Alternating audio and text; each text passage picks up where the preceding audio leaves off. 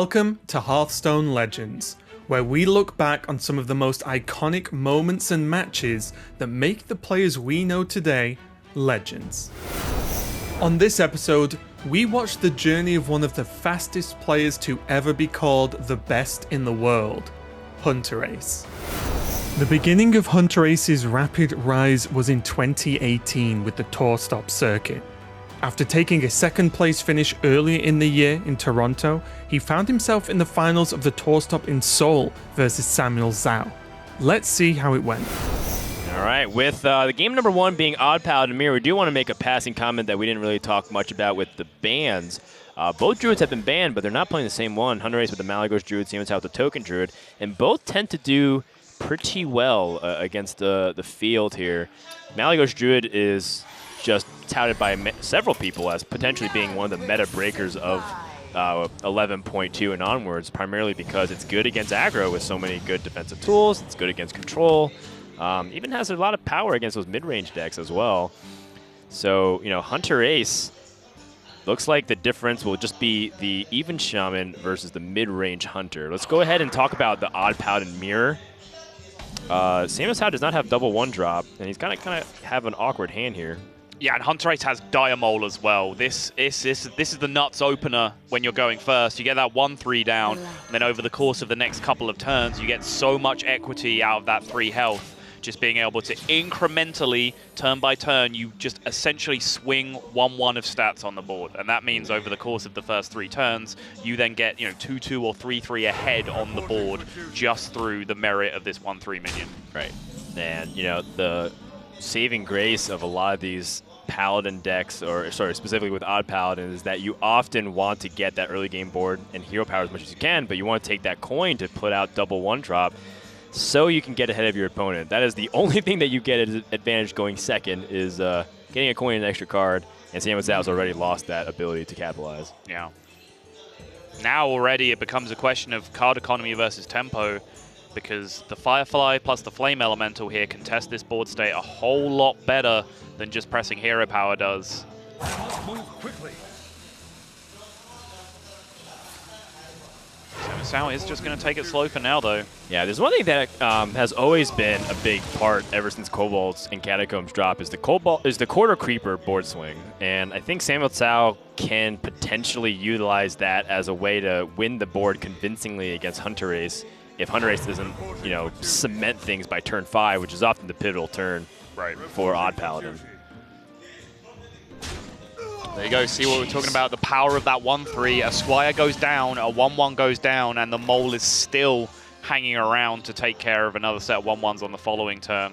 And Hunterace just lost in the jungle hero power, and he has fully dominated this board before turn 3. Yeah, and a lot of his tools are board leverage tools. Level Up, Raid Leader, Fungal Mancer all kind of do similar things in pushing damage or cementing an existing board. Samuel Zhao's only course of action to fight back right now is Quarter Creeper, Fireflies, and his hero power. And he can't really mix and match him very cleanly. But he can save Quarter Creeper for, say, a Fungal Mancer turn. So there is a little, solace in Samuel Zhao having opportunities to fill out his mana curve. It's just that, is it too slow against what Hunterace develops against him?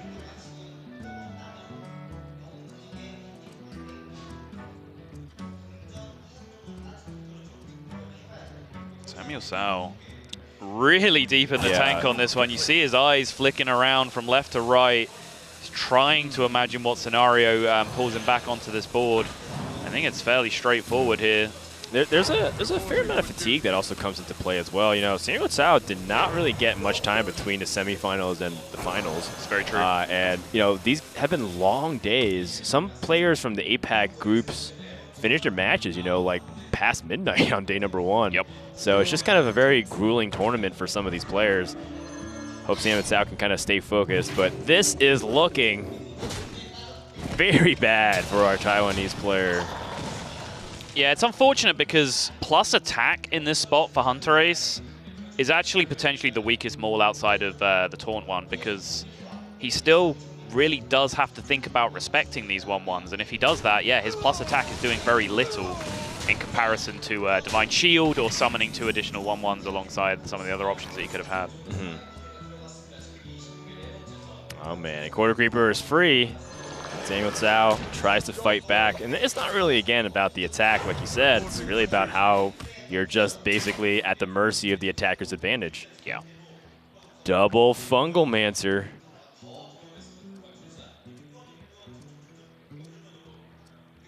So one Fungal Mancer is certainly coming down. And I guess we just clears our opponent's board. Does it have to be a Fungal Mancer turn? You can go really wide still. Just Glacial Shard the Corridor Creeper and deal with it on the next turn. I guess there's no harm in it. I always like, in this mirror, an alarm bell goes off in my head when you're not making like the widest play that you possibly can on any given turn, because that's very often the correct one. But yeah, still 4 minions to 0. You get to value trade everything. It's extremely hard to turn that one down. And Samuel Tsao says, yeah, fair enough. Let's not keep everyone waiting any longer. You got me on that one. Paladin Mirror goes to Hunterace. Yeah, and you know, it came down to a couple of things: being on the play, being able to, you know, make sure he keeps up his momentum, and Samuel Tsao not really having any opportunity to swing the board. Even if he had Corridor Creeper, just didn't do anything. The one chance he had was that turn 2. Turn 2, he could have gone Firefly Flame Elemental and had 1/2s on the board contesting 1/1s. Instead, he chose to just press Hero Power and just ceded full initiative over to Hunterace. As it turns out, Hunterace still would have answered that play potentially with the Maul to be able to take care of the Fireflies, but because it was just plus attack Maul, that wasn't a very good development from him. It might have been a different story had we seen Samuel Tsao go for those Fireflies early on. Yeah, that's right. And with these aggro matchups, I think it's very easy to gloss over some of those smaller details and think that they're insignificant, that, you know, on the contrary, instead of having any agency, you might feel like you've just gotten unlucky. Yeah. But that's what aggro matches tend to boil down to. 1 or 2 points of damage, 1 or 2 extra tokens, 1 or 2 extra turns. And that's what cost Samuel Tsao.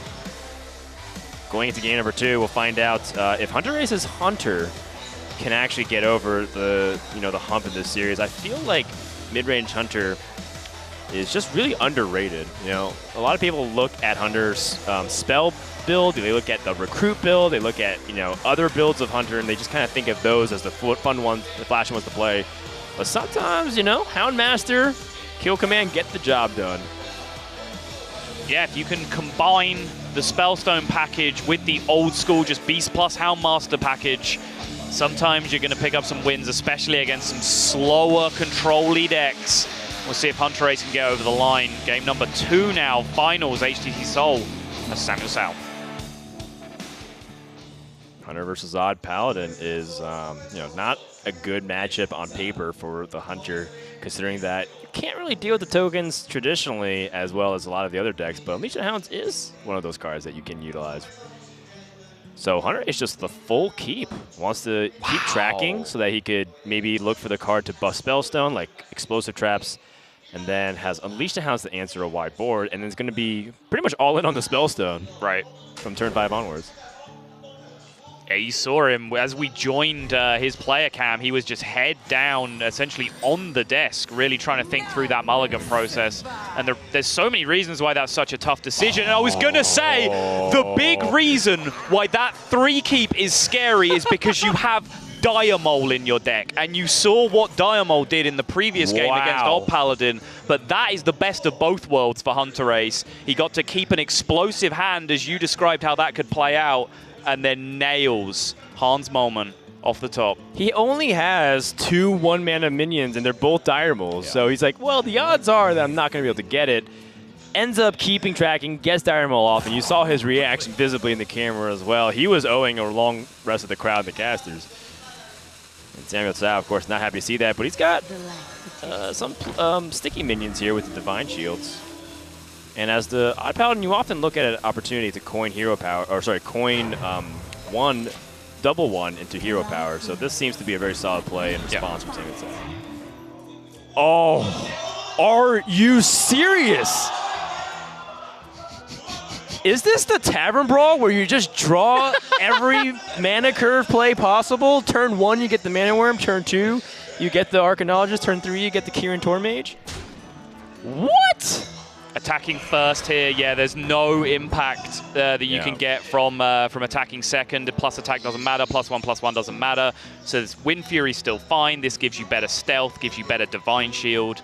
And it looks like, yeah, just a +1/+1 is going to be the answer here for Hunterace. Wow. I don't know, man. Every time I've seen Hunterace play this Hunter deck, it's just, it has a connection. Perhaps it's the fact that he's being rewarded for the meta call. Perhaps the fact that his name includes the class that he's playing right now. Yeah.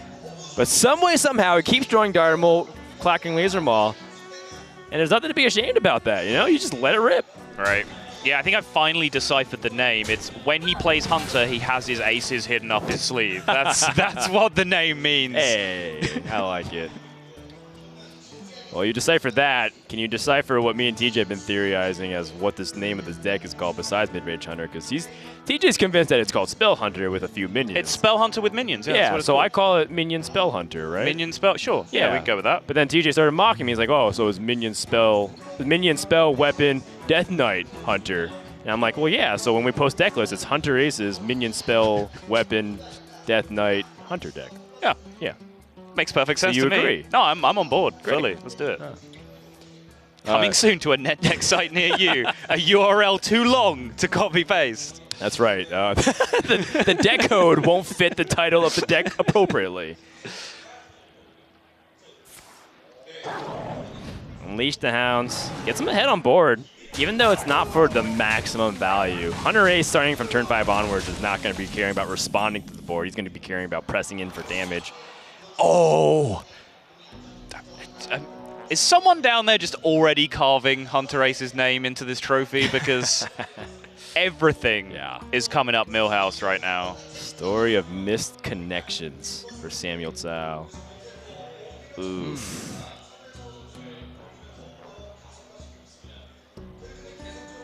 All right, so how does Samuel navigate around something like this? He has Righteous Protector to kind of soften up the board a little bit. Lost in the Jungle plus Hero Power's maximum damage. His opponent using Unleash the Hounds, which is actually nice insurance to go wider on the board again. Yeah. And the big thing that he's focusing on is his own level 5. Level up. There'll be a level up versus the Spellstone kind of battle. Reporting for duty. Job done. I like it. So set up recruits now. Righteous Protector to protect your 1/1s into level up.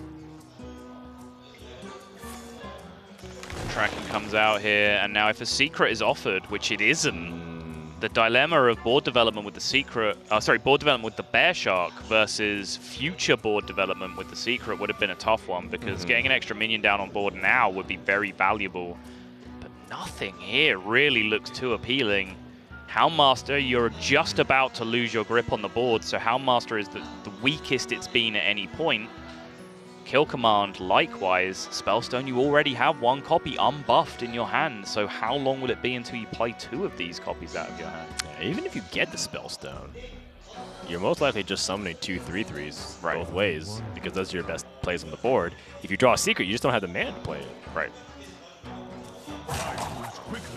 Hunterace feels like this is going to be a fight for board dominance.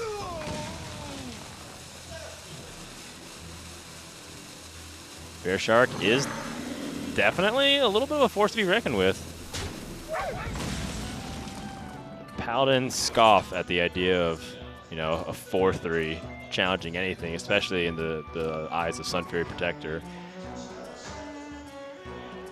This is a Corridor Creeper plus a Hero Power this turn, if that's what Samuel Tsao wants. Has the ability to Hero Power and play the Righteous Protector as well if he trades in the other Silverhand Recruit on board. Sure. The light dims, but we fight. I think Samuel Tsao is most interested in just his level up straight up. Fair enough. Can't argue too much with that. Samuel Tsao just gonna wipe Hunterace despite him just kind of having the perfect 1-2 combo. It's looking that way.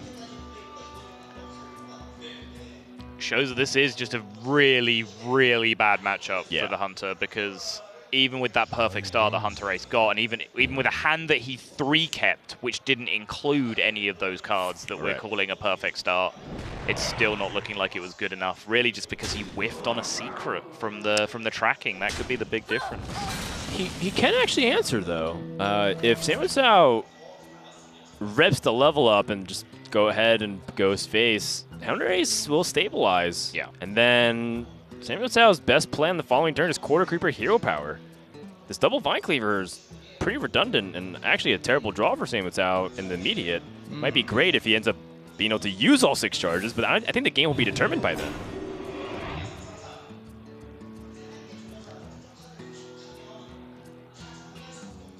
The only way that this is a punish is if your opponent has Houndmaster. And Samuel Cao knows where the place is. 2 attacks are going face, then 4 are going face. Right. The only merit I see is to clearing all 3 of them, and then even then, I'm really just not on board. I don't get it. Oh, he wants to play Quarter Creeper if he trades. Sure. But then he's completely bare the next turn. Actually, this is good because it stops his opponent from being able to weapon and develop behind it. Ooh. Single copy. One of them was tracked over as well, the Houndmaster. Right, but not enough mana. Actually, I really like that Quarter Creeper play because Samuel Cao recognized that turn 6 is going to be pretty dead anyway, so he wants to front load his pressure as much as he can and then kind of like hope that he draws something pretty well, and if not, then not play Quarter Creeper reactively where opponent can answer it as opposed to him getting to dictate the trades.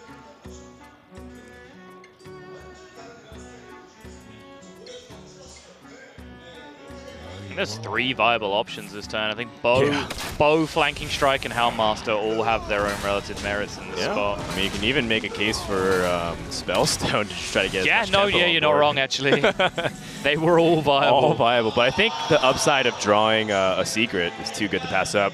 Hacker's Veteran gives him the trade. But it's pretty bad, all things considering. This was a very weak turn from Samuel Cao. It was, yeah.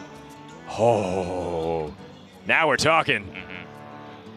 And Wandering Monster has some very spicy targets that can be created. There's a lot of meaty 3-drops. We're talking about King Mooklin, your Blade Master. And then there's also 1/1s with Giant Rat.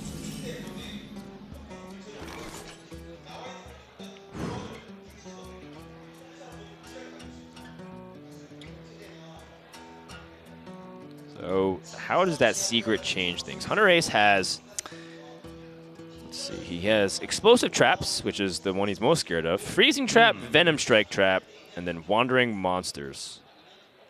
The Freezing and the Venom Strike are one of, so the most common ones are Wandering Monsters and Explosive Traps. Right. And it was, top decked. So freezing just really isn't a big deal here. It's essentially a non-factor into your considerations, aside from just attacking with something that will cost you 1. So then you just have to consider the implications of Venom Strike versus the implications of Wandering Monster, because Explosive Trap really, really, really, really sucks here if you're Samuel Cao. I don't think you emphasized that enough. Okay. One more really sucks. Ah, gotcha. I feel like I got a good feeling on that now. Do you activate the trap, or you just hold? I think you just have to wait it out, yeah. Oh, man. And Venom Strike Trap comes into the hand. Hunterace also has this ability to just bow and maybe be aggressive, because eventually the Paladin has to attack. And Equal Horn Bow Secrets has been carrying mid-range hunters since 2013 in the beta when we broadcasted some tournaments. Is it going to be here for Hunterace for game number 2? I'm scared for Samuel Cao. I know. As I said, coming into this, he made some plays early on in the tournament in his quarterfinal matches that just showed a little bit of a timid tendency. But now, this is much better from him. He looks like he's able to go over the line here. Recognizes that the threat of Explosive Trap actually not too bad in this spot. He can immediately reload behind it. He's just going to give Hunterace a lot of damage on that Eagle Horn Bow and a lot of board presence as well. with the sequence of traps going off. Such a great combination, Wandering Monster and Venom Strike down at the same time. Yeah. Vanish Strike Cobra, or sorry, Vanish Strike track is a secret that not many people talk about, excuse me. But, you know, in so many situations, I feel like the traps from Hunter have been very inconvenient when you tech in that 1-of. I've seen Rat Trap last weekend at DreamHack do a lot of work, and then this weekend, the Venom Strike trap has been impressive. Ooh. All right, well, unfortunately, you don't get the luxury of just trying to go all face because you're staring at lethal. Yeah. Just dead on the board. That's a very, very bad draw for Hunterace. That's and yeah, it. Much like the previous game, Hunterace immediately recognizes that the game is unwinnable from that position. Sam Sao is going to square it up, but yeah, even with the power of Hunterace's draw, everything went right for him in those early turns. Diamole off the top on 1, Razormaw off the top on 2, and then right after he makes his Unleash play with 6 minions dying on 1 turn, the very next draw for Samuel Sao was Corridor Creeper. He couldn't have asked for anything more, still wasn't able to get over the line in the matchup. I know. I guess the one thing he could have wanted was a secret for Spellstone a little bit earlier. Or I guess Deathstalker Rex will pick up as well, just to be able to sweep a board. That's true. That being said, you know, now that the Odd Paladin's out of the way, we enter a more interesting path here of how even Shaman and the mid-range Hunter interact with each other. We all know that Odd Rogue is pretty good at punishing a little bit of the slower deck, so Hunterace will have to overcome that hill. And also, we'll see if any of those special tech cards end up coming into play too. But, I mean, this is best of 5, and I feel like so many times we've been calling a favored matchup this weekend, it's just been going the opposite direction. So I feel like I don't even know what to expect anymore. Yeah, it's the nature of Hearthstone is that even a favored matchup, when we say that, we're only talking about a factor of a few percent. So there's always time for little tech choices or just little player innovations in terms of how to play a matchup to really swing that stuff on its head. And I think Hunterace is chief among the people who find those alternate routes to victory. Oh, look at that beautiful trophy, Sottle. Fireside card back skinned. That's what it's all about as well. Hunterace is the man looking for that trophy. Samuel Sao as well, but Hunterace has come so close to those trophies on 2 different occasions already. 2 second places at tour stops under his belt. He does not want to feel that trophy slip through his grasp and into the ever-waiting hands of Samuel Sao. Hunterace not satisfied having cracking Razor Maw without any beast guarantee. Ends up pitching it. Samuel Sao, very aggressive hand opportunity here. Not sure if... Actually, you can make a case for holding on to a lot of these cards, but SI7 Agent also is very reactive. I think I want a more proactive 3-mana card, Vicious Fledgling, Hench Clan Thug. But I'm not even upset about, like, you know, Dire Maul and Cold Blood of some capacity. It's just that it doesn't line up really nicely. Ends up throwing the Cold Blood away. Ooh. Edwin Van Cleef on the coin, never too sad a sight. Especially with all those 1-drops in his hand and still plenty more available to draw. Hunterace turn 1 tracks. He knows what he wants. Spellstone. Does not get it. Has Bear Shark and Eagle Horn Bow as 3-mana plays after a Wandering Monster, or it could be very cheeky and play double Wandering Monster. Stop 2 attacks, keep his life total in check, and summon a random minion. Yeah, both makes sense. I think you mentioned your opponent is going to be mulliganing, looking for those Vicious Fledgling and Hench Clan Thug type plays. Eagle Horn Bow is your check to those, so... Yeah, and Samuel recognizes that, you know, the most important thing that he ends up wanting to do is to utilize his board. He can't just be all in from the get-go. Hunter does have decent removal tools with things like Flanking Strike and bows. So the Wandering Monster here, it's not actually as it's not as consistent as you'd like it to be in terms of a 3 health minion, because Wandering Monster's average stat line is actually 2 attack. Quickly. because of that, I feel like I've said it every game so far, but just Diamol just makes such a huge difference over every other one drop. Well, we had this conversation last time we cast Auto of just how aggro players haven't been getting much in the recent expansions. It definitely feel like the past two metas that we've experienced from Kobolds and Witchwood have been the slowest metas in Hearthstone history. Yeah. And aggro doesn't really have that many tools. In fact, they've just been getting nerfed. And Dire Maul is just like one of the cards where people celebrate. It's so plain and vanilla, but it ends up being so valuable in many ways. The way it pairs with things like Cold Blood and how it interacts with like Paladin hero power. Here we go. What's behind the door? Ooh, yes. Hunterace fans love to see that one. You're a Hunterace fan. I am, and I love to see that one. All right. All right, well, Hunterace doesn't have very much to do this turn. Set up the bow, pass to your opponent, try to see if you can react to what he does. And the nice thing is that you should be able to address almost anything that comes out. The worst case scenario is Hench Clan Thug, because it's 4 health that is the break point.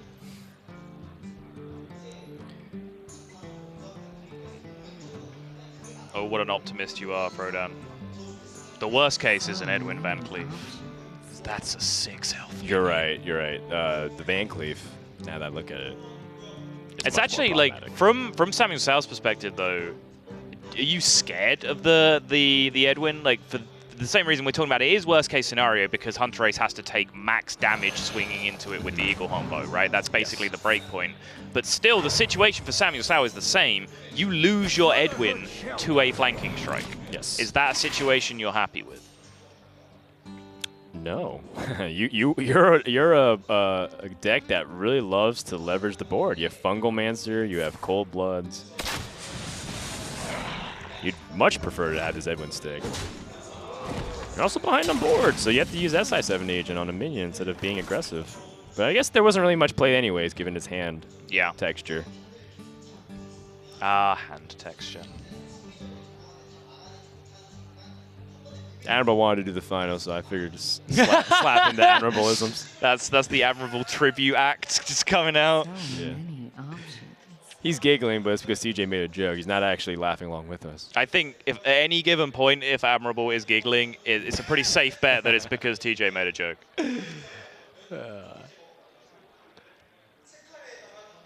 So what's stopping us from playing SI7 Agent here? Does he just not want to take the damage, perhaps? Just Eagle Horn Bow, I think. Just that staring back, just a 3-3 being developed into it. It's just kind of such a scary proposition.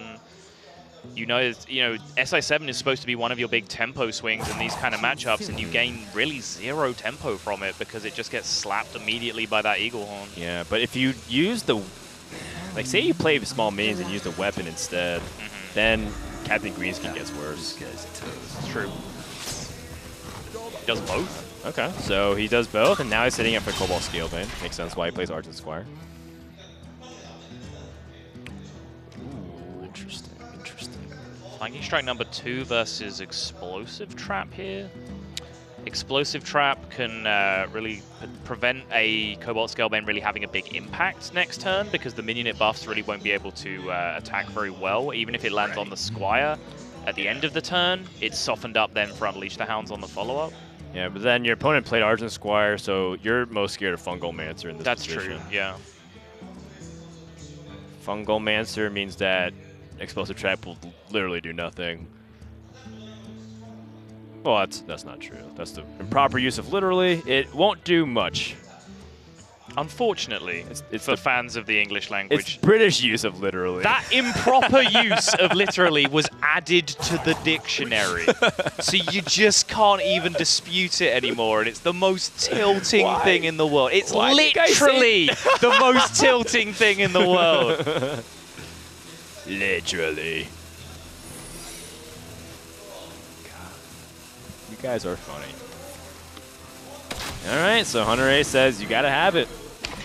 I'm not gonna give my opponent optimal usage of it anyways. And also it has, the mix-up again. Is this a wandering monster?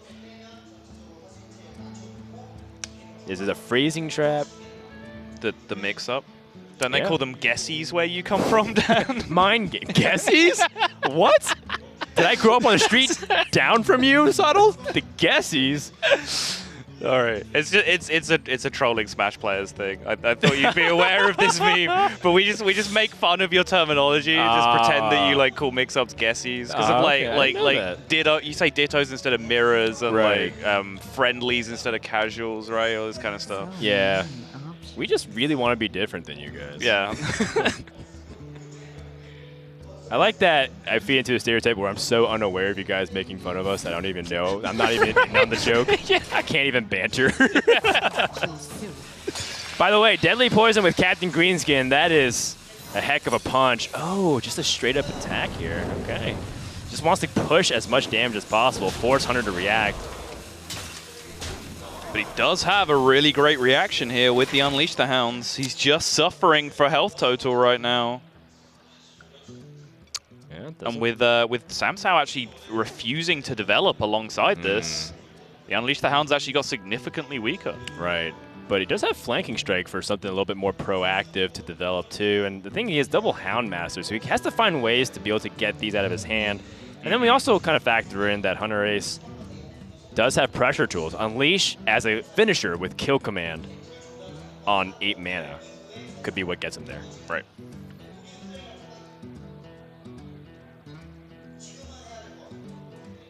So if we assume that Hunterace is just going to be hitting the face with the bow, his opponent's at 14, Kill Command for 5 puts him at 9, and then Unleash the Hounds with some hero powers. They're still a little bit short unless your opponent somehow goes the widest board possible known to mankind and not kill you.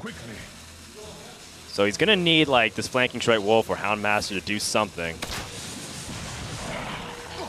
Respecting the 1/1. I really like the face hit there because you take away so much equity from your opponent from being able to attack into the 3/3 with the dagger. Oh, Admirable's so mad right now. His eyebrows could not be higher up on his skull right now. And you look at Samuel Tsao, and he's got very clear game plan. Captain Greenskin was put in the deck for more burst damage with things like Deadly Poison, the weapon, so you don't have to redagger. And since this is like this, where it's really good. But does he want to take the 3? He can Vile Spine this as well and save himself the health if he wants to. So let's say, so Captain Greenskin puts 10 damage to the weapon, 2 with the South Sea deckhand. Yeah, it's not enough. And then he's thinking on the opposite end, what's my opponent's punish? Yeah. Because then if you can't kill Hunterace on your following turn, that means Hunterace has 2 entire turns to do 15 damage to you with a bow showing. If he plays Captain Greenskin, pushes a little damage, Hunterace Houndmasters, he Vile Spines for the win there. Okay. I think that's what Samuel Tsao is figuring out in his head. And unlike Hunterace, Samuel Tsao recognized that he is the beatdown. No extra minion playing around Unleash the Hounds. Freezing Trap.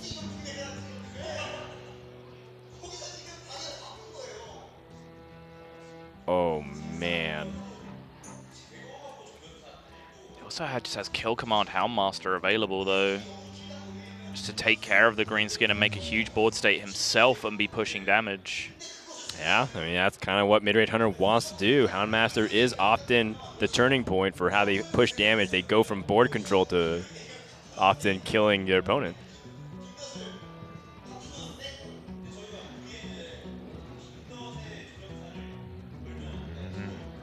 And, you know, Captain Greenskin is not exactly the ideal minion to Freezing Trap either, by the way. That is true.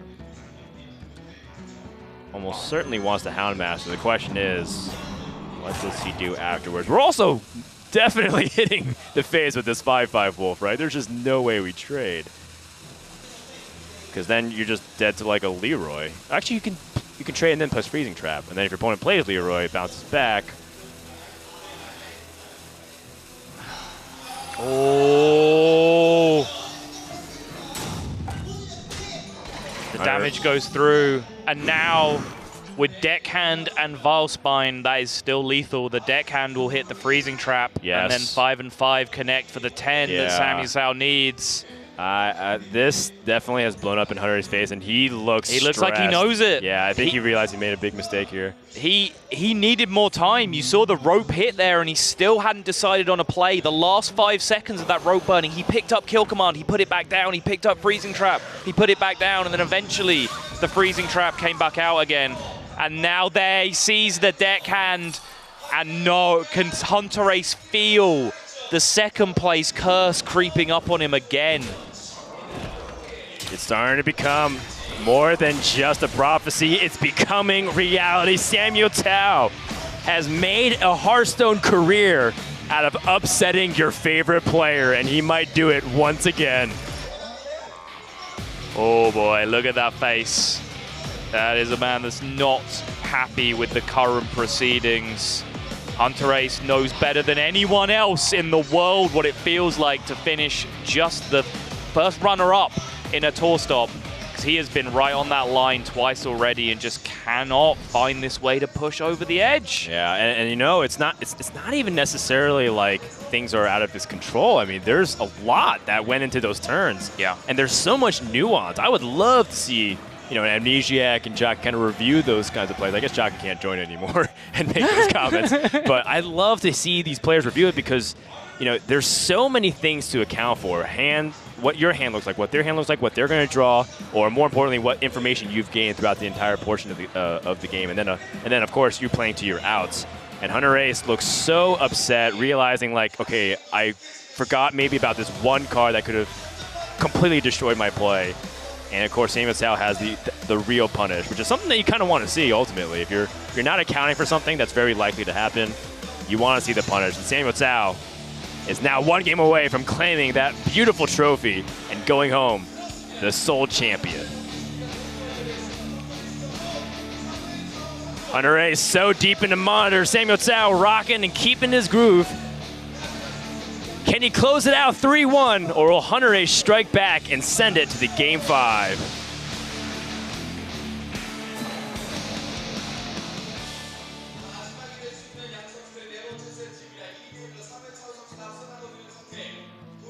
The Rogue coming out now for Hunterace. And yeah, again, Diamoles just as far as the eye can see. I mean, that's kind of what moles are, right? They're just always there, like, can't really get rid of them. Really? They just tunnel underground? You have just a serious mole infestation where you're from, Dan? I mean, I'm not going to lie, I'm not going with you on this one.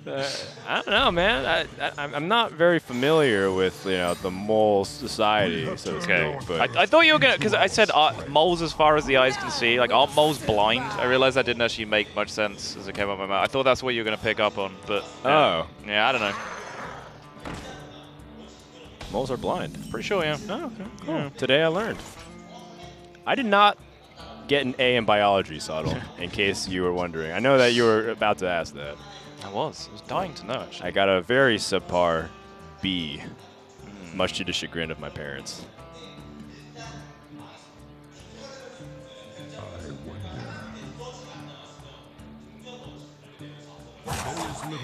Samuel Tao, with these even decks, it's always a debate. Do you want to hold your coin, or do you want to go 2 into 2? What does your curve look like for the opening turns? Samuel Tao decides it's just going to be a totem pass for now. And these 0-2s are just food for Odd Rogue in this matchup. They can push through these 0-2s for as long as you're willing to press them.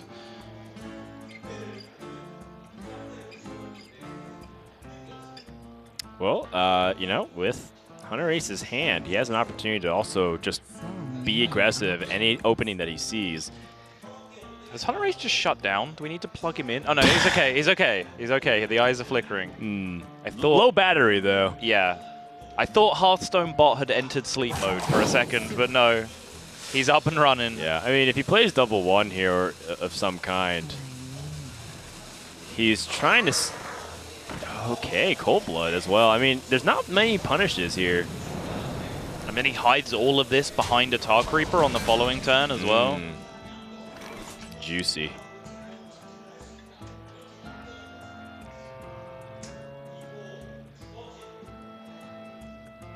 Samuel Tao almost with a nod of like recognition. Of like, yeah, all right, this sucks for me. Well played. Yeah. You know, one of my favorite things to do with Rogue, because I really love playing Miracle Rogue, is Firefight Coin Firefly. This is just like the next level of that. It's just like a Dire Mole coin, like a Cold Blood Dire Mole. It's crazy.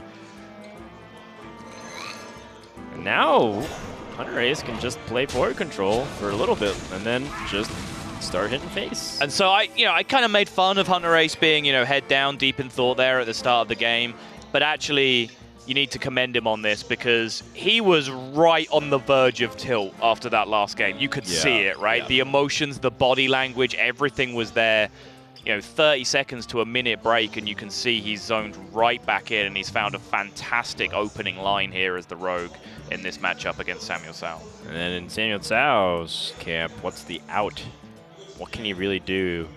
Corpse Taker only kind of stalls, doesn't really do much. And then Coin Hex kind of gives your opponent the ability to develop things like Vicious Fledgling, like the Hench Clan Thug that you're also super afraid of. It's almost like a lose-lose situation for Samuel. He can run into so many bad things on both ends of whatever play he chooses here. That's the beauty of the play the Hunterace made. There just wasn't really clean answers to it. You look even at things like Merc Spark Eel on Samuel Cao's turn 2. Just did nothing into the line that Hunterace took. So the thing with the Corpse Takers, it should force Hunterace off of the ideal 3-mana play.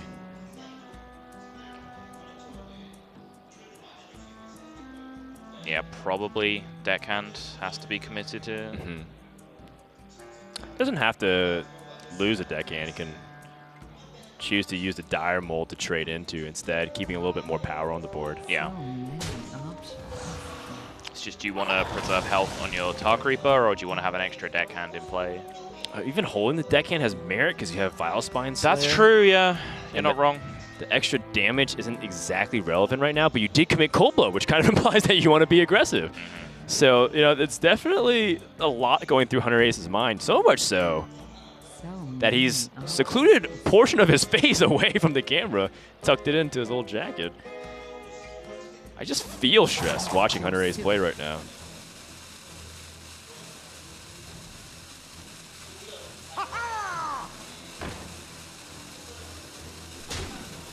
He's going to take the value trade route, extra minion in play, and I think what this does first and foremost is it just gives him a bit of a stronger board against the Hex that might come out. It means he has that extra minion with the Deckhand that's just already pushing away.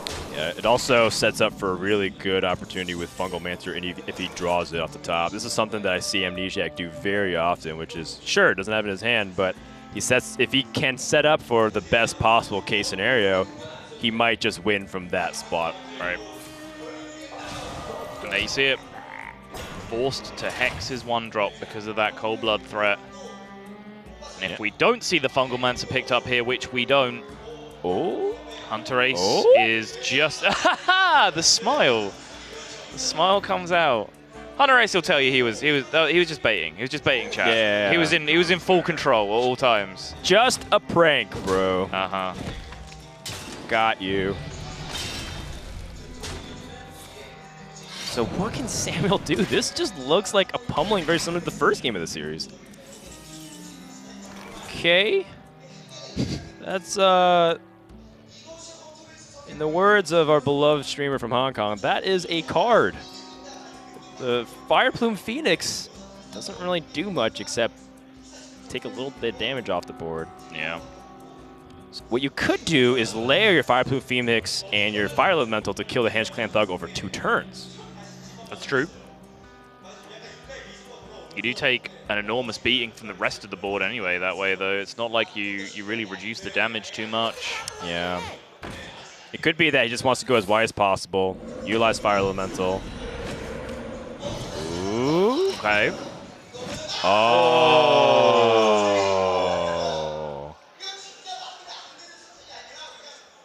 4 plus 5 plus 1 is 12. So 12 damage.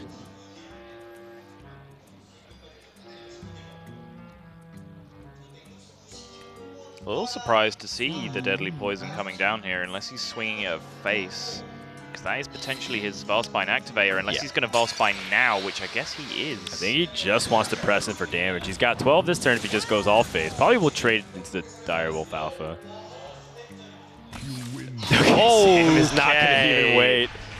This is quite possibly the most polite series for a grand finals that you have ever seen in Hearthstone, where neither player wants to waste each other's times or the viewers.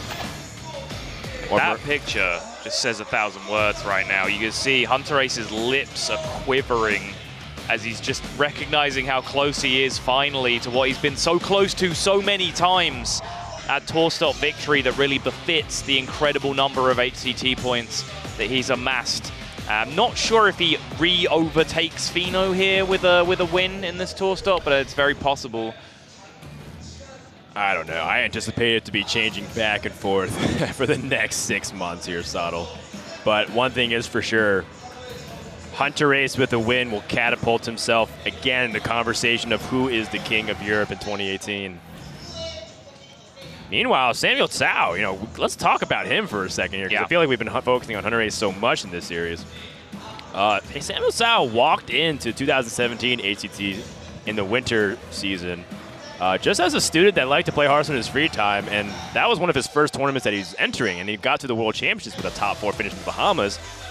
He said that he was taking Hearthstone part-time, and now he's a sponsored Hearthstone player, all decked out in racing car jackets, one game away from upsetting Hunterace and keeping the curse on. Will Hunterace finish it? Will Samuel Tsao be able to finish what he started in 2017? Let's go into the final concluding game of HCT Seoul.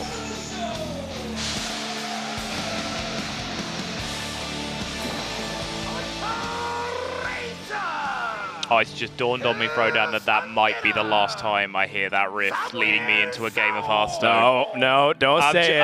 I'm just back into tavern music all the way down from here on out. We have mouths. We have fingers that can type. If you guys are listening, again, I implore you to tweet at HS Esports, tweet at Esports Lokazi, Drew Higby, and let them know that we need some of that epic At Korean Chase intro. Space, get them At all Chase in there. Space, at Ben Drago, at Alex Charsky. I think a lot of people in chat who casually follow the team probably have no idea who we're talking about, but they are the people who are run these people? HCT. Just typing words into Twitter. Can't spell any of those names. Frodan, it's not cool to dox Blizzard employees. This Hunter deck, for the first time now for Hunterace, has just let him down a little bit so far this series. He hasn't been able to get over the line with it just yet, but he has been missing that key card, the Deathstalker Rexar. I hated this card before the most recent expansion. Wow, I felt that. Oh, I truly did. For some reason, in a world where everyone is obsessed with HS Replay currently, right, and were in the previous expansion as well, everyone kept putting Deathstalker Rexar into every Hunter deck, despite, if you looked up the stats, it was the lowest win rate card in all of those decks. And it kept going in there, over and over again. I need to stop you right there. This might shock you, Sottle, but some people play Hearthstone for fun. What? It's a word that I know doesn't really exist much in the British vocabulary dictionary, but Deathstalker Rexar is fun, and I think a lot of people love this card. It's one of my favorite cards, quite possibly my favorite card from Knights of the Frozen Throne off the top of my head. And the fact that they update it with more recent beasts is just so good. Like, thank goodness that they changed that, because at first they weren't going to update the beast pool. It was just going to stay static, and then Deathstalker Rexar would have just been a lot worse. But thankfully they did so, and now, is it one of the worst win rate cards? Since the new beast came in and the new expansion introduced so many more rush mechanics and other lifesteal options. That's, as I said, I used to hate this card in Hunter. Now I am fully converted. It's super powerful. It digs you out of so many situations that you can't get out of otherwise, and I think it's essential in basically any build of the deck now. Yeah, it's also, carried a lot of those other Hunter builds that, are very dependent on specific strategies that don't go through. Spell Hunter, for example, don't get the Spell Stones. Like, how do you win? Oh, I can have Deathstalker Rexar. Yeah, right. And that's what we love to see. And another thing, too, that I appreciate as Samuel Tsao gets that Taunt Totem, which is pretty annoying for the bow for Hunterace, is that Deathstalker Rexar also introduces something that we don't really talk about very often, is that it introduces playstyles. You see so many people disagree when they're watching a Deathstalker Rexar repeated Zombies chain, because there's so many decisions you can make. There's 6 choices presented every single time you hero power. Right. And I love seeing that. You get to see opinions like, okay, am I taking more of a risk by taking the better piece, or do I go cheap because I really need a better option in my second choice? Really cool stuff. And then there's, you know, angry chickens. Yeah. Well, goes with the 2 health Direwolf here over the 3 health Flame Tongue, which could just get him into a mess with this explosive trap in Hunterace's hand right now. He does have the Earthen Might to Samusao to punch back against this, get a little bit of purchase against that explosive trap, but it's still going to represent a lot of value for Hunterace. And if Samusao just stalls out, Hunterace has the ability to start picking the board apart with flanking strikes and so on, and then he's just buying time until that Deathstalker Rexar. Yeah, and I can't really find a more opportune time to do this, too, because it stunts development, and it also gives you repeated weapon swings, Right. which seems to be a big problem, because Hunterace does not want even Shaman to load up the board. So I think that just lines up really nicely here. And, of course, on Samusao's end, that's where cards like Earthen Might are going to come to play. And there he comes.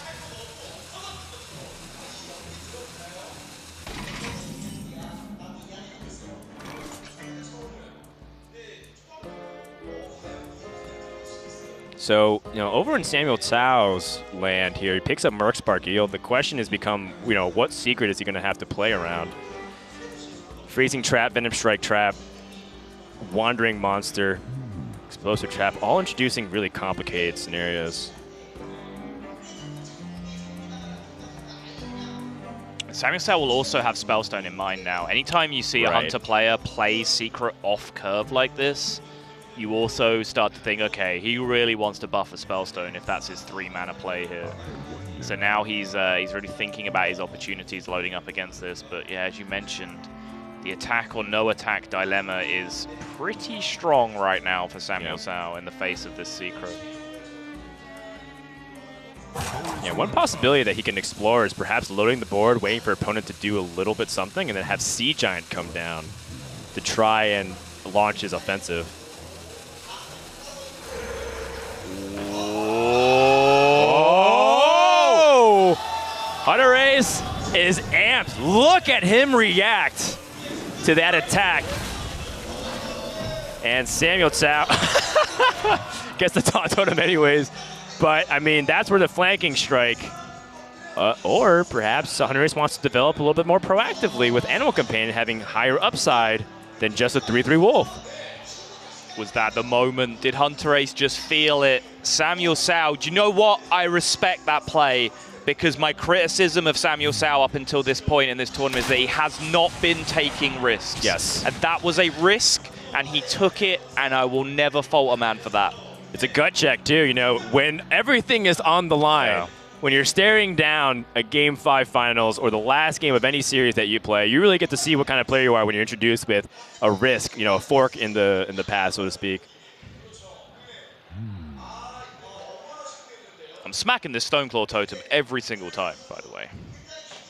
Hunterace does not do anything quickly when the stakes are this high. He is going to make sure he calculates every single opportunity, and he might think of something that I don't, but my instincts tell me that there is no reason why you don't hit this 0-2. Discount Sea Giant prevents board leverage tools. Oh my god. I don't know anything about this game, Dan. I think we just don't know Hunterace's line of thought. And, you know, sadly enough, you know, Hunterace is also still kind of new to this traveling thing. So whenever I try to talk to him about his plays or, like, talk to him about stuff, he's very shy and reserved, probably because he's not very familiar with me. So I still have to wait for time to get used to it. But generally, I do find fairly often Hunterace just doing something different than what I thought he was going to do. Yep. That seems to be one of the most trademark things and why he's really exciting to watch.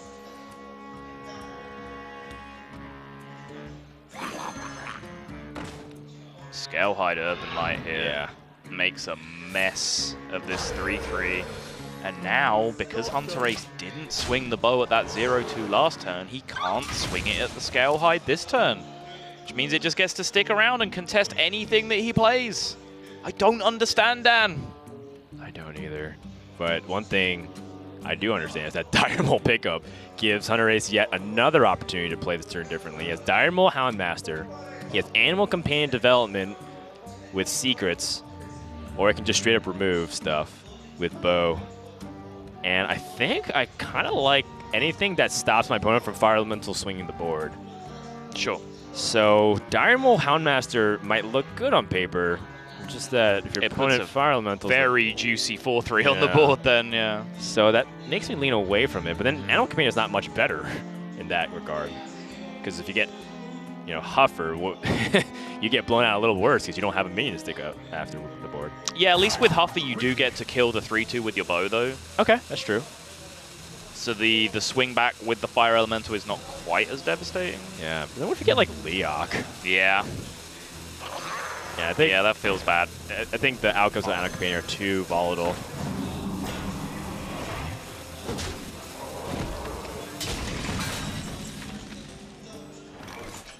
Sea Giant is online this turn if possible. Or, sorry, rather, it is possible for Samuel Tsao to put it up this turn. By the way, if Hunterace had killed the Stoneclaw Totem on the previous turn, this turn he kills the Scalehide, that Sea Giant costs 7.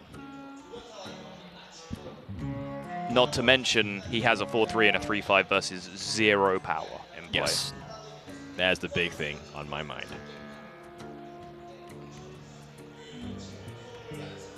I really want to play Sea Giant.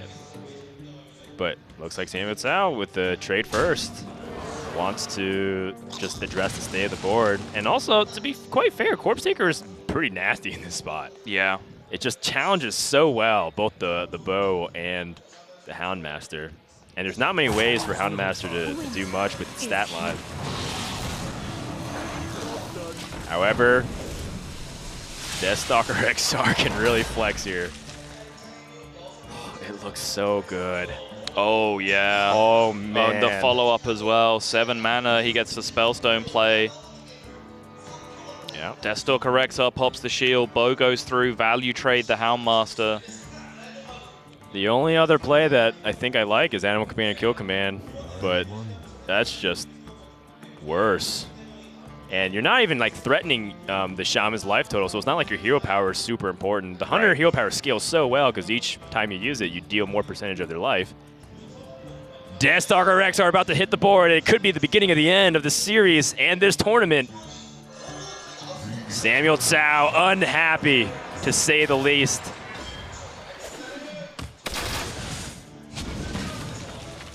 And that Sea Giant, once again, will be stranded. Samuel Tsao needs to answer hero for hero. Where is his Hagatha? Nowhere to be found, and that's a really weak draw. It's 1 minion plus a totem, or 1 card plus a totem at least. Choose to get the 2 bodies in play with the Saranite Chain Gang if he wants to. Yeah, but it doesn't die to the Houndmaster. It also is mana efficient, which might become the case here. We've seen a lot of Even Shamans run into mana issues with getting a lot of the 6-cost cards and clogging up their hand space. That is true, yeah. Saiyan in particular, I think, ran into that on a couple of occasions. Mm-hmm. Saranite, though, it stops a value trade. Like, the Houndmaster can just take care of a totem here if you play Gen Greymane. True. And you're not really, like, making any progress towards the Sea Giant at that point. You need to start consolidating a board presence, or you're just sat with this very dead card in your hand. I don't know, honestly. This is very close from my perspective for Samuel Tsao. I would still be thinking about this play at this point. Does choose to go Chain Gang, though. The trade puts the minion count at 2, which means Sea Giant's 8. So in the worst case scenario, you still can play Sea Giant next turn. Right. So I think that's what maybe tilted over the edge. Oh, wait. Guess what? Sea Giant costs a lot cheaper. Second Sea Giant, perhaps? And the Wandering Monster, again. Another mystery here for Samuel Tsao, introducing quite the roadblock for him to get anything going this game. Yep. So Fire Plume plus Sea Giant is a possibility this turn, but it's still not a great looking play. I think Hunterace feels like he may have already won. Just it feels like before he was locked in, laser focused, and now he's moving around. talking to himself, kind of stretching. What's in the box? Oh! The king is in the box. Yeah, you thought you were getting bananas, but King Mukla makes a cameo appearance, and Samuel Tsao can barely see light at the end of the tunnel here. Nothing he does will impact the state of the board right now. Fire Plume Phoenix to the face. He just needs a 3-3 in play. He could just play it alongside the Sea Giant, decides he might as well send the damage to the face if he's going to do so. Samuel Tsao also forgot a hero power. Oh, you're right. It's always free with the Sea Giant in this deck. It's always free, not just the first one. Hunterace taps the button. I like anything that has stats that you can play this turn. And honestly, even if you don't have, even if you can't play it this turn, you can still play Bear Shark, Animal Companion. And you know, we can't be very quick to call it too, because we have seen Hagatha swing boards. That's probably true. the last remaining hope for Samuel Tsao. He needs his hero card to answer his opponent's hero card. I don't know what Hunterace picked up off the first option, but that Poisonous Rush to be able to take care of an 8/8 here would be very appealing to me. Looks like he took Hungry Crab, so it was available for him. It would have taken all of his mana to play it.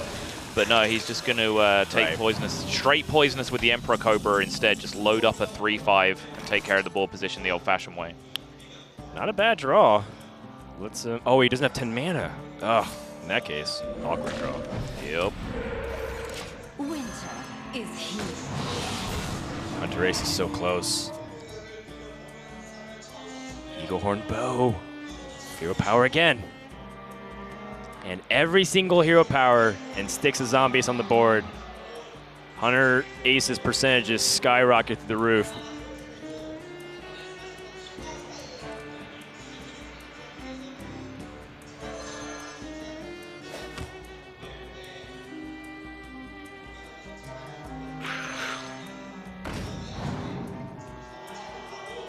Divine Shield's fantastic. +1/+1's great. Wind Fury is also nice too, considering that you can combine it with the Eagle Hornbow to clear everything.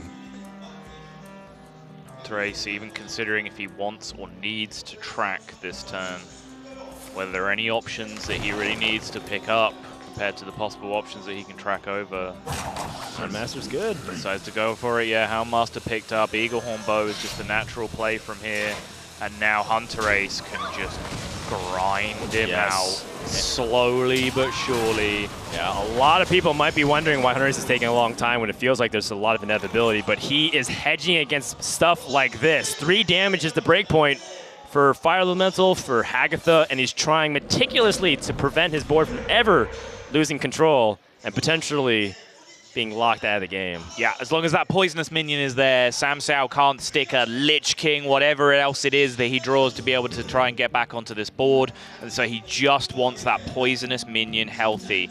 And you can see if he'd have taken the value trade there, the punish was ready and apparent off the top from Samuel Tsao. The Fire Ellie just has to take a Divine Shield instead. Yeah, but Hunterace has kill command. Or does he want to play board control for so long? It feels like at some point, when Deathstalker or Rexar can stick minions onto the board and start pushing damage, that's when the game feels like it's pretty much decided, because they can always put out big threat after big threat. Sure. And looks like maybe Hunterace is starting to see that exact opportunity. Kill command with the last 3, yeah. No beast required this turn. We are not going to find out what's in the box on Hunterace's turn 10. He is just going to load up on damage, push everything downtown. 17 health remaining, 17 in play, not even counting the bow. And Hunterace, 2nd place in Germany, 2nd place in Toronto, 3rd time's the charm for perhaps the very best player in the world right now. He finally has his tour stop victory under his belt. Congratulations to Hunterace. Hunterace gets 15 points. and a lot of money to bring home to Norway. That beautiful trophy is his. We have our champion for HCT Seoul, Hunterace from Norway. What an event. Honestly, what a player, what an event, what a tournament, what a bunch of series that we've had, not just today, but it seemed throughout. We have seen what the perfect combination of a great atmosphere, some perfect Hearthstone, and some imperfect Hearthstone, all thrown together into a pile can create. It's been fantastic. I love it. We had great diversity in decks and players and backgrounds. We had so much fun watching hype moments from great play, from a little bit of a slobber knocker back and forth. And Hunterace comes out as top as the winner. Let's send it down to the stage and hear what Hunterace has to say.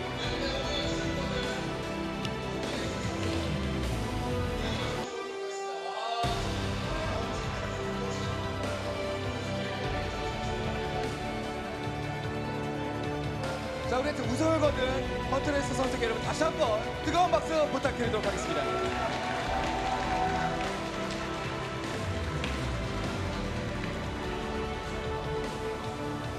정말 대단했었던 그런 경기. 네, 5세트까지 가는 그 접전 끝에 승리를 거두는 그런 모습이었습니다. 우승을 결국엔 거뒀습니다. 매번 2등만 하다가 드디어 1등을 가져가는 콩라에서 벗어나는 그런 모습들을 보여줬습니다. 우승 소감 한번 물어보도록 할게요. So congratulations on your victory. You finally became the champion of the series. So how are you feeling right now? I'm feeling amazing. Like it's been like a really tough journey in this soil tournament, and like the final was so devastating. Like I had this game, like the third game I believe, we had like that decision where I go like freezing trap over kill command.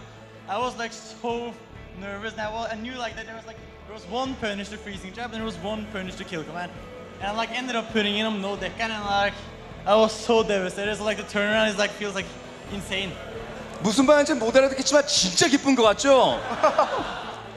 네, 정말 너무너무 기쁘다고 하는데요. 게다가 여기 우승까지 오는 그 여정이 너무 힘들었는데 특히 기억하기에 3경기쯤에 이제 빈결에 덫을 쓸지 탈상 명령을 내릴지 정말 많은 고민을 했고 그런 결정 하나하나 내릴 때 정말 고민이 많이 되는데 드디어 우승하게 돼서 정말 기쁘다고 합니다. 그렇습니다. 매번 2등을 했거든요. 항상 2등할 때보다 정말 좀 속쓰는 그런 기억들이 있었을 것 같은데 이번 1등에서 정말 그 기쁜 마음이 그 표정과 이런 멘트에서 좀 나오는 그런 모습인 것 같습니다. 오늘 우승을 할 수 있었던 여러 가지 좀 요인 중에서 가장 좀 본인의 기억에 남는 결정적인 요인이 하나 있다면 좀 어떤 게 있었을까요? What can be the most decisive factor for winning this series? The most decisive factor, I don't know. I felt like I managed, like even though I was kind of like feeling it, I felt like I managed to like keep my head at point and like keep playing like solidly after like that brutal third game where I got like super punished, obviously. So I feel like that like ended up really deciding it for me. 네, 아무래도 우승할 수 있는 가장 중요한 요인은 이제 어떤 상황이라도 결국에는 이제 좀 멘탈을 잘 잡고 뒤지고 있다 하더라도 조금 더 정신 단단히 차리고 그런 식으로 이제 3경기도 앞서 언급했듯이 좀 더 나은 판단을 하는 그런 마음을 다스린 것이 가장 중요하게 작용한 것 같다고 말합니다. 그렇게 말한 것 치고는 상당히 좀 무너지는 모습들이 캠화면에 좀 많이 잡혔었는데 그래도 결국 마지막까지 또 승리를 거두는 그런 결과를 보여줬으니까요. 저 게임 내적으로도 해설 여러분들이 묻고 싶은 그런 질문들도 많을 것 같은데 저는 오히려 그럼 결승전 내용보다는 이 선수의 전체적인 경기 흐름을 봤을 때 말리고스 드루이드를 골랐던 게 굉장히 눈에 띄었고 결승전까지 오는데 좀 도움이 되었는지에 대해서 물어보고 싶습니다. So talking about your decks, he's really interested about your Malygos Druid. I think it was a very decisive deck for you to bring you up to the final. So is there any comments about that deck? Yeah, so in practice when I like tested for a tournament, I felt like Malygos Druid was like the perfect fit for the lineup because I realized that like Druid was in a really good spot and Malygos Druid really supported that lineup.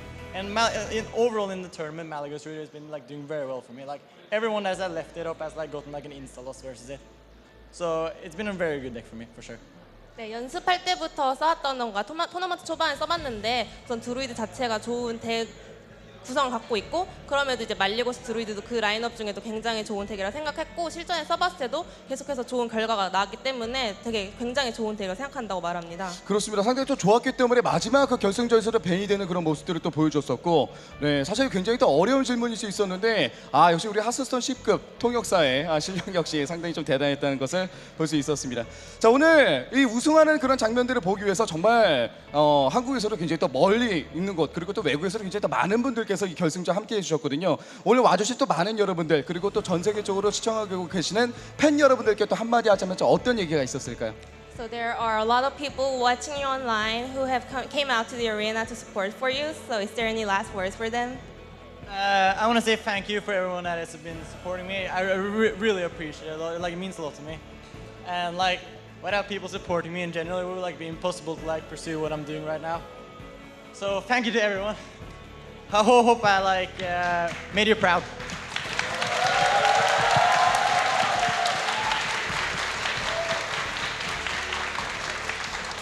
All right, so I guess we're doing a sign-off here. Something that we confirmed on social media is that Hunterace is now officially back in first place, according to Sato, where he belongs. Yeah, I mean, who can fault it, right? The second place, first place, 3 top 16 finishes in tour stops so far, backed up by fantastic ladder finishes. Don't want to take anything away from Fino, one of my favorite players in Europe as well, one of my favorite people, super chill dude to hang out with. I think it's going to be a right down to the wire race, not just between those two, but there's a couple of other big names in the European region that can really hunt this down as well. But again, I think of course you've got to give the big win to the Europe region as a whole. It doesn't matter where you hold your tournament. We're going to come out there and we're going to take your points. That's just how it works. All right, you win this time. Okay. Also a big shout out to Samuel Tsao while we're at it too, kind of making a pretty deep run with a lineup that we weren't expecting to do very well. Aggro has been touted as being very weak, and once again he sticks to his gun, plays an aggro lineup, something that he likes. Doing it in a pretty unconventional way too. A lot of people are disagreeing, but I mean at the same time, if Samuel Tsao can keep putting up consistency results, eventually we'll figure out whether or not he's right or we're the ones that's wrong. Yeah, for sure.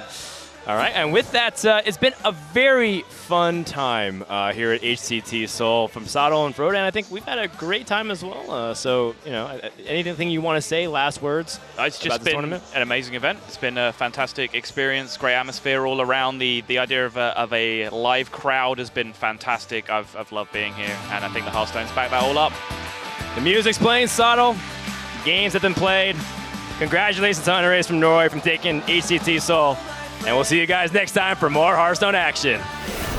After taking second and first in 2 tour stops so far, Hunterace did not let up. As we moved from Seoul to Italy for the next tour stop, guess what happened? Yep, Hunterace made it to the finals again. This time he was facing Vardu, and although it was a tough match, Hunterace managed to bag another first place finish. Let's check it out. Hunterace versus Vardu in the finals of HCT Italy. Let's go. Hunterace on the Rogue, Vardu on the Priest.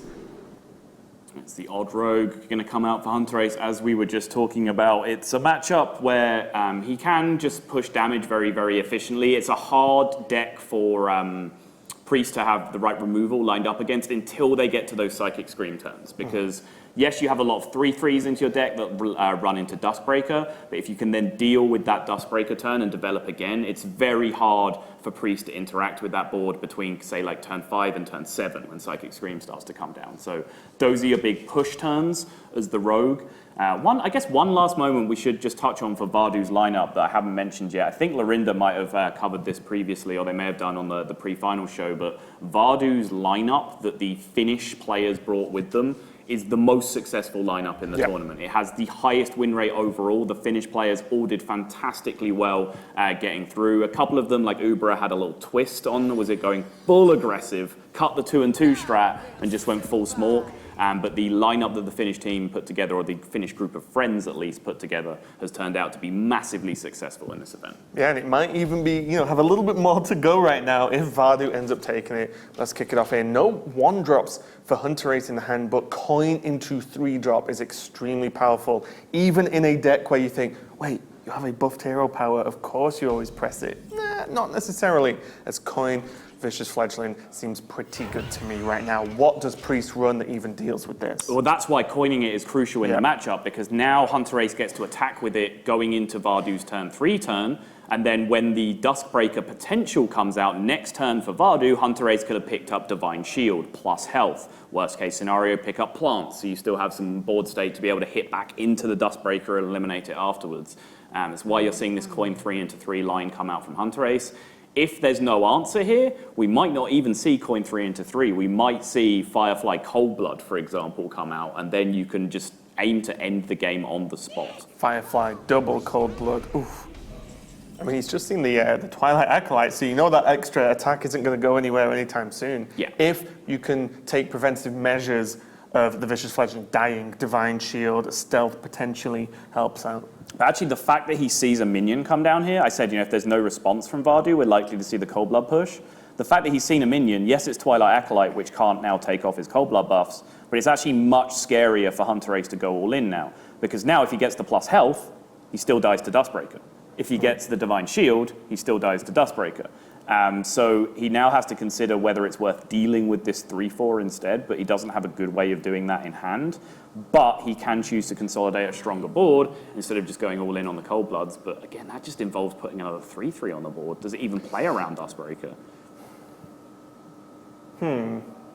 That's what I've got so far. This is actually a very tricky turn, and turns like this are deciding turns in a lot of games. Because you mess this one up, this could get very, very dicey indeed. Stealth is an option. 1 Cold Blood for 2 and Dagger. Fascinating. If this was any other player, I think you would be being disingenuous with your comment there, but because it's Hunterace, it is fascinating to me at least. I think what he's doing is hedging his bets there. Sure. You go too much into minions, Duskbreaker kills you. You go too much into aggro, well, you just lose all your extra damage then. So I think this is just, okay, let's see what I get from the first hit, from the Vicious Fledgling. If I need to go a little bit crazier, more minions, I can. If I just want dagger up, I can. So now uses Firefly to combo his SI7. He must feel like he needs multiple combo activators, like he needs a combo activator to activate that SI this turn. That was the obvious part, right? Like Firefly plus SI on the following turn to deal with the 4 health minion. That one you can see. It's from that point onwards, like why didn't he play the first Firefly and then drop the Cold Blood activated on the Vicious Fledgling? Because he'd still have the Flame Elemental in hand to activate the SI on the following turn. So I can only think that he wants to hold that back even more just to potentially set up Valspine Slayer as far forward as turn 6. He also wouldn't have had the dagger. That's true. Yeah, so the dagger enabled the kill, right? That's a very good point. Yeah, no, you're right. And also, it's just 4 damage for 2 mana. So we talk about the aggressive play. That is a pretty good turn. 2 mana, no cards, 4 damage. Yeah, I like it. But I love the second stealth pick from Hunterace. Recognized there was no Duskbreaker on the first swing. Just rebought his turn. Still fishing for that Wind Fury. That is 3 whiffs on the Wind Fury. You are about 1 in 3 to find it. It's 30% to find it. So at this point... But is it not... Do the percentages not alter every shut time? up, Raven. Oh my God, that conversation on Twitter was destroying me. And that's why I brought it up again. I know. It's 30%, guys. It's 3 out of 10. Just trust me. So he did go for health instead of stealth that turn, and that's because I think he might be looking at actually trying to just deal with this Twilight Drake and just say, well now what? It's a 4/6. Where's this damage coming from if the Twilight Drake is going to go down? Go just use a Cold Blood. So that's what's going to happen. Yeah, I like it. Now double Fledgling with no answer on board from Vardu. He needs to rip a Duskbreaker off the top, but even if he does so, the 4/6 is going to continue surviving. Or does he... Oh, no, it's not going to work, is it? Yeah, this is looking very rough. You might think, oh, Primordial Drake's fantastic cards. Yes, that's true. You've got to get there first, though. You've got to get that 8 mana, and there's no ramp in this deck. And then there's a Valspine Slayer, so if they don't clear the board, the damage is still going to get pushed through them.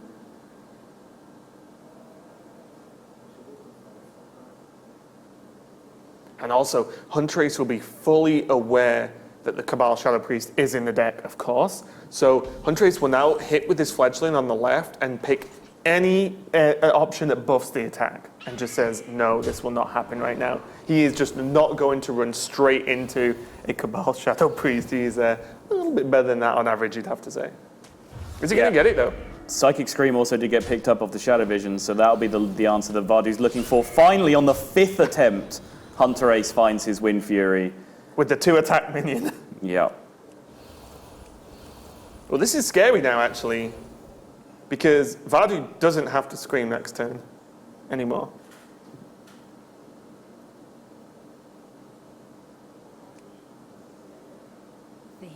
This could be a flip turn. It could be.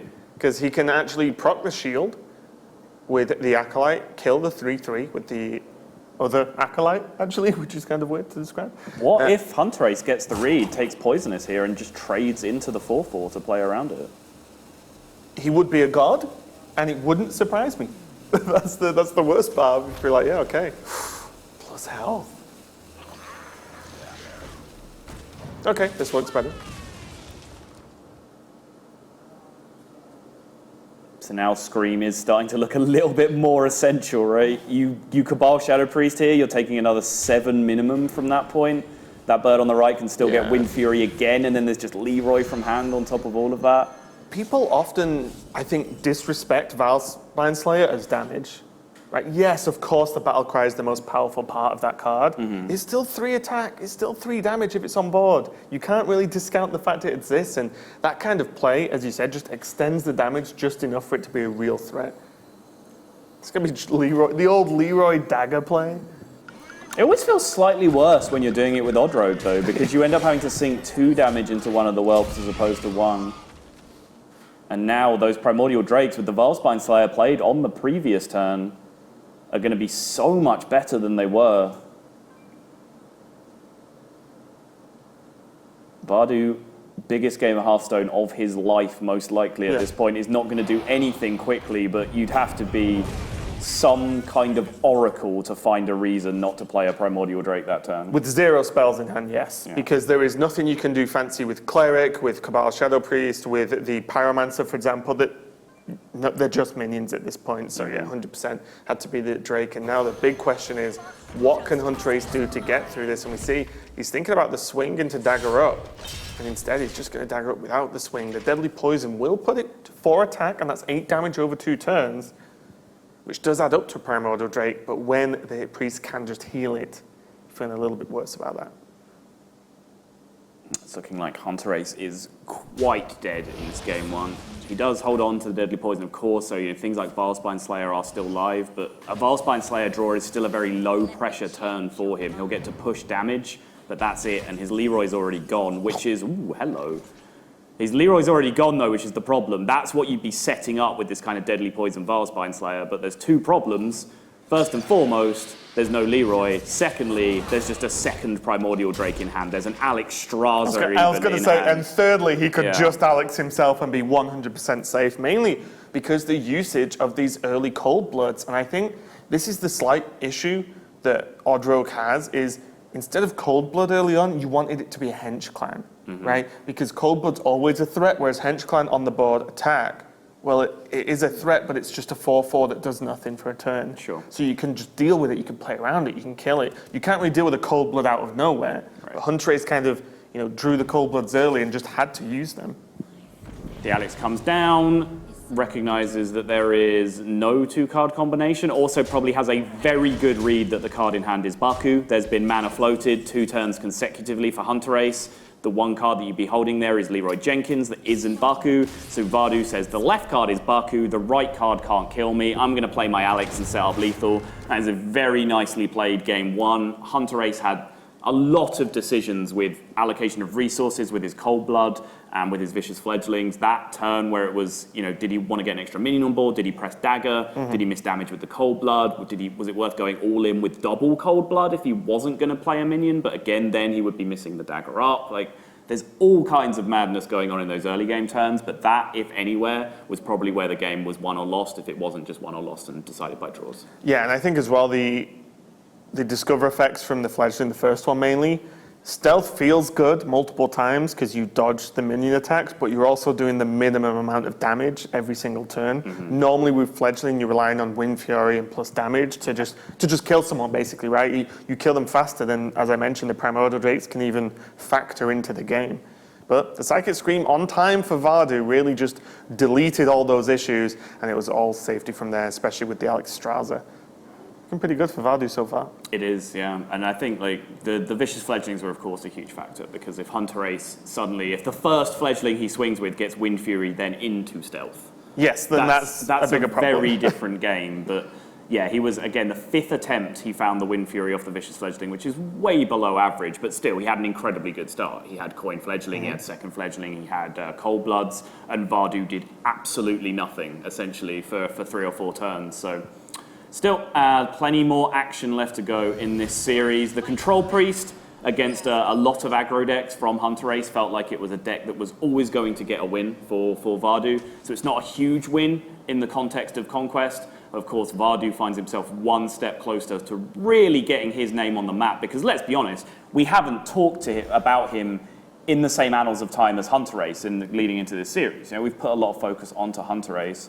I think quite rightly so. His results deserve that. But you have to start somewhere. And Vardu can put his first step on a winning streak that can end up being just as long as Hunterace's here. Yeah, exactly. And you're completely right. I think like Hunterace has the record. He has the prestige already this year. Vardu, though, if you beat Hunterace in that final and then you go on to continue to play well in tournaments, get the results, get the HGT points under your belt, then you stop being ignored feels strong, but ignored by the player base, the viewers, you start becoming recognized, just like Hunterace has this year. This is going to be the Control Mage versus the Druid, though. And this is something I did want to talk to you about, Sol. Okay. You are a huge fan of Hunterace, as I believe most people are, but you especially. Yes. You hate this deck with a passion. I really do, yeah. Where does your heart lie? Do you dislike Hunterace a little bit for this deck? Do you think you're not seeing something Hunterace is?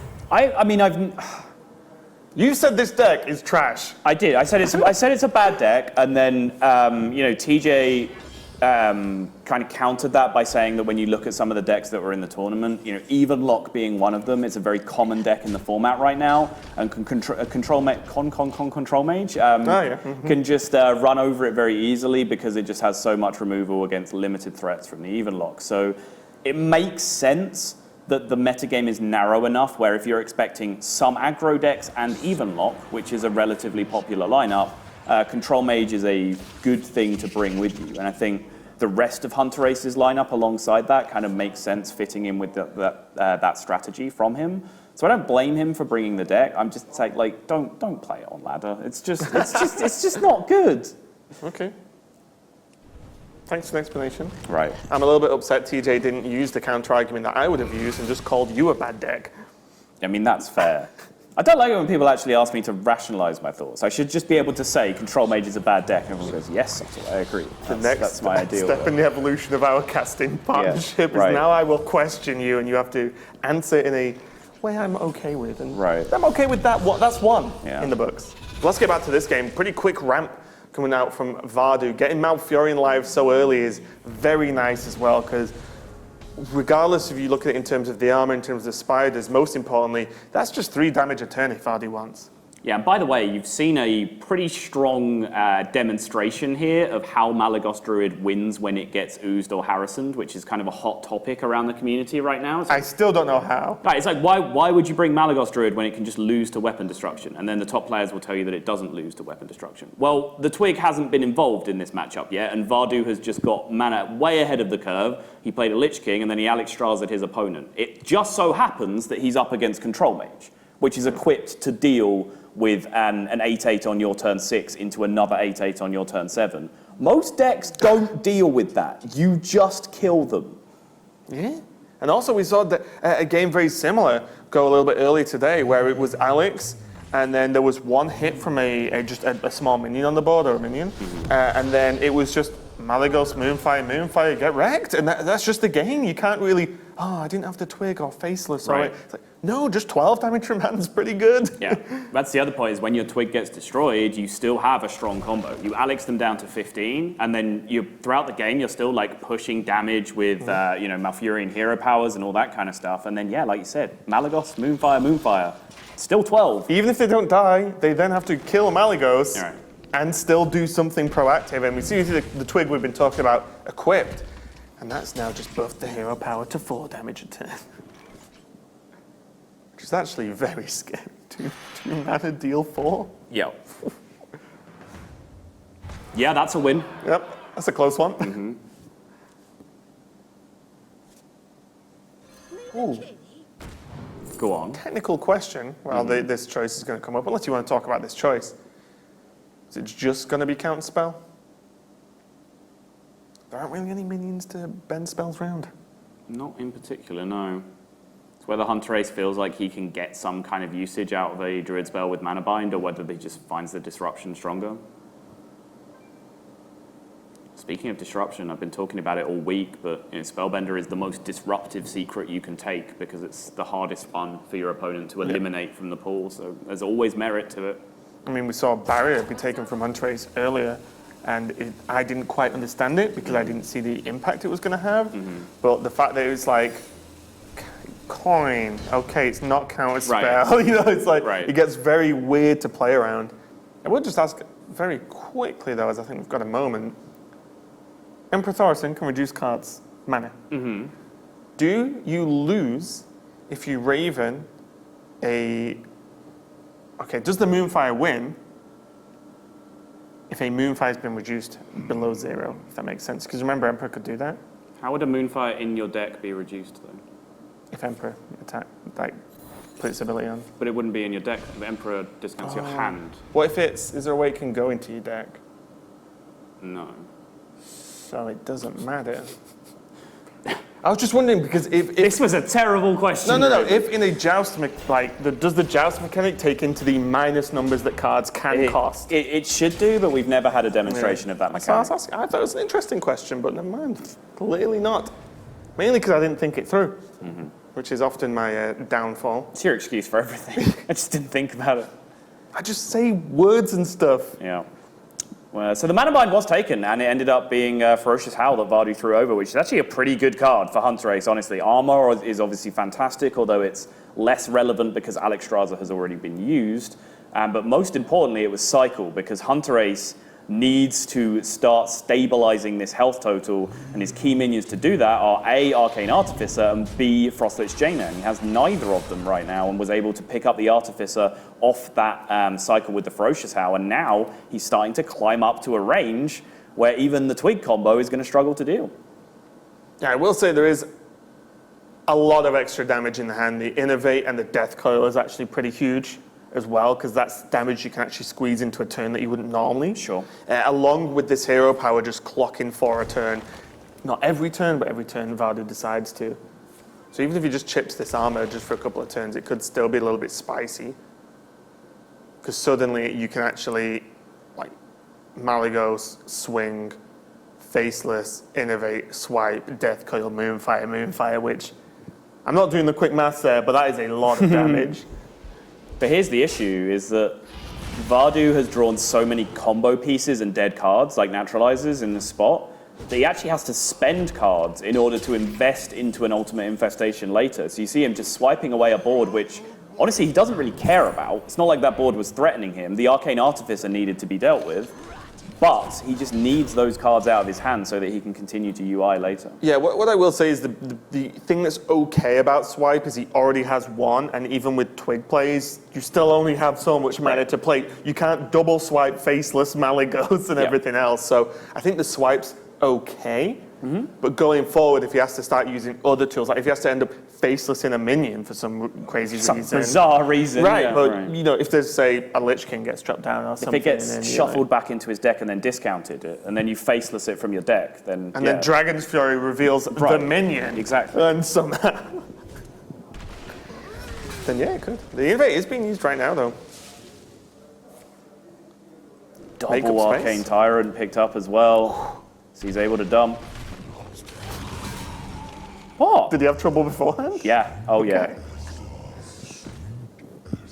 Oh, it's not the worst burn in the world. Probably the best burn in the deck, actually. Yeah, the second UI does tend to be fairly redundant in a lot of these combo druids. You just play 2 of them because you want to draw 1 so commonly. Do you think that's going to get cut at some point? Second if the deck UI. evolves? I mean, it's normally the first thing to go, right? Look at Taunt Druid. Yeah, exactly. Taunt Druid went from 2 to 1 to 0 very quickly. Some people still play 1, but yeah, I'm definitely not a fan of it in Taunt Druid. But UI in a pure combo deck is a different animal, you know. So the twig is live in terms of one swing will bring Vardu's mana all the way back up to 10 again. Yeah. So Vardu's just asking where Mr. Malagos is at this point, because as you can see, that is just a lot of damage I talked about earlier. Mm-hmm. He would have, 10, 20, 36, even without the Death Coil. So yeah, Malagos draw at any point now. Well, he would Death Coil Hero Power instead of Swipe though, right? Because it's more damage. Sure, yeah, okay. And you can see, draw. Just, I literally need 1 card to deal with this this pesky armored up mage at this point.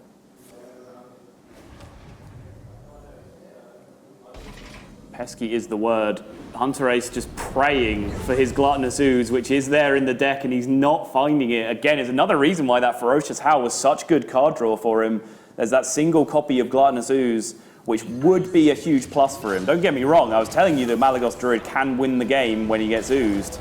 Still not the easiest thing in the world. Cheeky, yep. Oh, almost out of cards is scary as that. That'll do looks it. like a Malagos to me. The aspect of magic, a twig and a faceless. Walk into a bar, Hunterace dies. And Hunterace goes 0-2 down in a final of a tour stop, which, if you are paying close attention to the intro, I said he's won a tour stop. This is now his 4th top 16 and his 4th final. If you can translate that, what that means is that he's lost 2 finals already. So it's a little bit of a habit for him at this point. I think when he was playing in Seoul, he was potentially a little bit nervous because, 3rd time of asking, I'm in a final again. I can't lose this time, surely. And it was the first time maybe I've seen Hunterace just let things get on top of him a little bit and play just a little bit shaky. I haven't seen any signs of this in this tournament so far, even in this finals, because it's job done at this point, right? He's won the tour stop, he's got over the line. But again, you don't want to be known as the guy that always loses final. Regardless of how good that means your record is overall, you don't want to be that guy. Yeah, and I will say as well, actually, the venues are different. Like, look at, you said it was nervous in Korea. Mm-hmm. Big audience. Oh, yeah.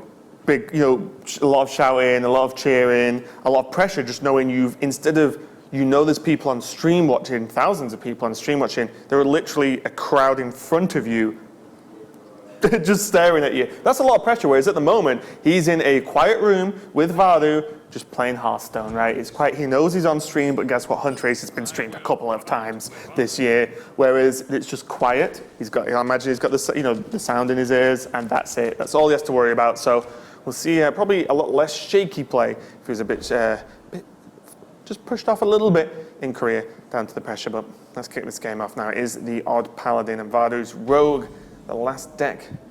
Yes, that's a good question at this point.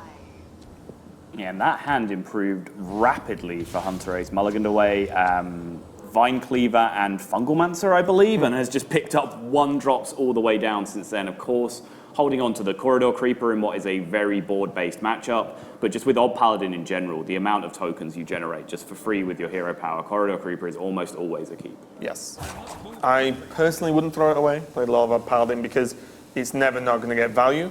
Look at this. Turn 1, just 3 1-drops in hand, and he's so far in the tank already. This is what I want to talk about. To me, I would go Ardent Squire, because you've got nothing to taunt and to create an awkward speed bump for yet. Yep. Ardent Squire can also take down a Firefly, which is a typical 1-drop from the Odd Rogue, because you have Arcus Veteran, and then you can protect the Squire with the Righteous Protector and the Divine Shield into turn 2. Unfortunately for Hunterace, he is answered by 2 Ardent Squires, which is a little bit more difficult to deal with, so he's just going to press the button now. Yeah, the counter-argument to what you say, and this is exactly why Hunterace was just buried head in hands trying to think about what he wanted to do, is that if he plays Righteous Protector, you always press Hero Power on turn 2. It just happens. It's what you do. So then immediately those 2 vulnerable tokens are hidden behind that taunt immediately, right? So the Rogue is going to play a 1-drop on their turn 1, and you've already protected your 2 1/1s from that minion that comes down with the Righteous Protector. And here you can see the fact that it's Argent Squire and not Righteous Prospector Some great prospects. is miserable for Hunterace because those 2 Argent Squires just got to pick up the valuest of value trades. Yeah, so in summary, tough choice, actually. Yes. and depending on what your opponent has or doesn't have, one's better than the other, and that's just a hard call to make. We do see, though, the power of the Paladin hero power actually on the board, because he just keeps up, because it's always 2 minions. The Rogue hero power, high damage output, but just as good as a normal dagger in this situation at killing minions, so why are you playing an odd deck at this point? You see that Firefly token, the Flame Elemental, it's just like 1/2s are just your boy against Odd Paladin. Like, they do so much work. It's why you saw, what's the card called? Boisterous Bard come into Odd Paladin. Just for a little fraction, just +1 health to your whole board, destroyed the mirror. All of your 1/1s became 1/2s and just shoved through, took care of the mirror match. When Odd Paladin was like the most popular deck in the game, that's when that mirror match that really came into play. Useful against Token Druid as well in some positions. But you saw there in this case just a Flame Elemental being able to pick up a value trade against a 1/1 is just such a big deal. Not as big a deal as a 0 mana 2/5 though. That is a pretty big deal as well. That is that can be the Sottle of minions if you want. Really? Yeah. That's so generous of you. Yep.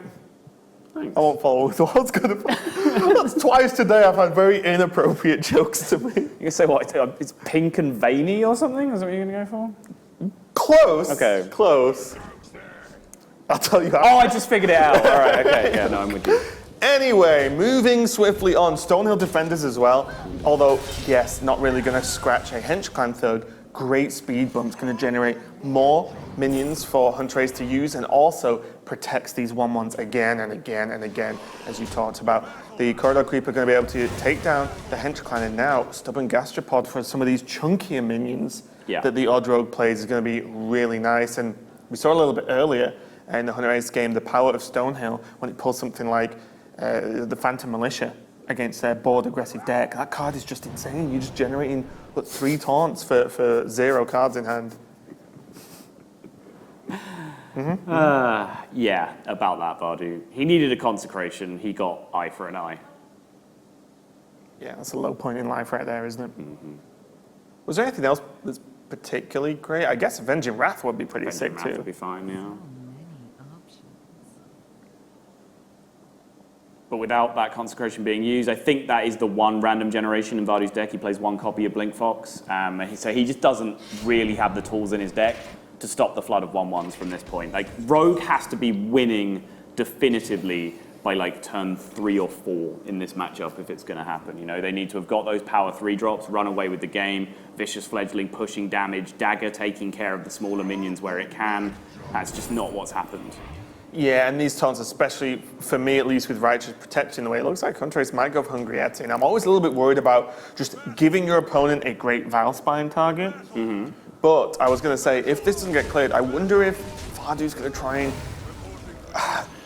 have Dagger, Deadly Poison, and Greenskin just to try and just outpace the damage, but it's not going to work with these Stonehills in the way. And he knows there's now 2 taunts in hand because of the Stonehills, so there's just not enough swings. Hench Clan, nice pickup, but is it enough? Yeah, this game is pretty much just a jump for Vardu at this point. Leroy being picked up now is an extra push. Hunterace has Champion's Maul behind all of this as well, which is helping him take care of what's a very annoying board state for his bunch of 1-attack minions right now.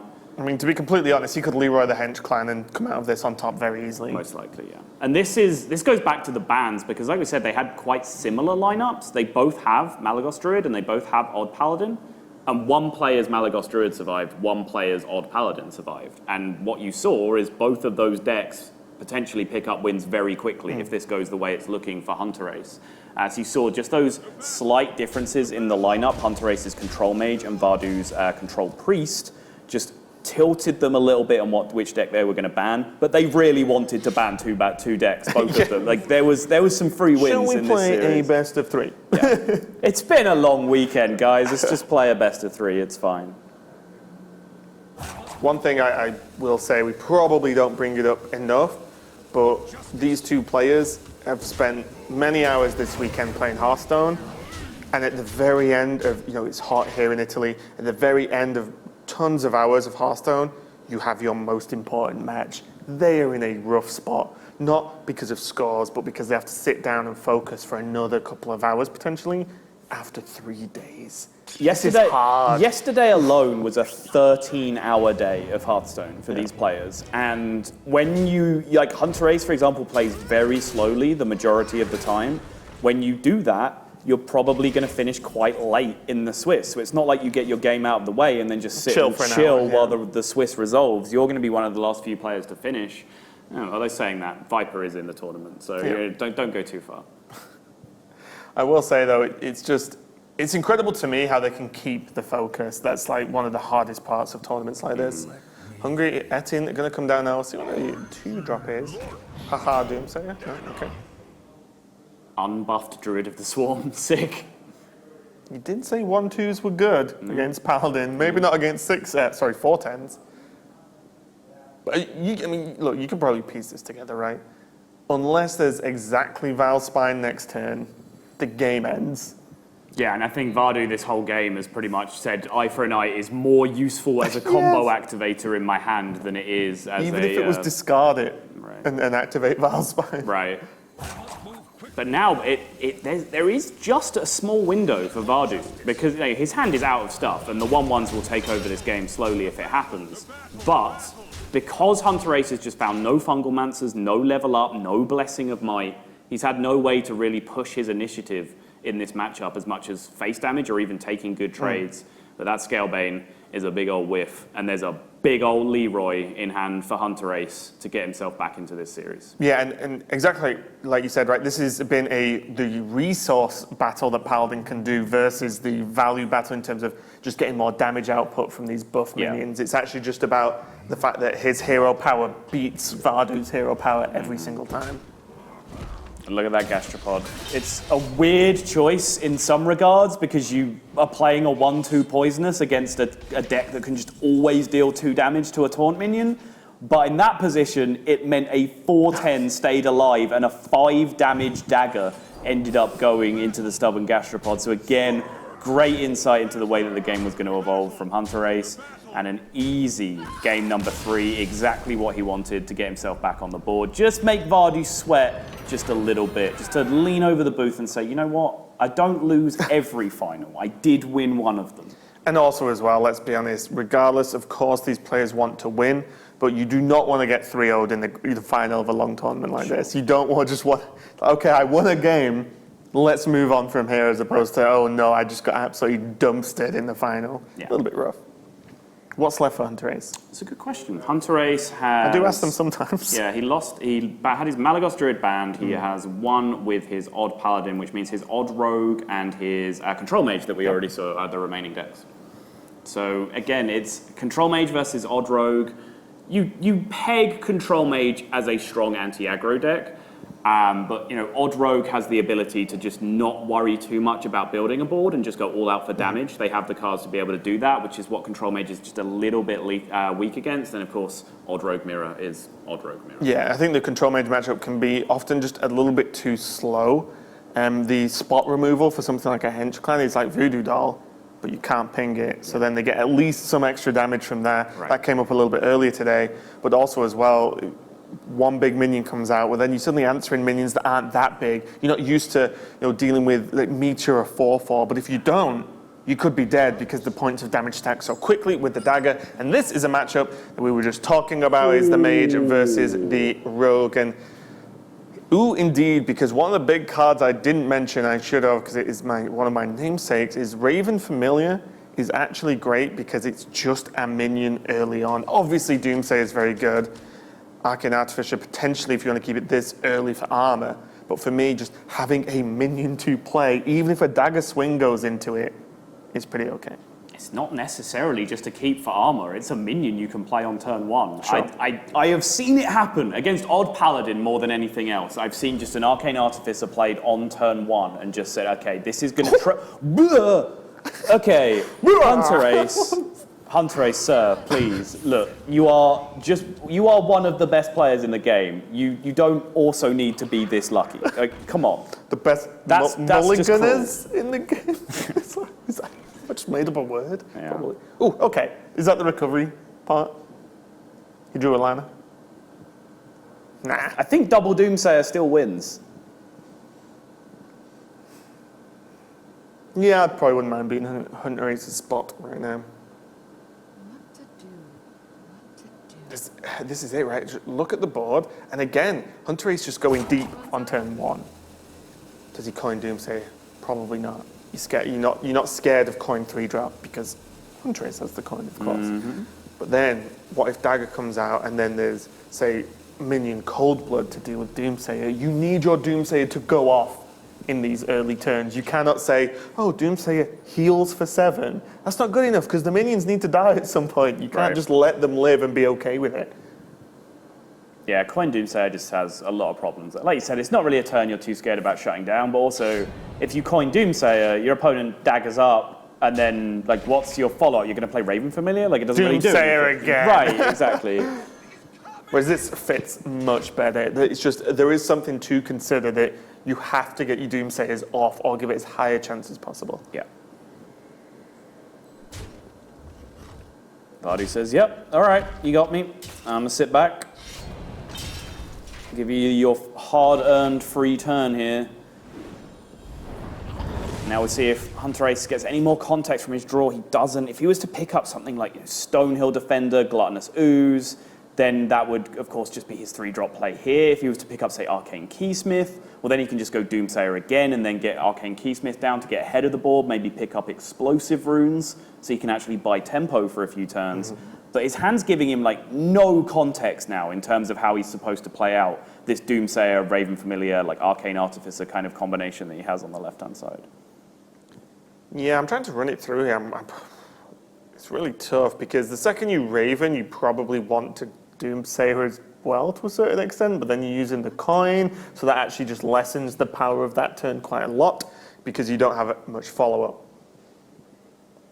There's Raven Ping just to put 2-2 on the board, but the unfortunate part is that at this point, the dagger just cleans it up and it's not a problem at all because Vardu's not had to use minions yet, so he's just freely redaggering. Just go for the Doomsayer play. Hunterace does just buy the other turn, yeah.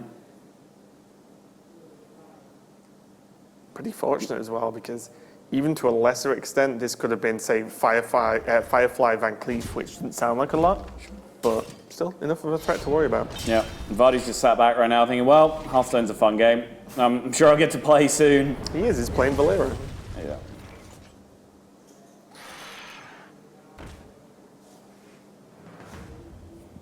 Polymorph number 2. So Vardu now gets the information that there's really no reason to go all in on that Edwin unless he can do it alongside another huge minion as well. So he knows the polymorph's in hand. Of course, we can see that the first one was already there, but Vardu just got that information. So yeah, 6/6 Edwin alongside a couple of 1 and 2 attack minions just doesn't really feel that appealing at this point. It doesn't, but does that just... Something has to be played into polymorph. Yeah. That's a fact. He knows Hunterace has it. Mm-hmm. So is that enough to force a polymorph and a bad turn because the 1 mana is probably floating? If they coin Ping, that's probably a win for Vardu. Sure. They're doing nothing else because you can kill the Raven, and then maybe you drop Vicious Fledgling the next turn with something else, and then you're like, okay, here's more of a threat. Because you have to just do something. You can't be, oh, I can't play this good minion because it gets polymorphed. Right. What Vardu is potentially trying to wait for here is a turn where he can drop Edwin Van Cleef alongside a scarier board than just a bunch of like 1/1s and 1/2s, right? Then he can actually punish Hunterace for using the polymorph harder because he pushes more damage when the other minions aren't removed. There's also a world where, if there's no answer to this Vicious Fledgling, Hunterace uses his polymorph on the Vicious Fledgling, and then the Edwin comes down as a 6/6 or an 8/8. Anyway, resistant to AoE, and he gets to go about it that way. Yeah, one thing I will say is, as the mage in this matchup, I think you do have to pay attention to the smaller minions too, especially the ones that's slightly more difficult to deal with, like the Ardent Squire, because the chip damage happens a lot faster than you think it does against Rogue. The dagger is so effective at just 2 damage a turn. It's effectively Hunterace power, but cheaper. And then if 2 1-attack minions are attacking, well, that's something. 4 damage a turn is not something you can just choose to not deal with and be not scared of. Especially when Cold Bloods and Leroy and Deckhands, for example, are even more damage that are surprises from hand. Hunterace spends 60-odd seconds trying to convince himself not to polymorph the Vicious Fledgling, and then polymorphs the Vicious Fledgling. It's not a good feeling, but he just really didn't have other options available. And also, let's be honest, he kind of has the next few turns locked up. He can meteor anything that gets played then, and then coin Lich King a turn after. He might try and stay away from that kind of plan, though, because coin Lich King, what is wrong? I've just completely forgotten how to words today, Raven. Coin Lich King is vulnerable to a huge swing turn with Bilespine Slayer on the other side, right? So it's very scary. The rogue will generally want to, the mage will generally want to keep removing more than it will want to just play a big taunt minion in the way. But it's just a matter of whether he runs out of the ability to do that and is forced to play Lich King more than anything. That's it, because my worry is if you were forced to meteor this turn, obviously we can now see that Van Cleef is around, but there is polymorph. If you're forced to play removal this turn, then, well, there's no other removal left. So do you Raven and potentially draw a bit dud? Because if you draw a Flame Strike, you can't play it, and then you've just played a 7-mana 2/2 to a certain extent. Right. Or do you coin Lich King because you don't have removal, but you are weak to Valspine? So it's just kind of weird, right? It is. What you don't want to do is ping pass against Odd Rogue. Yes. That isn't good enough. Right. And now Vardu's side, he's starting to get closer and closer to this huge victory from his perspective. I know he's got a huge Finnish contingent out here. Like every game Vardu's been playing, I've walked out through the arena and sat in the bleachers is just a collection of Finnish players, like looking up at the big screen over the Swiss area. The Finnish teams really have put a lot of work in to improve as players over recent time. You know, some of the players that we've seen doing fantastically recently, Zump, Yanetsky. Well, Zump at DreamHack pretty much came as a group. You know, it was all the Finnish players, and Zump was the one who played the best and did the best and won. But it was a group. You know, even in the gathering after DreamHack, it was like they were just stood together, talking about the list, talking about how they did the lineup. And it was super interesting. And when you've got that kind of close-knit group behind you, these are the people who are doing well. Look at Hunterace and the Dusky Boys. Exactly. Look at the Finns. Look at Muzzy saying, guess what? All these people are very good players that play with them day in, day out. Yep. There aren't too many players consistently placing at the top of tour stops and championship events right now that do not have a strong network of other players doing the same behind them. A few extra points of damage from this Void Ripper, but as I said, even 1 extra damage on a couple of minions, well, that's just 1 turn closer to lethal at this point, because this is starting to stack up with Leroy and another Deckhand in hand. So that's effectively 10 damage, including the dagger, just out of nowhere. Oh, the Blizzard draw. Yeah, that's better than coin Lich King, I think. Yes, it is. And I was going to point out on the previous turn, I believe Hunterace chose to ping instead of playing an Enchanted Raven, which meant if he had to go fishing that turn and he'd have hit Flame Strike as his draw, it would have been uncastable, which could have potentially been a huge punish with the board on as it was. Of course, he took damage off the board immediately with the ping on the previous turn, but it's a real risk reward that he had to weigh up. There's the secret. That's going to mess with Hunterace to no end. He does have the coin, though, and the biggest thing you worried about initially is, can I AoE? If there was no coin, then you cry this turn, because if that's Counter-Strike, that's a huge problem. If you play around that's Counter-Strike? This is Hearthstone, Raven! This is you infecting me with the inability to speak for some reason. I know it's a Zotac event, Raven, but this is Hearthstone. Full circle, but most importantly, if that is Counterspell, then you can't just blow an AoE. But if you play around that and you drop something like Lich King, you cannot give them a Lich King, potentially. So it's such a huge problem and a very important turn for Hunterace to be able to deal with. Coin gives him no info. Raven Familiar now, if he does get Flame Strike this time, it's playable. Does he Alana? That's a lot of damage. 3, 6, 7, 8, 9, 11 showing. He'd be dead to Leroy. True. Just give him the Raven now. Yeah. It's not the runes, which would have been another very... That's what I was thinking, is you take only 3 damage, which you'd take if it was entity anyway. Sure. And it sort of deals with the issue, but obviously none of them were great plays, but with the Blizzard now, it's absolutely huge, clearing off the board. Vicious Fledgling, threat number 5,000 so far for Vardu, and the question's being asked again from Hunterace, can he deal with this? And the answer this turn is yes, he can just Meteor it. Yeah. And Hunterace right now is just praying. He's just, please, one turn where my opponent does not draw a threat that demands an answer, because I think he has a pretty clear read on the 2-card combo in hand right now. It's Leroy plus either Baku, South Sea Deckhand, or Cold Blood. And even Cold Blood is very unlikely because he saw 1 from the deck, and there's positions where he could have just dumped Cold Blood on a minion and pushed damage. Yeah, if you're saving Cold Blood for Leroy, it doesn't make a lot of you sense. put Cold Blood on another minion, see if he gets removed to get more. The only reason there's like a small inkling that it could be that is that Vardu has actually been very mana efficient throughout the game in terms of developing minions. But you'd pass a Firefly to play a Probably, Cold yeah. Blood, Yeah, right? In general. Almost certainly, yes. Valspine. This is it. This is the turn that Hunterace needed, where there is just no threat generation from Vardu. And suddenly, because that ping, Leroy Dagger, the 1/1 doesn't help because the other Dragonling and the ping just deal with Leroy no matter what. And if Vardu wanted to continue to disrupt Hunterace that turn, he needed to play Leroy from hand, for example, and just maybe even deck hand into the other 1/1 just to leave the 6/2 on board. Yeah, and Alana, I think, was the only realistic play this turn. This sets up, at worst, 2-turn lethal. And next turn can be Flame Strike. You guys didn't see the hand gesture. Honestly, get me a weatherboard, right? And I have done this before in my career. It was Flame Strike coming in like a warm front from the western Very side. toasty front, yes. Yeah. I have done that once in my casting career. Cast Hearthstone that was behind me as a weatherman. It was great. Well, Void Rip is not going to change too much here, except activate the Valspine.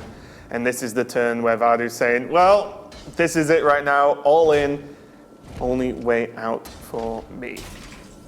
Yep, and now I believe it is a safe Lich King for Hunterace. He does not die to any 2 cards. Yep. Okay. I can see it. Just general confirmation noises coming from Raven. It's not my job. Yeah. The question is, disrespect the minions? Are you still setting up lethal without yeah, it? you kill the minions. You have, 21 on board. Yep, still setting up lethal. It is what's match point in the finals.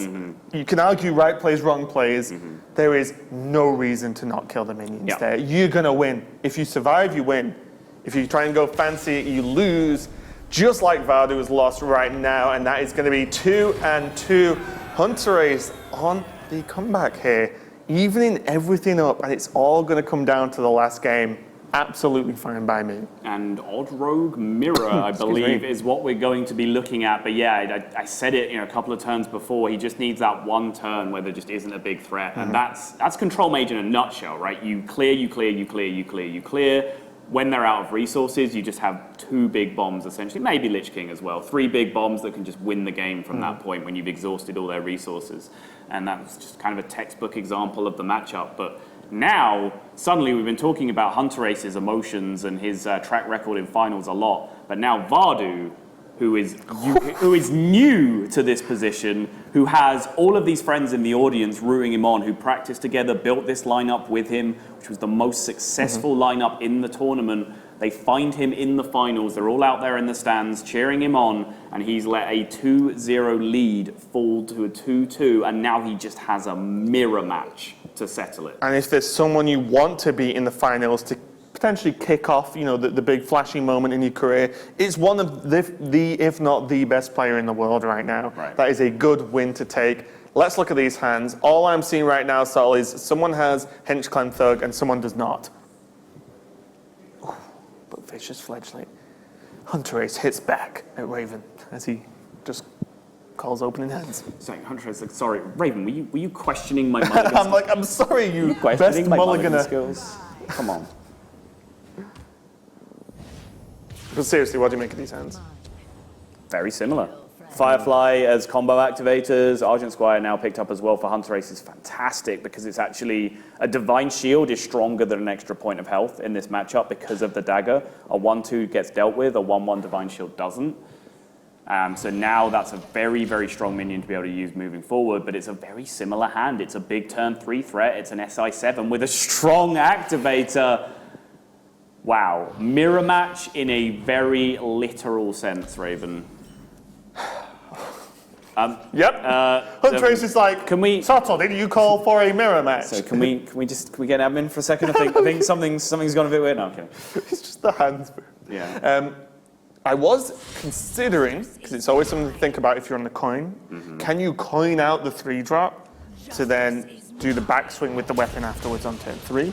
I don't think that's really possible because the 3-drops die to these, basically because the Firefly is on the board. The only viable coin 3-drop play here is SI7 Agent, right? That's Yes. the only one that you can even think about trying to sneak through. Maybe And it's worth it. there is some validity to it because then you are clearing the way essentially for a more threatening 3-3 to dominate the board on the following turn. But Or you can kill a Hench Clan. Exactly. Or you can just do all that next turn anyway, which I think is the outcome here for Vardy. Vard's like, yeah, Dagger kind of does the same job. Yep. The only difference here between this and the SI play is that you're not forcing your opponent to react. This isn't the turn where you've chosen to swing. You're going to force your opponent to swing next turn instead, or react next turn, when Hunterace has already committed a big threat to the board. The Cold Blood is a big deal here for Hunterace as well because he has the Argent Squire, and a great target to put Cold Blood onto when you have a different threat. So Vicious Fledgling, Hench Clan, any other minion, because that is actually very difficult for Odd Rogue to deal with if there's 2 threats on the board, unless you're already really far ahead. Yeah. That's awkward, especially if one has, say, 5 attack and a Divine Shield. Like, what do you even do? This guy's toast. Justice is mine. This is a very awkward game to cast because it's just mirror match with mirrored hands and they're essentially just making the same play to each other back and forth. Like, what are you supposed to talk about? I was going to say who's got the better hair, but I'm just going to have to go with Hunterace straight away. It's not much of a competition for me. I guess. You just like Vardy's because it's just Sol's hair version 2. True. It's close. Personally, it's Closer than Hunterace's to your hair. Yes, okay. You did dye it for championships though, so maybe you're going to bleach it and curl it as well. No?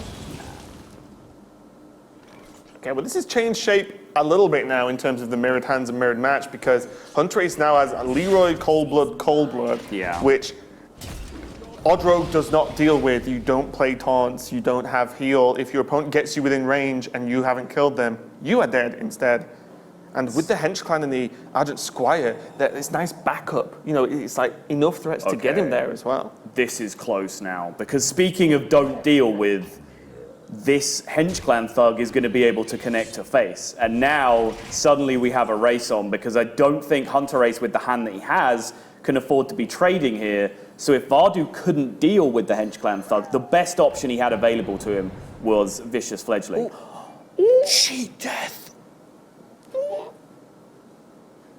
Not as powerful as it could be. The fake ice block, whatever that rogue secret is called, could potentially evasion. Could potentially have been a little more valid in a pure race situation, but I still. don't know. I like Leroy face. Let him kill it. Leroy face. Let's go. That's all the lines I see. So this is huge, though. This is one of the moments where I don't know. All in. Why not? I don't think Hunterace can continue to play board here. I agree. don't see it working out with the hand that he has. Justice is mine. 4-1 goes That down. attack's fine. Yeah, Yeah. of course. Of course. Boom. Dagger. It's the most damage. Most mana efficiency. So he has, 14, 16 damage from hand. If one of these minions on the left or right connects next turn, he wins. Yes. And as of right now, they're going to connect. Vadu needs a Vile Spine activator off the top. Oh! That's it. That's enough to not die at this moment in time, and there is only enough mana for Hunterace to double Cold Blood and Leroy. But if you're Vadu, you're trying to race here. You don't automatically kill this 3-3 if you're Vadu. You have so much damage on board now yourself. Vadu has to show a lot of discipline here, and he does in the end. Okay. Well, he knows he is gaining damage anyway because the Draco, it's an operative then. Dragon dude is buffing the damage, so he kind of makes up for the damage he loses by trading and becomes a lot safer. I mean, I'm not gonna, can he just Leroy face? Well, there's no real need to, right? He puts him back down to 16 again this turn with the dagger swing, and then he has 16 again on the following turn. No, the secret. I understand. Makes him think about what to play and how do you play around it. I mean, this is also the secret's still a problem because Vadu has to consider now this secret. Yeah. But I just wanted to see Leroy cheat death. Let's go. Hunterace just essentially makes the play. He's done. His Hearthstone is now played for this tournament. This is his final gambit. This is going to be, based on the response from Vadu, a second tour stop victory for Hunterace in his 4th final and 4th top 16, or it's going to be a new face from Vadu, and Hunterace is going to get some great news very soon, Raven. There's nothing he can do. This is the best play, Void Ripper. He can trade. Everything stays alive. More damage from the dragon, buffing everything, buffing a minion with a +3. He sees its cheat death, sets up the board, but guess what? Dagger, Leroy, Cold Blood. If my mathematics is correct, that adds up to lethal to me, and Hunterace does it again. He's the winner of HGT Italy and continues to be the best Hearthstone player in the world right now. Look at the face from Vadu, though. You've got to give it up. It's a devastating way to go out. After an incredible year, Hunterace made it to the World Championship and was easily the fan favourite coming in. His first match in Group C was versus Ike. A win here, although not vital, was a huge step in getting out of the group stage in a comfortable fashion. Ike went to this day saying, the one player I did not want to go up against is Hunterace this tournament. If I can get past him, I feel really good.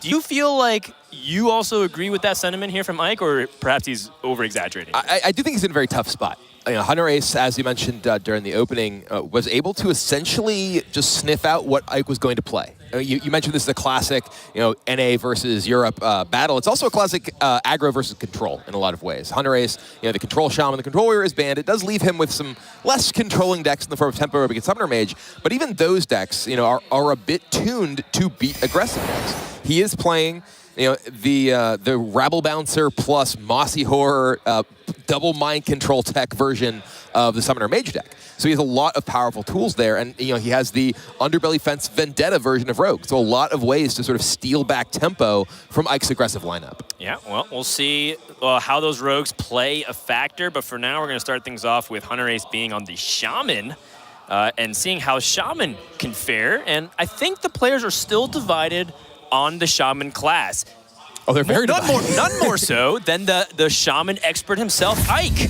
So what's going to happen here, as Ike's going to play what many consider to be the best deck in Hearthstone, or one of the best decks in Hearthstone, up against the X Factor, Hunterace, and his gang of misfit tech cards. Yeah, and we see the cards that we were talking about in the opening there, Ancestral Healing, Wild Pyromancer. Specifically, he was looking for anti-aggro tools in this deck, and his reasoning that he broke down for us when we had a chance to talk to him was that all of the versions that he tried that were, say, Thunderhead based, they were Thunderhead Zap, Lightning Bolt decks, or a bunch of Lightning Storms and things, he felt like they put him in a position, similarly Reign of Toads, another popular card, that forced him to overload into his power turns. What makes this deck so powerful, largely, is Hagatha and Walking Fountain. Those are really the cards you try and leverage to beat the aggressive decks. But if you are forced to overload yourself going into your late turns, you're just not able to play those on curve, and you, despite being able to clear the board, don't actually turn the corner, which is the reason that he has Giggling Inventor in his deck. 7 mana Giggling Inventor. He's like, yeah, it has some synergy with Shutterwalk, but it's also mostly just that it allows him to bridge the gap into those powerful 8-drops. Yes. And also don't overload, because we have seen some Shaman struggle with those overload turns going another one of these. Yes, this is not an arena deck featuring some really good cards. It actually is Hunterace specifically talking about the role of each individual card. And that's something that you actually hear a lot of. And the top level players, they value that 1 or 2 card difference very highly. So a lot of other players, they think, you can just substitute 1 card. It's not going to be that big of a difference. And you might be right in that small sample size. But a small sample size is all you get in a tournament. Right. So Hunterace needs to make the count. And that is why he is banning Warrior and trying to account for all those aggressive matchups that he might face on the opposite end. I mean, this really does just look like a really powerful arena hand. You know, you got your Omega Defender, Giggling Inventor. I'm still getting used to the fact that Hex is 4 mana, because I spent yesterday playing Tavern Brawl a lot during my downtime, and I was playing the Pavel mid-range Shaman. Ooh, this is interesting, actually. Hold that thought. Hunterace not toteming. What is he trying to do here? So specifically, he wants to play around Backstab Raiding Party. He doesn't want to give Ike the ability to fire off a Raiding Party this turn by enabling Backstab. And he actually is playing around exactly what's in Ike's hand. You know, he sniffs out the fact that, okay, well, if your hand is this combination of cards, I'm going to slow you down. And exactly that happens. That is absolutely brilliant. Hunterace making the big plays. The big plays, which is make no play. Well, yeah, exactly. No, but it's really interesting, right? Like that little thing. So many people, you know, you as a streamer, for instance, people will be like, "Oh, miss totem." It's like, no, I did not totem. Or like, you know, you're playing Rogue. It's like miss hero power. It's like I did not hero power because my opponent deck contains Harrison Jones, and I don't want to give them an extra card if they get the Harrison Jones. This is, you know, Hunterace with sort of that next level read of, well, a hand that, you know, makes sense for Ike to have here is this Backstab Raiding Party, and I want to slow him down. Yeah, and I think that might end up paying off huge dividends, because now Ike, I mean, yes, he got to develop an SI7 agent, so he had a contingency plan, but everyone who plays Rogue and played against Rogue in the past few months can recognize the power of Raiding Party. Very similar to Master Skull, just drawing on 3, setting up powerful tempo swings. Now, Hunterace, he has his mind control tech, which is pretty valuable. Do you think he wants to fight for board, or is he just going to kind of pass here now that the SI7 needs? It's interesting because he does have the Hagatha scheme. So there is some incentive to, I'm just going to kind of sit back. This does give Ike the ability to possibly just use Backstab now in order to enable Raiding Party, but if this is like a point past at which this is really efficient for Ike.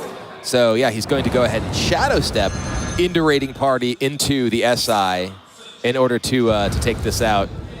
Yep, and saves the backstab. This guy's and this also is something that he could have done whether Hunterace played this or not. It just saves some damage to his face. Exactly. And against Rogue, Rogue isn't really a deck that you expect to go wide, where you're actually going to get value from that mind control tech, right? And you know, similarly, you're not really, you know, able to give them the time to build up Hagatha's scheme to just blow up all their stuff because they're such a burst damage oriented deck. That's right. Now Hunterace, he has that Omega Defender, which seems to be appealing at first glance, but we have to account for your opponent's turn 5 now that they've played Raiding Party, and you are aware of the tempo swings available through Dread Corsair and Waggle Pick, that new weapon from the Rise of Shadows that allows you to return a minion to your hand. Yeah, and part of Hunterace's explanation for including Omega Defender in his deck was that he just kind of wanted a taunt to help protect him from Rogue's burst damage. And you know, at this stage of the game, well, he's at 26. He's not necessarily, you know, looking to just throw out his taunt to, you know, have it die to Backstab Waggle Pick and not have that available to him later. Yeah. Yeah, the Waggle Pick is very powerful to remove. It's really powerful to push damage. Its versatility is what's often being one of the foundational cruxes to this tempo rogue, and why they're able to set up big burst or even just fight for board very efficiently. All right, well, it is the Omega Defender that does come down, and there is the option for Ike to remove this if he wants to just go ahead and Backstab Pick. It's not 100% mana efficient. What other options does he have? The other efficient use of his mana would be to use the Backstab and SI, and then he has 2 more mana. He could play, say, the Evil Cabal Rat.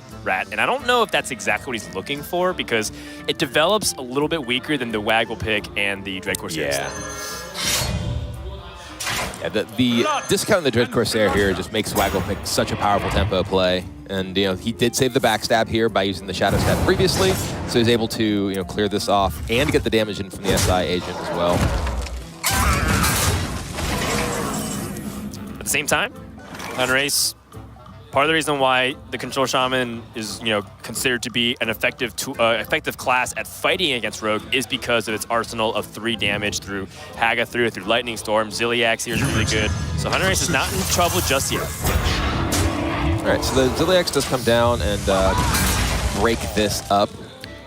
And now, another Dread Corsair from Ike. Yeah, and I think Ike is at the point where he could really start developing like really big turns. Like he could play pretty much half his hand at this turn. Right. But the question is, is he overextending into the Hagatha scheme? And then if that is the case, what's his reload? And I think that's where the Thief Rogue can really shine. Because they're able to replace their hand fairly easily and not be super dependent on card draw like Raiding Party and Myers Disable Element. All right, Ike does pick up an Ethereal Lackey, which is That's good too. Arguably the strongest of the lackeys. If you look at the statistical win rate, I believe the Ethereal Lackey has the highest of all of them. That or Cobalt Lackey that deals 2 damage. I think both of them are very high. Yeah. In terms of I do think this is #1 by at least a small bit. Okay. Another possible Raiding Party, Pickpocket and Sprint. So lots of value options for Ike here. He already has his Waggle Pick, #2. So you only would get a little bit of card draw, I believe, off of the...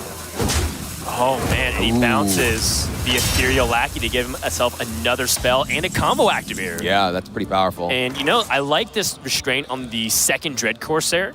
Yes, I could have developed a big board, but he knows that Hunterace could try to squeeze out area effect cards. So instead, force Hunterace to use it suboptimally and then develop again with a second Waggle Pick. And Hunterace here, he's at 19. He's already used his Ziliax, so his remaining healing is a single copy of Witch's Brew and the 2 Walking Fountains, none of which are in his hand. We're seeing how Rogue's ability to just present a few medium impact threats makes the hexes in Hunterace's hand fairly ineffective, as well as the Hagatha scheme. It's been building up, but there's still just a lot of cards in Ike's hand because thanks to Raiding Party, thanks to the Ethereal Lackey getting him additional cards, he has just been able to keep up pace with resources as well as pressure on the board. Yeah. At the same time, there's not many good hex targets in this deck. When I say good, you're thinking about big, heavy dragons like Ysera in the Mage deck. Usually there's like Edwin, right? That's like the only thing you're really super thrilled to hex. Does fire off 1 right now. I like it. And he even gets a nice outcome with the Tauntaun to gain a little bit extra life here. I think Ike probably feels like this is a setup for turn 8. Hunterace has been holding to the coin, and turn 8 could be a really big swing if he's not careful. Well, one interesting thing about Hex in these Control Shaman decks is the ability to Hex into Walking Fountain means you are guaranteed to have a 0 attack minion that Walking Fountain gets to hit. So you can often kill multiple things while still having a ton of health left in your Walking Fountain. That's right. Shadow Step, another Raiding Party, and Assassinate. I think Ike is deciding between Assassinate and Shadow Step here. He has the Ethereal Lackey. He could just Shadow Step and rebuy, or Shadow Step, a Burglar or the SI rebuy. The Leroy in hand as well. Shadow Step, gives you some pretty scary stuff as well. Interesting. All right, I would guess we're seeing Spirit Bomb here. Timeout's not very useful. Corruption, yeah. And does discount the Vendetta. He could just use Vendetta to push damage here if he wanted to, but kind of kind of excessive, I think. Ike flirting with the idea of utilizing the Shadow Step, but he keeps Leroy in his back pocket, which I think is the important thing. Right. And now, if Hunterace had that Hagatha, Ike would have... he wouldn't have enough damage. I thought I was assuming he had a Waggle Pick, but in this position, Hunterace, is he forced to pull a trigger on the Hagatha scheme? I don't know that it's getting better, right? Like, what board is Hunterace hoping for this in the future? Right. And I was actually somewhat surprised they didn't pull the trigger when there were just a couple of minions in play, like the 2 3/3s. Right. I thought that actually was a fairly juicy Hagatha scheme board against Rogue, but he hasn't seen the second Dread Corsair. I believe he actually knows there's another pirate in the hand based on the card positioning from the Raiding Party. Yes. So he has no, actually, that was the first one that was in his opening hand. He played one raiding party, and then he had a Waggle Pick naturally drawn. No, I'm saying the Dread Corsair. I believe he knows another pirate, sorry. and it makes a lot of sense for that. Yeah, he's going to go ahead and pull the trigger on Magnet's game right here. That's not going to get much better. Yeah. Now it is totem time. I like the restraint for holding on to Hag the Scheme. It's gotten a lot better position, although it's still scary with the amount of damage. There is Van Cleef. So what could this look like for Ike? He has the Waggle Pick. He could like Waggle Pick Dread Corsair if he wanted to Vendetta Van Cleef. Right. He does know that there's Earthshock and another copy of Hex in Hunterace's deck. I think I like Van Cleef just as a 6/6 here. Yeah. I don't think you need to pump it up too much. Hunterace even has an Earthshock in the deck, and coincidentally in the hand. This also sets up the Leroy Shadow Step, so Hunterace has to heal or set up a wave of taunts, which he actually does have through the form of Giggling Inventor. There's also the Acidic Swamp Ooze here, which will kill the Waggle Pick and bounce one of these. That's true. In fact, Acidic Swamp Ooze plus the Giggling Inventor. Yeah, is available with coin. Very strong. We'll see what hits. Okay, so that means Van Cleef is sticking around. So will Hunterace pull the trigger on this Hex? Is he just dead if he does? If he gets a Taunt Totem, he does have Ancestral Healing, but there's the Vendetta. I think that Hunterace almost has to coin out the Giggling Inventor to be able to beat Leroy plus Shadow Step, though he doesn't know that there's another Shadow Step. Ike has used his deck's natural Shadow Step, I believe, and this one is from Lackey. Oh, wow. Okay, Farsight gives him another reroll. He's not dead yet, but Hunterace is playing with fire. A 4-mana Giggling Inventor.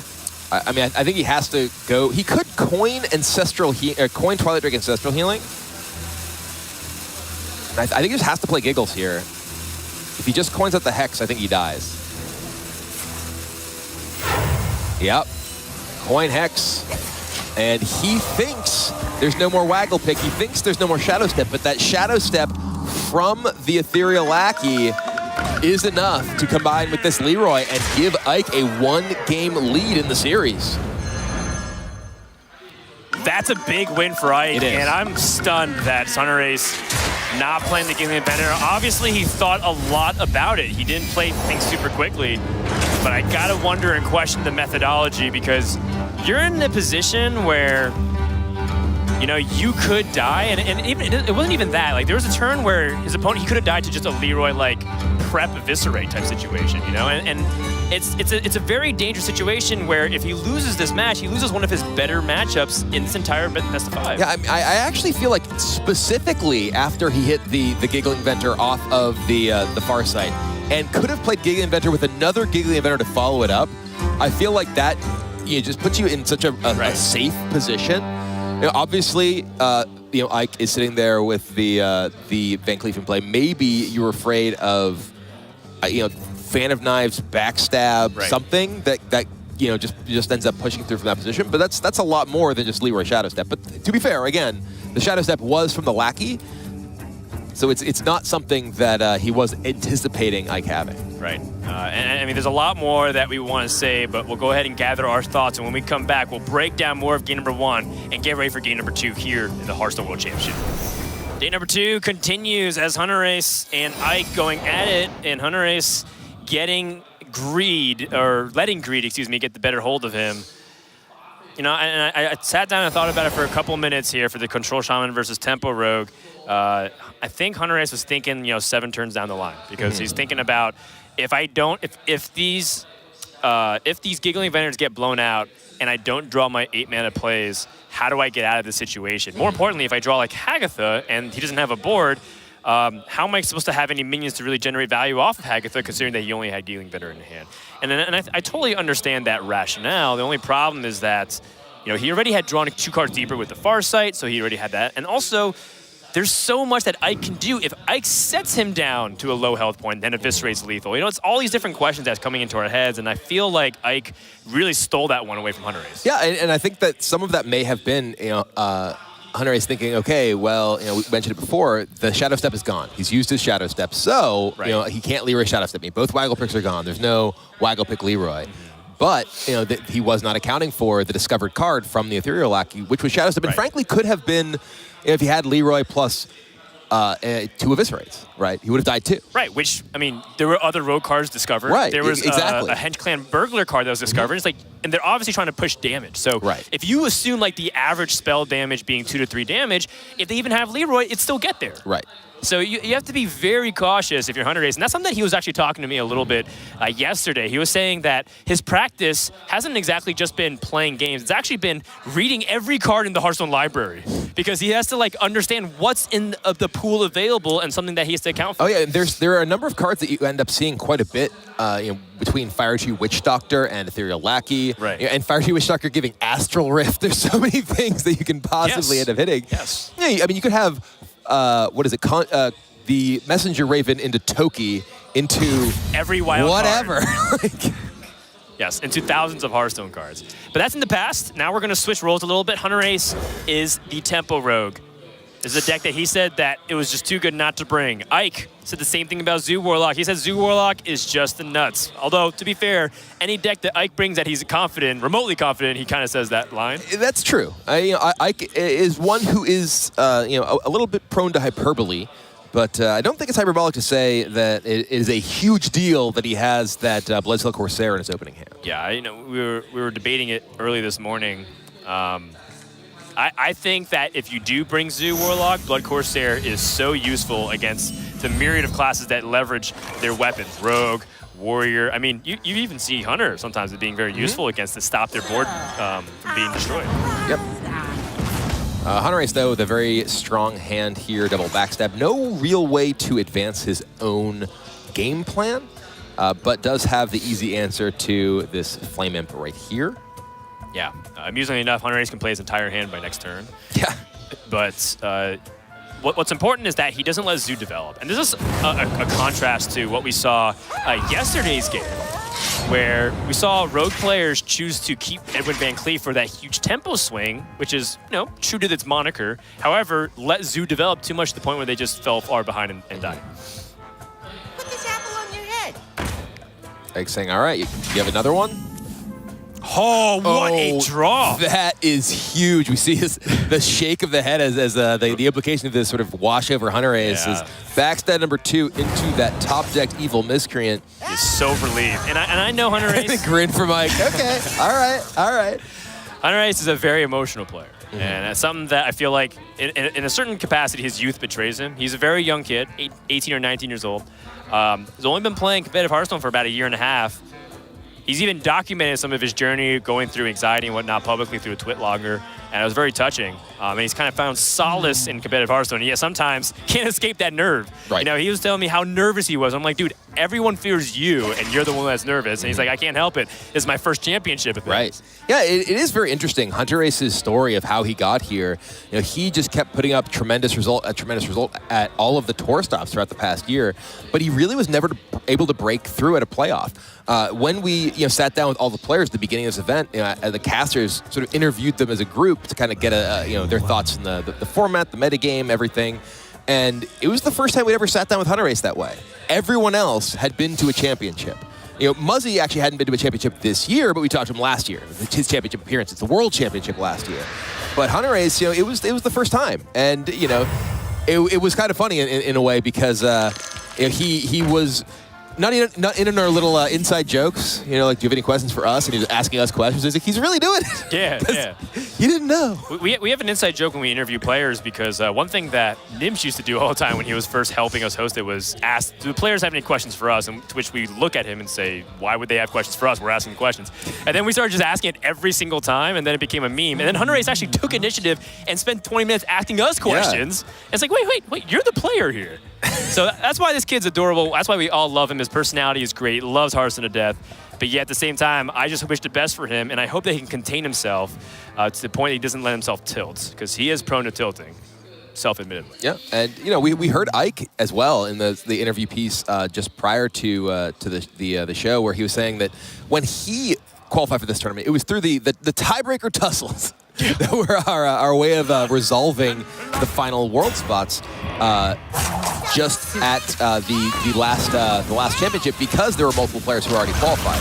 And he was in a position where it looked very unlikely that he would be able to qualify. all of the other players, or both the other players, were tough matchups for him. Yeah, he managed to pull it out, though, just by kind of having the laid-back attitude of, okay, well, you know, if I win, great, but I don't expect to.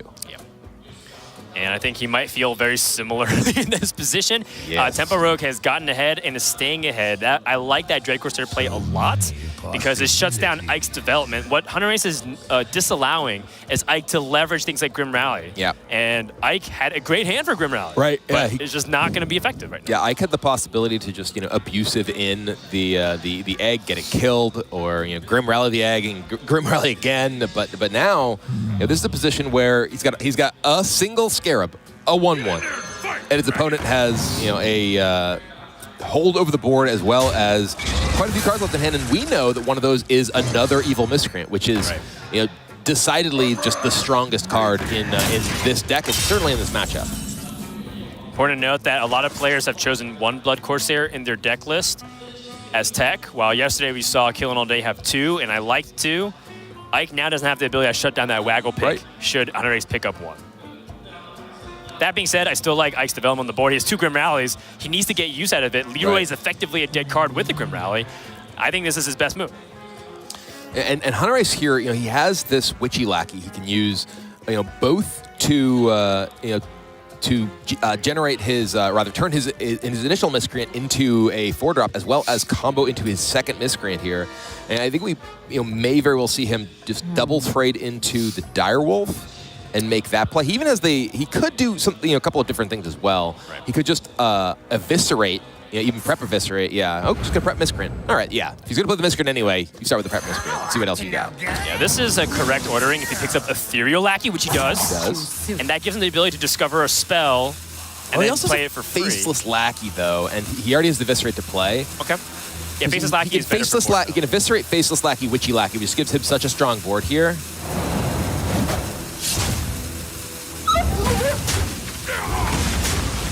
I was going to dagger. Okay, interesting. He wants to get rid of every single thing on Ike's side of the board. Huh.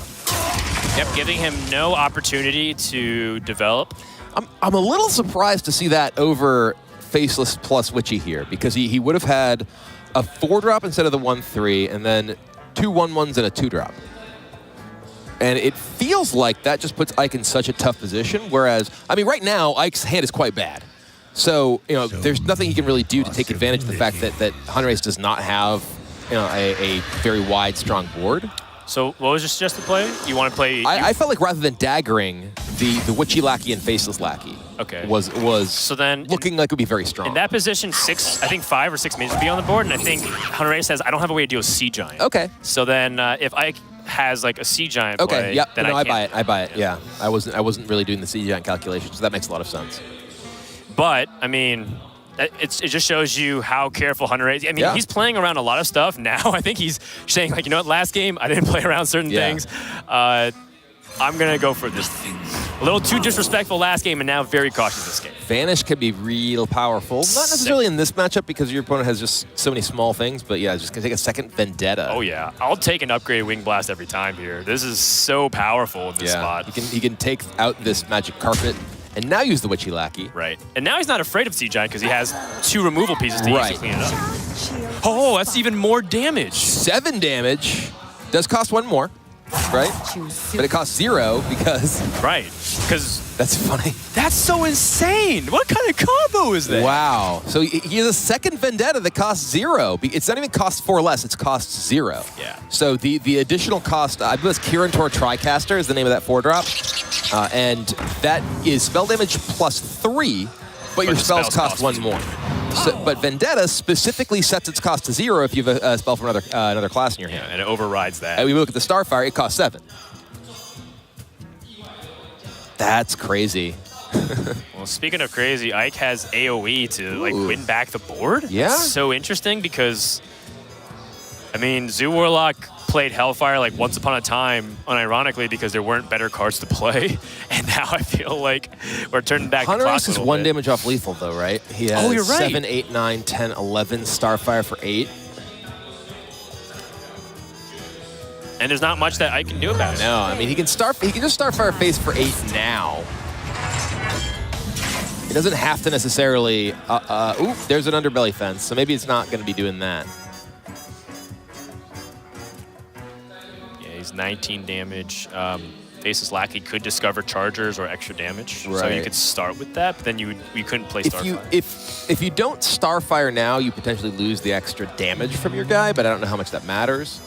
I think you also lose the rush and plus on underbelly fence, which you just drew though, which might be more important, or at least at least mitigate that. And I think because of the threat of Sea Giants in plural, Does this work to you?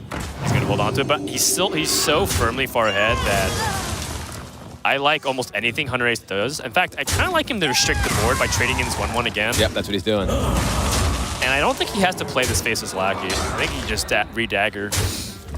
It's very consistent with his game plan, and Hunterace is firing on all cylinders. Immaculate play this turn. But he has that Hellfire. He does, but it does leave a Lackey in play, rather than Miscreant in play, and then there's still a 5 damage Starfire. Plus the dagger. Still 1 damage off. Here's the thing, though. Zoo Warlock eventually wants the life tap, so... Well, yeah, I mean, you could just Starfire face, attack you down to 1, and then is there even a... There's just the Voidwalker, I believe, in Ike's deck that could allow him to survive if he wanted to do that. Yeah. But yeah, I expect that we'll see life tap anyway. He can just leave open the Starfire available to him. Yeah. The Starfire is a surprise factor. Now it's Hunterace's turn to surprise Ike with some of these card generators, because Ike's going to be very tempted to life tap because he's in a desperate situation. You can just fire up Vendetta here, leaving a single 1/1 against this board, plus the Starfire in hand. Right. And yeah, Ike is now the one who has really no options here. He has to life tap to find anything, because otherwise he dies on board. Yeah. Surprising amount of damage coming out from Ike this turn, though. Like, the double Grim Rally with the Abusive Sergeant on Leroy is still about half of Hunterace's life. Yeah, he could attack for 11 this turn, but unfortunately for him, Hunterace is still at 25. Yeah.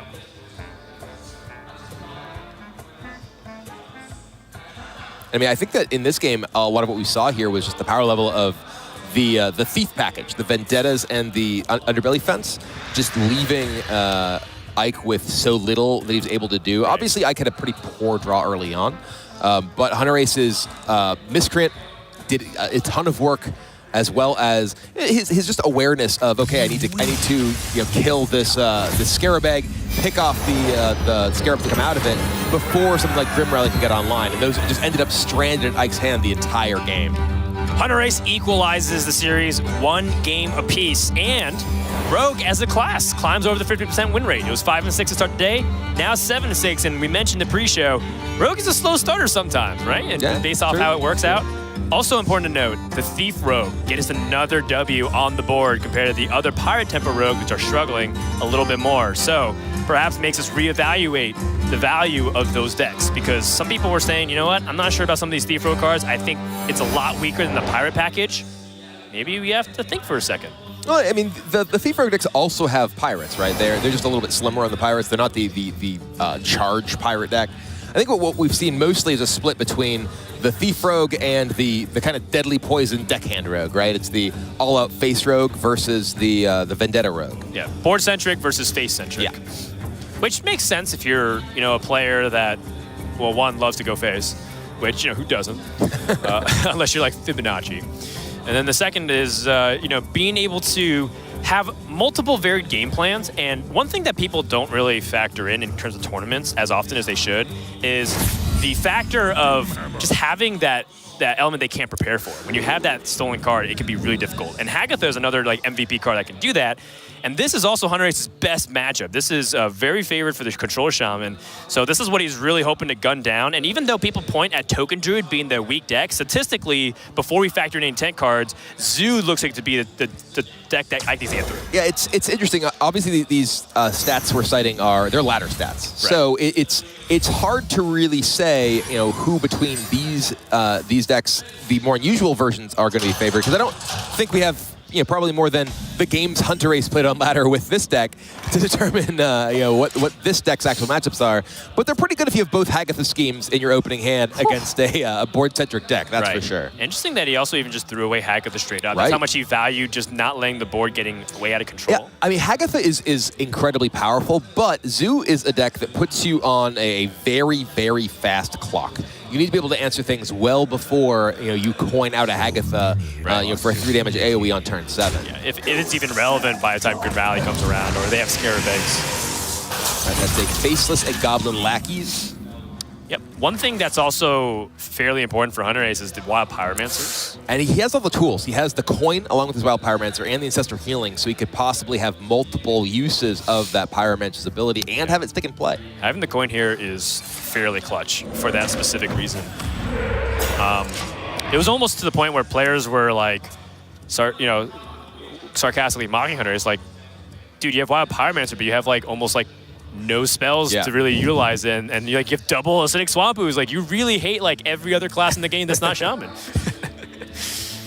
And I think it's paying off in spades. I mean, Hunterace even went a little bit on Twitter talking about how, yes, he knows his Shaman deck looks very weird, but all of them have very specific uses of it, and then Orange was backing him up, obviously, because they practiced together.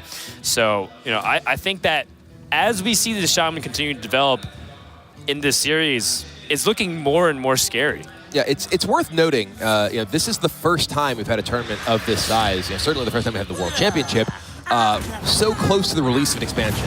Very often at championship events, there'd be kind of settled versions of what deck is the best and what versions of that deck are the strongest. That's just not true right now. Right now, we're in a world where players are both seeking, what are the strongest decks, period, and what are the best versions of those decks. Shaman is the class that had sort of the most disagreement. There's tons of different versions of Shaman in this tournament, despite everyone generally deciding, control is the way to take the deck. Now trying to evaluate what can he do the turn before the Hagatha scheme, or if he extends too far deep, his opponent can coin out the Hagatha scheme. Many possibilities. I think almost any way he slices it, though, Magic Carpet is something that he wants to play as soon as he can to try to establish board dominance. Faceless Lackey, looking for something to survive AoE. Okay. A little bit of foreshadowing. Well, still a fearsome board, though. Something that Hunterace might be thinking about pulling the trigger. If he's greedy, though, he might choose something else. Hunterace actually has the ability to Pyro, Coin, Acolyte, Ancestral Healing here. Oh, I like it. So that gives him an extra card, gets the Acolyte on the board. Pain, speak to me. Job's done. And this does wipe out everything but the carpet. And then this turn, the schemes tick to 5. So that's going to be enough to wipe out the carpet and whatever ends up following them up. Right, and a Grim Rally. And also shuts down the Sea Giant. Really well played here by Hunterace, spotting every single possibility that Zoo can develop in this spot. And it's inconvenient for Ike, to say the least. Now, he could continue to develop. Knife Juggler here, though, is a little bit risky. You risk giving Hunterace an extra card if the juggle has the Acolyte. Right. He does still have the carpet, so anything can attack immediately. He could play the... He could Goblin Lackey just to Acolyte immediately to try, and then play Knife Juggler. I think Goblin Lackey has the most iconic voice line of this set. Double time and double pay. I didn't do that very well, but... Commit to it, Kibler. Don't cut yourself off midway. I mean, I got your back. I finished it, but I did it badly. I'm just being judgmental of myself. I'm committing, but I'm committing to the fact that I was bad at that. I liked it. There it is. I think you did great. I don't know if my voice is quite squeaky enough. Yeah. Maybe if we get you a balloon of helium. Well, this board is relatively innocuous, but annoying at the same time. Right. Does Hunterace choose to hack a scheme, or does he Zilliax in this spot? There's two kind of major threats here right now. There's like the carpet itself and the knife juggler, right? Because if the carpet remains in play, then everything else that comes into play is getting buffed, and potentially taking down, say, the Zilliax. That scheme does end up killing both of them, which is kind of a big deal. Does leave the Argent Squire, but that's only a single minion in play. Well, I was playing a deck similar to this. It was a big shaman with Muck Morpher and big bad Archmage and a bunch of like really fun cards. I was playing with Chris Sierra, who did the reveal stream and on Community Manager for Hearthstone. And I was like, why are you so afraid of Magic Carpet if you're a deck that just plays a bunch of AoE? It has Rush. It doesn't have Charge. It's true. So let your opponent keep playing minions and just developing, and then use your giant AoEs like Havoc Scheme to clean it up. If you trade to Knife Juggler here, Ike is incentivized to use his Divine Shield instead, or to use another Rush minion. And then it's like Rush can't do anything to you beyond that. Yeah, it's true. It's true. So I think I like this trade into the Knife Juggler because that actually can really mix you up. All right, Solarium time. Gonna go digging finds. Abusive Sergeant, Void Walker. All once. And another carpet. Ooh, a second carpet. But now that, like you were mentioning and observing, Hagatha Scheme can pretty much kill everything at this point. Yeah, both of these are up to 6 right now. I do suspect... Oh! That is greedy if he does this! That is pretty greedy on Ike's part to use the Divine Shield. But granted, he's also kind of in a position where, well, if you have a Hagatha Scheme in a lot of trouble, and he does know that there's one card that Hunterace kept still in his hand. Yeah, I don't know about the that. Queen. Yeah, Hagatha out in full force. Hagatha Scheme, the Queen, and the Bewitched.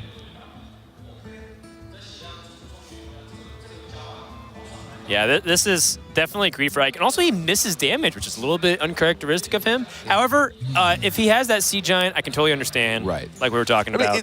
I feel like from Ike's perspective, at this stage of the game, this is a pretty bad matchup. Yeah. And B, you're in a position where your hand is kind of poor if you aren't able to stick a board. Both Leroy and Sea Giant are weak if your opponent is able to clear your board anyway. So I think that maybe taking the road that's okay, well, I want to just be able to maximize what I have going on here in the case that I'm fortunate enough that my opponent does not have AoE.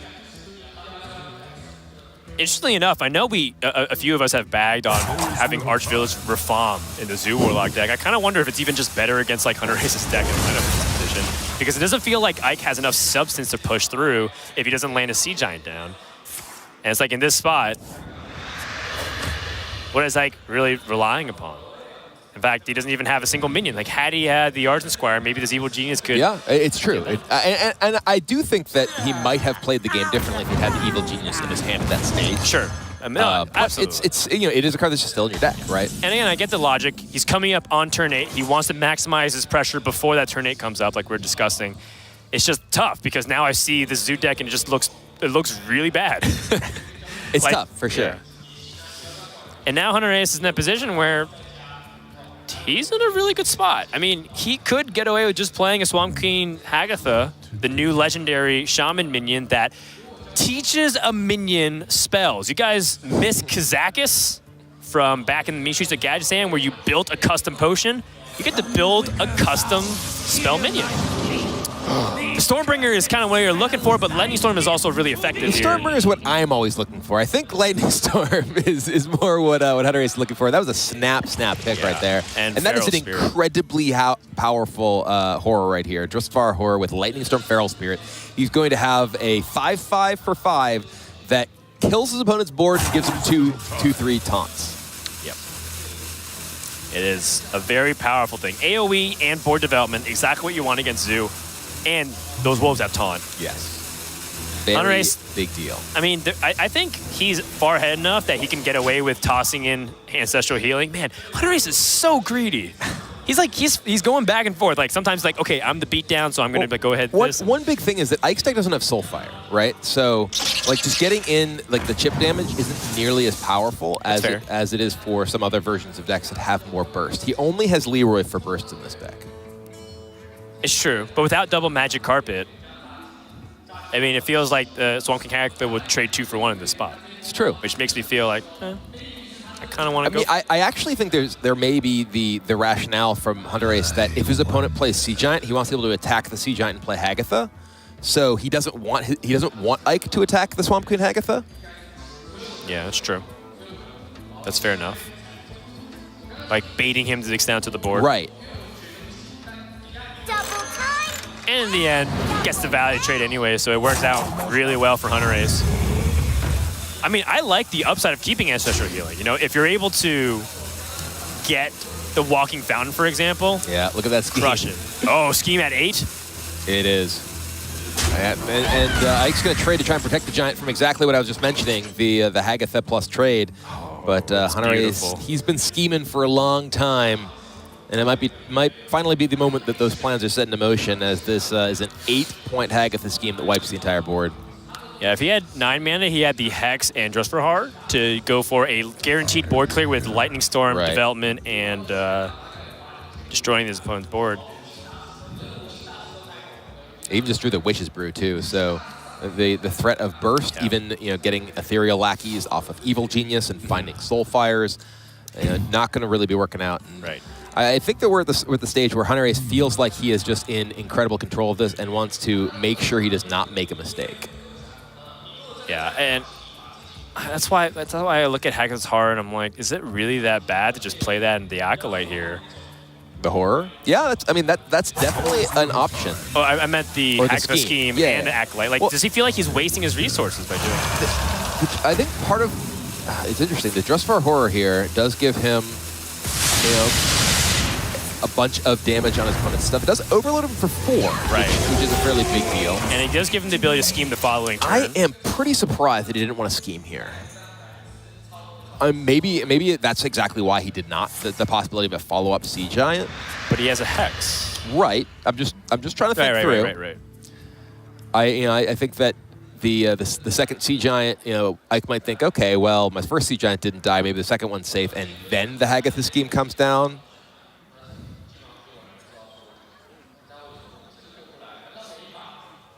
Yeah, I think that's exactly it, actually, because Hunterace is so fixated on the value of being able to get the Hagatha scheme and saving Hex for any kind of Hail Mary attempt that he should be good to go in almost any scenario here. It's interesting. Also, I think he's worried about a Solarium was already played, actually. Yeah, Solarium was played. I mean, there's one remaining Sea Giant after this Sea Giant, and I mean it's part of why just being able to scheme last turn, wipe everything off, and have the Hex in reserve just feels particularly powerful to me.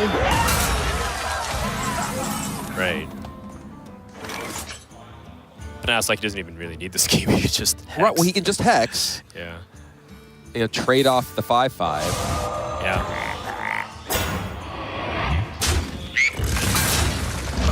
The scheme is for the nuke option. The nuclear option in case Ike does something amazing, like Evil Genius into Ethereal Lackey into like Rafam's scheme into like crazy board development with Grim Rally. I think that's kind of. But even then, he has like Hagatha just as a battle cry. Oh god. This is dicey to say the least. Maybe Ike's the fatigue plan. Yeah, trying to make him draw out. Oh god. Woo. Power. Solarium. Another one. Okay. Flash fails. All right, that's a clear board. Yeah, and now now Ike's like, all right, well, that's a Hagatha coming down. You, oh god. Woo!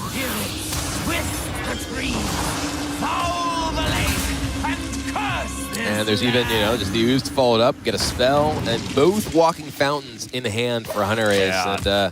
And Hunterace, stop. He's already dead. Come on, man.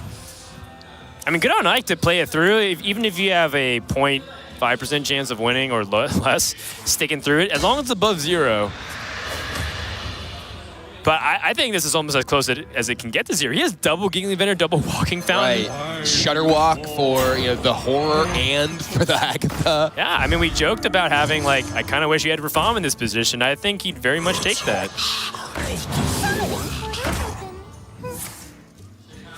Still a reasonable board, too, despite everything. It's true.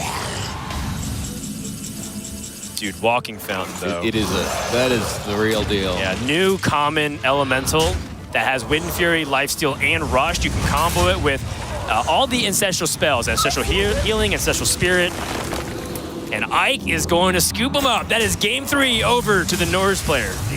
And this was what Hunterace really built this deck to do. Just absolutely dominate aggressive decks. We saw maybe he played things a little too conservatively, took or rather tried to conserve his resources too much the first showing with that deck, and was able to fall to Ike's Rogue, but here he just picks apart that Warlock deck, and now he's just one game away from winning this match. Right. That being said, one of the decks in question here also for Hunterace is his Mage. Mage is very vulnerable to those Zoo Warlock strategies if they don't have AoE. However, Hunterace has got a very interesting Mage with a lot of stuff. Yeah, Ike was actually saying that he thinks that Hunterace's Mage deck may be the toughest deck in the lineup for him, simply because of the specific decisions that Hunterace made during the deck construction. The pair of Rabble Bouncers, the double Mind Control text, the Hench Clan Sneak. It's just such a powerful deck. Even a Mossy Horror. Just so many powerful minion-based tech cards that Hunterace can dig for with Book of Specters. Yeah. I really admire Hunterace's play and his enthusiasm, but for this event, what I admire the most is his deck building choices. Yeah. I think he's really shored up his weaknesses, targeted strategy, honed it without Warrior in mind, and I think it's going to pay off in spades against Ike. Can Ike make the upset? We'll find out when we return to the Hearthstone World Championship. I'm kind of cocky. I am very confident how I play. I think I'm one of the best players. Hit him in the face so they have less life is kind of my motto. Although it sounds kind of stupid, it's just something to actually think about in a simple way, right? You have two choices. You could trade or you can go face. If you don't really know what to do, just go face. Man, I'm not perfect, but I'm pretty damn close. Having fans that actually care about how you do is a really motivating and feel-good thing. Fans drive players. Hanging out, saying hi in chat, saying, man, you really did great at this tournament, and I enjoyed watching, and put a smile on my face and a motivation to play. So I was born with a bone disease called congenital pseudarthrosis. About 1 in a million people have it. Throughout my life, I've had long periods of time where I can't walk, which has led to 21 surgeries, basically a surgery a year. Video games are just the go-to thing when you can't really do anything. Hearthstone in particular, you just open it up on the iPad, which is really nice in long recovery periods. So Hearthstone's honestly just kind of been there during difficult times. I got 2 aspects of my life, medical and then gaming. I'm kind of on the up on gaming and the down on the medical, so it's nice to have a little balance out. So getting up on a Hearthstone stage, having a bunch of people watch you seems not as scary as going in for an 8-hour surgery where you might lose your leg coming out of it. I kind of told everyone that I was going to win Worlds this year, so this is the last shot for that. So I don't really have an option to lose here. I got Brian Kibler's Choose Your Champ vote. Everyone who's ever picked has made it to the World Championship, and I don't plan on ending his pick on a loss streak.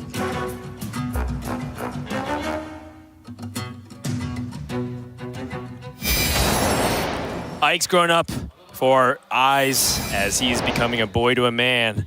But you know what hasn't aged well? That segment, because Kibler, he had your choice as Choose Your Champion, and now you've decided to go against it. But you know what? It looks like it's panning out. The Kibler blessing's in full effect as Hunterace is up 2-1. I picked Ike. He qualified for the World Championship. I feel like my work was done there to some degree, okay? Yeah, you got him here. What else does he want? Does he want to win Worlds? Oh, yeah, I think he does. I am still rooting for Ike. I think Ike is a great guy. But like I said, the conversation that we had with Hunterace where he just went into incredible detail about all of his decisions as to why he built that Shaman deck we just saw win the way that he did, just kind of blew my mind. I love to see that level of thought process and just passion from a player. Yeah. And I hadn't had a chance to meet Hunterace before, and he just really impressed me, and that was why I chose him for this event. And I hope we all win, but only one player can win this match, and Hunterace is just 1 game away. And Ike's deck here is a very unique one. He is only one of 2 players in this tournament who's playing Token Druid, period. And he is the only player who is playing this kind of hybrid version of Token Heal Druid that he has brought. He has 2 copies of Crystal Stag and 2 Life Weavers as the heal cards effectively in the deck. but also has like Ornery Tortoise and the Crystallizer we see in his hand to enable those against decks that don't necessarily damage him. Right. So in the Rise of Shadows, one of the new mechanics for the Druid class is to restore health just in general. And if you do, you get a bonus add effect. No different than if you guys play Jan'alai, the Dragonhawk from Roscon's Rumble, to summon Ragnaros. If you heal 5 health throughout the game, Crystal Stag summons a copy of itself, which is a 4/4 Rush minion. And everyone knows Rush is pretty darn good in Hearthstone. And then Lifeweaver, of course, being able to generate those extra spells, very similar to Lyra, the Sun Shard from Journey to Ungoro. Having this Hail Mary, but also incredible value generation can be extremely powerful, especially with Druid with class that has traditionally had a lot of powerful spells. Hunterace's hand, though, pretty powerful here for this matchup. And Ike actually with an interesting decision here because he has that Whispering Woods in his hand.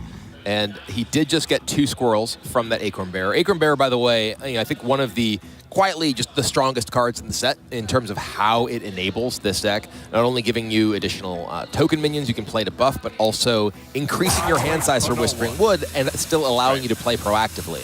Also very on point flavor-wise because if you've never seen 2 squirrels fight over a nut, it is absolutely hilarious. So in the fact that when someone drops the acorn, 2 squirrels pop up, it's just very well designed thematically. I like it. Hunterace now, he has the Rabble Bouncer and the Mind Control Tech in his hand. Got to be on Ike's mind. Specifically, the Rabble Bouncer is so powerful if he does extend very wide in the board. Can go down to 0 mana against the full board. What to do? And this was, as I mentioned before we went to the break, one of the decks that I was most concerned about. Yes, although I think a Zoo Warlock is definitely backing up the statistics at least. For now, we'll see if Hunterace can deal with this first threat check. And Hunterace has an amazing turn here if he wants it. He has Rabble Bouncer into Mind Control Tech. Arena's full. 0 cost, 2/7 taunt. Yeah, I was thinking the Scale Worm being able to be really okay, he's actually not going to MC Tech. He's going to go ahead and just Acidic Swamp Ooze and ping. Yeah, Mind Control Deck is better when your opponent keeps buffing. That's true. That is true. He wants to go ahead and use his hero power to just plink 1 off while he still has that opportunity. That's right. And Ike does have the opportunity to Power of the Wild here if he wanted, but now he's down to a board of 5 and that Rabble Bouncer's in play. That is just a really rough situation. He's not really able to make much headway with the buff card. I'm a big fan of just buffing and pushing here. Yep. I don't think you have much time against the mage deck. If you give them setup, they will be able to do really powerful things against you. Ooh, interesting. Hey, Ike, when you don't know what to do, go face. I mean, what happens? They have less life. And then you kill them so they're dead. Yeah. All right, there we go. Hey. He talks the talk and he walks the walk. It's true. So Ziliax is an option for Hunterace here. He can clear off the entire board and still have the option of Scale Worm next turn. Right. Interestingly, Hunterace, he is not really in the sort of advantaged perspective resource-wise right now because he has not found his Spectres, at least in terms of like cards in hand. Yeah. Though his cards are certainly more powerful than Ike's. Ike with those 2 squirrels and no way to buff him outside of that Tending Torn at the moment. It is interesting. Ike is playing Tending Torn rather than playing Blessing of the Ancients, right? The new Twin Spell card, and that's a very interesting decision that I think may serve him well. One of the things that we saw in Jing's match just yesterday when he lost with his Token Druid repeatedly was that he had a ton of buff spells and nothing to do with them. He would have Power of the Wild and Savage Roar and Blessing of the Ancients and just no minions. And Tending Tauren is a minion that is much more powerful in terms of giving you that flexibility. And I think we may, it looks like Ike's actually going all 4. Okay, he's not going to play around Mind Control Tech. Yeah, I think Mind Control Tech is not something that's on his mind. I think he's kind of setting up the best tendies. The best tendies available to him. And now, Hunterace, he has that Scale Worm ping still available, so he can take out 3 of these minions. And keep the Ziliax alive. Yep. That is really nice. Yeah, this is just a really rough situation for Ike here as his board is just getting... Yeah, have we mentioned that Rush is a really powerful mechanic? Yeah. I mean, that's why Ike even values it in his own deck, Crystal Stag. Right. To try to get that rush effect. Crystal Power is the draw. Not really very powerful right now. Yeah, this might look like Ike is considering obviously developing or just utilizing Swipe in this position. Crystal Power, a new spell that gives you the choice of either restoring 5 health and getting that activation through Life Weaver or Crystal Stag, or you can just deal 2 damage.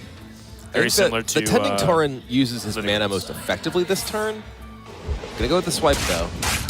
Yeah, the thing about Tending Tauren is that it gives like really good trades for Hunterace once again, and then that Zilliax will take out effectively 2.5, 3 cards. He could kill the Zilliax with his 1/1 remaining in play. You're right, sorry. But I am a little bit surprised by the Swipe there. Maybe the thought process is that Swipe is just not going to be good later. Summoning Portal, interesting. That ends up being very good for a summoning mage that wants to play big stuff. Like Mountain Giant, I think, is playable. You see Hunterace nodding a little bit. All right. My summoning theme deck is continuing.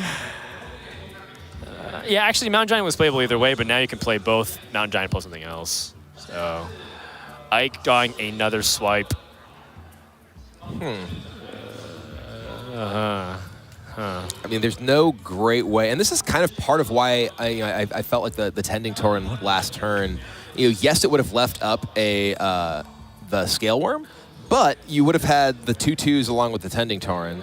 Scale Worm could kill one of them, and now Ike has these Tending Taurens which are behind other minions, where having obviously like an additional Swipe here he couldn't play anyway. But he'd have the bodies on the board. He would have a 3/4 and a 2/2. I'm inclined to agree.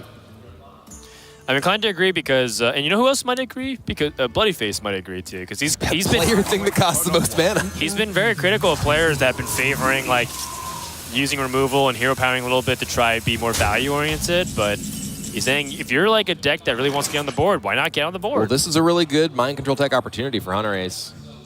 Yeah, I think the Twilight Drakes. Even Drake MC tech. Oh my God. This Summoning Portal is... Oh, and he takes the 3/4, takes the Tending Tauren. And he also can play one more minion in these 6 Swampoos. He can go so wide. He's the token mage. It feels like he's going faster and wider on the board.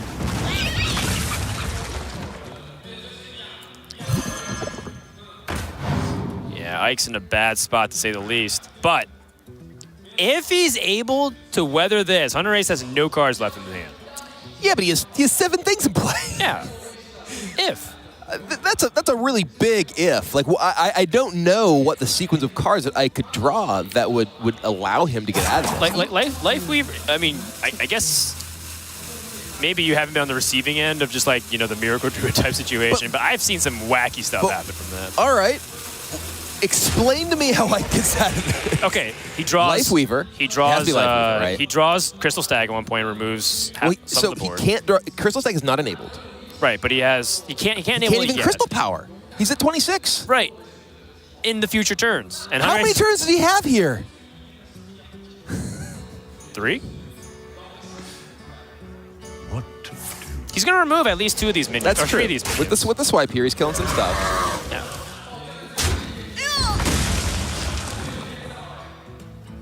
I mean, he can remove 2 more of these minions and just put 7 power on the board. But then he is not using Crystal Power for its heal, so I think he'd rather just utilize its heal, maybe? It's close. I guess because he has 2 more minions to play on 9, he'd rather just utilize his mana efficiently now. Oh my God, Book of Specters. All right. We're talking about, how does win here? Oh, right, well. If he didn't have Book of Specters, he would have been drawing this. It's and true. It's like, I think I could have came back if he just drew one big 4 stage, for example. I think he still can. Yeah, no, at this point, after that sequence removal and that book into mostly air, now Hunter is in the position that, do I hold these Witch Doctors or do I just try to push you down with damage? How much? There's 6, 7, 8, 9. Wait. Wait! He drew Forest Shade. Oh my God! Hold on, Kibler.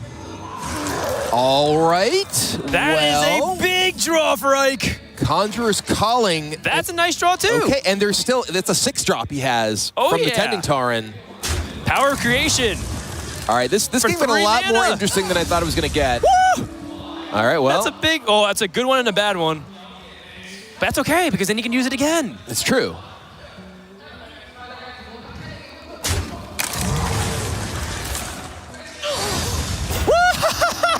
All right. Are you kidding me? As the power of Conjur's calling. That was basically a power of creation right there. Yeah. With Khadgar in play. And now Hunterace is pushing for lethal. I just don't have the time anymore. All right, those were a couple of big swings going back and forth there. And yeah, now 8, 11, 12, 13, 14, 15. The soul of Far's draw. The taunts in the way are massive Right, here. yeah, that 4-7 taunt. What is that? I forgot the guy's name. I want to say Temple something, but I don't think that's right. Ornery Tortoise. And there it is. So Hunterace takes the series 3-1 in a game that was, much more volatile than I at least was willing to believe prior to those last couple of turns. It was scary, but in the end, Hunterace takes it 3-1, and Ike's prophecy has become self-fulfilling at this point. He did feel like this is his toughest matchup, right? And understandably so, as he said, Hunterace built his lineup to counter me.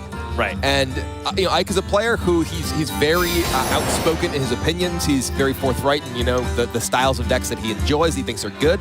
And Hunterace was able to exploit those tendencies and build a lineup that was just very effective against aggressive decks. That's right. And just like the Tortoise, it's a slow start for him as well. So he's not out of it yet. He'll drop to the lower bracket, and we'll find out whether or not Hunterace ends up meeting Ike again, perhaps, in the decider match. Shout out to all the fans that showed up, by the way, at 9 a.m., to try and cheer on for their favorite players. They're anxiously awaiting what's going to happen in Group D, because I think most Taiwanese fans came out to cheer on Roger. But a quick look at Group C. Hunterace takes out Ike to start things off. And then we'll have later today for the third match, A3650 go up against Just Saying. Yeah, we've already seen one of the top point earners from the year end up taking their first match with Hunterace winning. He can potentially face the America's point leader in Just Saying in the initial match, or rather the winners match later today. That's right, 2 Europe players versus 2 America's players. I think a lot of people are also waiting to see how Just Saying is going to be able to do, because being very candid, Group C looks like to be one of the groups of death, if not the group of death. It's got 2 points leaders in Saiyan and Hunterace, although Saiyan technically qualified through a championship, so he's not like the points leader in terms of. I guess that's true. Yeah, he was the #1 point earner, I believe, overall, but Muzzy got the point spot because Saiyan did make the top 4 of the championship. Yeah, and in a way, like Saiyan's like, I think I messed myself up because I put myself to play against Xiaoti or Hunterace, and he was like, I didn't want to do that, but I also wanted Muzzy to go through. So he's like, you know what? I'll take this L for the team, and I'm going to beat Hunterace. I'm like, that's right, Saiyan, because in order to be the best, you have to beat the best. Yeah, and we still have Tyler, who's going to be facing off against Roger, the other point leader, against the sort of hometown hero later today in a match that Tyler thinks is going to be really tough. That's right. So it was a fiery start to begin day number 2 here in the Hearthstone World Championship, as Hunterace was able to take down Ike from the United States by a score of 3-1 off the back of his explosive shaman and mage decks. Coming up next, we have Tyler from Vietnam go up against Roger from Chinese Taipei. Don't go anywhere. More action for the Hearthstone World Championship live from Taiwan right after this. After taking a loss versus Just Saying in the group winners match, Hunterace had one last chance to make it through. As a Hunterace fan, this one was tough to watch. With the champ having his back against the wall after falling 2 games behind, let's see how he made a huge comeback. Welcome back, everybody, to the HCT World Championship. I'm TJ, joined by the Admiral. That's admirable. And it wouldn't be an esports competition without at least one awkward handshake. No comment. Okay. I'll let you take that one. I'm not going to talk about it. Fair enough. I ignore you. And it makes it a lot less awkward. It wouldn't be an esports competition without one awkward caster transition. Amen to that, brother. This is the Battle of the Caspers, as both Hunterace and A83650 share a first name. Yeah, I mean, I think when you look at it from a top-down perspective, it's pretty interesting, because it means that Casper is definitely favored over Casper in this one, and Casper, I think, is a lot better than Casper is. Yeah, and one other thing that I want to point out, which is not a storyline that we've been talking about very much, but I think it's very important. In the past 2 years, players with 5 numbers at the end of their name have a 100% win rate in World Championships. It's a true story. Tom 60229. That's right. Was the previous one. Fun fact for everyone out there. So even though we don't have the potential for crazy games that end in a bomb, at least we have Caspers. We do have some stuff that's pretty darn crazy in this match, though. The big one that I look at is the mid-range Shaman from AA3650, which is a unique deck at the tournament. He's not the only player playing Shaman, of course, but he is the only player to play a Shaman quite in this regard. It's got a lot of token generation stuff in it. It features Bloodlust. It's got a copy of Sunreaver Warmage and a copy of Cairn Bloodhoof in it as well. And in the first match that we saw it with, it went the distance in a Shaman mirror match against a control Shaman and ended up winning with 1 point of health remaining in that matchup. And it's just kind of crazy how effective this deck has been. And, I feel like I'm the only one of the casters who didn't have a giant question mark prior to the tournament about it. I didn't either. Like I love the deck. Okay, fair enough. We just disagree on what kind of deck it is, but we both love the deck. Okay, touche. Believe it was Bloodyface graded this deck F- during his interview process. Which is really funny because the winner of this match goes on to face Bloodyface in the quarterfinals. Oh, yeah. So what would be the ultimate justice for that ridiculous, unnecessary BM on this beautiful specimen of a Shaman deck would be if A8 wins this, goes on to face Bloodyface, and just wrecks him. To be fair, it was I who pressured him to grade the deck lists, and A8's happened to be up first. Yeah. That's true. So it's your fault. Yeah, what great justice it would be if A8 had to face me as the winner of this match and then go on to show me up. Yeah. Let's get into it. Rogue versus Shaman in game number 1. Hunterace Shaman, on the other hand, is, I would say, somewhat unique compared to the field. It is a control Shaman, but there's quite a few tech inclusions that are in his deck that we don't really see anywhere else. And the thing that stands out to me the most is the 2 copies of Wild Pyromancer, the 2 copies of Mind Control Tech, and the 1 copy of Omega Defender. Oh, and I didn't even mention that there's 2 Twilight Drakes in the deck as well. Oh, you also forgot the 2 Giggling Inventors. Oh, yeah. So very unique. And the funny thing about it is, and I have a ton of Hunterace stories. I've traveled a lot this year. So has he. We've met up a few times, gotten to talk to him a bit. Also had him on Talkstone, the podcast that Dan and I have done throughout the year. So I have a ton of Hunterace stories that I'll sprinkle throughout the cast here. But the first one is, when we sat down with the players to interview them before the World Championship took place, Hunterace came in the room. The first question we asked him was, how did you come up with your Shaman list? And most of the time when we ask players, they're like, well, I practiced with this guy. He came up with the idea and we refined it, played a lot of games, and ultimately settled on this list. Very simple explanation. Hunterace went back and talked about every single moment that they decided on every single tech card. He took 15 minutes to answer 1 question about the Shaman deck. He also thoroughly explained the cards that were not included, but they had tried. It was a very thorough explanation. And you can tell by the intense look on his face that thorough is pretty much just what he's about when it comes to Hearthstone. You know, Yeah. TJ had mentioned that, he's seen Hunterace a lot and he's got a lot of stories with him. Throughout the entirety of the year, Hunterace, just tour stop after tour stop, was the most dominant player in the world, without a question. He was the #1 points earner and just had such a fantastic performance very consistently throughout the course of that. And, that consistency may be a bit overshadowed here by the fact that this giant Edwin Van Cleave is coming down here on turn 2. But yesterday, when Hunterace took his loss to move to this 1-1 score in this decider match to get out of group, he did not look happy about it. No. And I can guarantee you he went right to work trying to figure out how he's going to attempt to dismantle this lineup from A8. Well, one big problem that I see in another Hunterace story, right before his match against A8, I went backstage, and Hunterace had his tablet out, and he was staring at A8's deck list. And he came up to me, of all people, and said, hey, TJ, do you have any secret advice on beating A8's lineup? He asked me the same question, too. So I don't know if he has any idea. If he's going to me and Admirable for advice, he's doomed. That's bad news. I've gone to me for advice before, and it's a bad idea. Yeah. Yeah, I mean, right now, what secret advice could you tell him to deal with an 8-8 Van Cleef on turn 2? I would tell him have your rogue opponent's hand be full of nothing but 4-mana cards on their 3-mana turn. And then draw Hex on turn 4. That's part of the equation. Yeah, there's an Earthshock in here as well. Yep.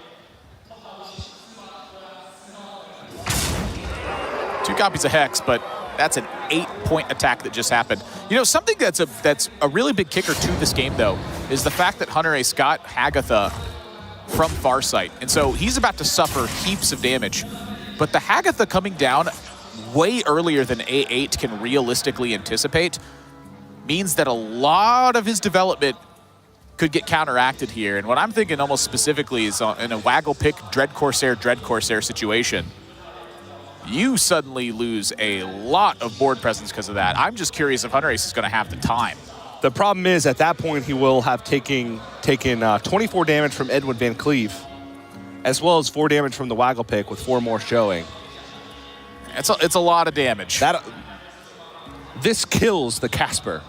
Yeah. I mean, you see the change from Giggling Inventor of the days of yore, from 5 mana to 7 mana. If that was a 5-mana Giggling Inventor, I think Hunterace had a very realistic chance here. The fact that it's 7 instead, I think puts him in a fairly troubled spot, and he's going to need something to get out of this. Does have Ziliax to provide a reprieve, perhaps, but I think he's going to need something real quick, or this game's done. Well, if he plays Hagatha the next turn, he's still going to take a ton of damage, but then he can follow up with Ziliax into Giggling Adventure. So the fact that Hunterace has seen this first leads me to believe that Ziliax is probably going to be an option for him more so than the Hagatha would be. However, if you play the Hagatha first, what that means is the Ziliax provides you with a spell. Yeah. And if that spell is Earthshock, that's a game changer. Or Lightning Bolt. Or Totemic Smash. All of those would deal with the Edwin Van Cleef the same turn that he would play Ziliax. He's not going to let this Twilight Drake do anything. And that means 9 damage is coming across his turn. Hunterace to just 12 points of life.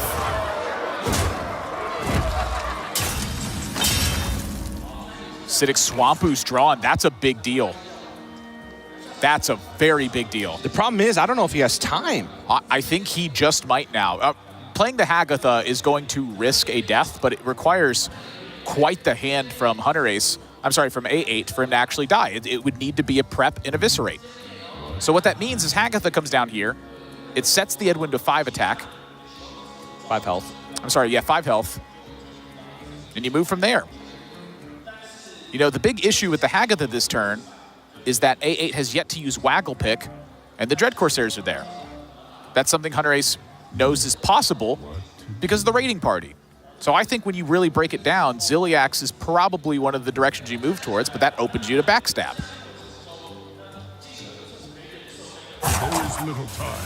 A8 doesn't have backstab, though. Doesn't have SI7 agent, and what that means is that an attack has to go through the Ziliax. So the Ziliax, without a draw that kills it, it's a lot more HP. That has to be an attack to kill it now. Yeah, and the Underbelly Fence does deal with it. The problem is he has no mana to play anything but Raiding Party. And the problem with that is his Raiding Party is much less value. He's already drawn both Waggle Picks. This is a definite Waggle Pick turn from A8 here. It's the Waggle Pick. It's both Dread Corsairs. You smack the Ziliax with your Waggle Pick. You attack face for 8. You set him to 10, and you got tons represented. It's going to deviate, though. I'm quite surprised by this. I think A8's reasoning here is that A, this is mana efficient, and that B, he doesn't want the Edwin Van Cleef to get bounced back to hand and be in a bad spot.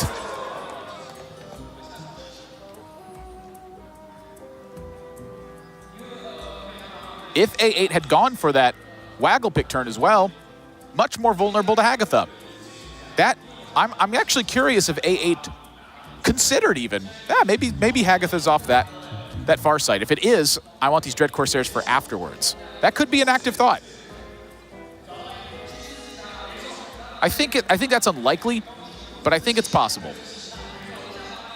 I don't know if that one's likely. I think the one that could be likely is playing around the double ooze in Hunterace's deck. That is almost certainly a keep from Hunterace's side. He doesn't want this Edwin Van Cleef to be brought back to the hand. Giggling Inventor, a little bit more checked when the backstab's there if the Waggle Pick's online and you have Unleash the Beast in hand. I mean, this is a lot of attacks that A8 can develop this turn, but there's some stuff on his side to think about. You know, Hagatha's scheme, one of the first ones that comes to your mind. Mind Control, Lightning Storm is going to be on your mind there. A crazy Wild Pyromancer turn. A8 has to think about what the hand range from Hunterace feels like, and oftentimes it's going to feel like something where it is. Expensive cards and situational cards. But that could just as easily, I think, be Hagatha's scheme instead. All right, well, now's the turn to go in, and I just honestly don't think Hunterace has a way out of this. I disagree. I think it takes a great deal of fortune, but I think it's possible. What is the ultimate scenario? Here, it's probably that you get a Witch's Brew from the Acidic Swamp Ooze, or it's the Giggling Inventor and hope your opponent doesn't have an extra attack activation. So both of those things are extremely unlikely. But Lightning Storm rolls high, Ooze does something, you have a chance. Giggling Inventor, he could also, could he snag Ancestral Healing here and block an attack? I don't think so, because A8 has access to 6 attack mechanisms. So Hunterace is beaten in this one, and it's an extreme long shot for him to win in that scenario. Edwin Van Cleef, just too much. Yep. Game 1 over to A8. I'd say not a super unexpected result, but certainly not the one that Hunterace was looking for. I think Rogue is, especially Burgle Rogue, is one of those decks that Hunterace is a little bit stronger against. Yeah. When you consider the grand scheme of Rogue decks. So quite a tough loss with Shaman, just a big clunky hand early on. Yeah, A8's Burgle Rogue is built aggressively, but those are the matchups that you expect to win as the Control Shaman. They have normally so many ways to deal with early game boards, and especially since Hunterace has put in Wild Pyromancers, has the Mind Control techs. Honestly, one of the big turns was just the kill on the Twilight Drake. Yeah, that would allow him to potentially fight back, at least with minions, maybe force A8 into a situation where he had to go for the Waggle Pick turn to try and protect his Edwin Van Cleef, but nonetheless, A8 crucial victory in game number 1. Edwin Van Cleef's a hell of a card. It is. And, you know, I'm pretty sure we've said it like probably 12 times so far in the first 3 days of competition here at the World Championship. Edwin Van Cleef has been in every single World Championship lineup. That is one. That is one, yeah. 4 years of World Championships and 4 Edwin Van Cleefs in the winning lineup. And it is going to happen again.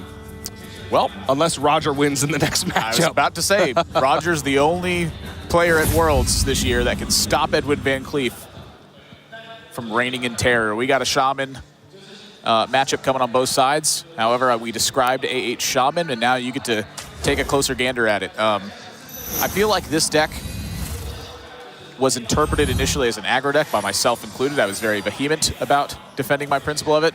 I still somewhat agree with it. However, the big story of A8's Shaman deck is that it's a deck of timing your pressure.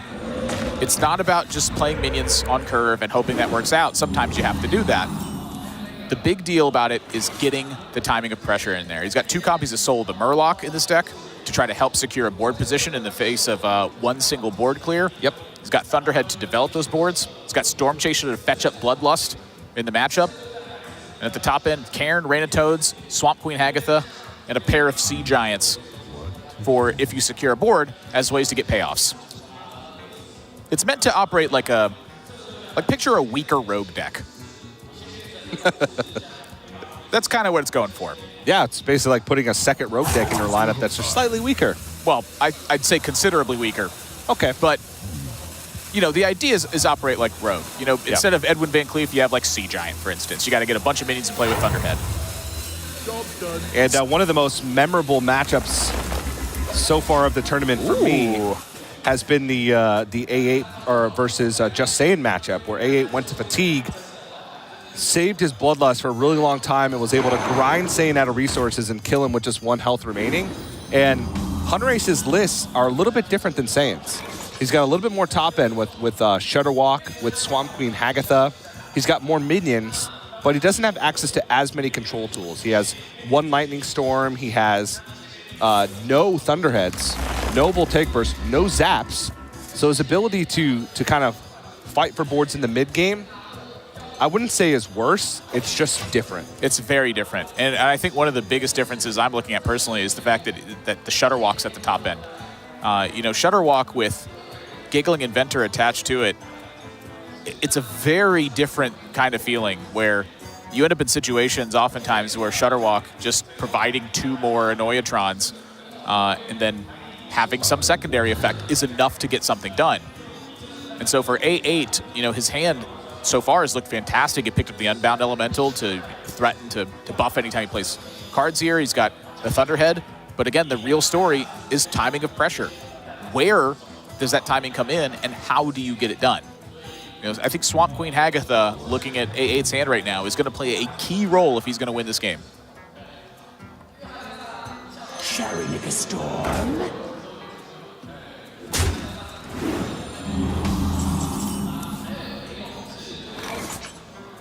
He's kind of playing out stuff right now. Yeah, it's a really tough matchup, I think, from A8's side, because there's just a lot of guesswork to be done. And on Hunterace's side, there's just a lot of things to account for.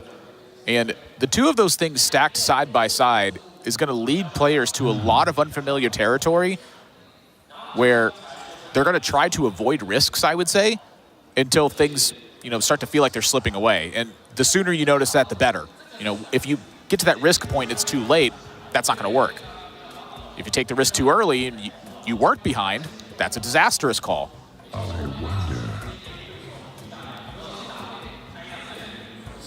The setup of the Thunderhead also does make Sea Giant a very potential threat coming down next turn with Zap, Sludge Slurper. There is little time. If Hunterace plays pretty much anything, Sea Giant is a real possibility. Which I don't think that he's unhappy with. I actually think that you would like to see Sea Giant when you're not under as much pressure, like when your health total isn't at a critical point. When the Sea Giant comes down, your health total is at a critical point, that means 4 mana is occupied by Hex a lot of times. Yeah. And when that happens, you're like, oh, I don't really have enough mana to take care of the rest of this. And from A8's side, it's basically that exact same style of story where if you play Sea Giant and Hunterace isn't under pressure, he gets a free attempt at mind control, perhaps. Mind control tech active.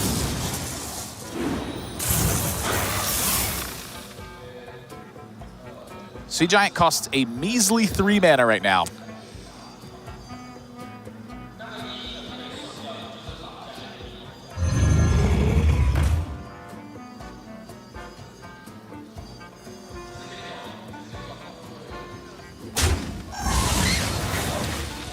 This allows a zap to take place. Zap and the Kobold Lackey actually just deals with this completely. Right.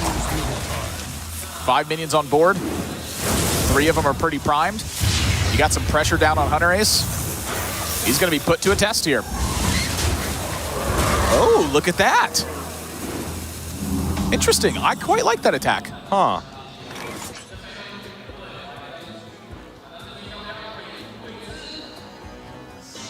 Overloads on turn 5 as well for A8, so going into 6 mana.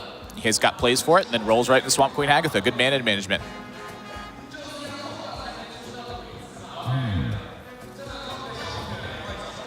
Hagatha's scheme was in the opening hand, so it's at 4 right now. I believe it'll be at 5 at the end of this turn. Oh, it's at 5 now. If it's there on turn 1, it activates immediately. Oh, yeah. If he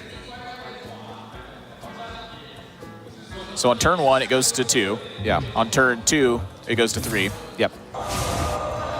And that's what I mean by the Sea Giant coming down too early.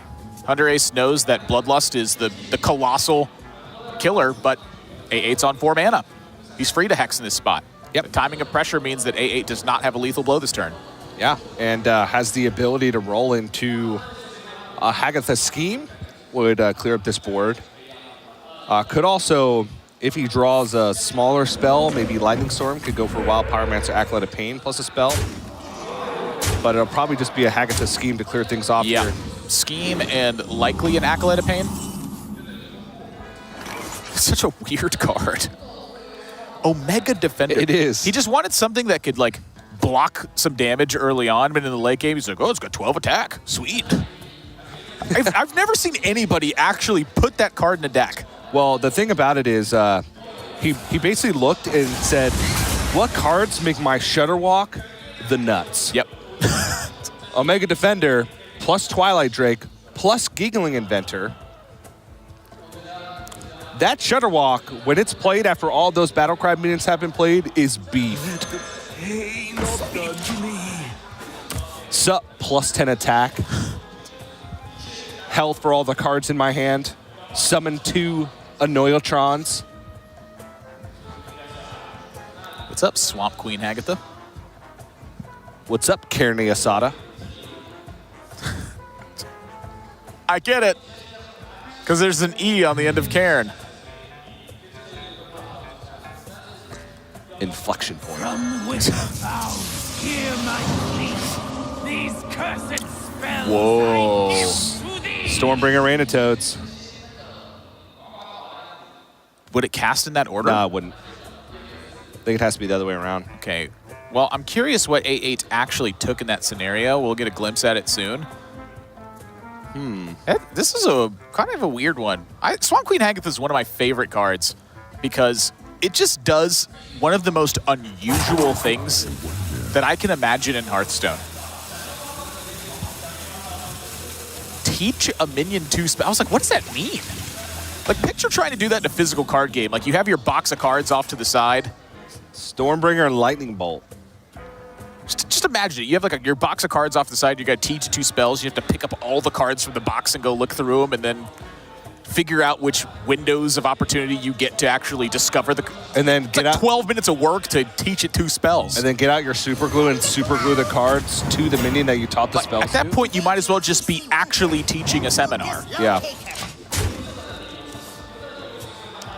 Here, boom, boom, done. What does that even mean? Just happens for you. Oh, you're talking about the Swamp King Hagatha again. I thought you were talking about the game. I am talking about the game. No, thanks, Hearthstone. But this turn. Oh. Well, last turn. It's like, there's no way he has lethal. He doesn't even have any damage.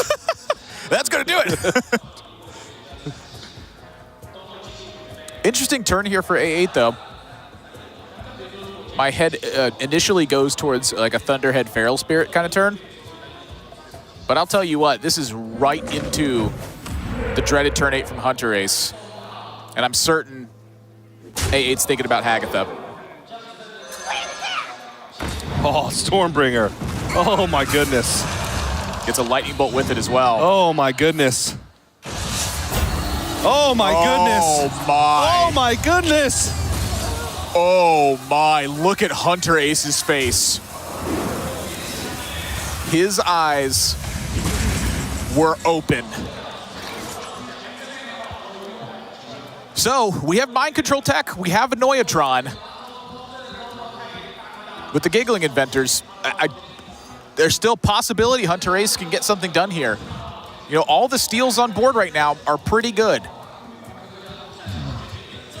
The issue is that Hunterace is at 14. That's a problem.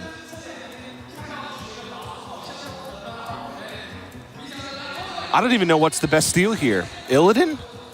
It's almost certainly Illidan. It's Ziliax. So is there any funny business now with the Ziliax? He can Hex and trade? You Hex the Illidan, right? The Beast is the most attack. Your life total matters. I want to kill the Beast, though. I want the 3/3. Yeah, but are you going to do that? Yeah. It's a true story. You have a Wild Pyromancer in hand, you have a Hagatha in hand. What do the 2/1s actually mean? I think you're right. I think it is Hex the Beast.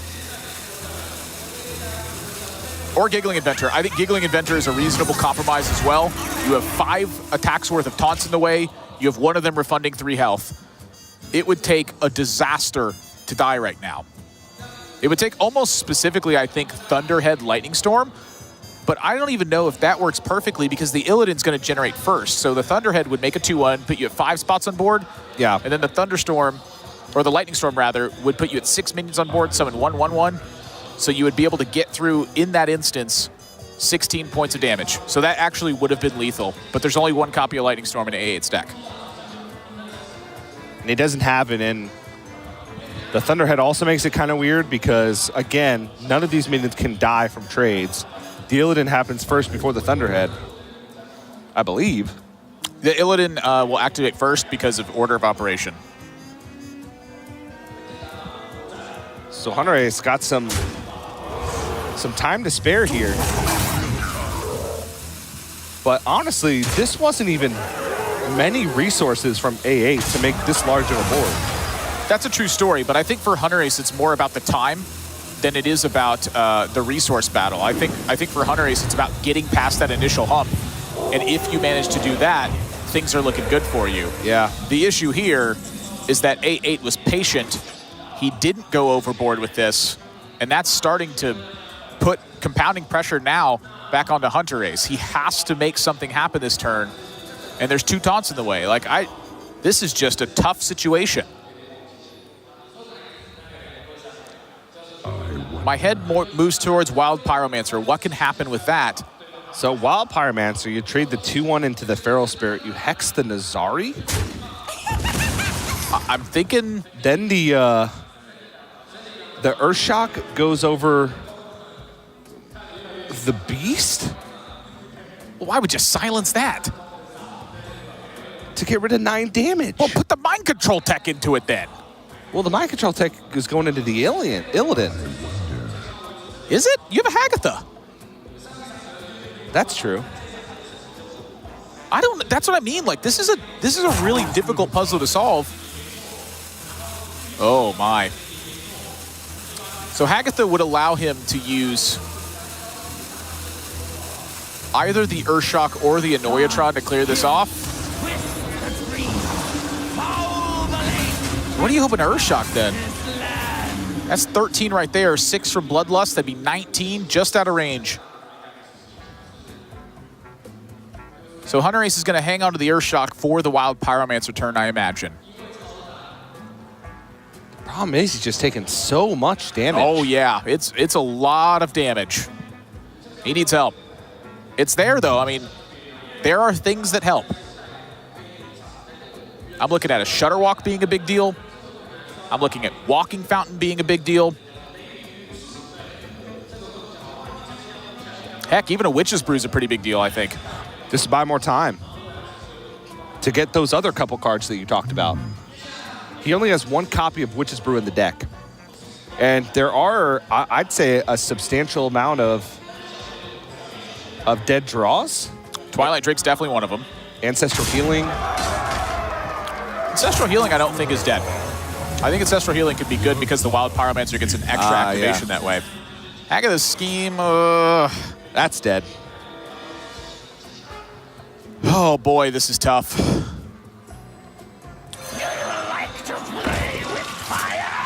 Oh, wow. Okay, so now a Hex onto Cairn.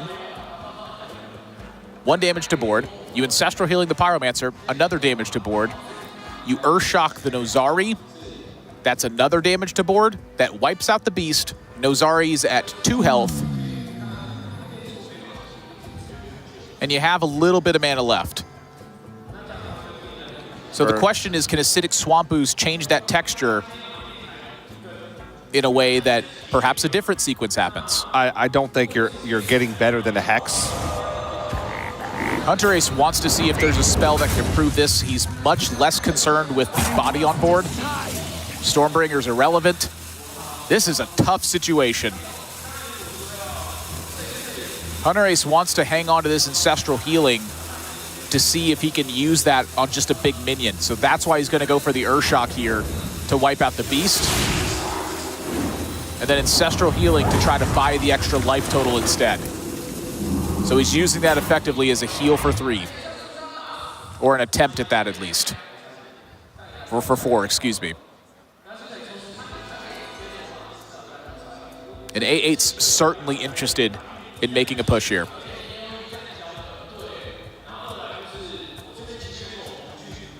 Honestly, now the outs are becoming even more slim for Hunterace just because his life total is going to be even lower. It's a true story, but he's got a Hagathis scheme cranking. So if he could manage to hang on for another turn, like maybe one more turn, he might get into the clear. So Shudderwalk, Walking Fountain, Witch's Brew. Those are the 3 cards he's looking for. Even a Giggling Inventor, I think, could be a reasonable pickup at this point. Also, his own Ziliax. Oh, that's right. That Ziliax was from the Mind Control deck steal. He Mind Control tech that Ziliax, so... You know, even Lightning Storm is not that bad of a pickup because you have a Hagathis scheme sitting at 2. So a Lightning Storm, you know, it can make some fireworks happen. This is a big deal, though. Look at Hunterace. He is hoping for good fortune here. I mean, at this point, Shudderwalk... Rosari gets a heal. Shudderwalk I don't even think is enough. Swamp Queen Hagatha's not good. Acidic Swamp Ooze into a high-rolled Lightning You're Storm. going to have to brew up something with this Witch's Cauldron pot that Hagatha's brewing with. Because the cards right now are not good enough. It looks like his only out is Lightning Storm and high roll every minion. And then Hagathis scheme. Fills up his 10 mana perfectly. If he doesn't get it, he could Stormbringer for the memes. Urshock, not good.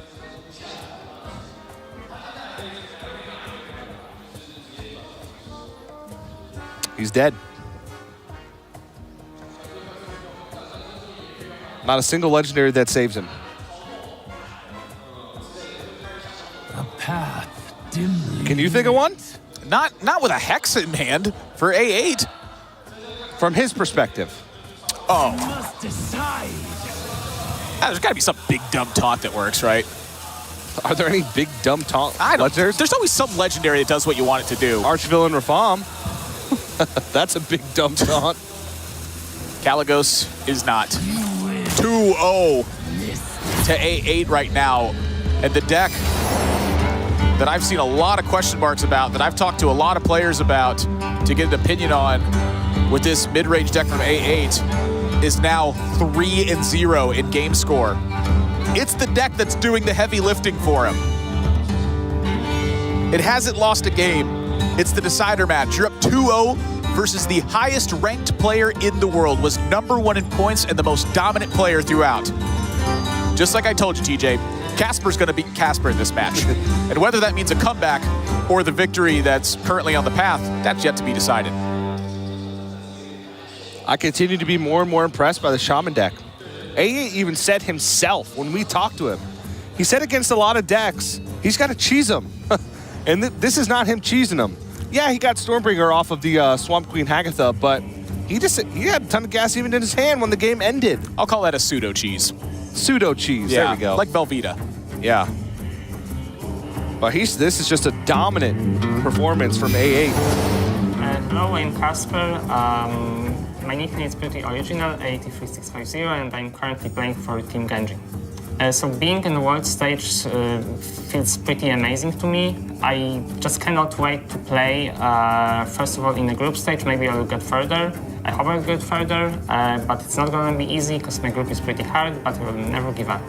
So looking at the lineups and looking at the bracket, I think Roger got a really good lineup for the tournament. He got a really good bracket as well because he's facing pretty much only control warriors in the part of his bracket. In the other part of bracket, there are mostly bomb warriors. So I think Roger will easily get out of the groups, and if he will get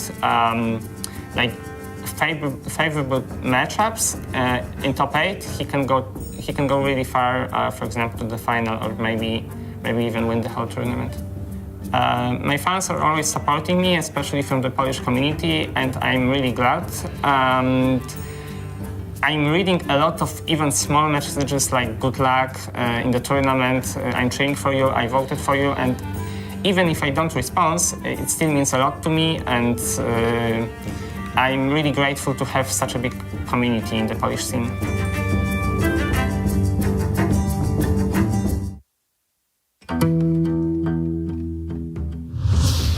I don't really feel like I have too much of a target at my back. It's like hard to know, right? Because I don't think that any of the players like specifically tried to like counter what I was most likely to bring, or they didn't end up doing that at least, which I think was pretty convenient for me. Like, I'm pretty happy with how my lineup turned out and how my group is. So I think I'm in a pretty good spot as long as I manage to play well.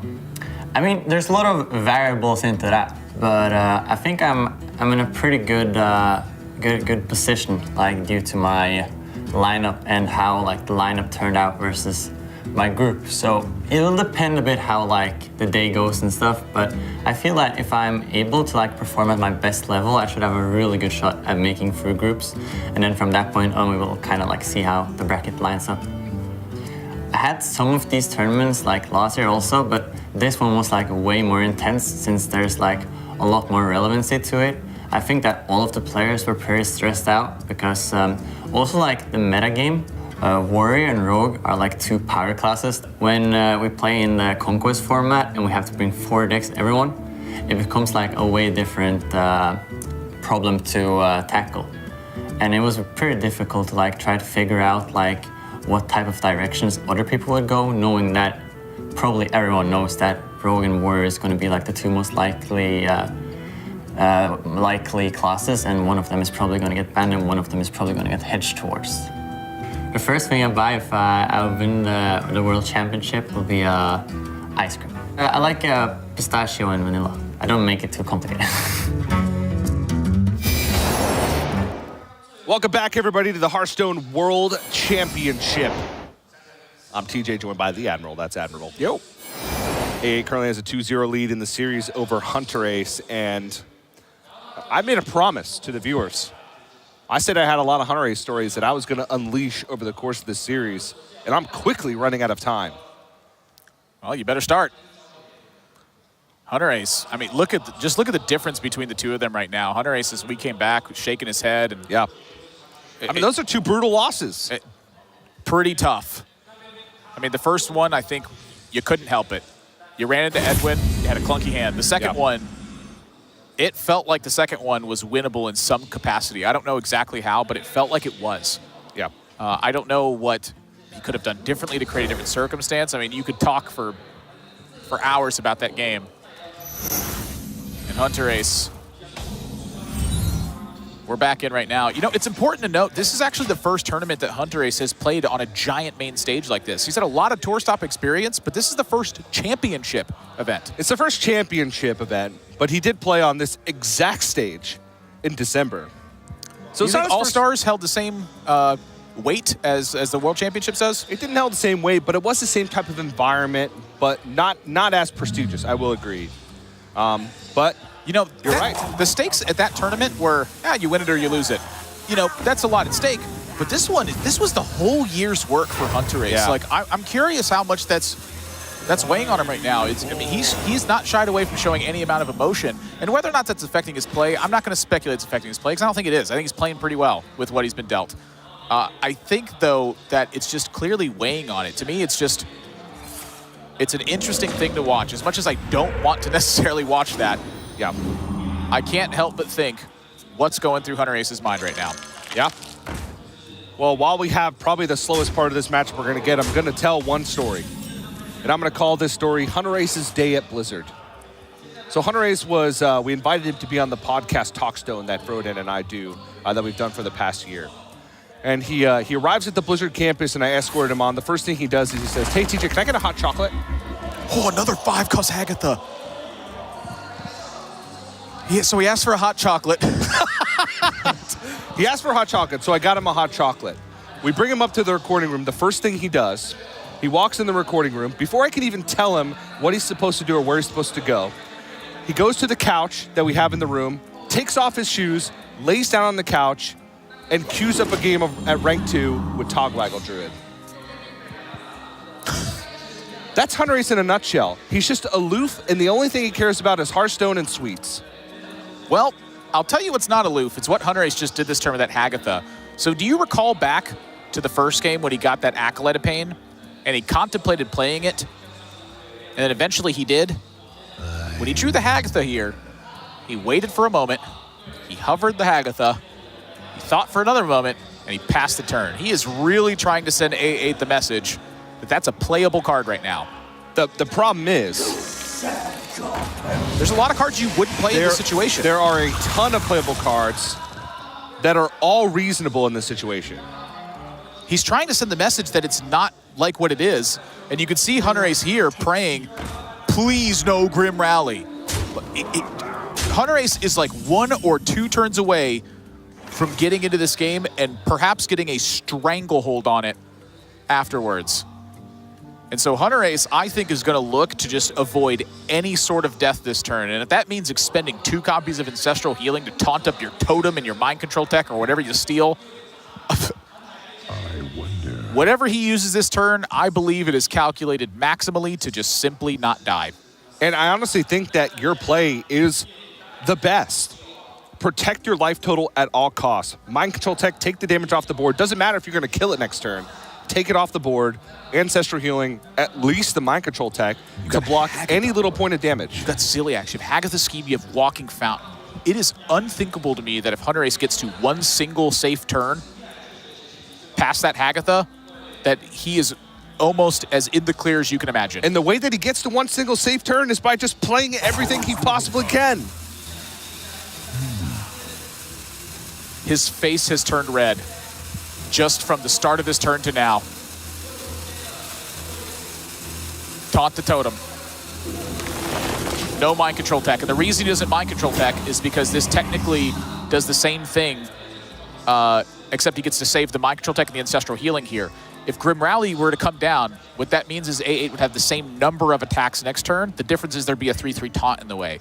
That's about the only difference. And here, he's just trying to hold on to it to compensate for that. So what about the totem roll? The totem roll could be a 1/1. And maybe that changes something, like Abusive Sergeant gets to come down or what have you. I don't know what he's calculated exactly. What I do know is that look at the sigh of relief as he's going to head into a Hagatha turn.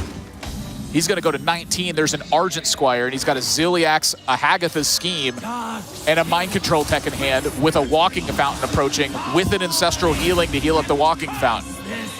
I can't imagine Hunterace losing from this spot. That seems ridiculous. And so for A8 last turn, you know, I think about Solarium. It could have been a big waste last turn, but could he have found a Grim Rally or perhaps 2 Grim Rallies and maybe ended the game that turn? That's the only thing I think about. So I did the damage. With Grim Rally, he would have had 16 points of damage. And Hunterace was at 22. So if he Solariumed into Grim Rally, would that have been enough? Because you could Grim Rally one of the minions, you play an Abusive Sergeant, you Grim Rally again.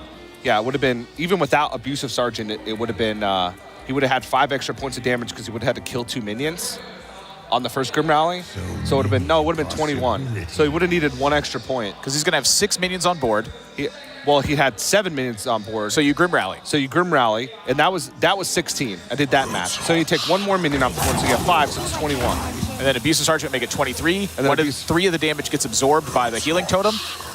So no, it wouldn't have been enough. There you go. Could the pressure from that have been enough, though?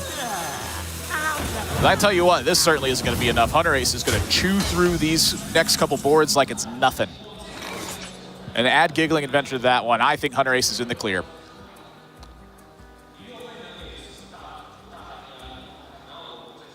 If he loses this game, I might eat his deck list. You hear that? That's the deck list. Not the series, this game. Well, if he loses this game, he loses the series. Right, but if he wins this game and loses the series, I don't want to eat the deck list then. We might need it.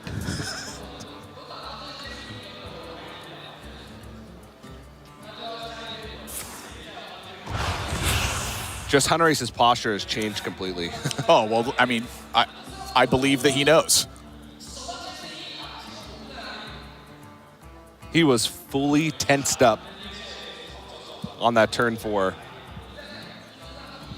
Still not completely relaxed, but in a much better position. The thing about it is in these tournament matches of Hearthstone, when I've seen Hunterace, relax is never really the word I get. It's either like fretful or not. The rest of the time, he's just quite animated.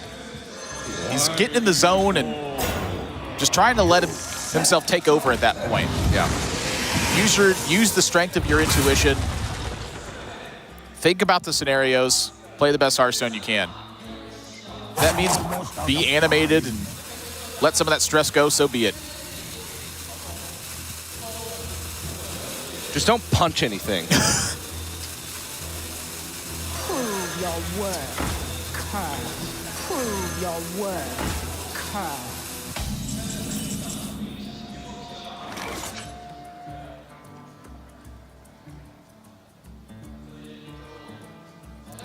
He's just saving up a ton of burst. Yeah, that's smart. And that is a ton of burst. The thing for Hunterace to really think about, in my opinion, is going to be a Magic Carpet turn and how that interacts with stuff like Giggling Inventor. I think that could be the one dangerous spot that Hunterace gets into this game. I think if I'm in Hunterace's spot, I'm looking at Ziliax and I'm like, this is nice and safe. I get an extra taunt from this. I'm not going to die in this spot. This might be better later on, but I'll tell you what, it's really good right now. Blazing Invocation? With Wild Pyromancer and Ancestral Healing in hand, I'm inclined to hold on to that. Absolutely. Because that's just another board clear. I must decide.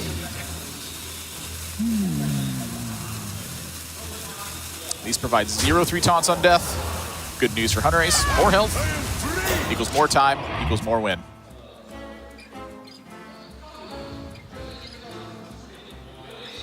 Sea Giant picked up, which is a great draw for A8 with how his hand is. Yeah, and that can help fend off a Walking Fountain turn. Yeah, but the problem is Hunterace has the answer. He's got Wild Pyromancer, Hex, Ancestral Healing, Blazing Invocation. So many. That deals with a board of even 3 health minions across the board plus a Sea Giant. Yeah, and so for A8, he knows that time is running out, and I think that's largely because of the Ziliax. Yeah. And he's just going to go in as a result. I don't blame him.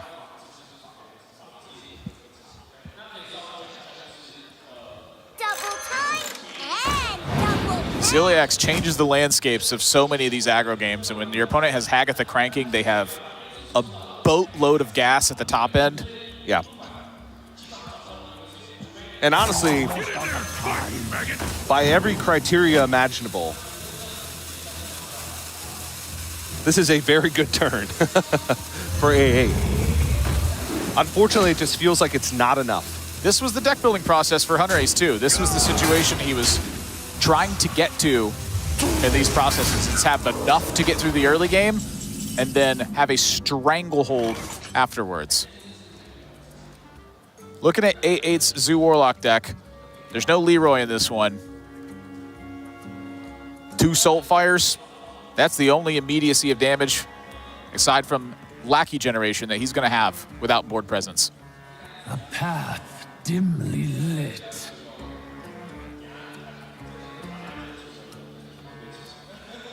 Do you like to play with fire?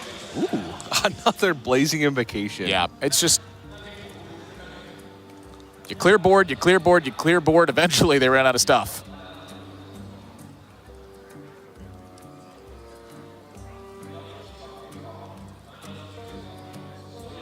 Yeah, that's step 1.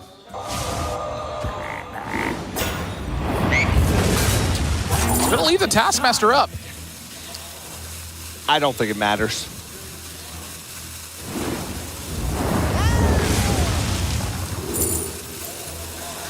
Well, that was taken awfully quick. If he didn't have enough already. Back-to-back carpets, I imagine that A8's pretty interested in playing those. And look at what the Discover provided for Hunterace. Walking Fountain to do with 2 medium-sized things. Hagatha's Scheme to do with a lot of small things. Mind Control Tech to deal with 3 small things and 1 big thing. And Mossy Horror to just deal with everything else. Upgrading the carpet?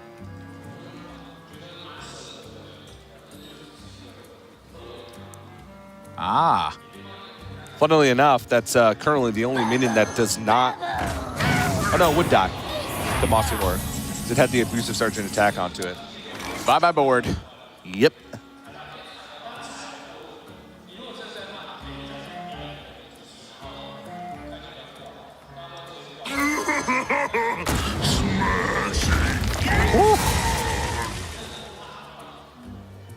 Engaging TC-130 mental dislocator. Saw a look from A8. It's like, I guess I'll keep playing. Yeah. Maybe he makes a mistake.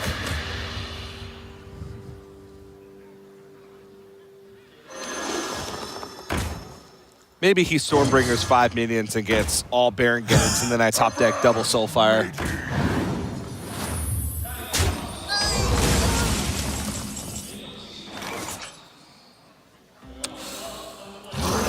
Then again, maybe not. Even that won't do it. Yeah. We're going to game number 4.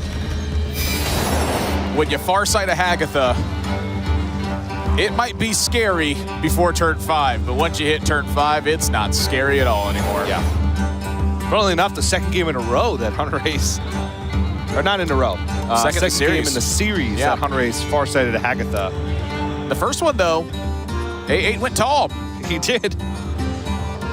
Didn't work out, but Hunterace still life in the series, and honestly, if you're looking over at the deck list from A8, Zoo Warlock is probably the one that he has the best chance of beating 3 times in a row. It just has not really performed so far in the World Championship for a lot of players. It's definitely been a struggle, but 2 Soulfires, 2 Grim Rallies can get some work done. But I'll tell you what, I'm worried if I'm in A8's position. You were hoping to 3-0 this one, and instead it's at 2-1. Yeah, Hunterace still an uphill battle ahead of him if he wants to win this match and move on to the quarterfinals. That just means we got plenty of series left to play. We're going to go to a quick break, but don't go anywhere. More World Championship right after this. Hey, I'm 83, I'm from Poland, but I'm currently living and studying in Germany. I actually had to make a break from the university just to play Hearthstone to prepare for tournaments, but I want to come back and study. The family was pretty skeptic, like negative from the beginning, but then I started making some real money, and that's why they started supporting me. And now they're supporting me a lot, and I really appreciate that. Bunny Hopper has conceded. A8 is going to the Summer Championships. I think Hearthstone was pretty easy for me from the time when I started playing it. It's an incredible feeling, of course. I think I've never felt so good in my entire Hearthstone career. It's incredible. I went to the first LAN tournament and I won this one, so I was correct. And then I started competing in more tournaments. I achieved some pretty nice results, and that's why I became competitive. I didn't know that I will get recognized in Hearthstone. That's why I typed something totally random. Then I just went to a tournament in Poland, 64 people. I won this tournament, surprisingly. And then everybody was knowing me, and it didn't feel like really changing the nickname after that. Welcome back, everybody, to the Hearthstone World Championship. I'm TJ, joined by the Admiral. That's Admiral. Hi. Hunterace versus A8 series starting to heat up as Hunterace trying to mount a comeback in the series. But when you go down 2-0, it is very hard, no matter what kind of deck you're facing, to beat it 3 times in a row against one of the best players in the world. I don't think there's any doubt about it. However, the 2 remaining decks, it's Rogue, which is the Burgle variant of Rogue. Been a very strong performing deck throughout this, so obviously the talk of the tournament coming in. As far as ladder is concerned, it's the dominant deck. Couple problems I see with the deck list, though, Admirable. What's that? There are no Fan of Knives. Ooh.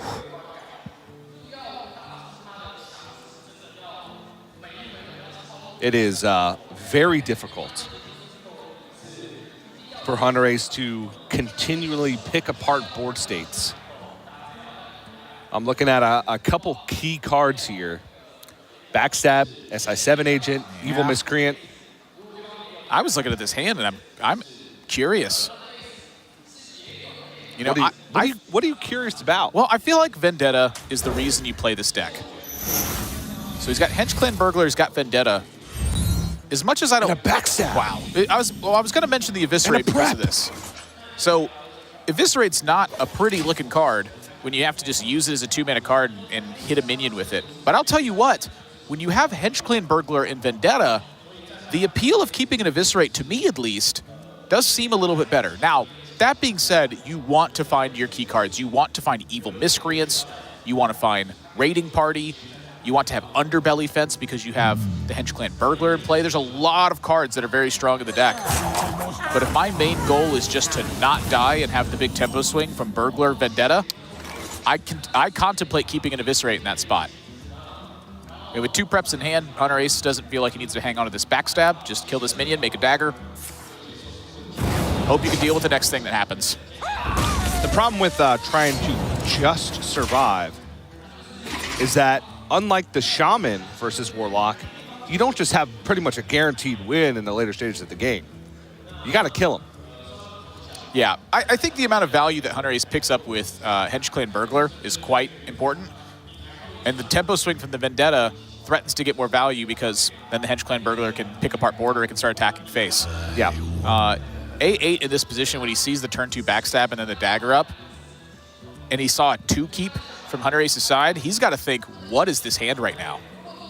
If my opponent had Edwin Van Cleef, would they backstab right now? Probably not. So I'm going to rule that out. If they had Evil Miscreant in hand, does that mean they have another thing to play? Perhaps. Would they have kept Blink Fox Underbelly Fence? Maybe. That's going to get ruled out. Yep. So then what are those cards? Hench Clan Vendetta. You can pretty much start to narrow it down. Hunterace's hand, while it looks poor this turn, there are a lot of draws that make this hand insane. Well,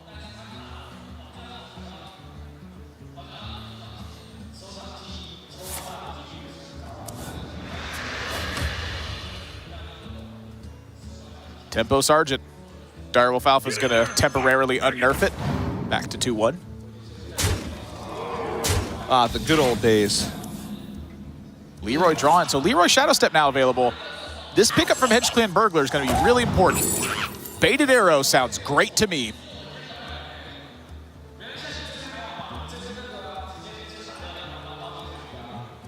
Blazing Invocation, while at first glance it may seem good, but keep in mind combo cards are not Battlecry cards. And a lot of the strong cards are combo cards. Talking about Evil Miscreant. Could pick up Hench Clan Burglar from that. Well, I'll tell you what, yikes. Sea Giants do a pretty bad job at fighting against rogues since one of their main goals is typically to eliminate your board turn after turn. And so A8 is now faced with the decision of Soulfire, of how to Solarium, Scarabag, or Life Tap. This is the critical turn of the game for A8 right here. This one turn has to be calculated perfectly because there are so many draw variations that change the landscape of this. If you draw a bunch of cheap minions in a row, you're going to look down at that Solarium and go, maybe I should have done that. Sea Giant pitched. Nice pitch away for A8. That's the better one to get rid of. Yeah. But now this Baited Arrow is going to do some work for Hunterace. And honestly, it's to the point where he needs to consider the preparation, the Baited Arrow, and the SI7 agent, start working on the 1/1s. Maybe even just go face with the SI7 agent. Yeah, that's what I was thinking. Yeah, you got a Face Shadow with the Step SI7 Leroy. agent.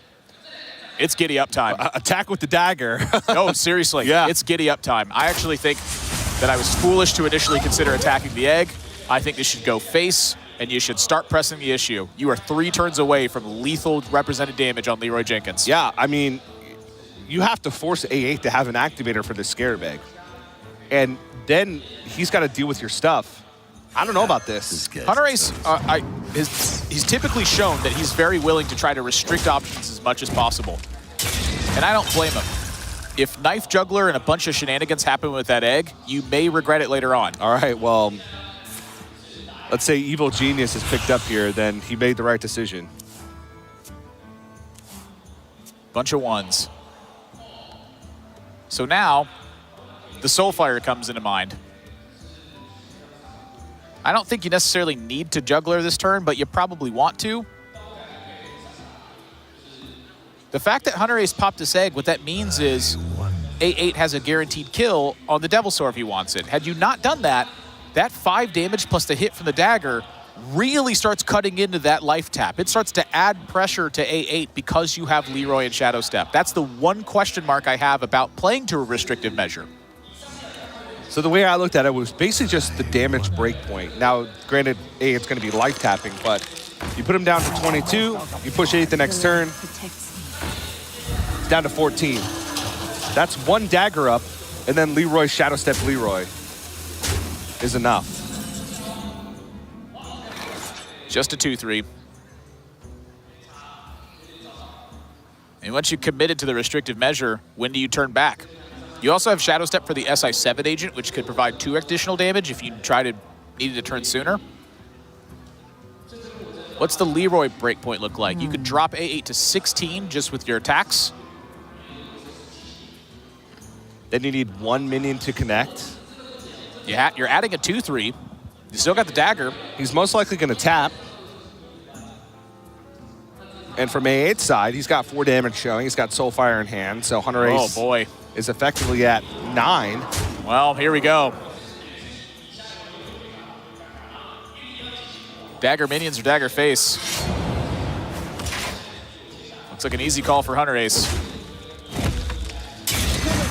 So this is a lethal setup. If A8 were to not deal with any of these minions. There's 10 damage showing, Leroy from hand, plus a dagger up, no Shadow Step necessary. Oh, that's a bad draw right now. Yeah. That's going to be Soulfire food.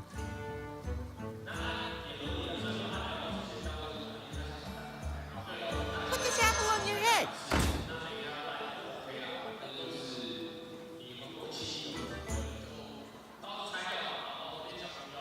These tempo versus aggro matchups are tense.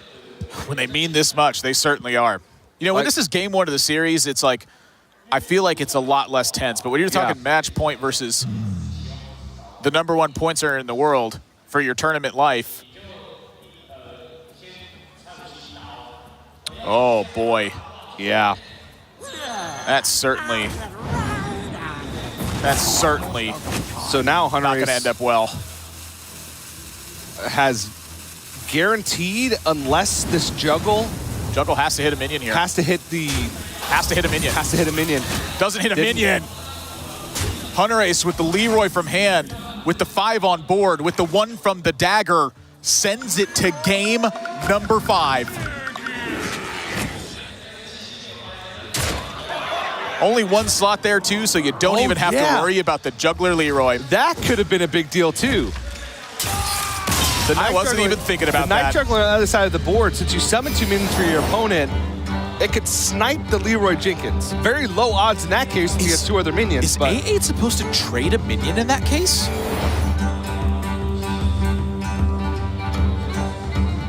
That's 11% chance to kill the Leroy. Or, I'm sorry, no. It's lower. A 6.25 to kill the Leroy. Yeah. I don't know. That's weird. That's weird. You have to account on him having Leroy. That's how you die, though. Some math wizard out there knows it. I don't know. Could you imagine how insane that would be? He just trades 1 minion. Hunter's like, what does he do that for? Jams the Leroy. Leroy gets juggled twice. That would be crazy. I don't even want to. I'm not gonna talk about that anymore. I'm freaked out. Maybe he is supposed to trade a minion. Leroy's literally what you die to. Yeah, I don't know. It's like, do you have a greater than 6.whatever% chance to win the game by pushing 1 more damage? You also have one more minion. And also, it's even lower than that because not only are you relying on that, but you're also relying on your opponent having drawn Leroy with 10 cards drawn. So it's like a 2% chance. That is weird. That could end up winning the game. I don't know. It's a very bizarre scenario. I don't even know if it crossed either player's mind. But either way, Hunterace saving the toughest one for last, I believe. Indeed. And the Hench Clan sneak. I'm a believer in the Hench Clan sneak. Oh, boy. What? Look at that hand. Both hands are good. Buckle in. This one might not take long. Hunterace on the Summoner Mage. He's teched in 2 copies of Rabble Bouncer. He's got a Mossy Horror in here. All right, well, that's not good. The but 2 the Mind rest of Control it techs. Is great. He's looking for a Conjurer's Calling right now. Conjurer's Calling and Khadgar. If Hunterace draws both of those cards, he's going to have a very reasonable time of winning this game. One of the coolest interactions of this deck, it was the very first game I played after Hunterace talked to me about it. I played Hench Clan Sneak on 3, and then on turn 4, I attacked a minion. I coined out Khadgar. Conjurer's Calling the Hench Clan Sneak, got 4 3-cost minions, and my opponent conceded. And it was against Soup. That sounds fun. It was awesome. I immediately put in a second Hench Clan Sneak. I mean, honestly, right now, with this hand, does he even need Conjurer's Calling?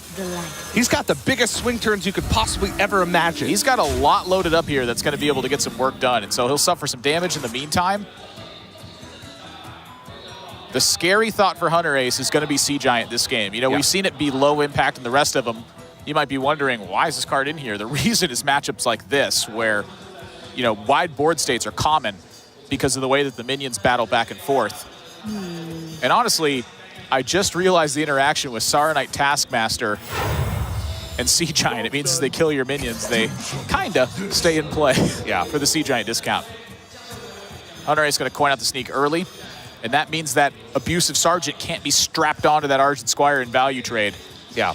The sneak is there to buy the initiative because of the stealth. It's such a clever inclusion. Yeah, it really is. And, you know, the way he explained it was basically the fact that you have the option to keep it in stealth, to force your opponent to play more minions, to make Rabble Bouncer Mind Control Tech better, or they try and consolidate their board, which means that they're putting on less pressure. So we're 1 piece away. It's Mind Control Tech. It's good almost no matter how you slice it. Engaging TC-130 This looks good to me.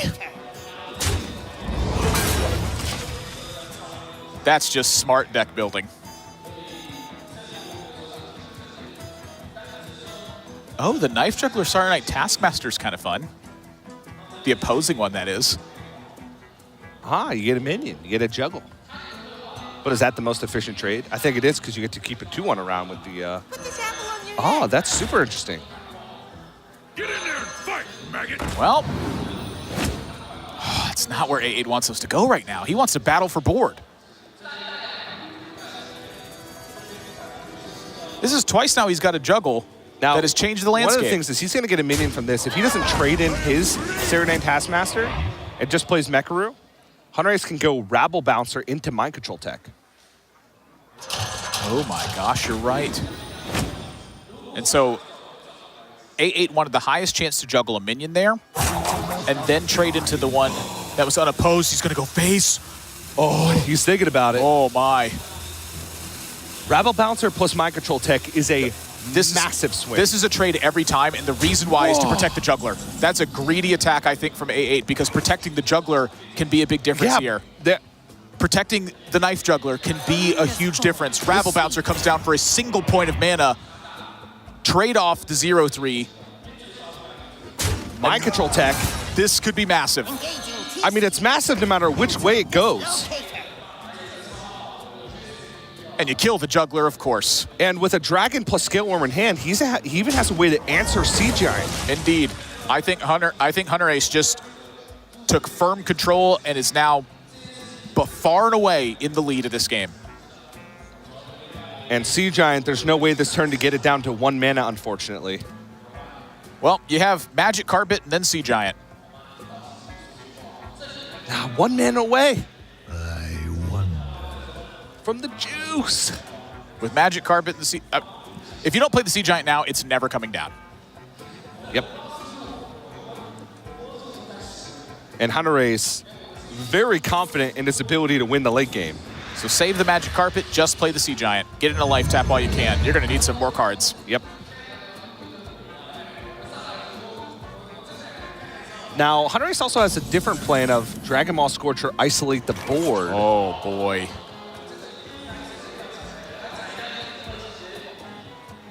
But now you kill the Sea Giant. Look, your opponent just played an 8-8 and you could kill it. Just kill it. Yeah. Don't listen to me. Don't listen to TJ. I'm dumb. Somebody shut that TJ up. Yeah, and for Hunterace here, who cares about that opposing life total? You chip away at the board. Look at that hand of yours. Where on earth are you going to lose control of this right now?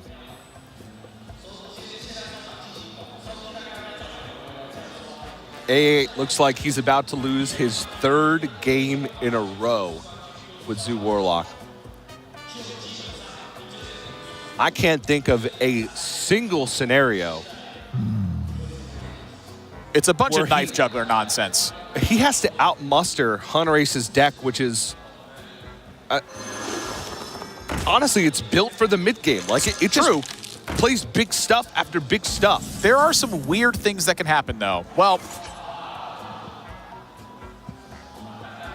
you're going to quickly start to eliminate those weird things that can happen because Hunterace is about to have the turn. Wow. 4 7-drops incoming. If they were all Baron Geddons, that would be bad, but they are not. Archvillain Reform! It's the irony! A8 concedes and Hunterace moves out of the group after going down 2-0 and finds himself in the top 8 of the World Championship. And more importantly, he wins the Battle of the Caspers. Wow. What a nail-biting series that was. Just insane. Game 5 was a blowout. But everything else. In Game 5, you get to see why Mage is performing so well overall. Yeah. It is a very powerful deck with some massive potential against aggro decks and massive potential against late-game decks. And we got there in a very weird way. Group C did play out as people expected it to.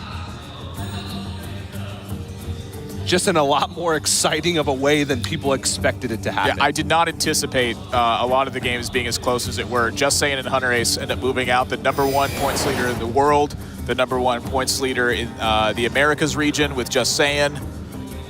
That was just a stacked group any way you sliced it. Yeah. And my hat's off to A8 in this tournament because I think he played pretty out of his mind. The one thing that I can nitpick is whether or not you should have traded a 1-1 to juggle a Leroy sometimes. And that is a very, very specific. And to trade a Saronite Taskmaster to avoid Rabble Bouncer's second mind control tech. Like, get out of here. Yeah. If that's going to be your nitpick, that is a world-class player. Hats off. Yeah.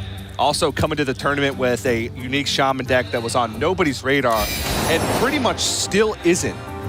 3-0 it went. 3-0 it went. So got to commend players for coming in with creativity, and I know for a darn fact that we have not seen the last of A8 3-6-5-0. But the 7th match of the day is in the books, and that means we have one more spot in the quarterfinals up for grabs.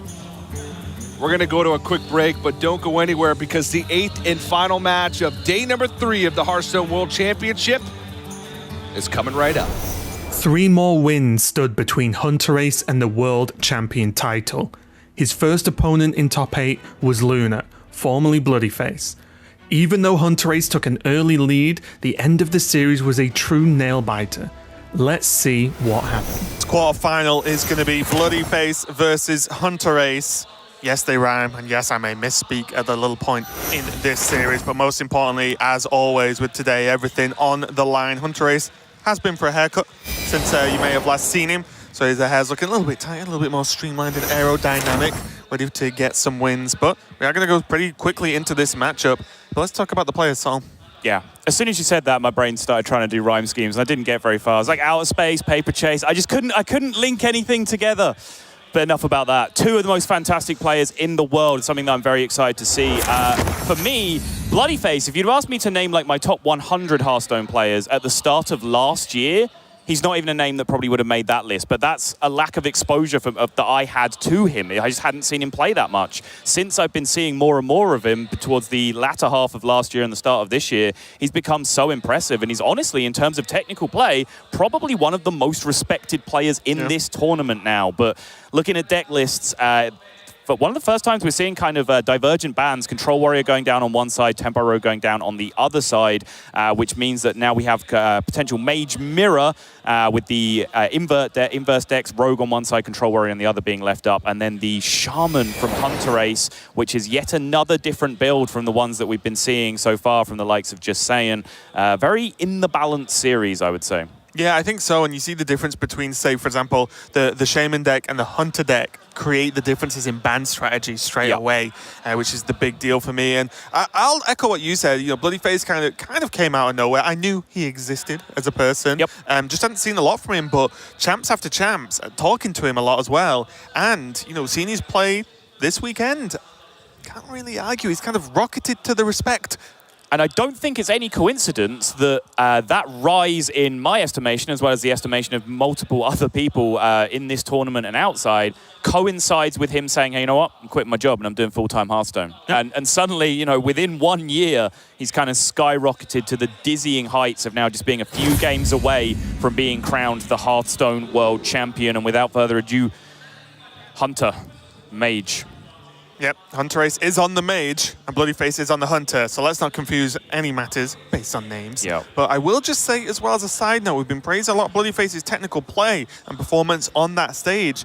Hunterace, and it hurts me to say this a little bit, was looking a bit shaky yesterday. He was, I agree. He was a bit flustered.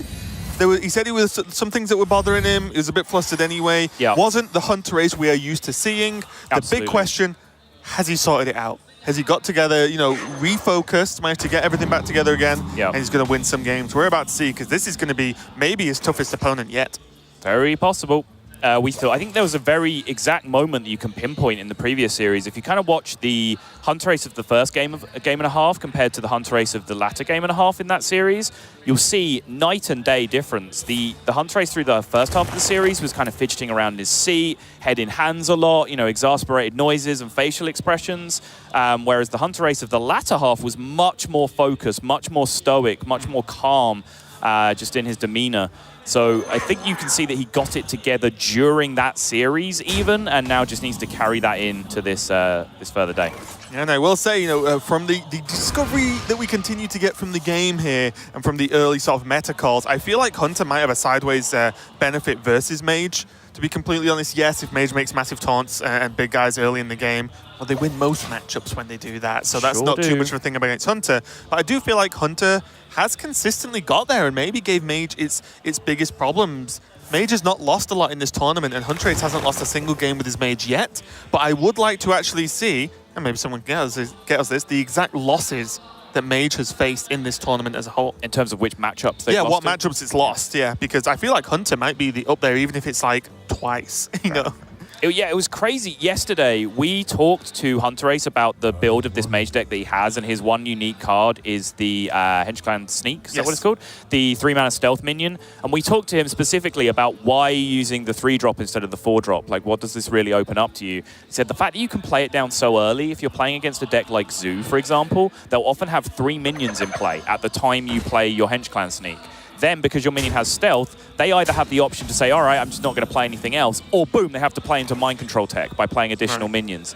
The first time we then saw Henchclan Sneak get play from Hunterace, that was the exact situation. That's exactly what his opponent did, played into mind control tech, and then the mind control tech arguably won the game for him. It's just incredible to see some of that stuff pan out exactly as he planned for his tech card. It's very deep, isn't it? Deep understanding, knowledge, and basically predicting people's playstyles and just how people will react to a situation. And that's a lot of the game, I feel, is a lot of times, I sometimes pass a complicated turn to make my opponent make more complicated decisions instead of me in that way. And I make them react to certain things I will do instead of being the reactionary player myself.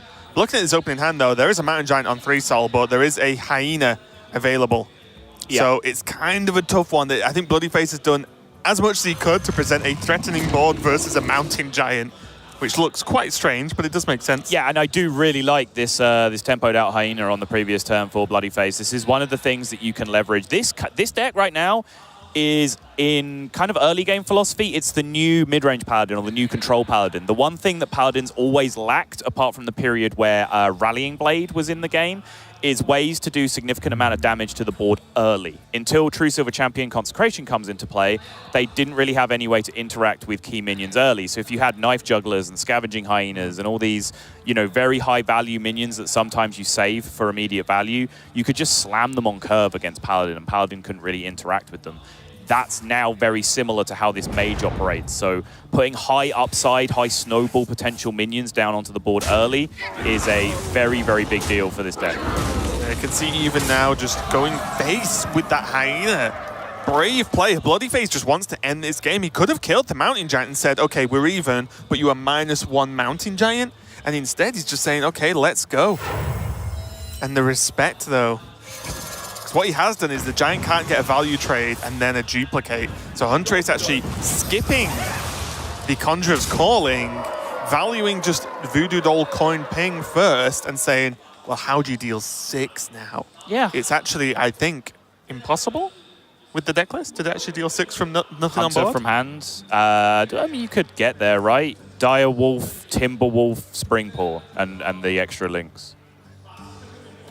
Sure. He's already played the Springpaw. It's really hard. Yeah, it's hard, unlikely, yeah. But it's possible. And leaves nothing on the board, I think. Or, you know, like, the Timberwolves. But I do want to just go back and talk about the decision to go face there, because Voodoo Doll is not the only thing that really blew you out. There are 2 card combinations, but obviously you're conceding the game to Khadgar Conjurers. But I guess we can rule that one out, because you're probably losing the game to Khadgar Conjurers in this position anyway.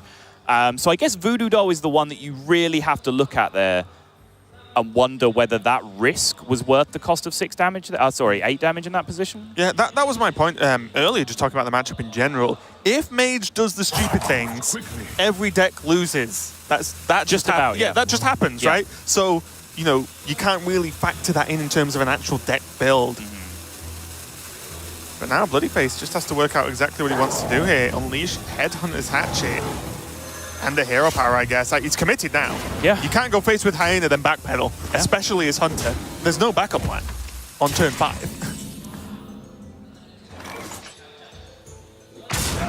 I wonder... Okay, let's see what comes out from the Conjurer's Calling, because funnily enough, this Hound... Is he not gonna... Okay. The Hound just might present some breakpoints in terms of a Unleash the Beast in the following turn, but I guess the Ooze helps with that. Not more so than the weapon, in the opposite way, right? Yeah, I think sequencing was good there from Hunterace. Hit the Conjurer's Call first. If he'd have rolled the 25% chance of double Mountain Giant, he would have played some Fury that turn. But having got at least 1 taunt, he just goes ahead and plays the Ooze. It was a win-win outcome for him. Now, though, although this is, you know, nice clear, you do have to think, well, that was a lot of stuff from Bloodyface to clear 1 kind of spare minion, and now double Conjurer's Call is available. Yep. And I don't see why not, Sol. Game over.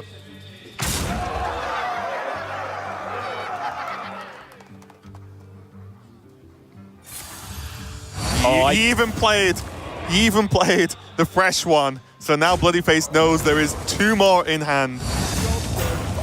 Triple taunt. And I believe there is nothing in the game of Hearthstone that stops this happening. Just for good measure, Bloodyface is going to generate that spell, but that looks dead to me, and Hunterace is off to a quick start, and this Mage still getting the wins, although you wind back. And the big question is, and I don't really have a complete answer to this, was the Hyena going face correct? Because it looked silly because it was dealt with, and then Giants came onto the, you know, continued to sprawl across the board, and Hunterace won. Yeah. But if you trade Do you actually win that game going forward in a late game when Hunterace's hand is pretty much full, Yes. so he has stuff to do? Right, I don't think so. I think that is a plan that looks very silly when you get punished in the way that Bloodyface did, but I think in a lot of scenarios, he wins the game more often by doing what he did, because his hand didn't have any kind of late game plan. It wasn't like he was sitting on, you know, Unleash the Beasts and Master's Calls and Zul'jin. He was just sat on damage. So I think him trying to cash that in on the route that he had, having seen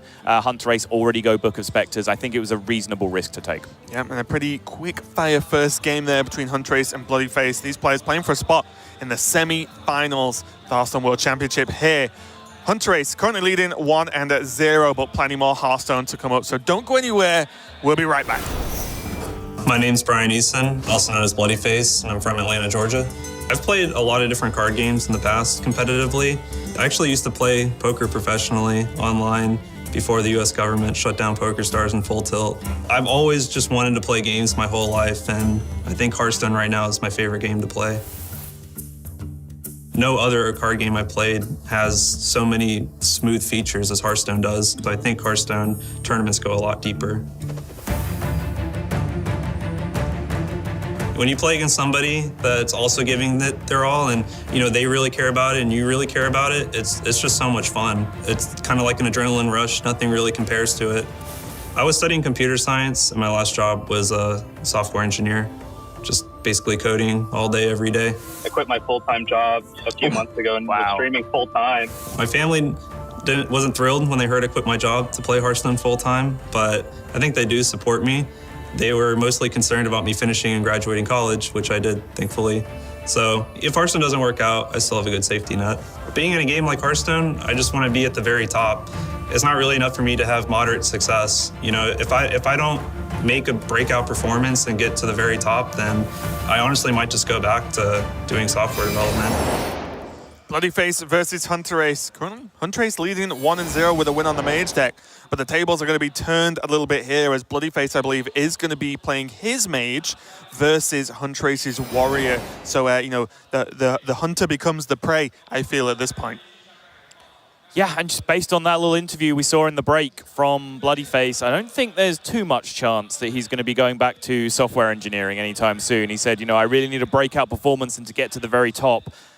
Stages don't get higher than the one that you are playing on right now. You are at the very top of the game, playing in the top 8 of the World Championships. I think Bloodyface has, at least in the short term, got an ongoing career with Hearthstone.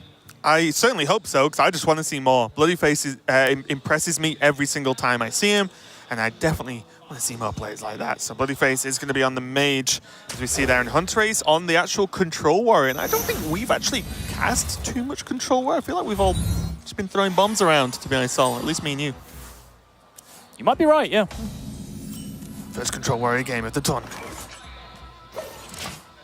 But this is, I think, an extremely one-sided matchup. Bloodyface has some anti-aggro tech, such as Baron Geddon, 1 Mossy Horror, as well as double Dragonmaw Scorcher and double Sunfury Protector, as well as the Mind Control techs. The top end, the Mountain Giant, of course, but then Alexstrasza and Rabble Bouncers and 2 Crowd Roasters are really the top end there, along with the Astromancers, which is standard.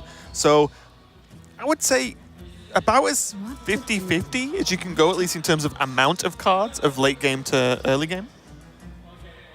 Yeah, definitely not the ultimate greed list that you'd want to have against Warrior. And because of that, and because of the quality of Hunterace's hand, and because of the quality of Hunterace as a player in these incredibly stretched out resource battle, card for card, you know, battle of the grind kind of situations, I'll make a bold prediction that Hunterace might just win this game from this position. Yeah, I mean, if ever there's a time it's going to happen, it's when there's Boom ready to curve on second, on 7, sorry, and Boom on second. That'd be a really good card. And Bloodyface having no Mountain Giant is pretty and key. No Book of Spectres either. That's what true, really was the clincher for me. The Khadgar is there, so there's a lot of explosivity able to come very quickly. But Bloodyface is some number of turns away from doing that. He's going to need to pick up a Mountain Giant, or else he's going to have to wait until he can develop one of his minions fairly. You know, play an Astromancer for 7, play a Crowd Roaster for 7. And then if he's going to combine that with Conjurer's Call, that's a 10-mana turn. So if he's waiting all the way until then to make a huge play happen, Hunterace will be very nicely established with his own Dr. Boom. Let me be clear. This is a very favored matchup for the mage. I am just, sticking my neck out here and saying with the current state of the draws, Hunterace might actually be in a decent spot. Interesting point there with the Ray of Frost. So Bloodyface is very early on revealing what that discovered spell is, to just buy a little bit more time away from this Acolyte. And now the Scale Worm can clean it up in one hit. So nice play, but the information is there now. Hunterace knows there's one Ray of Frost left, and no more random cards available quite yet. Big thing for me is not so bad right now because the coin has been used, but all the 4-drops that just run right into Dinomatic just feels terrible. Like, I feel like the 4-drop turn just feels terrible to play no matter what against a warrior, because you're like, well, this probably just dies and there's nothing I can do about it. They end up with a minion I don't. Lot of options here for Hunterace. Shield block is viable. Slamming the 5-3 to cycle is viable. Slamming the 2-2 just to mitigate damage off the board this turn and then set up for your Ziliax on the following turn to get rid of the 5-3. That's also very viable. We ever just slam Warpath? What now? Because you've got to just consider... Oh, use the card Slam and use the card Warpath. Yes, sorry. I was like, Slam Warpath as in play Warpath, Slam it. I was just like, wait, what does that do? Okay. So Hunterace choosing to take a bit of damage here. I like this. So there's the options that I kind of laid out, like I said, the Slam would minimize the most damage this turn if you did it on the 2-2. It would then set up for Ziliax on the following turn. But you're pretty confident your opponent's going to play another minion alongside this, at least the kind of turns that put you in under any trouble. Your opponent's going to play another minion alongside this. So I like slamming on the 5-1, on the 5-3, because it gets you closer to more key draws in your deck and gives you a good chance of getting a decent Warpath out on the following turns. Yeah, really interesting, because my worry was, because of this slam, who feels better? Okay. Who feels better about, say, a Conjurer's Calling on the Scale Worm here? I think Hunterace does. Okay. Oh, it's Harrison Jones off. That's a big play from Bloodyface to go pressure with the Harrison Jones, because it's not like if your opponent is just running like Weapons Project in their deck and that's it, or if you're playing against a bomb deck where, sure, denying a bomb in your deck is impactful, but it's not the be-all and end-all of your win condition. This is a Super Collider deck from Hunterace, right? No. No? No, it's not. Then this seems perfectly reasonable. Yeah, double Omega Devastator on 4-drops, but then we go into Brawl, Dynamatic, Harrison, and Ziliax. Oh, my mistake. I was looking at Bloodyface's list. That's my mistake. I apologize. Yeah, and the shock there from Sol basically about the Harrison is that Super Collider is one of the anti-Big Mage cards, and maybe the anti-Big Mage cards, apart from Dr. Boom, which is the anti-opponent card. Anti-everything card, yeah. But yeah, Super Collider is a real problem. So in that case, you can't really play around it. Right. So if there's only Weapons Projects in the deck that Bloodyface has to worry about, then I'm actually a big fan of this Harrison Jones play. It's not really getting any better, right? So why not drop it down now? I like this. This is just lined up reasonably well in that all the time Bloodyface is like, this Brawl still kind of sucks if you want to play it.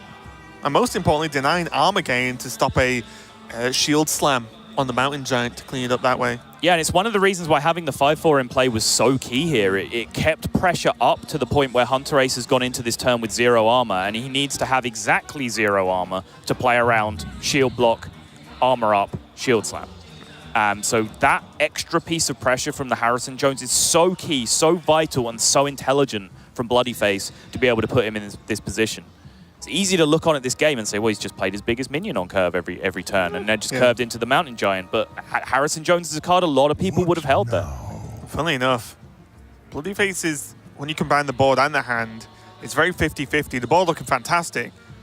And there is Astromancer, but then there's the Rabble Bouncer, the Mossy Horror, and then the Roaster, which kind of sucks. Hunterace just dropping a Devastator.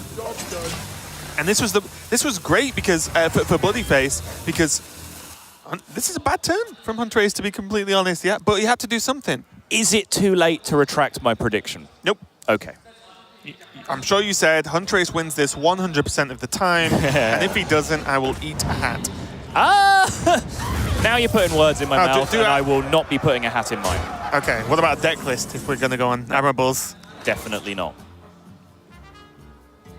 Yeah, but Bloodyface drew the Giant in a timely manner. Sorry, that's what changed from when I made that bold prediction up until now, where Hunterace is just in a miserable position. That equation was based on Bloodyface not finding the Giant early, and he did, and that's just night and day. You come crawling back with the excuses. I've got a little suggestion though. Yeah. If Hunterace can stabilize, does he have a Banker and Omega Devastator? Just to get another one in the deck. The card's pretty good versus Mage. It's not too bad, is it? Like, are you really trying for Elysianas in this matchup? Won't be the dumbest idea. Yeah, your opponent always... if the Warrior is winning this, it's likely through fatigue a lot of the time, where you just kill all of their stuff. So they're going to get there a lot quicker than you because they're casting Book of Spectres. So yeah, a lot of the time, it just makes sense. Okay. Hunterace giving himself just a 25% chance to absolutely open up this game for him, basically, here with this play. Whoa! Bloodyface can't believe it, and Hunterace, I think there was a slight smile, which he evolved into a cover my face with my hand, and then just cool guy nod. Style it out. Yeah. Style it out. Cool guy nod. We're good.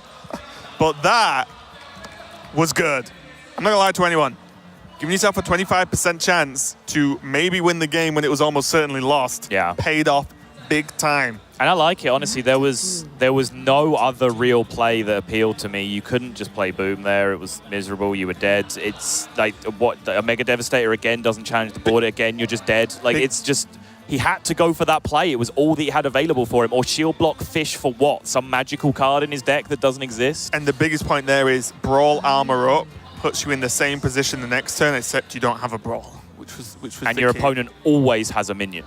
Yes, that's what I mean. You're auto under pressure, and then you just don't have Brawl anymore, and it's like, well, this is a problem. Yep. And that's changed things up a lot, because this might just be enough breathing room here for Dr. Boom to come down, and the second Boom's down, there's a whole lot more removal in this deck. There sure is. Twilight Drake? It's got to be. I just don't see any other line. Bloodyface is just going to be trying to go for kind of regular pressure here. He has Twilight Drake into potentially Khadgar Astromancer, or just Astromancer on its own on the follow-up. As opposed to baby pressure?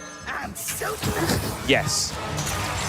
But now, the Dr. Boom being able to activate these shield slams relieves a lot of pressure for Hunterace. There is still Khadgar into Astromancer next turn. Yep. Which is going to get some work done. Obviously, bear in mind, Bloodyface saw the Desperation Brawl, and then he's just seen a shield slam, so maybe he's just going to go for it and hope.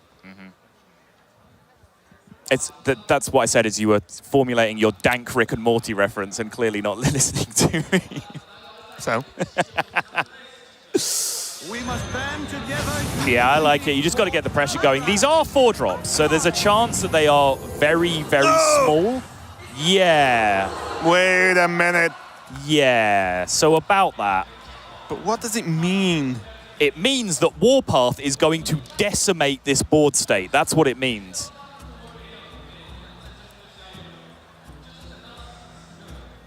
It's not that good, is it? No. Fire Tree Witch Doctor? They're dead. They're just dead next turn. His board's getting Warpaths. Time runs out on me. Yikes. I'd like to remind you that you retracted your prediction No. I gave you the out and you turned it down. The prediction still stands. Oh boy. This Warpath is the juice. I can't emphasize how huge it is that you are clearing your opponent's Khadgar turn with not a Brawl in this matchup. Oh, he leaves a 5-1 up. Yes, well, he doesn't have to. He can shield slam. Yeah. But that's the question, right? Is it worth it because the only thing that will save Bloodyface is, say, Conjurer's Calling on the 7-drop? So I think, is shield slam that bad? You're going into a Mega Devastator next turn. I think actually you do shield slam. Wow. Never mind. Yep, Hunterace's face. Unimpressed, I think that one. Taking Boom Reaver, and he's just going to triple Warpath. And just shield slam the 7-drop. They are only 4 drops from the Twilight Drake. Yeah, that's fair. You know, it's his... He definitely went halfway there. Okay. I'm happy with this.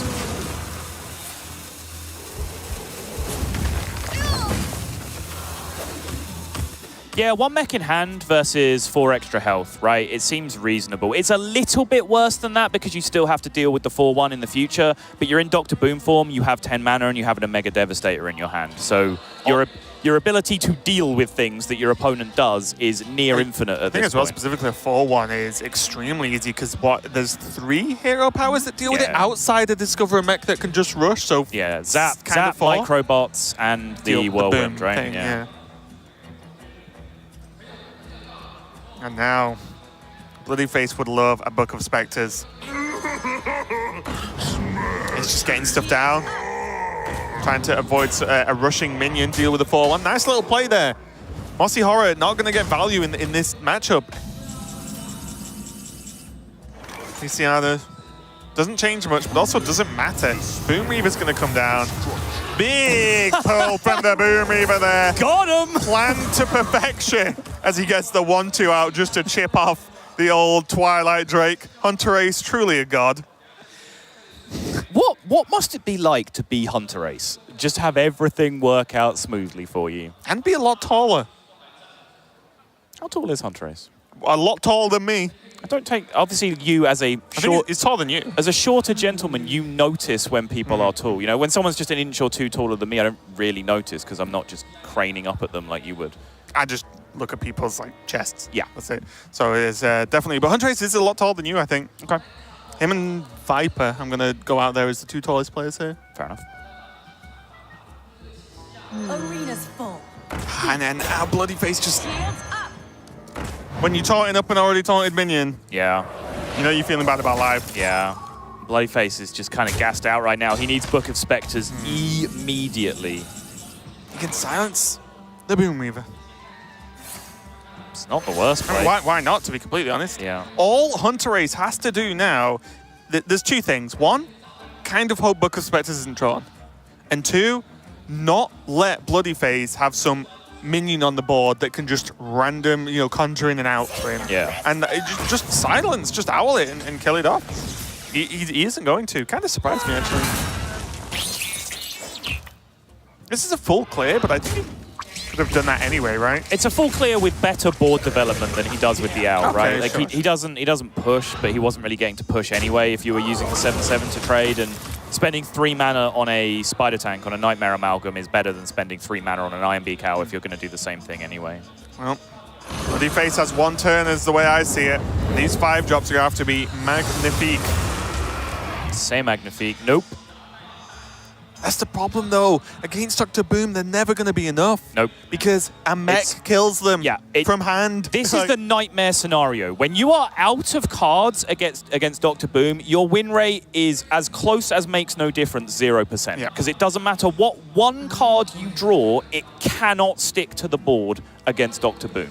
There are some extremely rare exceptions to that, like Forest's Aid, maybe, if they don't have specific things, can stick something to the board in 1 card. But it's so rare that having no resources, staring across the board at a Dr. Boom form is the single most soul-crushing experience in Hearthstone right now. To a certain extent, it almost might be better, and I'm not saying for Bloody Face's previous turn at all, I think it was fine, but it might be better to just pass a few turns, hope you don't die, and actually be able to combo together something else. You know what I mean? Yeah. It sounds bad, The but it's true. 7/5 on the board is the big problem with doing that, though, exactly, because he just gets clocked so fast. Which is the caveat of not this turn, not this game, but sometimes you do have to just wait and say, I need to do 1 big turn instead of a lot of little ones. Because as we can see, Hunterace can choose from a plethora of options that deal with this board just in his hand, never mind the board he already has. Look, it's just done, tested. You can just play Warpath for one, it just doesn't matter, it's fine. I want to say that didn't go particularly well for Hunterace. And he can still clear easily. Yeah, I mean... Warpath for 1 push face, that's what I want to see. I'm searching for whatever the opposite of a silver lining is for Hunterace right now. Hey... Don't know. I'll think about that one.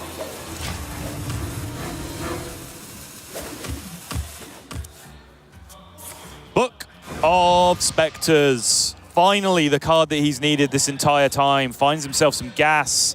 But even then... 1 last slap across the face there for Bloody Face. Not a good day to be Bloody Face, apparently.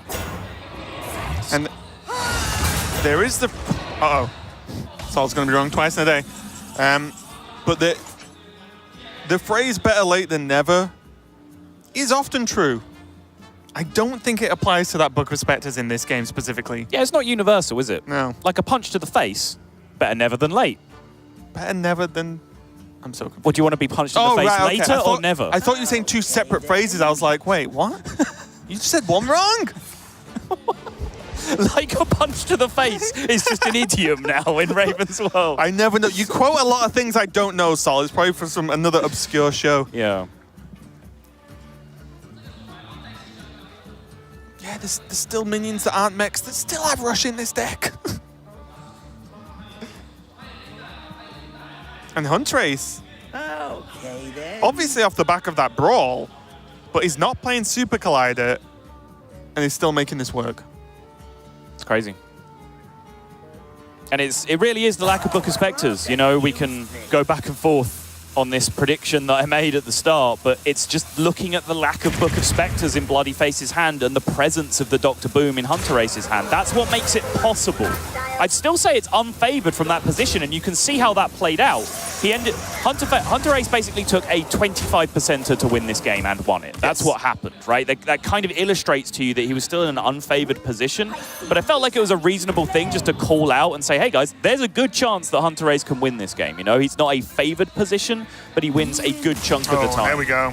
The Discover of the Mage card was not enough. Maybe Book of Spectres Discovered was going to be better for him there, but it wasn't to be, and Hunterace just beat the Mage with the Warrior, and that was not supposed to happen on paper, but Hunterace has made a lot of things happen that you would say shouldn't, and continues to perform extremely well here, going 2-0 up versus Bloody Face. And if he's winning those matchups, you got to feel good. And you know, let's harken back to the list as well.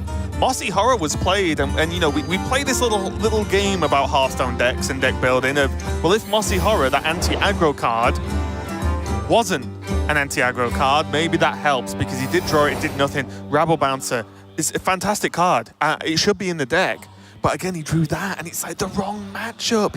He needed the big guys and the big pushes and the draw, and he drew all the anti-aggro tools he put in the deck against a control warrior. You have to start going really deep, though, because when you start, okay, here he is in the quarterfinals. If the Mossy Horror that was in his deck was a Power of Creation or some other greedy tool, right, he would have done better there. Would he be here? Yeah, that's what I mean. Would he be never here if that Mossy Horror was a Power of Creation or whatever else? Because we've seen Mossy Horrors be insane in that deck against Token Druids and Zoos so far as well.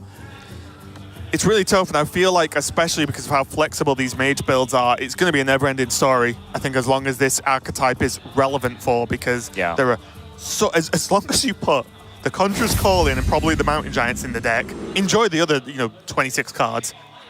And I want to make one more final point on this as well, because you can also say, let's saying Power of Creation for the sake of argument. Say he has Power of Creation there and he plays it. After that point where he's lost that brawl and Dr. Boom has come down cleanly, does Power of Creation win that game? Probably not, right? So the takeaway message from that is that if Warrior draws well and gets Dr. Boom, they are nigh unbeatable when in the hands of a top player. So then you have to look at your overall strategy coming into this tournament and think about whether Ban Warrior should have been the world you were living in. Yeah, well, let's find out as we are moving on with this series. Hunterace, arguably the best player in the world, highest points earner at least, is going to be going up against Bloody Face. He has his Shaman, and Bloody Face has the Rogue, and outside of the crazy matchups we've seen in this tournament, you've got to imagine Hunterace is prepped for this one. Oh, yes.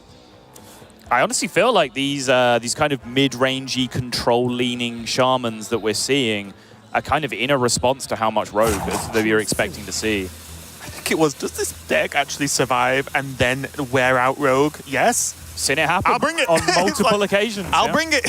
Bring it to Worlds. Okay, so far, again, just in case you've missed some previous matches and previous days of this tournament. Previously, on the Hearthstone Championship Tour. Hunterace broke down his Shaman deck with about 20 minutes discussion on every single card to us that had ever been included and thought about including. But the big point I want to get to is Twilight Drake and Giggling Inventors. So this deck does have some, because I feel like these control decks have Walking Fountain and then no other minions most of the time. It feels like. But this does have some, middle beef. There's the Acolyte of Pains early as well to help. Wild Pyromancers are a question mark we've discussed before in this deck. But my point is, Hunterace can play stuff. He isn't just removing all game every game. They have not impressed me, the Wild Pyromancers, personally. There was a game where he drew Wild Pyromancer against Zoo and never wanted to play it. And that suggests to me that you're not a good Wild Pyromancer deck. And what I mean by that is that here's the list of spells that cost 3 or less. No, be quiet. Hagatha, 5 mana, carry on. The list of spells that cost 3 or less in his deck: Lightning Storm, a couple of Farsights, 1 Witch's Brew, 1 Earthshock, 2 Ancestral Healing. It's not the big Zap, Voltaic Burst, all of those kind of extra tools that you have in there to really, really make that Pyromancer very effective. Speaking of efficiency, 5 mana Hagatha. 4 mana Hex. 5 mana Hagatha's Scheme. This is actually huge, though. We're kind of joking around a little bit. But Hagatha, 1, is going to continue to keep Hunterace's hand decently filled. With as I said, he plays a decent amount of minions in the deck. Yeah. And then most importantly, now the Scheme starts ticking along. Yeah. Those are almost 2 board wipes. And if we're talking value for later, Walking Fountain, which will create a spell, and then Swamp Queen Hagatha, which will create effectively, 4 spells? 2 from the minion it creates, 1 from the Swamp Queen being played, and 1 from the minion being played, with Hagatha Hero, Hagatha the Witch, actually live. So Hunterace has got some juice, is what I'm saying. It's convoluted, obtuse, and confusing, but the maths checks out on what you said. Perfect. Shooting for the stars. Absolute bullseye. But okay, we've just brought down Hunterace, his hand, and almost certainly overall game plan. What's Bloodyface going to do? We know what he wants to do, but what does he need to do to actually win this game with our ultimate knowledge of these hands? You're asking me how a man beats a 5 mana Hagatha? Well, can I have some time on that one? You can have 10 seconds as I explain Hunterace's likelihood, at least in my view, of just slamming Hagatha and having it down for the late game and for the rest of the game going forward, especially that he has a turn 6, he has a turn 7, and a turn 8 minion choice. Just didn't get in there in time. I was going to say, I wonder if there's any merit to this Twilight Drake, because Definitely. The Hagatha is concealed information, right? I think, a better question, instead of me trying to say what can Bloodyface do to beat a 5 mana Hagatha, is what pitfall might Bloodyface fall into, not realizing there's a Hagatha that's cheaper than it should be in hand, right? And I think that surprise factor is something that Hunterace is playing towards right now, because he wants to use this to really get a blowout turn on a board that Bloodyface is not expecting to be able to be cleared by Hagatha. True, but that only lasts till turn 8, right?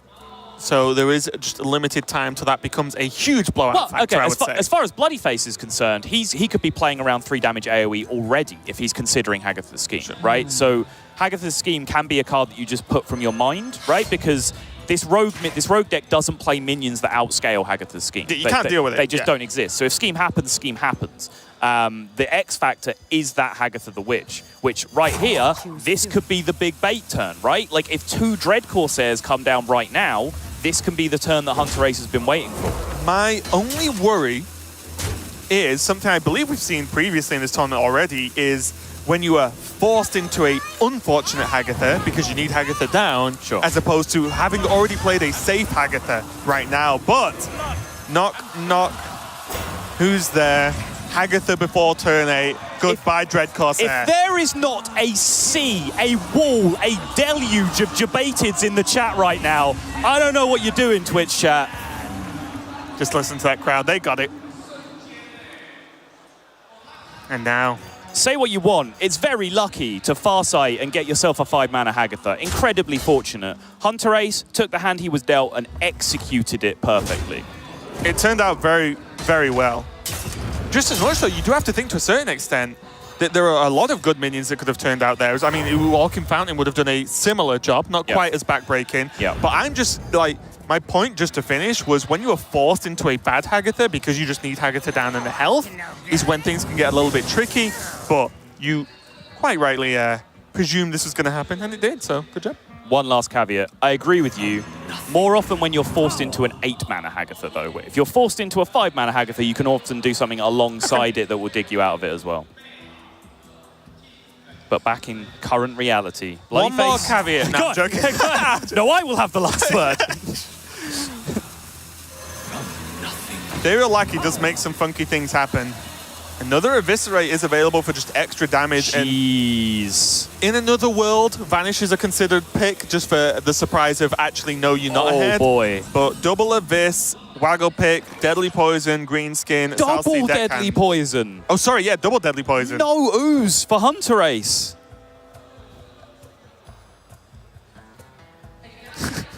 I saw a glance over. Two copies in his deck. None in his hand. Okay, though, here we go. Voltaic Burst is live if he wants it, and I don't see why not. It feels like it can get the work done. Soul the Murloc, you can't really guarantee a board outside of the minion, and Earthshock versus exactly Van Cleef, which is a bit niche. He took the Earthshock. It's Van Niche. Very good. Scheme seems good to me, though. Oh, went Feral. Okay. Feral, yeah. I like Feral.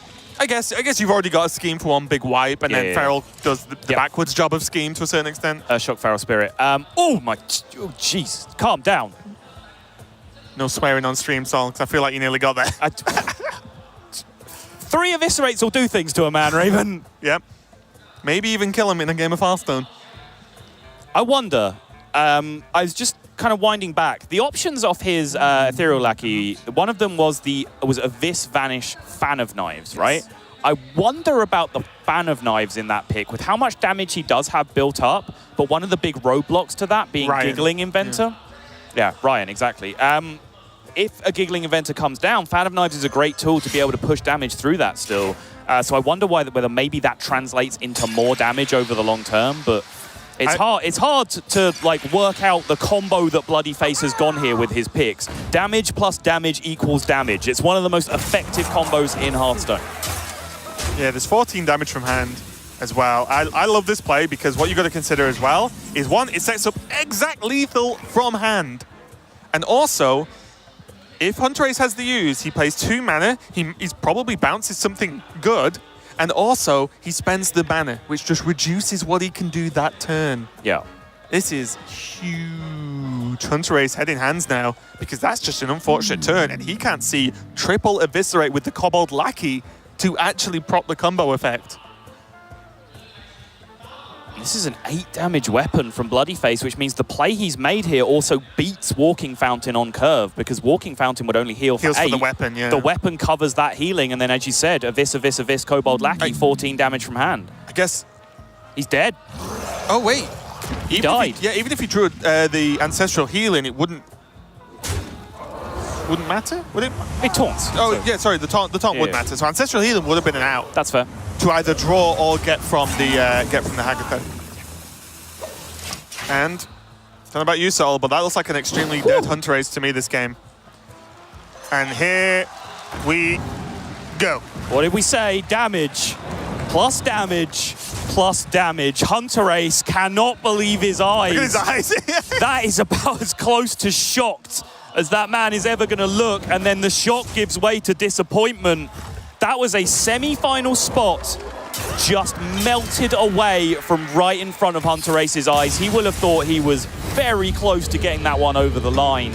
And so much damage coming through. And let's remember, this was off the back of a early Hagatha obliterating a board that Bloodyface played into the Hagatha to make it even worse, and it just didn't matter.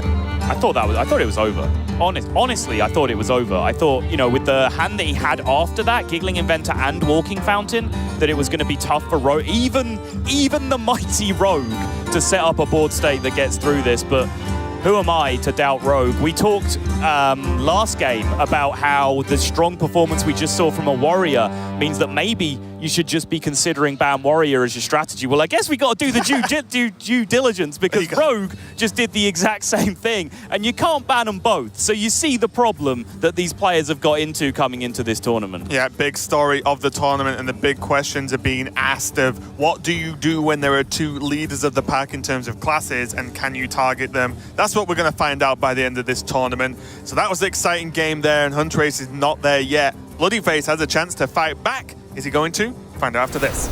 We're back here at the Hearthstone World Championship, and it's Hunterace versus Bloodyface. Hunterace leading the way here 2-1, but he had a good chance at taking a game there for a quick 3-0 sweep. But Bloodyface put a stop to that with, frankly, an obscene amount of damage from hand and from the weapon overall. So his Rogue has the win, done, dusted. I believe he is going to be queuing up his Mage next. And the Mage versus Shaman matchup, it's a bit of a strange one to me because mainly it's just the ability of the Hagatha's scheme to clear a ridiculously large mage board is something that you constantly have to think about. And I think just with the sneak peek over Hunterace's shoulder there as our camera panned around, I think he has scheme in his opening hand for the mulligan. He sure does. That is a huge deal. He's going to let that tick up over the next 5, 6, 7, maybe even more turns. And when a card in hand reads 5 mana, destroy the board pretty much no matter what, you're looking pretty good against a deck like Bloodyface's Mage. Yeah. I gave this breakdown when I thought we were going into a Shaman matchup previously, but it is a weird one because they have all the answers, right? There is the Earthshock for the Twilight Drakes, there is the Hexes for the Mountain Giants, so they can, for a while, with a good draw, kind of shut down and stop the board from snowballing. But if the opponent just waits, just builds up a hand size with Book of Spectres, and then just waits until like turn 6 when they can go 3-mana Giant Conjurer's Calling immediately, that can just be hard for the Shaman to shut down. There's only one card that really does it, and that's Hagatha's Scheme, and even then they have to buy an additional couple of turns to get to that 8 AoE that they need to clear the board. If the opponent's done it on turn 6, it's not up there yet.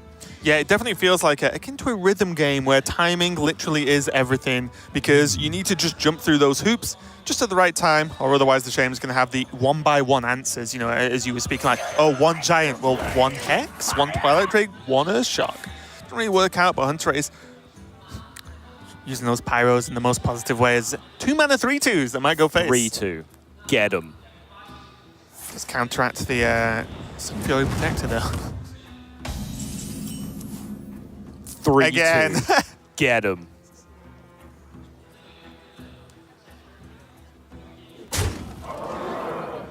Is there a reason to hold? I don't feel like there is. I don't know what you... Aggro deck. Pyromancer. Let's go. There has to be a lot of heals. A lot of Witch's Brew repeated on Pyromancer to be able to clear a mage board. Right. I guess this is the weird situation that you create by playing 2 Pyromancers. Because you can just trade one in first. You can just play your own Twilight Drake and keep going face. I mean, all that. Yeah. And this is a funny situation because the likelihood of, say, 2 4-drops beating this board is just unlikely, to be quite honest. Just because the 3 attack from the Pyromancers kind of covers the bases, right? Yeah. Weird line. Weird line from Hunterace, but you can tell he was prepared for the Twilight Drake coming down because as soon as he did, Hunterace, a very careful and considered player, just immediately knew what his response was. He knew code for slow. Yes. He but I mean not slow for no reason, It's not like he plays slowly and doesn't get results out of it. That's why I use the word considered because you don't have a win rate as high as Hunterace's is without using that time to find the most lines, find the best lines the largest percentage of the time. Sometimes slow things are okay. Yeah, agreed. Like a punch to the face. I'd rather have a slow punch to the face than a fast punch to the face. Yeah, won't really gain much force, will it? No. Is that classed as a punch then? Yeah. A fist bump to the face. Maybe. But he knew. Hunterace just knew that, hey, if a Twilight Drake comes down, I'm just not going to bother thinking about the Earthshock. I'm just going to play out my Twilight Drake and just keep going face. And I was wondering whether this becomes a very strange game of minion chicken, where they just keep going face and keep playing more stuff, because I feel Hunterace would actually lose that game. Oh, yeah. He runs out of minions to play very, very quickly, and by that I mean now. In a heartbeat, he would lose that race. Which is interesting to me why Bloodyface chose to trade. That's my point there. Obviously, because he wants his Giant to live through any means necessary. Yeah. He has a Conjurer's Calling in his hand. That's the deck. I was just meaning your Giant lives on 1 health. Yeah. 1 health is a lot here because that Pyromancer can't cast a spell and then attack. No, but there are a lot of cards that can do the damage, I guess. Name one that's efficient. Earthshock. When there's a Twilight Drake on the board? 1 mana, deal 1 damage. That's not efficient. Two exactly one health minion. That's not efficient. Two exactly one health minion. No. You want a 0 mana card that does that? There's a 0 mana card that does 2. There's more than one 0 mana card that does 2. Does Overload really count? Yes. I know with the Lightning Storm though. But this is my point, right? Look how ugly Hunterace's turn had to be to deal with that that Mountain Giant. I guess. I think the key thing is that there was little follow-up from Hunterace anyway, apart from, yeah, nothing. But Bloodyface doesn't know that, right? I mean, is there really follow-up in the deck at that point? Well, he could have just spent the turn casting Farsight, played a Mind Control tech, like spending mana on things that are a lot more beneficial. You know what? There are 2 Acolytes that I do actually keep forgetting about in the deck. So you know what? Yes. Yeah. Okay, agreed. If you just leave him 3 minions on the board and just goes trade your giant, okay, now I just have freedom to do whatever I want. It's just going to be Scale Hide. Oh, okay. Just going to try and front load the Rabble Bouncer, and that's a double benefit here of it's a threat that hasn't done anything yet. It's, it's kind of flies under the radar a little bit because Hunterace has to consider it as a problem because it's a 7-drop. But if he hexes it, then it's a win for Bloodyface because there's plenty more where that came from. Yeah, for sure. Really good play, actually. I was looking at just the Scale Worm just to push 4 more damage and 2 4-drops on the board. Okay-ish health. Yeah.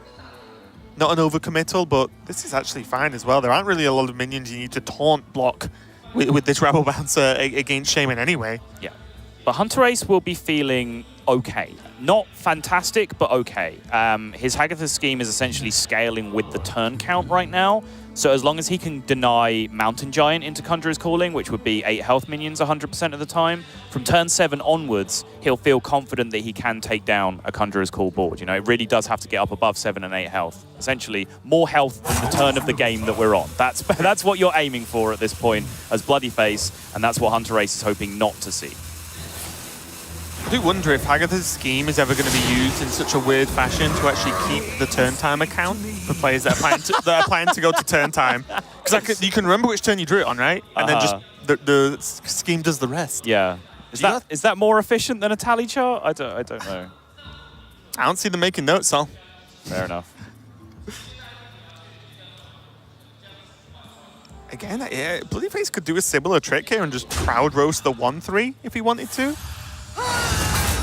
If he doesn't want to open up any draws, that was a weird one.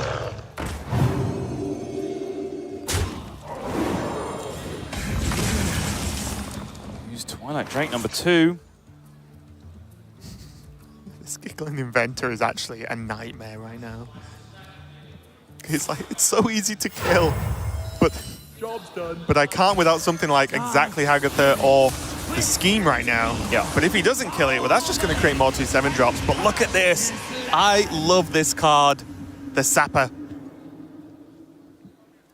Look out for a plot twist deck from Raven himself coming out soon.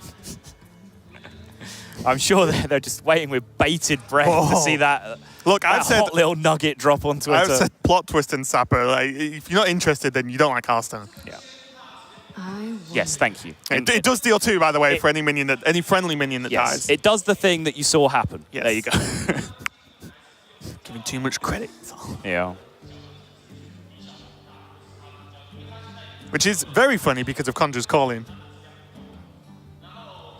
Conjurer's Calling kills the minion, right? Yeah, you so it's destroy the actually minion going to first, 3 mana, double up on minions, deal 2 to face. Right.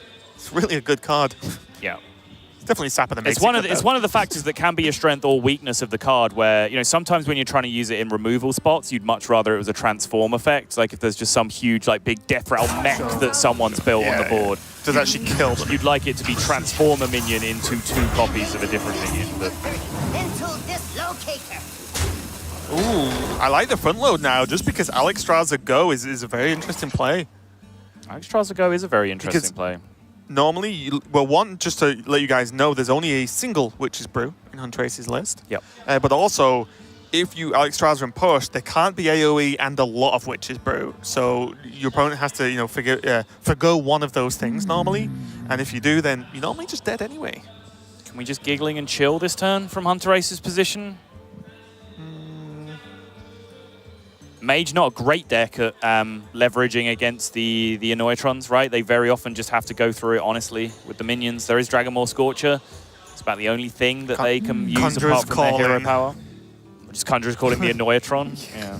Let's push through for lethal. That could be lethal, yeah. I mean, I'm not gonna ridicule that play because you may see it happen at some point in competitive Hearthstone if it's lethal. Go for Walking Fountain here. Kill off the Zilliax. He can reheal it up with Ancestral Healing. Beaked Lightning. It's very interesting. Good Lightning and Ancestral Healing. Extremely good here, actually. Wow. To take the Divine Shield and create the breakpoint. That was a good Hagatha spell. Yep. He's going to use the Ancestral Healing to keep it around. Not a huge value Ancestral Healing. Normally, you're looking for the dream scenario with those Walking Fountains. Make both trades happen, then get the Ancestral Healing to come down afterward. Do you think he could have gone the other way and left the Tapper alive, or is it just too much of a fear for the Conjurer? I don't think so. I don't see what's the upside of it. He has a 4/8. Right, you trade more first, and then you get the healing afterwards. Yeah. Because then the Sapper does like attacks in. I can see it. He'll like doesn't actually kill the Walking Fountain, and then makes 2 7 drops. Like, not great, obviously. I understand the downside. Yeah. But you left more often than not with a Walking Fountain.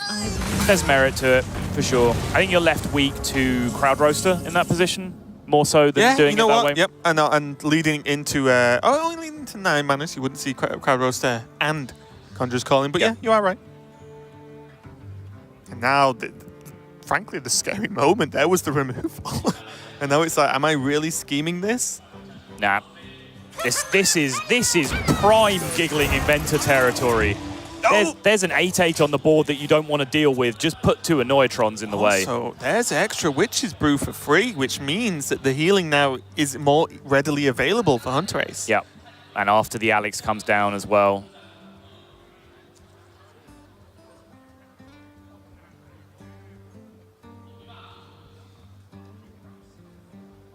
Tricky. I actually think I like the Scorcher here. Because Giant... Ooh, nearly fell off my chair. Glad I don't think anyone saw that. I think Giant into Conjurer's Calling is something he has to save because of the fear of Scheme. You can't go deep and then just get 1 scheme and then it's like, oh god, it's going to take me another few turns to build up again. Yeah. There's a window, sorry to cut you off there. Like turn 7, 8, 9, there's a window where you can kind of disregard Hagatha's scheme, because if they've drawn it at any point around turn 2, 3, 4, etc., it hasn't got up there to those big Giant numbers yet. Once you hit turn 10 and beyond, they can have drawn Hagatha's scheme through a very wide range of turns, and it still kills all of your minions. Plus, you factor in how good all these players are at hand tracking. Bloodyface probably has a very good idea that that card on the very far left that was the only card kept in the mulligan for Hunterace is the scheme, and he's keeping track of exactly how much damage it's doing. Yeah, and also there's been positions where, for example, I'm just thinking of the cards that would be kept against Mage as the Shaman deck, Scheme, and then what? Hex and Acolyte of Pain, maybe? Hagatha, I guess, but like he's seen Hagatha. There are options where Hex would have been played almost certainly. Yep. So guess what? It's probably a Scheme. It's Scheme, yeah. And I think he does it now actually. Scheme Twilight Drake, definitely not the end of the world. Generates an additional spell and it gains the board back. It does. It's a low impact board to Scheme though. He takes a big swing if he doesn't. That's my worry. If he doesn't heal or Scheme, a lot of things could happen where he just dies, or at least gets very close to it. And again, I feel like any turn you're forced into Witch's Brew or Death feels just like a delaying the inevitable from what we've seen so far. Yeah. I'm just going to go for it. I do like this a lot. I think he has to do it. There's, you can try and just Witch's Brew heal up and just say, I'm going to take the hit. Your opponent is going to hit you in the face with their minions, kill your 1/2, and say, pass, your turn. Yep. Same spot. And you're just down a Witch's Brew. Fire Tree Witch Doctor has this nice added benefit of basically replacing itself in hand, which keeps this Mountain Giant at a reasonable level. Bloodyface, after seeing the Scheme get used, does not just immediately go in with his Mountain Giant.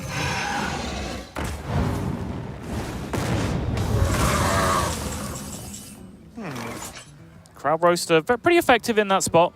I guess if there is a second lower damage Scheme in hand for Hunterace, which there is entitled to be at this point, then playing his 2 giants into that 4/5 means the that Drake, yeah. he's able to take one of them out at least. And Crowd Roaster is still a threat because Hunterace knows there's a Conjurer's Calling in hand. Yeah, big threat. Because it's the second one, the twin spelled. Right. Which means that Hunterace, every single 7-drop has to be considered a huge threat. One, it pushes 7, and Hunterace is only on 15, but also it could push so much more in the turns following. This looks like a Swamp Queen turn to me, which means Farsight is going with it, which means Farsight probably comes first, so you can look for an out. There is that Hex he's been waiting for the whole game, but I think, for me, potentially still a Swamp Queen turn? I think he's afraid of dying. Okay. There's a Mystery Mage spell solve, which means he could die. I am going to say Pyroblast and Fireball, but those cards exist. They do. And I don't think you want to be knocked out of the World Championship if you've got a better play. Not off the back of just this game, but you don't want to take a loss if you can stay ahead. That's the trap, though, right? Like, just because you can think of a random card that you die to does not necessarily make one play better than the other. I never said it was better.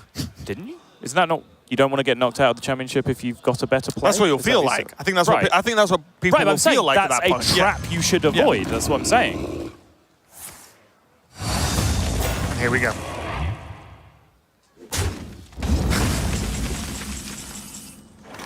As the Shudderwock. Tickled me the Elemental Might was actually alive for a second there because there was an Elemental on the board, but it was their opponents.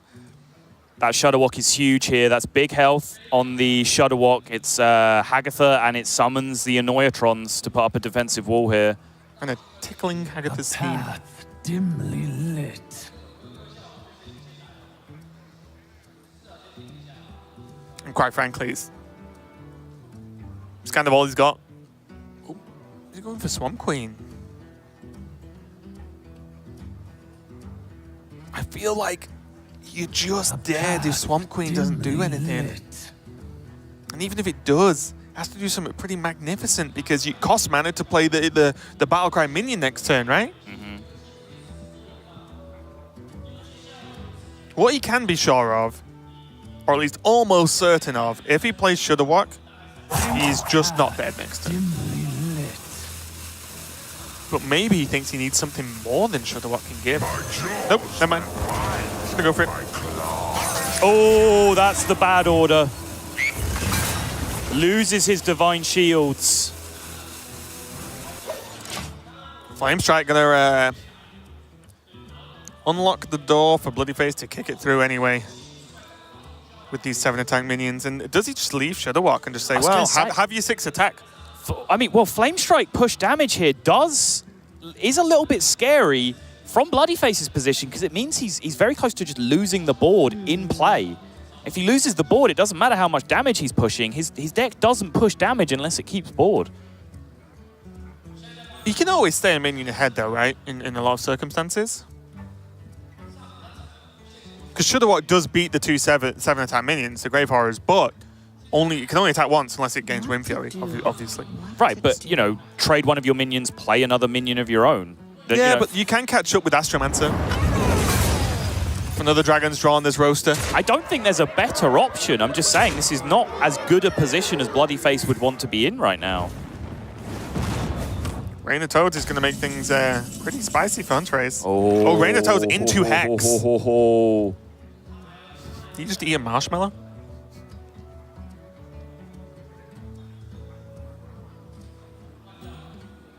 If only Totemic Might didn't only target totems.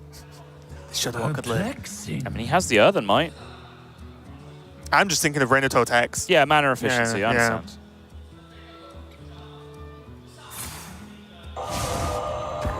I guess, does he even need to play the Rain of Toads this turn? He can just keep taking clear board. Apart from pushing damage itself, it doesn't really do much. It's not blocking minions that aren't there, so... Maybe the one Earthen Might is it? Does this go on the Shudderwock? Oh, yes, it okay, does. Witch's Brew does the same, Yep. Well, it does better. Okay. Hunterace is piecing this together. I'm becoming a believer right now. Oh. Well, maybe not.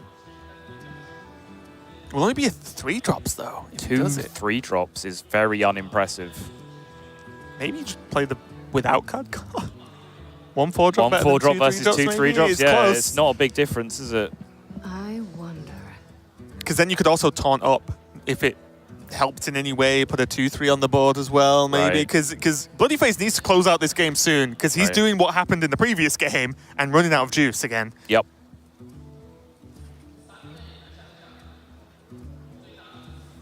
My calculations are flawless. Gonna just get the 4-drop. You get a hat, and you get a hat. Not great. I'm gonna play anything else, just drop the ping. The Toad does soak up some damage, but... Oh, Ziliax is huge. Ziliax Earthen Might even is available here. Okay, so Hunterace has probably won this game. Okay, I'll finish what I was going to say.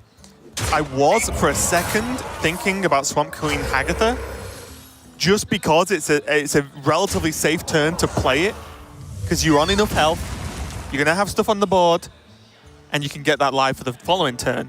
But, yes, this turn was pretty sweet too. And this is what I was scared of. Again, this is not a criticism. I don't think there was a better play available than Flame Strike push damage.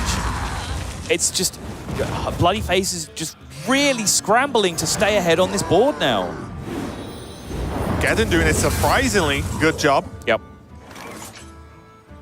Okay, Hagatha Feral Spirit, yeah. It looks like a Swamp Queen turn to me. Get that value in right now. You gain a 5-5, you gain another 5-5 that actually does some spells and stuff.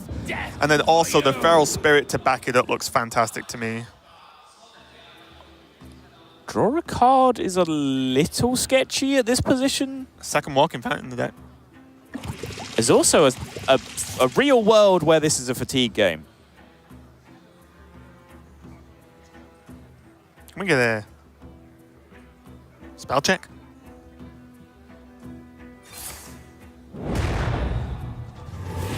Lava Burst, Lightning Storm with a... Okay, thank you.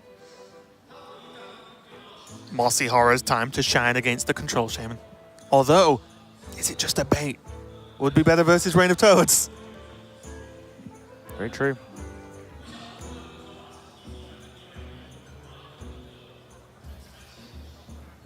Also, Crowd Roast is kind of unplayable here because it could snipe the Swamp Queen, but then the 2 damage it takes from Geddon opens it up to just a trade from the other Feral Spirit. But the other Feral Spirit doesn't live, right? Because you ping it if you're playing... Oh, sure. Oh, yeah, okay, yeah. No, you're right. I didn't know if there's going to be any other development along with that, but no, that's way, way, way better.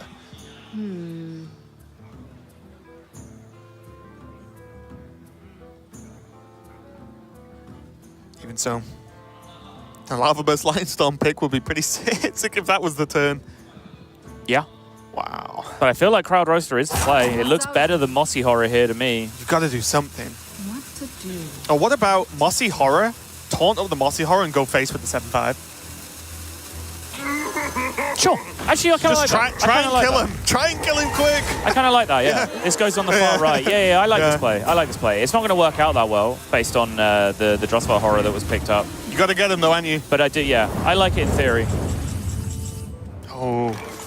Probably about as late as the scheme could be drawn to have strong relevance in this game, I would say. Any later and you're really running low, but with the cards that Hunterace has available, there's just for Horror, and even just the Soul of the Murlocs to back it up, he can heal Hagatha up as well. Yep. With the Ancestral Healing. This is slipping and slipping and slipping away from Bloodyface here. And it's, I'll be honest, shocking to me that we've talked about Mage for the whole weekend and week leading up to this, and it looks like Mage is the one that's going to feel like it's suffered in this series.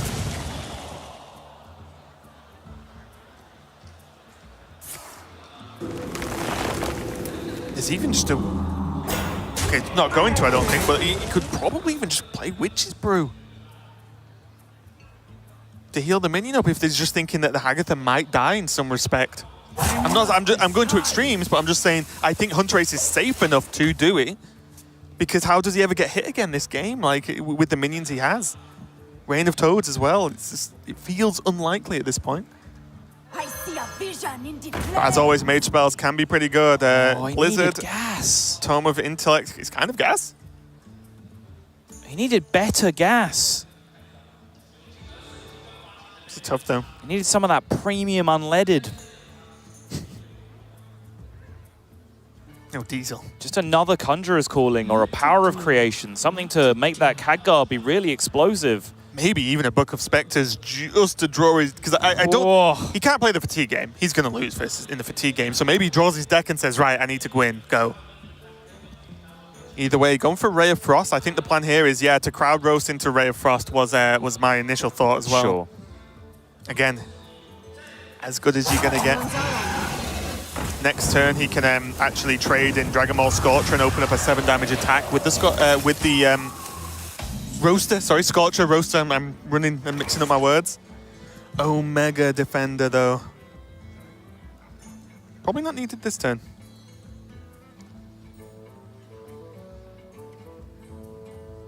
I also... Okay, I'm thinking. Maybe after seeing the crowd roaster, you do play the Omega Defender? Because you know it's very now unlikely to get sniped. He's played 2 roasters, right?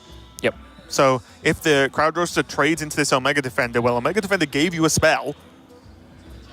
Why not? Sure, I like this. Well, my point is, oh wow. I feel like this was just the Reign of Toads time. I thought you might want to Reign of Toads Soul of the Murloc. What do the 1/1s do? Damage. Fine. 1 damage each. But also, Hunterace might just be on the plan to just say, I'm just going to run you out of minions. Uh-huh. Isn't Reign of Toads on curve more effective at doing that? I'm not sure. This just straight up kills a crowd roaster. Reign of Toads doesn't.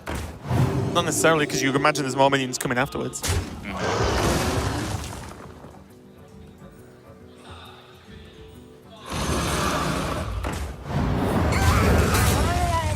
Now look at these Murlocs.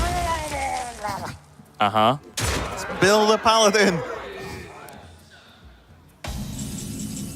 Bloody Face is dismissive to those Murlocs, as Dorian was. Giggling Inventor yet again. It's such a good wall against this deck. They just have nothing. You can just Reign of Toads, brew. Perplexing. Because again, although I think Hunterace is doing well here, I don't think he'll be in a position to more than realistically spend full mana on brew. And not get hit for that much back. Really?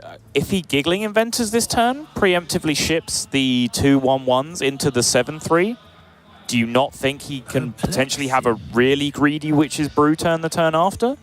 I'm worried that the second he does a greedy turn is he lets Bloody Face have the board again. And I don't know if he needs to do that. But Bloody Face has 2 cards, and Hunterace knows one of them is Ray of Frost. What's he going to do to him? Maybe you're right.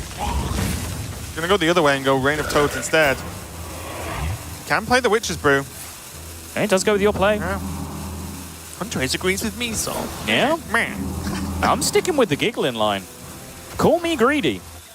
You greedy. Thank you. Oh. We're going to live in the results-oriented world. You'd have a Giggling Inventor down right now. That 7/1, that 7/2 would be a 7/1. There would only be 3 sources of damage, so one of the 1/2s would even live this turn, take care of this board, and at most there'd be 6 damage in play the next turn. Doesn't this stop the crowd roaster getting value trade into, well, say value trade, a trade into Conjurers? Because there's 1 Conjurer's Calling left, right? There was no trade. He couldn't trade it because you shipped the 2 Murlocs in first, so it's a 7/1. Oh, wait. So you put them both into the roaster. Yep. Yeah, sorry. I'm back with you. I also think you might just want to get these Toads out of the way first because of the overload. I don't know. We'll see what happens. Yeah, like I said, I'm living in results-oriented world, which is not a good argument by any stretch of the imagination. Oh. You know what's not a good argument? 4/3 Twilight Drake. Just isn't. And this looks like, on paper, a bad draw, but it's 2 mana draw a spell. Yeah. Like, it's just good. Just stuff to do is good for Hunterace right now. Yeah. And this scheme is building up now. Yeah. So even with a last-ditch push, there's only 5 cards left for Bloody Face, and there's 1 scheme that probably kills all 5 cards if played it together. Oh, that's a good one too. I really feel like Hunterace could have sequenced these last 2 plays in a way that ends up with him having so much more health from his Witch's Brew. But does he even need it? Was the core of my point. More is always more, Raven. But he's spending his mana doing other stuff. Yes, and no, if he never okay. has 10 mana to Witch's Brew this game, then it was pointless. Good point.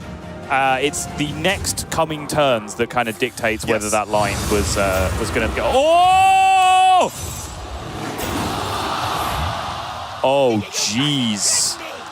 Can we get a Hagatha scheme check? I believe it's going to be 5 from what I can see just in the little corner. It's 5. Thank you. It is 5. 100% confirmation.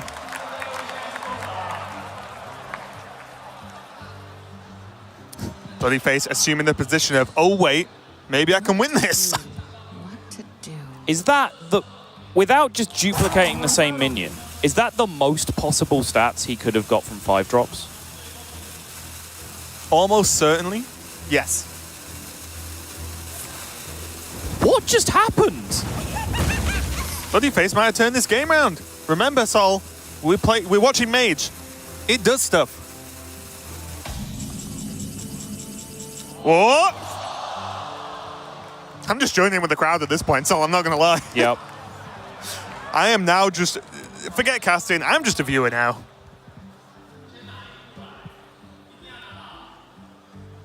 Okay, forgetting casting was boring, I couldn't speak. So, Haunted Visions looks like a reasonable place to start as any, unless he wants to Reign of Toads with Mind Control tech and go full taunt mode. You can do that anyway. Even if you want sorry, it reduces the Reign of Toads, of course, yeah. Yeah, I think he needs to, find something. Go fishing, find some help. Send help. The crowd just really want to see a Stormbringer. Yeah, same. I'm now back in the crowd again. Farsight, though, does look good. But I think he is going to play the Reign of Toads this MCT turn. Reign of Toads, yeah. Wait a minute. Reign of Toads summons minions, Sol. I mean, not that many when you already have 3 in play, but sure, we'll take it. What if he gets another Reign of Toads? Oh, this game, Elf Hearthstone.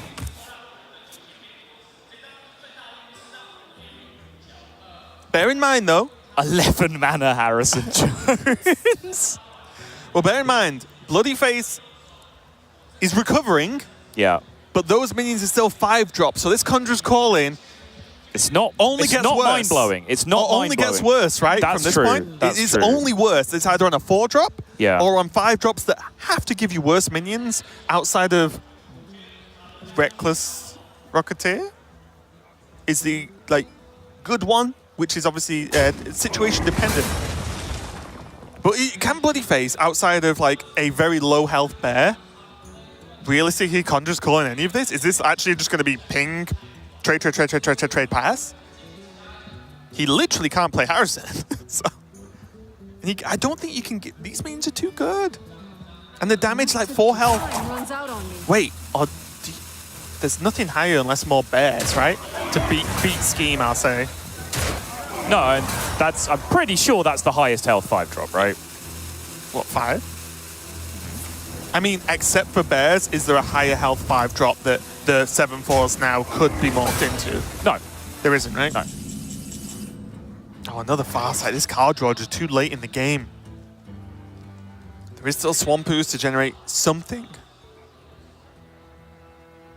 So he can kill all but 1 bear, right? He just trades into 1 scheme. Yes, correct. Trades into the 11 health, of course. Scheme now at 6. And he can still play the Ooze to help. And it's funny, and it's kind of tough, right? Because it does then open up a second Conjurer's Call in on the remaining bear. But that could whiff. That could backfire. It's about the last push that Bloody Face is going to have left as well. This game is so close. He's going to do it. And he keeps a 1/2 taunt as well. I can play this Ooze behind it. Right. Which, this spell's going to be huge. Maybe even game-breaking. Hex! Oh! That'll do. Or at least that'll help. Sunview Protector. Is there a Rabble Bouncer left in Bloody Face's deck? I want to say yes. Rabble Here we go. Rabble Bouncer Ziliax? Is that his deck? 4-4 and a 5-5. Definitely not bad. And there's... I think you just dump Harrison. Yeah. Kill him. Kill him quick. Before he does other crazy things. Walking Fountain. Walking Fountain is remaining for Hunterace. And he has an Ancestral Healing. And he has 2 Farsights in his hand. And he will have 2 cards left in his deck. He can guarantee the draw. But if he spends them both... It doesn't work off the second one. Yeah, he needs to get it off the first one because it will go down to 5 mana, but he will spend 6 using Farsight. If he gets it off the first one, though, the big key here is Ancestral Healing, which means he can do trades and then heal it back up and say, now what, Mr. Bloodyface? This game is nuts. And if anything truly nutty comes out, then he's looking good. Look, Harrison Jones. Walking Fountain beats the Nightblade and the Harrison Jones. You can then Hex the Liam, and then you've got a 2-3 to worry about at the moment. Shields up. And there's Izu still on board, actually, which will sort of beat the 2-3, but will now die to pings. This game, there it is. Look at the play that Bloodyface made, though, to beat this exact eventuality. I don't know the last 2 cards in the deck. I'm so upset. Sun Fury'd the Liam so that the Walking Fountain was as weak as possible of a draw for Hunterace. You saw his autopilot took over for a second. As we started talking about Harrison Jones, he picked up Harrison Jones, then stopped and went, hang on, Bloodyface, this is the World Championships. Don't just autopilot playing your biggest minion. Think about it. I like this as well. This is just setting up. It's a little bit delayed, but Hex the 5-5 now, then Walking Fountain next turn. Mind Control Tech's one of the cards. I play it? Yes. I think he just has to dump it all, right? He needs to set up a lethal for next turn. Oh. Well, that's not a good one. Again, let's remember though, every minion is a spell. It's another scheme. He needs things that generate minions, I think. Unless this Walking Fountain is just enough to get there. It does continue to challenge. It beats the 3 minions that we're seeing at the moment. But I think this last card is either a Ziliax or a Rabble Bouncer. Oh, it's an Astromancer. 2-drop. And he kind of has to play it, That's right? why he's been holding cards in hand as well. Okay, so questions now is, 1, honestly don't know what the last card in Hunterace's deck is. We'll find out very soon. But is there a world that the Walking Fountain does enough to make the Acolyte of Pain a playable card because the spell will be better than the pings that Bloodyface can do to make him overdraw? I don't even know. I find that very unlikely. Okay.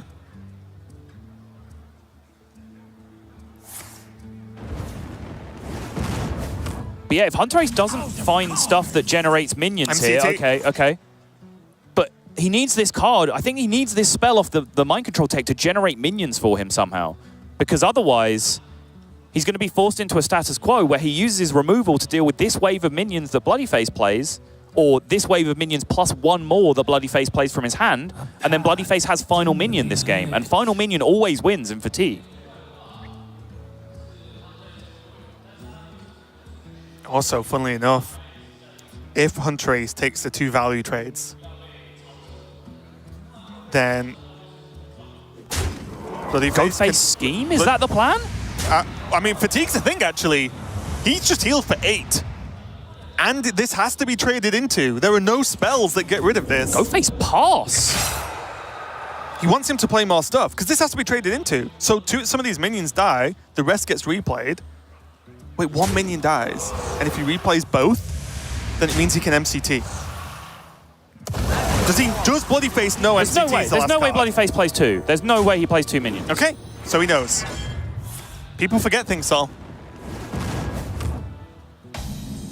So now scheme clears. What I'm saying is, even in an MCT-less world, I don't think you play all your minions here because there's so many random Hagatha cards. I think you need to try and save something to beat 1 more random AoE that can come down. So now the question is, do they know each other's hand apart from the spells? I mean, Hunterace, this is locked up. He's so far ahead in Fatigue now, it's going to be Mind Control Tech versus Mind Control Tech. No, it's not. The 5-1 lives. Harrison lives. The 5-1 lives. I thought the scheme was at 4. I apologize. Witch's Brew! The Mind Control Tech will kill the Harrison because there's just a ping and it doesn't beat it. Yeah. So then the Witch's Brew will out-heal, along with their Walking Fountain attack to face, the damage that the Mind Control tech from Bloody Face will be able to do to him off the back of this insane game. He just took 2 that turn, correct? Bloody Face did? I believe so. So 3, 4, 5 will kill him. He has 3 more turns to live. Mind Control tech plus Hunterace's Fatigue does not do that through a Witch's Brew. And ever the prophet, there is going to be potentially a full 10 mana Witch's Brew played this game. But apparently, Final Minion does not always win in Fatigue. You're a liar. Oh, what? Oh, it's so insane. A nod from Hunterace. He knows. He knows. Does that change the clock? Does going face there change the clock? Versus a Witch's Brew? He takes 3 more next turn, so he takes 6 next turn, puts himself to 12.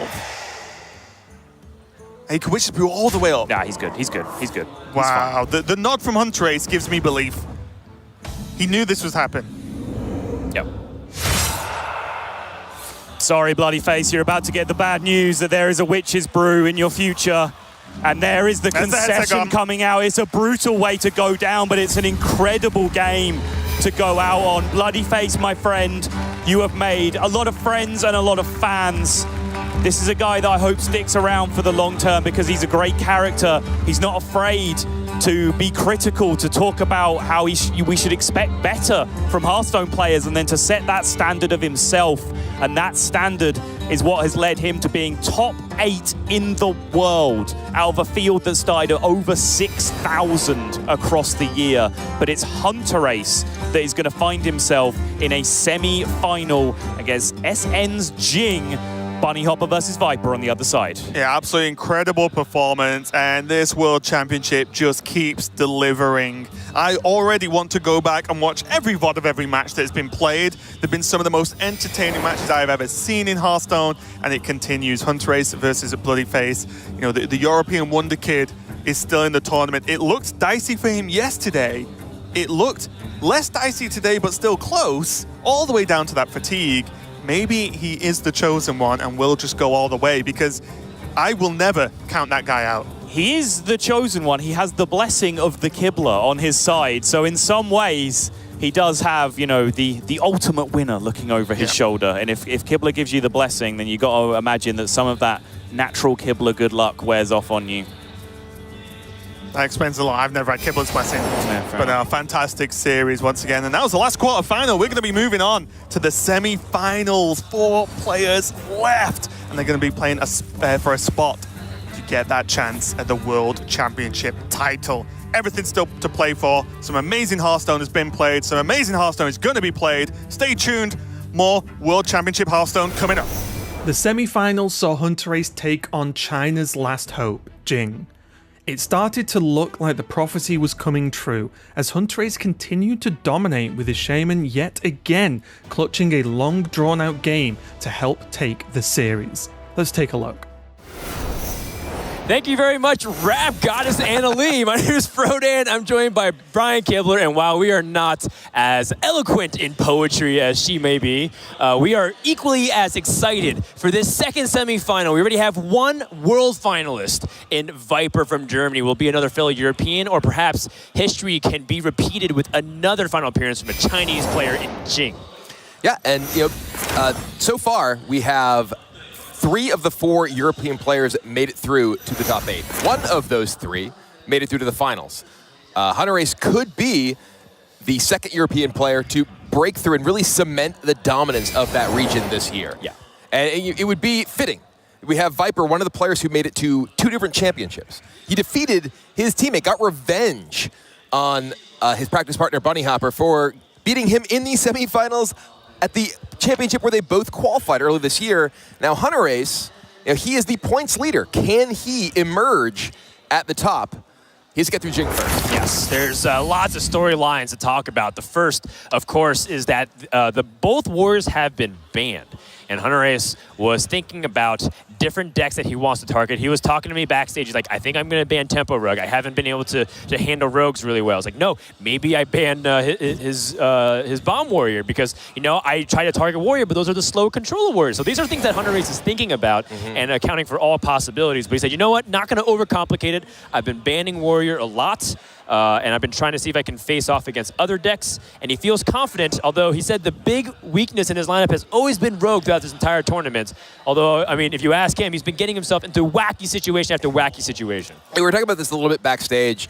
It feels like that Shaman deck of his almost is designed to get himself into ridiculous situations that he then has to claw his way out of. Yeah. I mean, frankly, that's sort of what Control Shaman does in this format is, fall behind, and then claw back, often involving Hagatha, which means you naturally are going to find yourself in situations where you have to adapt to unusual things happening. Oh, all right. Well, the game board is being set. The second semifinal is about to begin. Who is going to Viper in the grand finals? Is it Hunterace from Norway, who's playing his Control Shaman, or Jing, who's playing his Token Druid, which has been a huge question mark, and yet it's delivering when it matters the most? It has, and Hunterace here, he has the Wild Pyromancer, which is one of the inclusions in his deck that is very different from the rest of the field. Most players who chose to play Shaman chose to play the Thunderhead package of overload spells plus Thunderhead is their sort of early game AoE style removal. Hunterace didn't want to overload himself too much for his power turns with Hagatha, with Walking Fountain, and instead chose to play Wild Pyromancer alongside Ancestral Healing to have some AoE. That said, he doesn't have that many cheap spells. And that Wild Pyromancer plus Ancestral Healing may be great at clearing off a single Whispering Woods, but may not be enough to deal with the AoE. And yeah, he's going to keep the Pyromancer, throw back the Ancestral Healing. Yeah, this is some of the stuff that Hunterace is prepared for compared to the normal Control Shaman list as you're talking about. And he was also saying, you know what, I am ready to take down Token Druid 3 times. This is definitely the deck that he does not want to slip through. And Jing here, he has the coin with Keeper Saladris and the Power of the Wild. We've seen him make very strong use of Keeper Saladris in a number of positions, and here is possibly a good one. Yes. The ability to get that 2/3 out on the board and then follow it up with a 3/2 that gives you 2 more spells in hand. Against a control deck like Hunterace is oftentimes it's a resource battle. Yes. And being able to get those extra resources while developing thanks to the Keeper is very powerful. This is a big play here for Jing to try and immediately get that value and that tempo. Hunterace picks up the Hagatha scheme. That is a crucial card.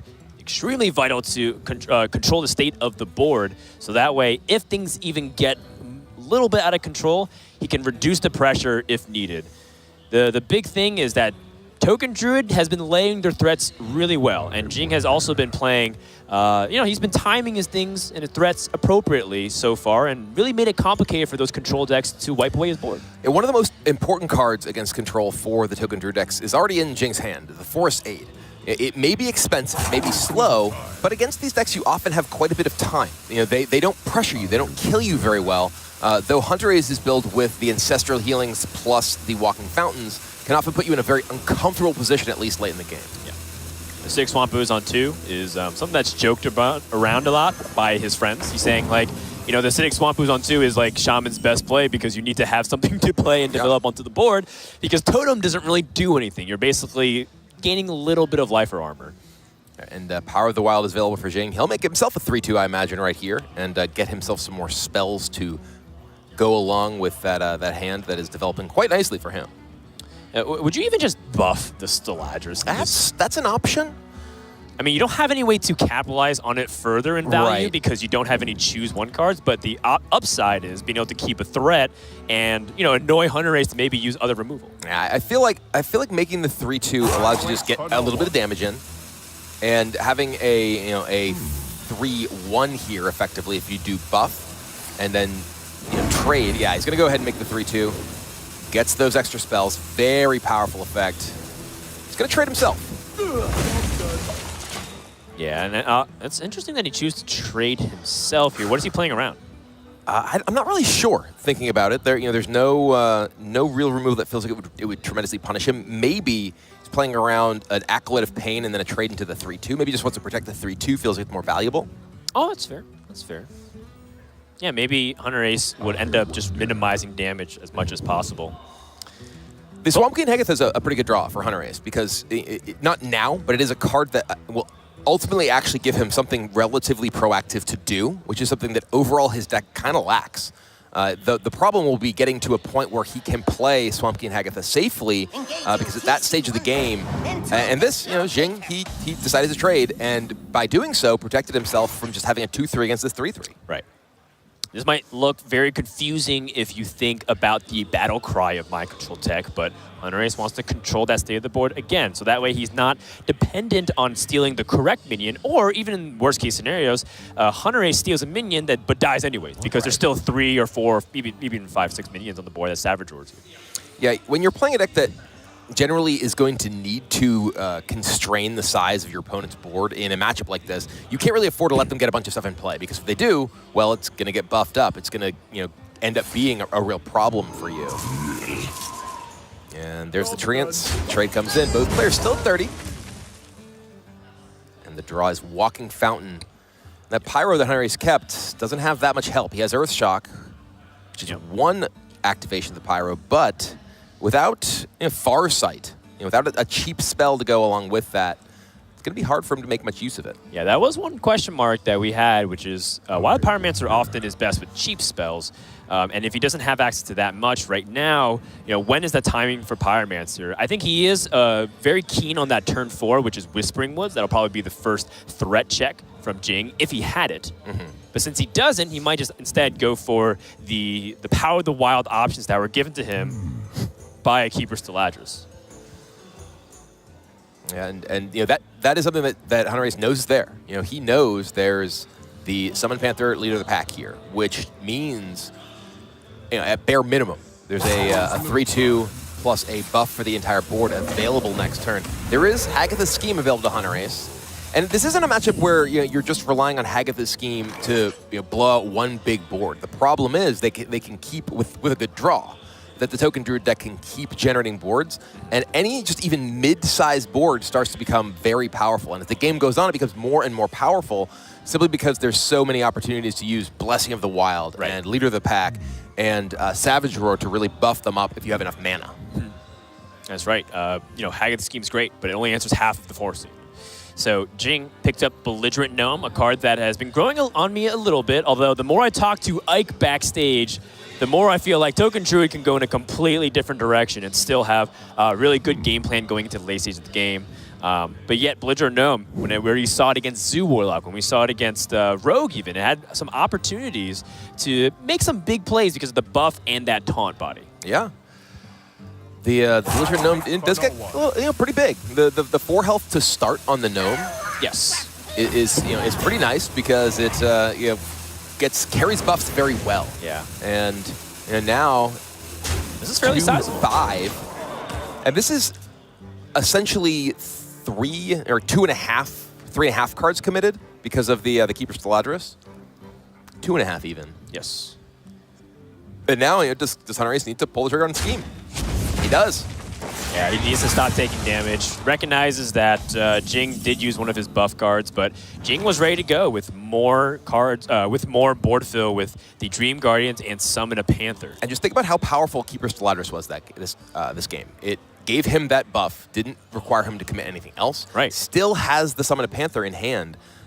Just giving him so many extra resources in a deck that can often, until it gets to Forest Aid, really struggle for those resources when it's facing a deck that has AoE clears. Yeah, and I think that because Hunterace's hand has some pretty high-value stuff like the Walking Fountain, like Swamp King Hagatha, perhaps he learned a little bit by watching not only, of course, his own gameplay, but we saw, just a couple of series ago, Just Saiyan had pretty much every form of AoE that he would ever want, including Swamp King Hagatha, Swamp King Hagatha. And then he still lost against Zoo Warlock because he was a little bit too greedy.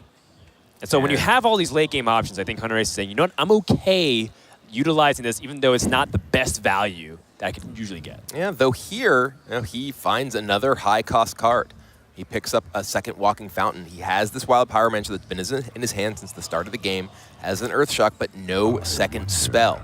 That means that Jing, he's going to start next turn with 3 minions in play unless Hunterace rolls spell power or chooses to play the Wild Pyromancer and Earthshock one of these minions. I think he would want to because his turns are starting to get pretty strong from next turn on.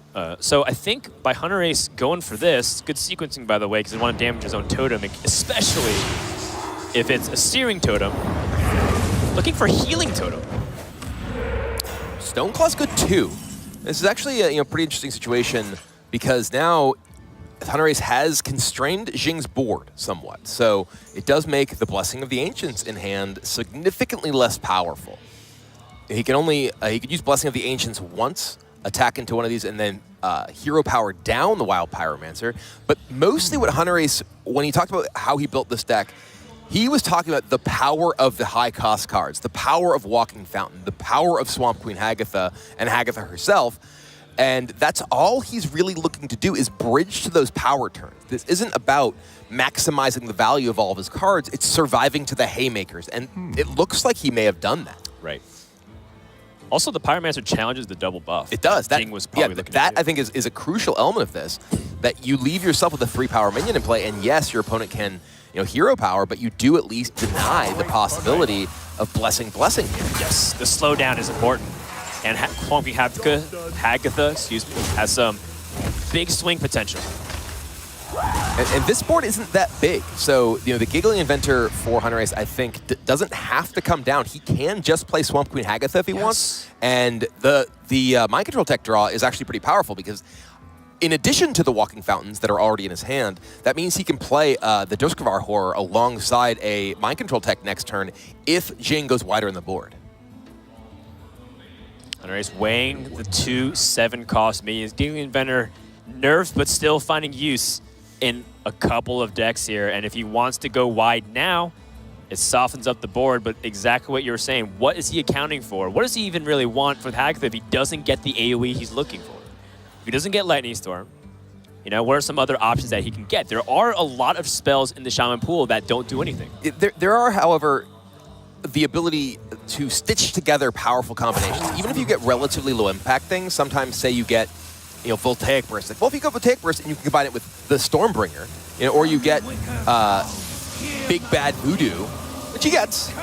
Looks like he took Beakered Lightning. Let's take a look at what exactly he chose. It's Totemic Smash and Beakered Lightning. He's just going for board control there. And the Beakered Lightning is a way for him to clear off a Whispering Woods. Yes, that's big. But he does know that the Blessing of Ancients is in the hand. Right. Therefore, if it did come down, it most likely wouldn't be a good it wouldn't be a good Beakered Lightning without spell damage. I don't actually think that spell damage affects the spells that you cast off the Duskvar Horror. Because I believe that it counts as a battle cry effect, so it's not getting your spell damage. It casts the spells. But yeah, it gives you the overload. Correct. All right. Well, that debt system seems to work very realistically, unfortunately. Yeah. Hunterace, he took that Beakered Lightning so fast. And I saw that there was a Stormbringer there, and I didn't see what the other option was. And, yes, maybe it's just the memer in me who's like, ooh, Stormbringer. But I feel like sort of the discussion that we were having before regarding, how much can you really value the Beakered Lightning in a situation where your opponent has the defensive danger that you know about. All right, well, these are just the 2 minions. Yeah. Getting in here. I think Hunterace feels like card for card, he still has just better quality. And there's Walking Fountain. Speaking of better quality cards, the Walking Fountain is absolutely dominant. But there's that Forest Aid in Jing's hand here.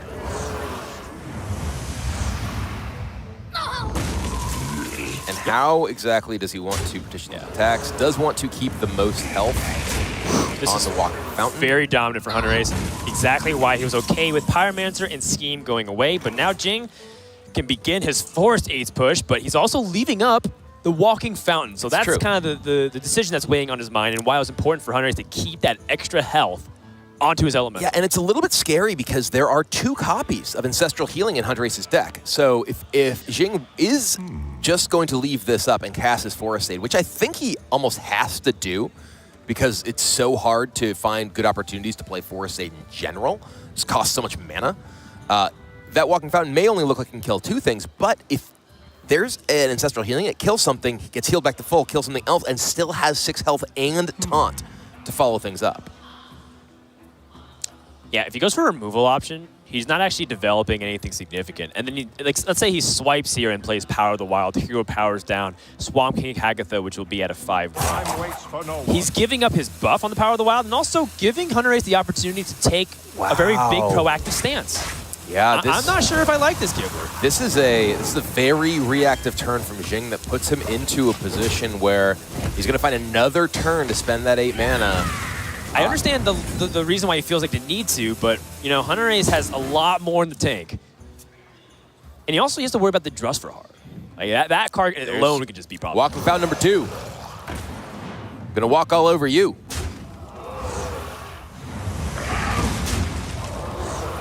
That's like He's back in the same exact spot almost. So we need to actually make an album with Annalee's incredible rap god performance of the Hunterace, don't trade, always go face, and then there's this fountain's made for walking, and it's gonna walk on over. I don't really know that particular rhythm to that song, but I think it'd be good. I think it'd be good. No, I think you guys will hit platinum within a couple of years. All right, well, this fountain is still around. Ancestral Healing is the draw. And this is what Jing feared. This is why Jing decided to kill the fountain last turn, but he cannot kill this one. Hunterace can attack one, mind control tech, attack another, and still have a walking fountain with so much health, and play more into the board. Right. I mean, you can develop with this Twilight Drake first just to get maximum health. This looks like everything is coming up Hunterace. Yep. And now, Jing is the token deck, and he is the one who is well behind on this board after the sequence of plays. Yeah, and Hunterace is back at full life. He has board down to the Ancestral Healing. This looks really bad for Jing. Jing, of course, with a little head nod, recognizing that that is really bad news for him. Hunterace thinking if there's any room for him to be aggressive here. I don't think there's any need to. He does know that there's a second Forest Shade. Does he want to roll a totem? Oh, that's also I don't see any reason not to. Maybe he doesn't want to take up space in case he wants to play Giggling Inventor? Yes. If his opponent can't kill the board, he needs every single minion spot with Giggling Inventor. Yeah. Blessing of the Ancients. So in this position, Jing, I think, is immediately considering, do I need a Savage Roar defensively, or do I need to Starfall, or maybe both to control the state of the board here? Well, Savage Roar plus Starfall allows him to just use his hero power and the Starfall to take out the Walking Fountain. He can Savage Roar plus hero power is 5 plus the 3 from Savage Roar and Shapeshift. And then does he use the other minions as removal and try to just get to, I'm going to grind you out with Forest Shade. Okay, I wasn't even thinking about the AoE. It does just, I guess, more raw damage. Yeah, it does that's 8 true. That's true. 5. So, and then there's no clean combination of stuff other than maybe using the Blessing of the Ancients. You can use Blessing of the Ancients to trade 2 in, hero power down, but then you still leave up the... You have Hogsteed in Savage Roar. So Hogsteed can go in. Hogsteed, Savage Roar. Still leaves you at 5, though. You just have to use 2 things. Oh, no, you use your face. Blessing. Okay. Interesting. Whoa. This is just such a defensive posture, though. Yeah. This is basically... Oh, actually, you know what? Hunterace doesn't have that many minions in the deck. That's true. But he does know the Drust for Horror is bad. Right. I think that's also what I'm slightly afraid of. But Hunterace is more likely to pick Drust for Horror in a defensive manner as opposed to an offensive one like Stormbringer. Whoa. Ooh, Hagatha. We're not going to see that come down now. It's powerful, obviously, but he knows his Forest Shade waiting in the hand. But that is an incredible, preloaded answer to Jing's next big play. Just for Heart is Totemic Smash and the Beakered Lightning, which would kill his own Twilight Drake. Right. And if he plays Giggling Inventor now, he weakens his own Hagatha turn. Right. It's a little bit awkward for Hunterace based on that. And he does choose the totem now. Okay. Does not get healing or taunt. It is true that Giggling Inventor does weaken his own Hagatha turn, and it weakens his post-Hagatha value by spending a minion from his hand. And if he knows that there's a Forest Shade, I think that there's some argument to just either trade or attack phase. Yeah. And don't play anything else. Yeah, Hunterace agrees. Archmage Vargoth is the draw. That's really good with Blessing of the Ancients if he has that wide board. He did already use the front half of Blessing of the Ancients, so he doesn't just keep getting it back, which is one of the crazy things about Twin Spell and things that recast. Yeah. Twin Spell ended up being really powerful with some of these cards, like Conjurer's Calling and the Forest Aid, Blessing of the Ancient. Jing also knows that Hunterace had an opportunity to develop with 10 mana, chose to pass, essentially. Right. He knows that just for Heart in the hand, so he probably assumes that there's AoE to punish the Forest Aid. And I think with this Archmage Vargoth draw, maybe Jing just says, you know what, I might just go for the Blessing of the Ancients buff anyways. Oh, no, with this hero power. Yeah, we're going to see Forest Aid this turn. You know, as I mentioned before, it's just so much of a commitment. It costs 8 mana an entire turn. I will note, by the way, Jing is down to 13. He has not been attacked that many times by Hunterace, but they've been some pretty big attacks, and he's attacked into a lot of things with his hero power. And there is Hagatha. That's crushing. Yeah, we talked about how Hunterace found himself in some awkward situations that always tend to involve Hagatha, but this is okay. That's a good draw. That is, yeah. Vargoth plus Landscaping plus Blessing of the Ancients builds you a pretty big board. Yeah, I mean, he saw another form of AoE. Right, and Druskvar Horror does not have powerful AoE in it. It has Beakered Lightning. Free of that blasted You toss in the Hogsteed with it too, just to get that board presence? It depends what you're going for. If you're going for the Blessing of the Ancients here, then I think that... Yeah, I think that... Blessing of the Ancients gets you out of... No, I was going to say Blessing of the Ancients can get you out of AoE range, right? Because if Vargoth Blessings again, rather than playing the Landscaping again, you can end up with 4/4s, right? And a 4/8, and that's out of Lightning Storm range, even with a higher. Fair. Yes. I mean, Hunterace has been holding on to one card to the left of the Horror for a while, but if it is that second scheme, Jing's not beating that anyways. Right. So I think in his mind, he has to try and do the best thing he can to make sure this board survives. And maybe too many tree ants is actually a bad thing. It's going to be the Hogseed, though. I like the Greed. I think Hunter's at 32. I don't know if you get there with just a handful of 4/4s. All right. Omega Defender. That's big. But right now, Hunterace, he's facing a big board. There's a Savage Roar and Blessing of the Ancients in Jing's hand. Yeah, and this is kind of where the mana cost of Giga Defender is very inconvenient for Hunterace. Very prohibitive. Because he would love to be able to Hex and play the Giga Defender to just get in the way, soften everything up, and then Drustvar Heart's Beakered Lightning can clean everything once they're done trading into the Annoyatrons. He's going to Hex the Vargoth. He's going to play the Drustvar Horror at this point? I think so. He can use the Totemic Smash. It will cast Smash first. Yes. He could have... yeah, okay. He could have done it on the Hogsteed. Right, he could have done the Hogsteed and he actually would have... Oh! Another Totemic Smash! I was going to say he could have gone on the Hogsteed and actually gotten a Totem. He would have killed... He would have left a bigger guy, I guess. Okay, well, that was actually pretty big. Getting a cheap removal spell there was pretty important. 32 life does mean that Savage Roar is not scary, and the Blessing of the Ancients here doesn't really get him out of range of just the Druskvar Horror. Trading into a bunch of his minions. Yeah, I think this might have to be a Wrath cycle, even though he likes I think it does. I think he needs that second copy of Forest Aid pretty badly. He needs something that will generate significant board presence, not just buffs.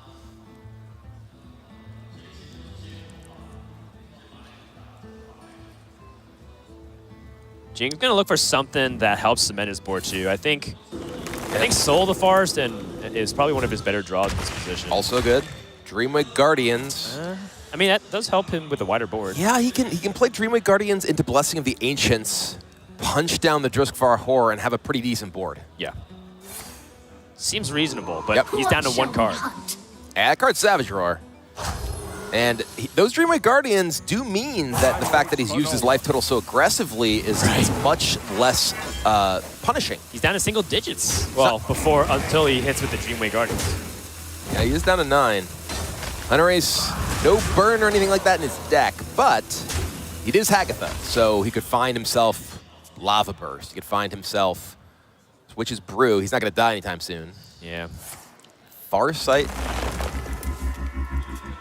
finds himself a Twilight Drake. Sure. Yeah, he can play that for 1, then play an Omega Defender. Yep. It's just 2 things to fight for the board. And that's all he's looking for now. Lightning Storm! Oh, wow!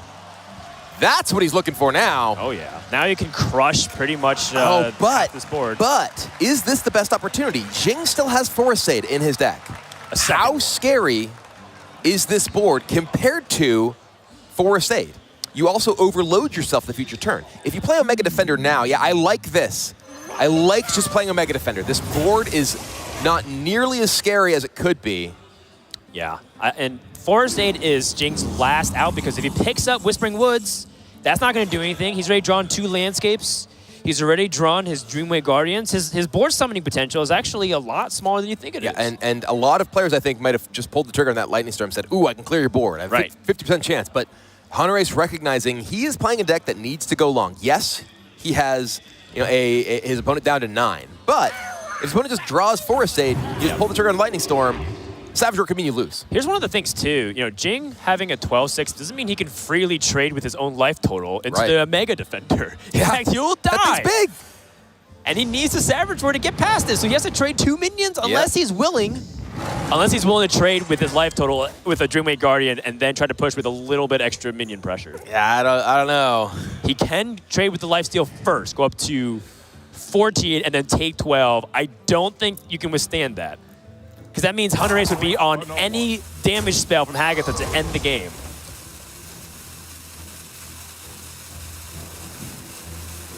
All right. Still 12 damage.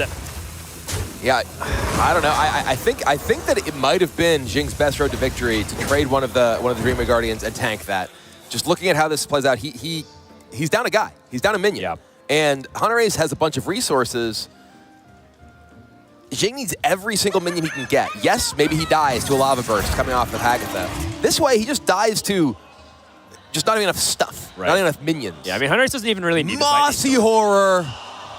Oh, wow. Actually, the Youthful Boommaster on this Giggling Inventor is also equally huge. Both of these are just so powerful. I believe Jing has used both copies of Power of the Wild, which is his only way to play Forest Aid and get it out of Mossy Horror range. That is just such a nail in the coffin. Look at his face. It's actually a hard decision. It is, because he can play Youthful Brewmaster right now, and that gives him another spell, gives him another opportunity for the Giggling Inventor. And he does have a Giggling board, yeah. Love it. Either of these are very powerful. I think this is the right play, because it also gives him another spell to be able to get opportunities to shut down the Forest Aid. Savage Roar. Not going to do anything. And this is Jing doing no damage. These 2 Annoyotrons are just brick walling his 2 minions and his hero power. He can take down 1, gain 2 life. Oh yeah. And very reflective of the Boomstay Project metagame when Giggling Inventor just kept getting bounced and played again. Another Giggling Inventor. And yeah, now Hunterace is just absolutely running away with it. He has all the tools he needs to close this game out. Like we said, Lightning Storm not even really needed in this position. Hunterace is cruising to a victory. And that Control Shaman, having all of those late game tools, Giggling Inventor at 7 mana, doesn't matter. Jing is locked out, and he is hoping that Forest Aid is his next card. And even then, I don't think it's enough. I don't think so either. He would need to spend the entire turn playing Forest Aid. That's a swipe. He can take out the Giggling Inventor and 1 of the Annoyotrons. Gosh. In fact, it kind of helps Hunterace because he needs more board space. So he's going to play another Giggling Inventor. He wants room for everything. Yeah. Can you kill something, please? I want more spells and more minions. Come on. Get him out of here. I think Jing is also starting to think, is it even too late if I draw Forest Aid next turn? Do I even keep playing this game? Swipes the Healing Totem. Okay. And yep, that from Hunterace's perspective, thank you for the board space. But Jing is thinking, I got to get through these. I got to fight through these turn after turn. I can't have that Healing Totem in the way. Now, even more Annoyotrons in the way, even more spells. There's a scheme. Another scheme. In case you guys didn't know what cards were good against Token Druid. There's Forest Aid, but you can Forest Aid, there's Lightning Storm waiting in the hand. That is answer number 1. Hagatha Scheme is going to tick up. It's going to be answer number 2 for both halves of the Forest Aid. And then Jing has dead cards in his deck now. So, I mean, Whispering Woods will summon 1 Wisp. Yeah, he's got Whispering Woods, he's got War Druid Lodi. These are just not going to beat Hagatha. Right. Pyromancer. He's got everything. Hunterace has it all. Yes. Lightning Storm clears the way. And this is just the march of the Annoyotrons. Yeah, funny enough, Hunterace doesn't actually have any like good pressure. He's just got an army of mechs. He's playing Mech Shaman. He could play Tempo Pyromancer if he so desired, just to get this over with a little bit quicker. There's a Wrath. Okay, Wrath does actually help Jing in this position because it helps him dig deep against dig deeper into his deck and also shut down 2 damage.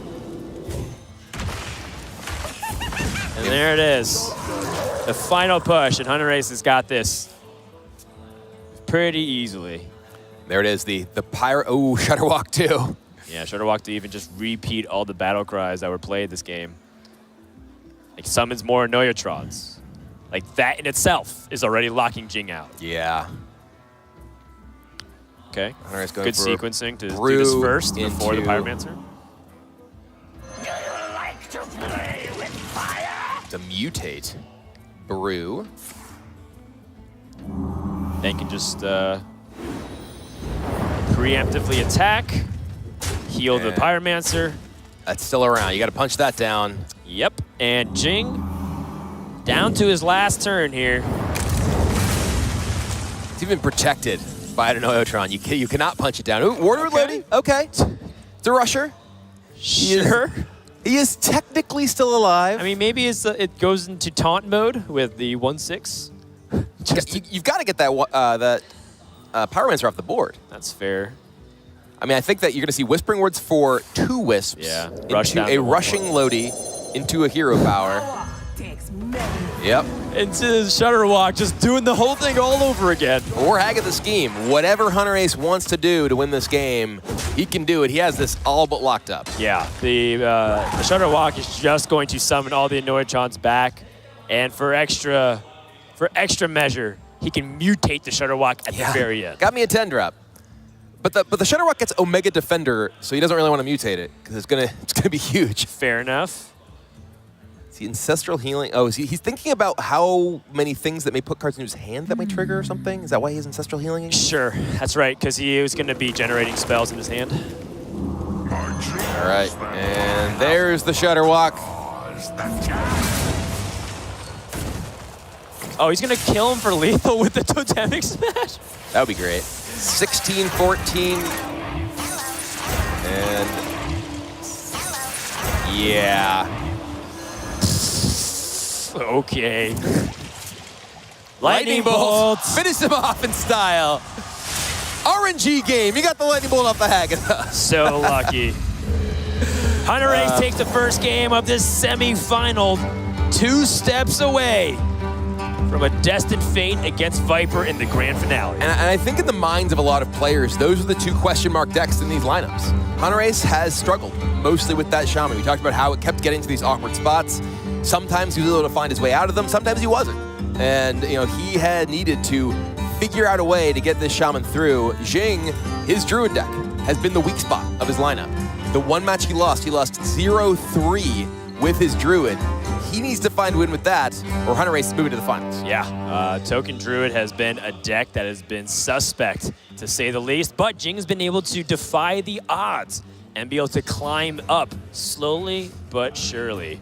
And as we get ready for game number 2, we're going to find out what happens as this best of 5 is just getting underway. Don't go anywhere. More Hearthstone World Championship action continues right after this. 我是凌乱镜，虽然我是个新人，但是我足够努力，然后心态现在也放得比较平和，然后这次比赛我会就是把自己表现到最好，把自己的风格也会展现到极致吧，然后希望大家能够支持我。我的专业是传媒学，然后其实我现在我学的专业和我现在现在从事这个炉石竞技，我认为是或多或少有一些联系的。就是我会把之前在学校学到一些专业知识去用到竞技炉石，所涉及到的其他一些层面吧，比如说比赛解说，或者是做主播这些类型。所以说我还是蛮热爱我的专业的，也蛮热爱炉石，对。我认为就是一对一的这种竞技比赛是能完全的印证，就是能够证明自己的实力吧。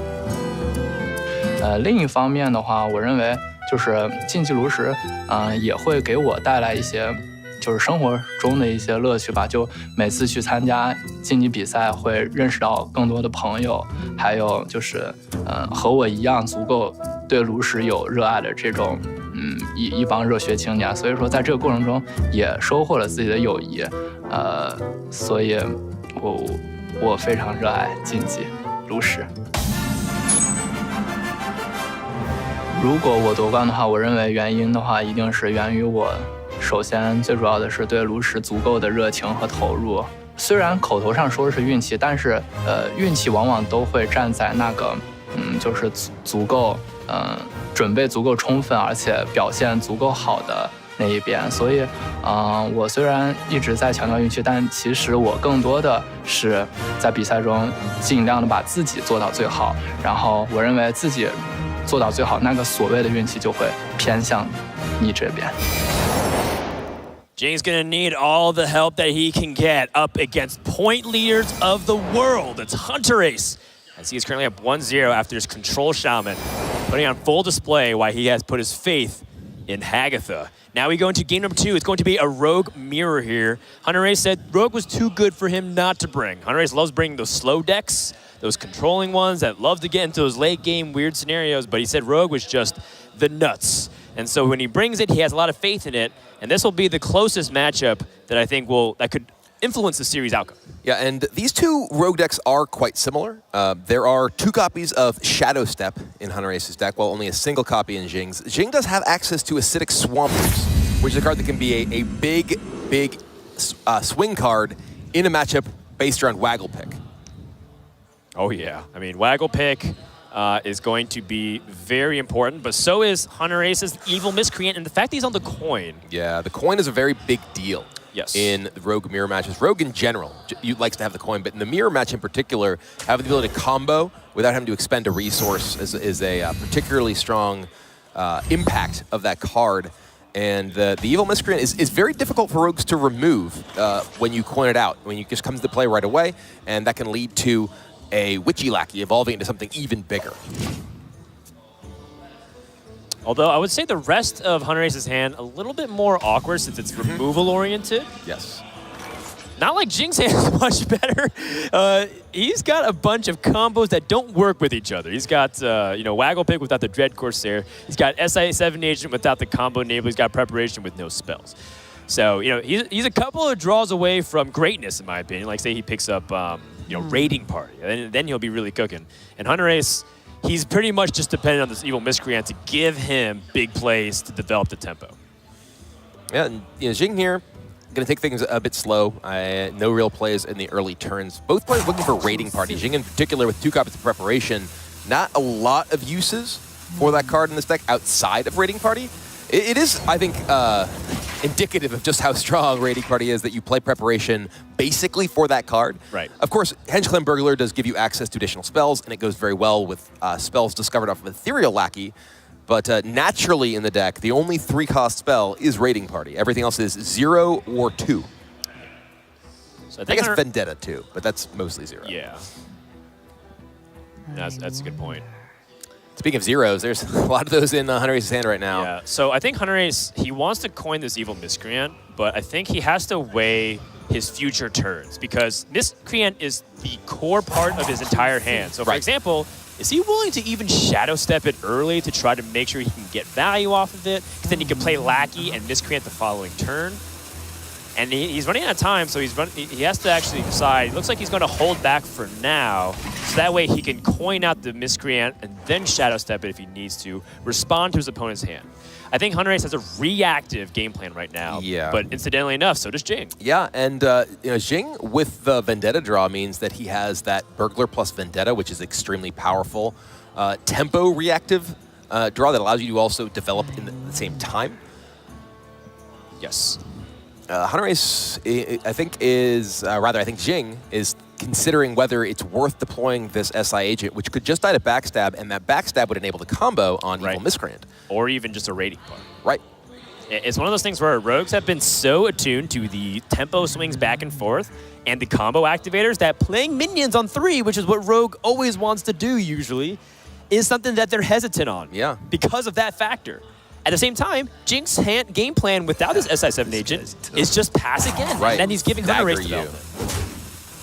All right, and now Jing is effectively going to get 3 damage and a backstab out of Hunterace's hand in exchange for this SI. Right. And that's something that Hunterace is really happy to see. And Right. he picks up Hengeclan Burglar. Does find Kobold Lackey and Ethereal Lackey. Oh, that is the gruesome twosome. Those are, I think, 2 of the strongest lackeys that are available, especially in the mirror match. Right. I think dealing damage is just what you want because you're able to win the board or push damage. The Ethereal Lackey also gives you so many options. Good. Yes. All right, well, there's the Hengeclan Burglar, and we could see Burglar if Jing decides that this is worth a vendetta to get off the board and prevent Witchy Lackey or Shadow Step shenanigans. I think he is something that you should heavily consider. Yeah. To remove this 1/5. Kind of weak options for Jing here. He has those 2 preparations. Oh, and he does have the Fan of Knives as well. I overlooked that in my earlier analysis of preparation. Rapid Fire would be insane rogue card. Let's just put it out there. It is absolutely nutty. I mean, you guys already saw how Malagos Rogue was able to utilize Razor Petal Volley to max extend. Imagine you just started with the pedals in your hand. Well, yeah, Rapid Fire is interesting because it is a strong combo enabler. It also allows you to pick off lackeys, which can sometimes be a little bit annoying in the course of the game, where you are attacking with your dagger or you're like just trying to consolidate a board so that you can sort of overcome your opponent's aggression. Cybertech Chip, so he's going for serious value here. Yeah, I think he's saying I don't actually have a game plan. Yeah, I think with kind of a hand that's mostly air, right? He has 2 preparations. The Waggle Pick is strong, but a lot of his hand doesn't do that much. If he can get lackeys with Chip, ooh, Vendetta also picked up for Hunterace. Hey! Spellbender, Blessing of Wisdom, and a Chip of his own. Yeah. I was about to say, we haven't seen a lot of Mech Hunter this weekend. Got Mech Rogue. Yeah, we got Mech Rogue. No problem. Blessing of Wisdom is the pick. Yeah, I think Hunterace feels like this is a battle of resources, and rightfully so. He's going to discover a spell first, just in case. He can utilize, say, Backstab instead of Vendetta. Preparation. Fan of Knives does cycle, but Preparation, his hand is mostly cheap stuff. But with the Eviscerates, Preparation is pretty powerful. I think that there might be a concern from Hunterace here that he does lack much in terms of impactful stuff if this minion dies. So I think that there may be some consideration given to Fan, but does decide to go ahead and take Preparation. Yes. I wonder if I'm Hunterace, do I swing with this dagger, choose to hold on to it, and keeps Burglar number 2 for Jing. He does have the preparation, so we could possibly use that in combination to try and take back the board. Could just Waggle Pick. The Waggle Pick here allows him to take down the Burglar, get some damage off the board, and does set up for a possible Burglar into bounce the next turn, especially powerful with the 2 preparations. Waggle Pick is like an investment into the next draw, which is something that I don't think Jing feels very confident in right now. It's fair. Finds Splitting Image and Unexpected Results. He could prep either of them this turn. The prep unexpected result gives him the board, and Hunterace is not exactly a deck that can deal with wide boards easily. At least with the knowledge that he has. Yeah. Right now, Hunterace's hand is actually fantastic against unexpected results with the Kobold Lackey and the Eviscerates and such. That being said, the average health of a 2-mana minion is around 2, and Rogue excels at dealing 2 damage when they have things like SI7 agent. And that is the tempo option Jing decides he'll take. Preparation gets out unexpected results, and what is the result? Soup Vendor. Oh. Ooh, I didn't even think about the Cybertech Chip. This combos and gives him some value when a hand that's pretty light on it. Oh, I like this.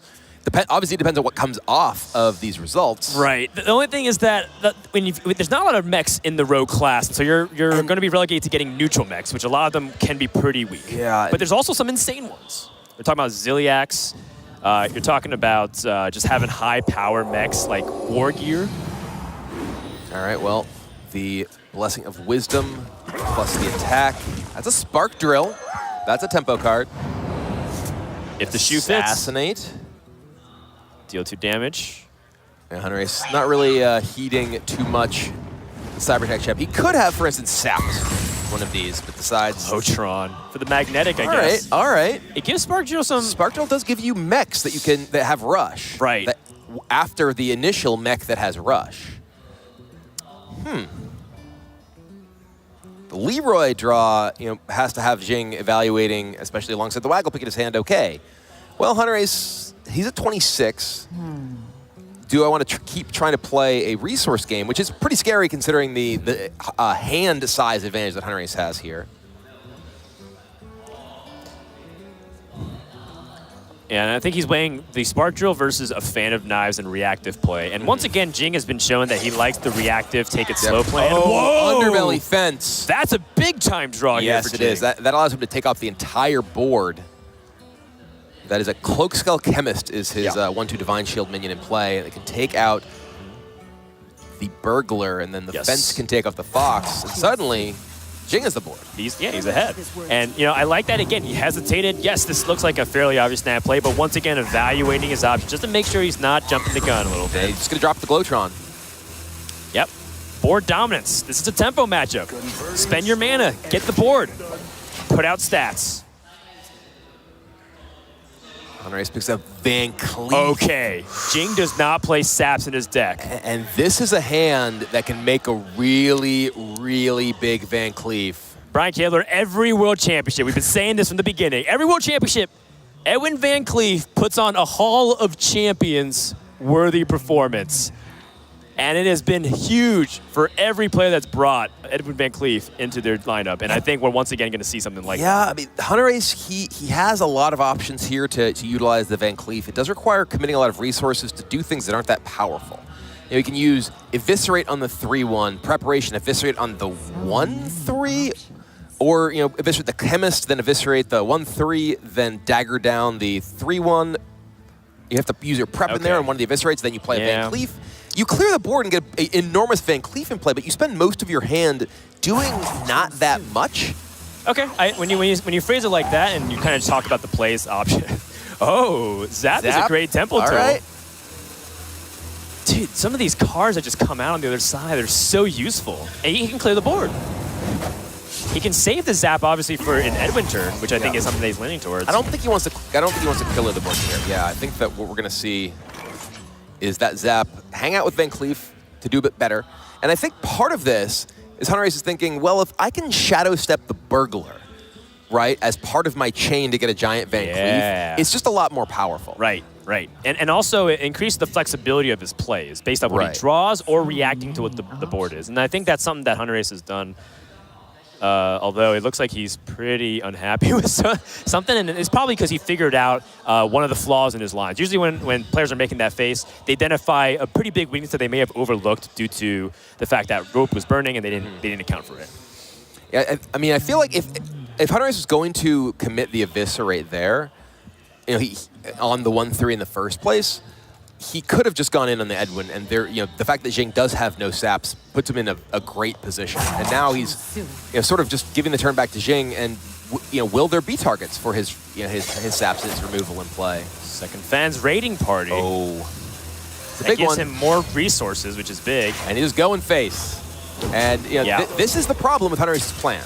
Hunterace's plan was trying to conserve resources to some degree. There's his own Leroy. There's big damage on the line here, Kibler. Leroy and Shadow Step, Van Cleef, Eviscerate, Saps and Assassinate. I mean, that is just the aggressive hand. Yeah, and he has 7 mana available to him. He can he can attack with his Burglar, Shadow Step it, replay the Burglar for 2 mana. We'd still have 5 mana available.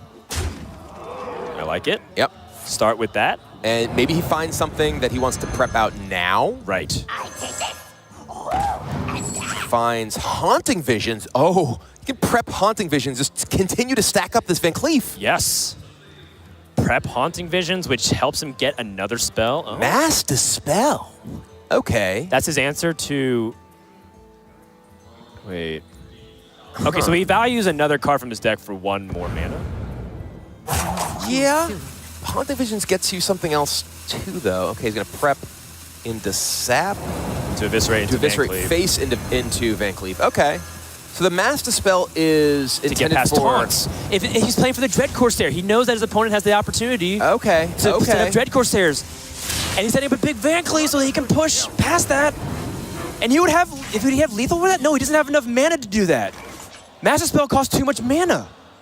Yeah, Hunterace kind of shaking his head here. Uh-oh.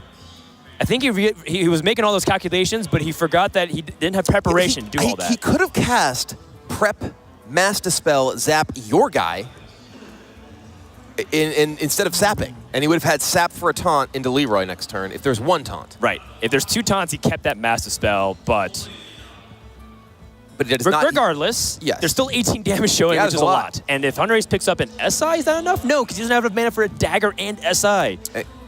And Jing, he has the Waggle Pick Leroy. He can get in there for nearly lethal. He has 16. Hunterace is at 18.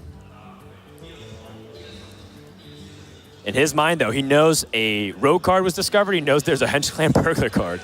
That's still really scary. And there's a mech. Yes, and he has no taunt. That Leroy will just finish the game. Jing needs to go now. He's out of time. No, it's not active. He needs to draw for the Dread Corsairs.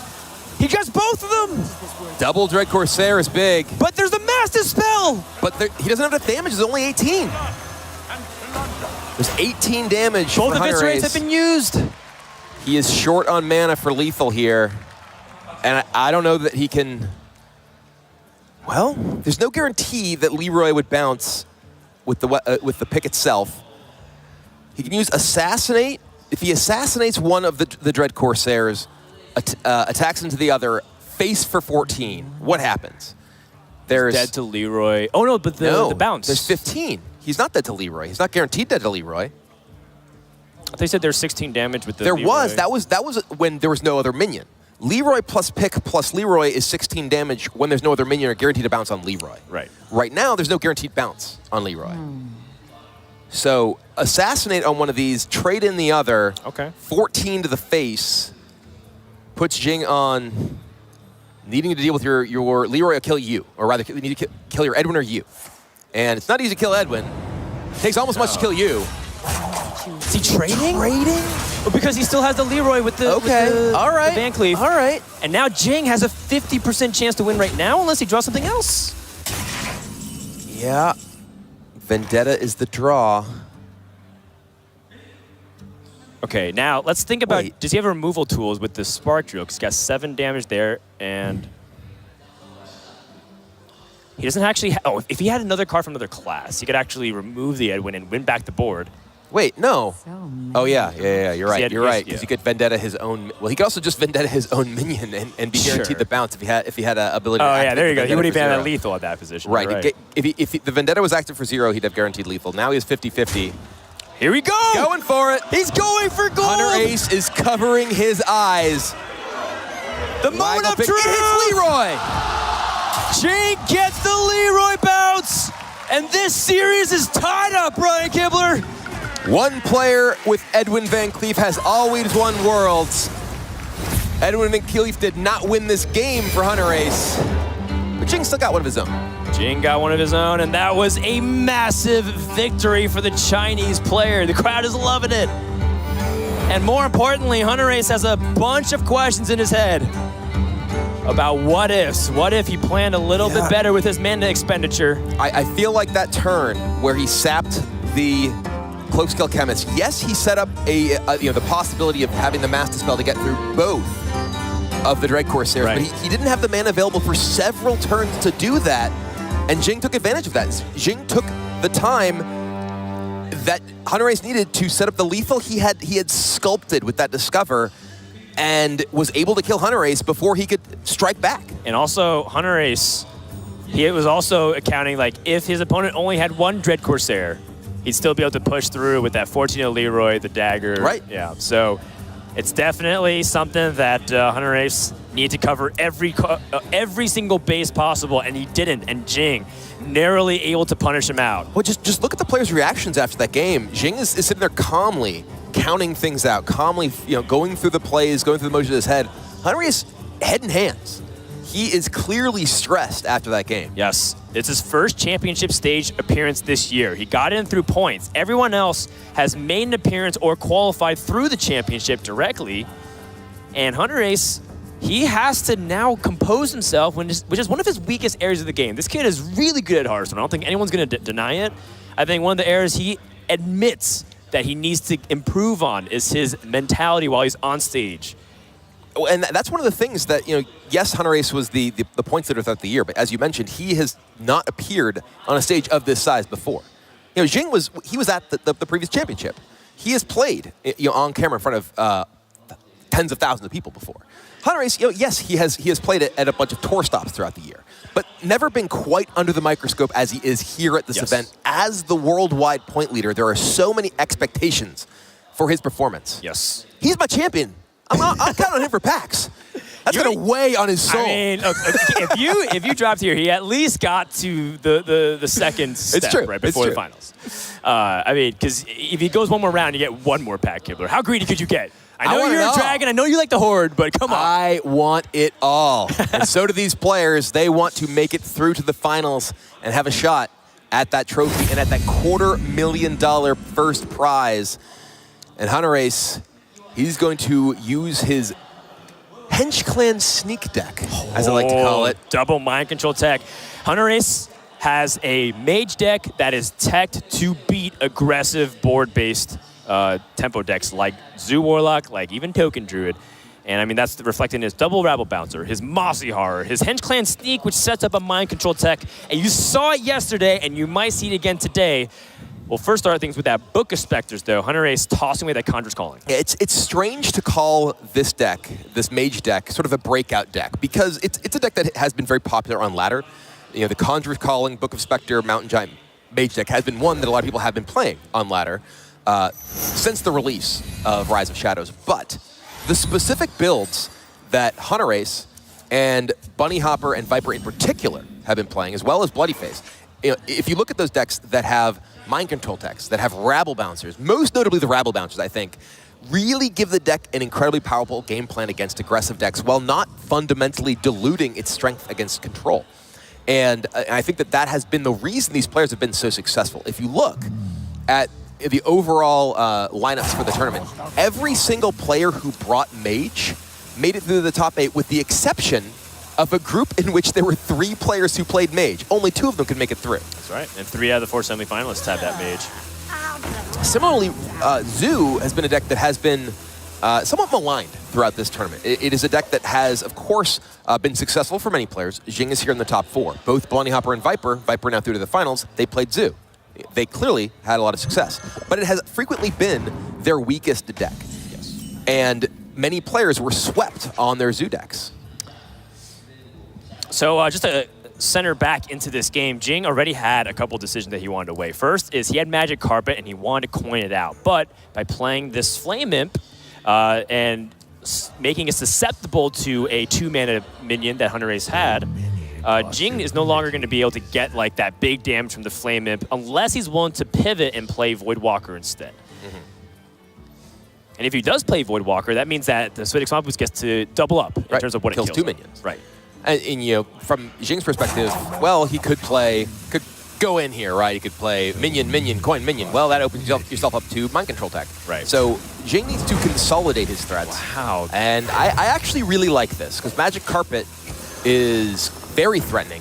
It makes all of his future minions more threatening, doesn't expose him to MC tech. Ooh, that, though, is a nice draw from Hunterace. It's a very good Scale Worm does give him the possibility of interacting with that carpet. Ooh, the Conjure Calling hit is big. We see a bit of a... That is a risk that you run. When you draw that spell with the Book of Specters, you are no longer allowed to keep it. And Jing now has the Magic Carpet ready to go for a ride. Yep, Hunterace does have Scale Worm, which is not quite big enough to kill the carpet. And Jing here, though, he could obviously sort of maximize his carpet here, just play out 3 1-drops, again, that exposes him to mind control tech.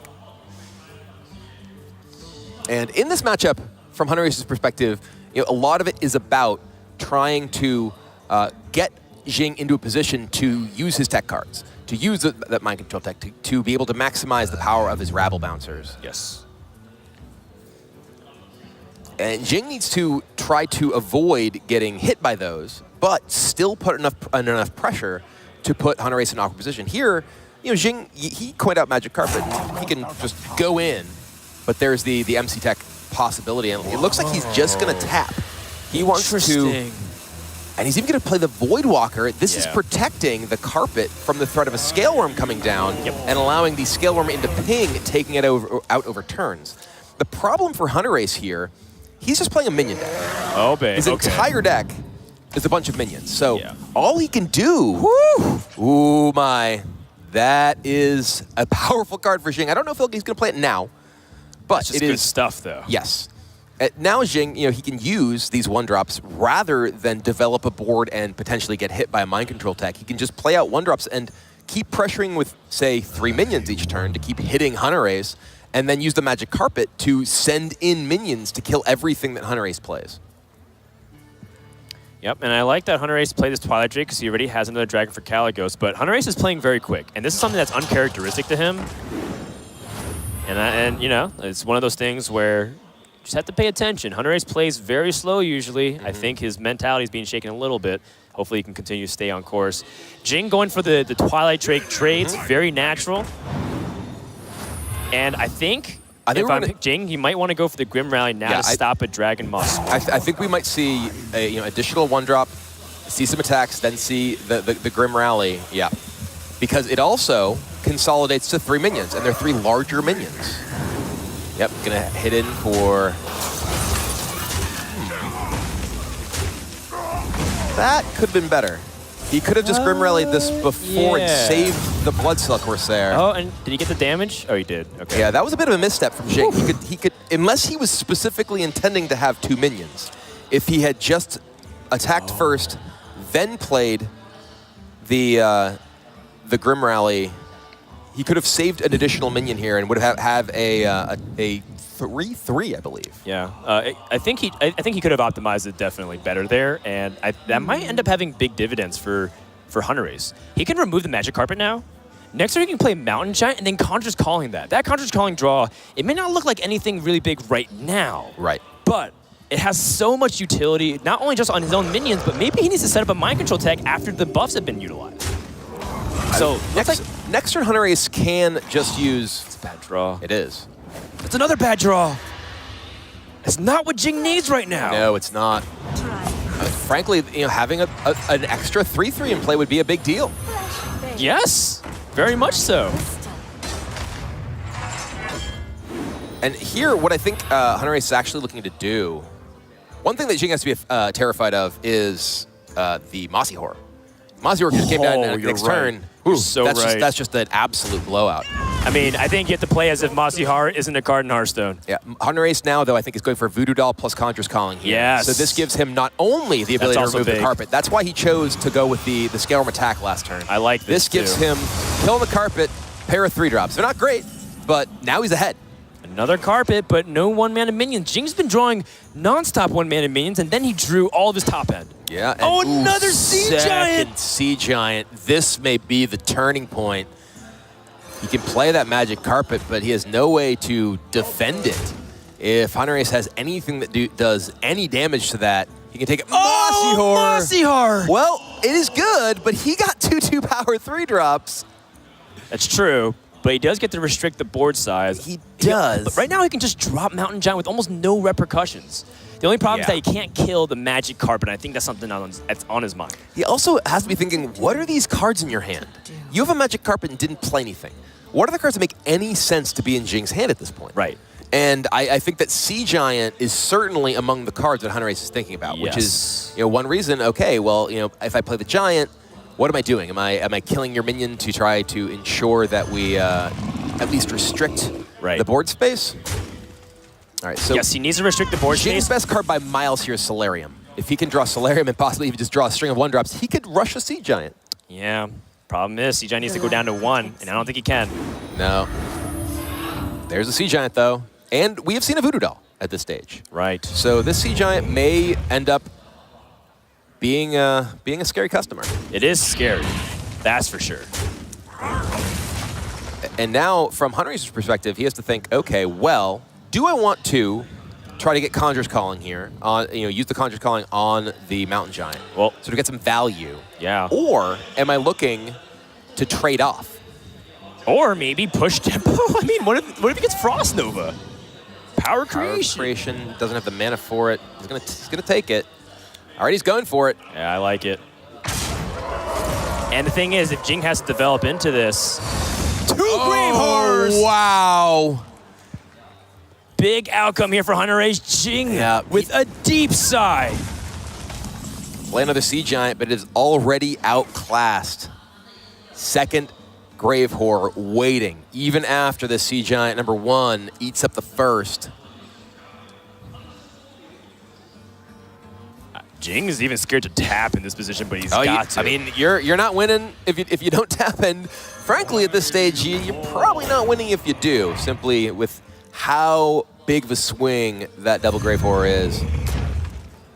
Second Sea Giant's definitely scary. Oh, yeah. But Hunterace has a lot of options at his disposal. Hedge Clan Sneak. The deck's namesake. If he uses Power of Creation, he does not have the mana to hero power down that Sea Giant, which seems like the low-hanging fruit here. The problem is his plays on 7 mana aren't exactly great. Right. He could Mossy Heart and clear the board if he does. If he does, oh, no, he doesn't. If he does Power of Creation, he can just attack the Grave Horror into the Voidwalker and then trade. Okay. I like that. And plus, he has the upside of maybe even discovering, say, 2 Argent Commanders. Yeah. Oh, he's got to get the sneak out, though. Oh, yeah. He needs to make a statement. Winning every game you play, you play the sneak. I like this patience here from Hunterace. Also, I really like pressuring his life total. Every single attack to the face reduces his ability to life tap the longer the game goes. And I think a lot of what's going on here is Hunterace is Calicos. So there's very little reason to commit the 8 mana Power of Creation here when you can just play Calicos into Power of Creation next turn, build yourself a wide board to trade into anything threatening your opponent plays. Although, I mean, Jing looks like he might just get pressure out of the game with what's existing on board. Oh, he's not in a good spot, that's for sure. I mean, now if Hunterace wants to, he can just bump. Mossy Horror. Yeah, he can just bump the egg, Mossy Horror, ping off the that giant, and leave Jing with nothing. You can even have the Fire Tree Witch Doctor to get a spell to close the game. And I think that's exactly what he's doing. Mossy Horror. It's smashing time! A single Sea Giant. Pyroblast! Pyroblast! As if he needed anything else, Hunterace has guaranteed lethal next turn, and Jing has no way to close this gap. Yeah, Jing has Leroy Jenkins, but 20 life for Hunterace, and that is it.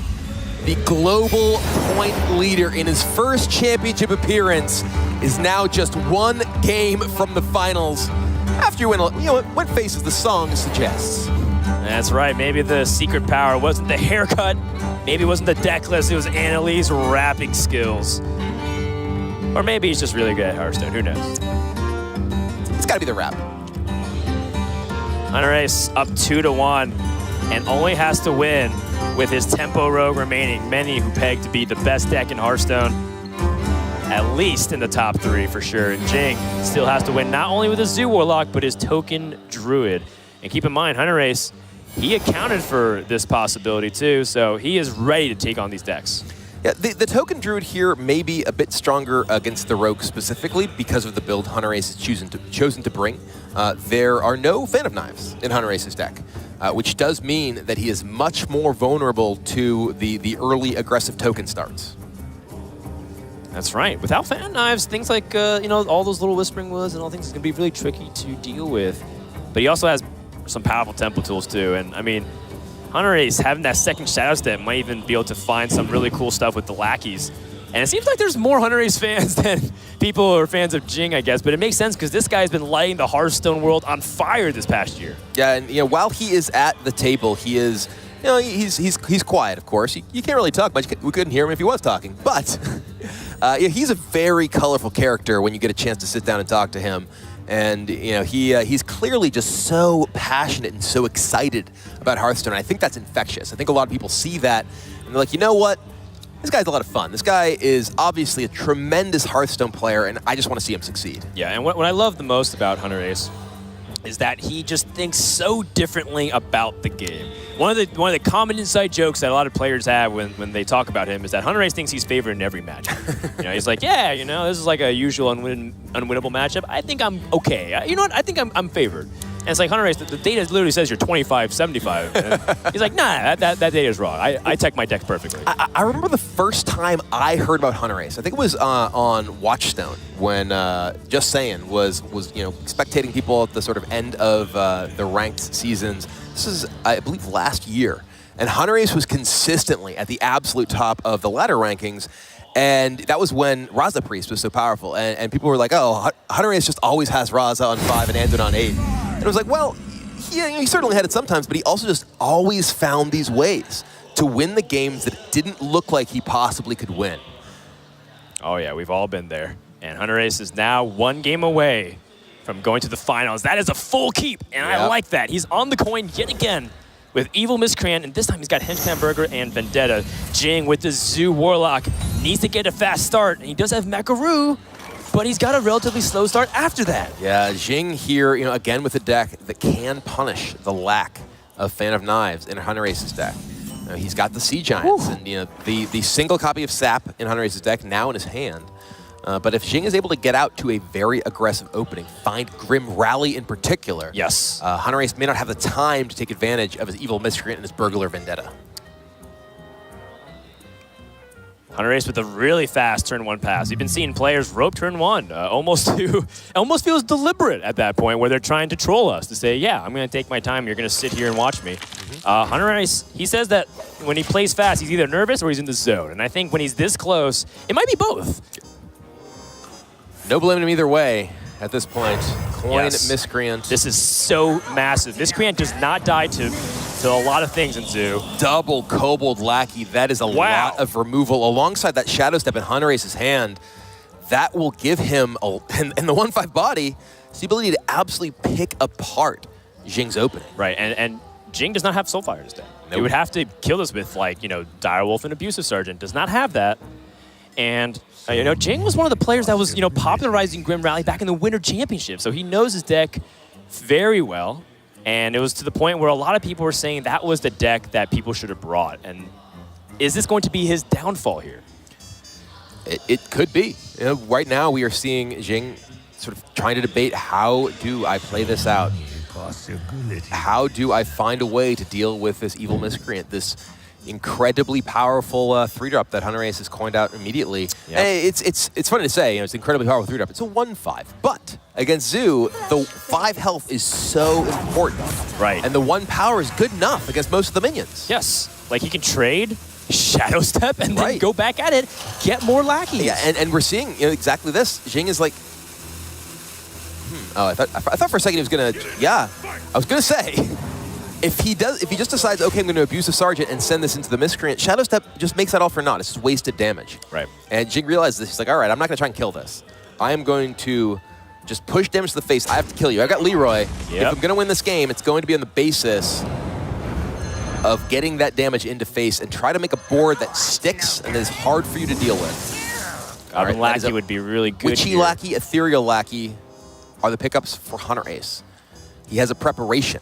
So a lot of access to possible options off the Ethereal Lackey. Witchy Lackey, interestingly, isn't necessarily good right off the bat onto the Miscreant, because like we were saying, sometimes you just want the 1 attack. You want the 5 health. If you make it a 4-drop, it can have less health. Grim Rally. That's a big draw for Jing here. And a Knife Juggler. Just a little bit off mana usage-wise. I mean, I think we almost have to see this Grim Rally here for Jing. His board is just so vulnerable to the 1/5 and the dagger otherwise. He knows there's no Fan Knife, so Grim Rally with a bunch of 1/1 tokens is not nearly as bad. Right, and frankly, he ends up making a big board that can push for 6 damage right now if he rallies on the Scarab Egg. And that's chipping away at the life total that Hunterace has here and making his minions much more difficult to remove. Yes. And I think that's big. I think that's important because Hunterace, he's playing a little greedy here, but I mean, rightfully so because he has the ability to do that. Scrim Rally. Out. That's a sizable board. Oh, is Jing really thinking about trading in this spot? He just saw a Shadow Step already. No. Yeah, there's no trade, me go face. Yeah, 9 power on the board with Leroy in hand. There's only one place for Hunterace. And it is the face. We're rappers over here already. Oh, yeah, I guess, I am kind of a rapper. But this burglar is really big. Weapons Project. Wow. Rapid Fire is also has a lot of use here, too. It does. He already has a weapon in play, so the Weapons Project loses a lot of its appeal. Yeah, I like the Rapid Fire. Allows him to pick off those tokens. What I like about Weapons Project is the life gain. It's true, though it does give your opponent the weapon over turns that can either kill your board or go to your face. Sea Giant with just enough minions. Wait, but there's a sap in Hunterace's hand, so that's not going to be impactful right now, but the fact is Jing has this as an option. When Sap only delays it. Sap only delays the Sea Giant. Obviously, if you clear off bits of the board, it does make it much harder to come back down. Right, that's the thing. Like, if Jing goes for the Sea Giant and it gets sapped, Hunterace will clean up the board to the point where he can't play next turn. But there's only a single copy of Sap in Hunterace's deck. And frankly, Jing's other play is tap, hope to draw a 1-drop to go with Knife Juggler. I wonder if he's going to trade. But he did see a Vendetta, so like the Vendetta swing is less likely here. I think with Leroy in your hand and your opponent at this low in life, I think that you almost just have to send all 5 of this. No, he disagrees. He's going to trade. And incidentally, this puts him in a much worse position to replay the Sea Giant after a Sap. Oh, yeah. But Sap is a 1-of. But Hunterace has all his base covered. He's playing Hand Rogue. Yeah, I mean, there can be the Sap to deal with the Giant. It's a question of, do I want to prep it? And how do I want to distribute my minions that I play afterwards? Do I want to leave enough minions in play? Oh. Look at Hunterace just shakes it. What are these? Headcrack, I think, is probably your best option. Yeah. Just to deal damage. It does. It's a card that does something, unlike the others. Right. Now Hunterace can clear the board with the Underbelly Fence and Sap. Save his prep for something else. And the question is, in part, does he want to develop anything else on this board? I think this is perfect because it's 7 mana. Is he going to prep for a Sea Giant? Okay. Oh, he's going to Witch Lackey. Okay, that's fine too. This does mean your opponent can replay Sea Giant. But that takes his entire turn. It does. Oh! Wait, there's only prep and Sap though, but that's still good for the future turns. Yeah. Dude, you can Headcrack twice. Oh, wow. That is interesting. That's pretty good. Rogue's a class that plays a lot of spells, but they are target spells. You know, Rogue does like to do tricky single target things. He's got a head crack. He just keep head cracking. Get that crack. Do you get the head crack back off of Vargoth too? Well, he just. You mean you don't know, Kibler, the master of academic generating more head cracks off of Vargoth? I think he will. I look to you for guidance, Kibler. I think he will. So Hunterace can Kobold Lackey. He can do something to clear this. And if he head cracks, the raiding party makes the head crack plan probably less likely. But he could have, and it would have been sweet. It would have been really cool. In fact, he can raiding party twice. If he raiding parties, he's going to draw the rest of his. This is basically like a sprint. Yeah, raiding party. He's going to get another raiding party. Unless he plays the rapid fire, then that could go wrong. Yeah, I think killing the Sea Giant is of the utmost importance. Absolutely. Vargoth staying up, and now Hunterace, he's the zoo deck. And one of the biggest things about this Vargoth is not the fact that it's necessarily recasting this raiding party, though it is clearly powerful because it gives him his Captain Greenskin and Second Blood Dread Corsair. So this means that next turn, Hunterace has Waggle Pick double Dread Corsair and the head crack, which will come back with the Vargoth after double casting. Kibler, that is a sweet play, but that is not happening. It's gonna happen. It's not happening. But I'm on your side. If this was your stream, I'd be spamming in chat, do it in all caps. All right, does pick off one of the lackeys. Yeah, every juggle really matters here. He just doesn't want it on Vargoth. Okay, does pick off 2 of them. But look at this swing coming up with an SS7 agent. Hunterace is going to make his victory game-winning push. Yeah, the waggle pick into double Dread Corsair, into SI agent. No head crack for Vargoth, sadly, but this is just an absolutely dominating swing on this board for Hunterace. Zoo is the deck that tries to go wide, and it is Hunterace who has 5 minions in play to the single Flame Imp of Jing. Look at him not rushing, just counting for every possibility. Is there any reason why I would ever kill this Flame Imp? And I mean, I don't think it really matters here because Hunterace, you don't have to worry about Soulfire. There's none in the deck. You don't have to worry about Archthief for Fam because Jing didn't put it in his deck. There's Leroy Jenkins as his direct damage, and that's it.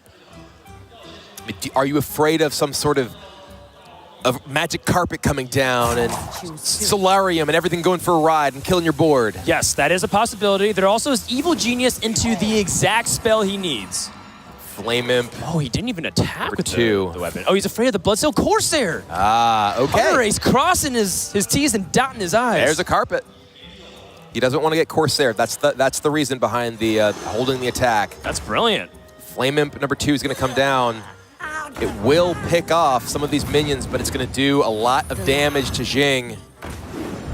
And we see the Leroy Jenkins just waiting in the hand. Hunterace just waiting for his turn. He's got 7 damage, 8, 9, and Leroy Jenkins comes down and sends Hunterace to the finals of the World Championship. 3 out of the 4 years of the World Championship, we've had a point leader, and once again, the Wonder Boy from Norway is going to claim victory and advance to the Grand Finals. This is the first time we have seen Hunterace on the championship stage all year. Despite earning so many points at tour stops, he was never able to break through the playoff system, and now he is making the absolute most of his points lead with a spot in the finals of the World Championship. And hats off to Jing. He had a heck of a run, but China once again gets stopped in the semifinals, making it an all-European showdown. Viper versus Hunterace. Only one can be the champion. Yeah, and I think that this finals is going to be incredible. Both of these players have had such tremendous years. Viper, 2 championship appearances.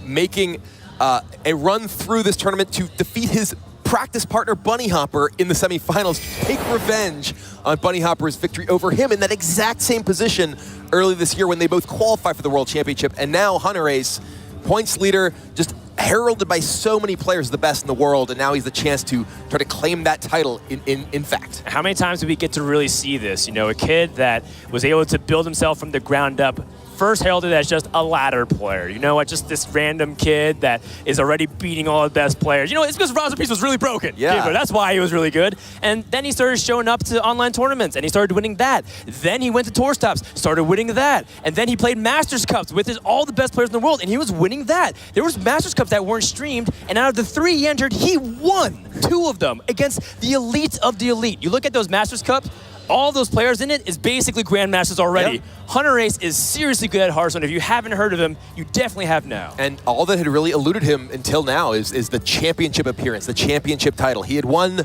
majors, he'd won tour stops, but now the title of World Champion is in his grasp. Yeah, and one thing too is that Hunterace, he's a sucker for his own storyline in the sense that he said, you know what, I lost that match, but I can go through the losers bracket, and 3 out of 4 years, the world champion has lost in the group stages, but made a huge comeback, not dropping a series after that. Can Hunterace or Viper, both are eligible to fulfill that prophecy? We'll find out that and more when we come back to the Hearthstone 2019 World Championship.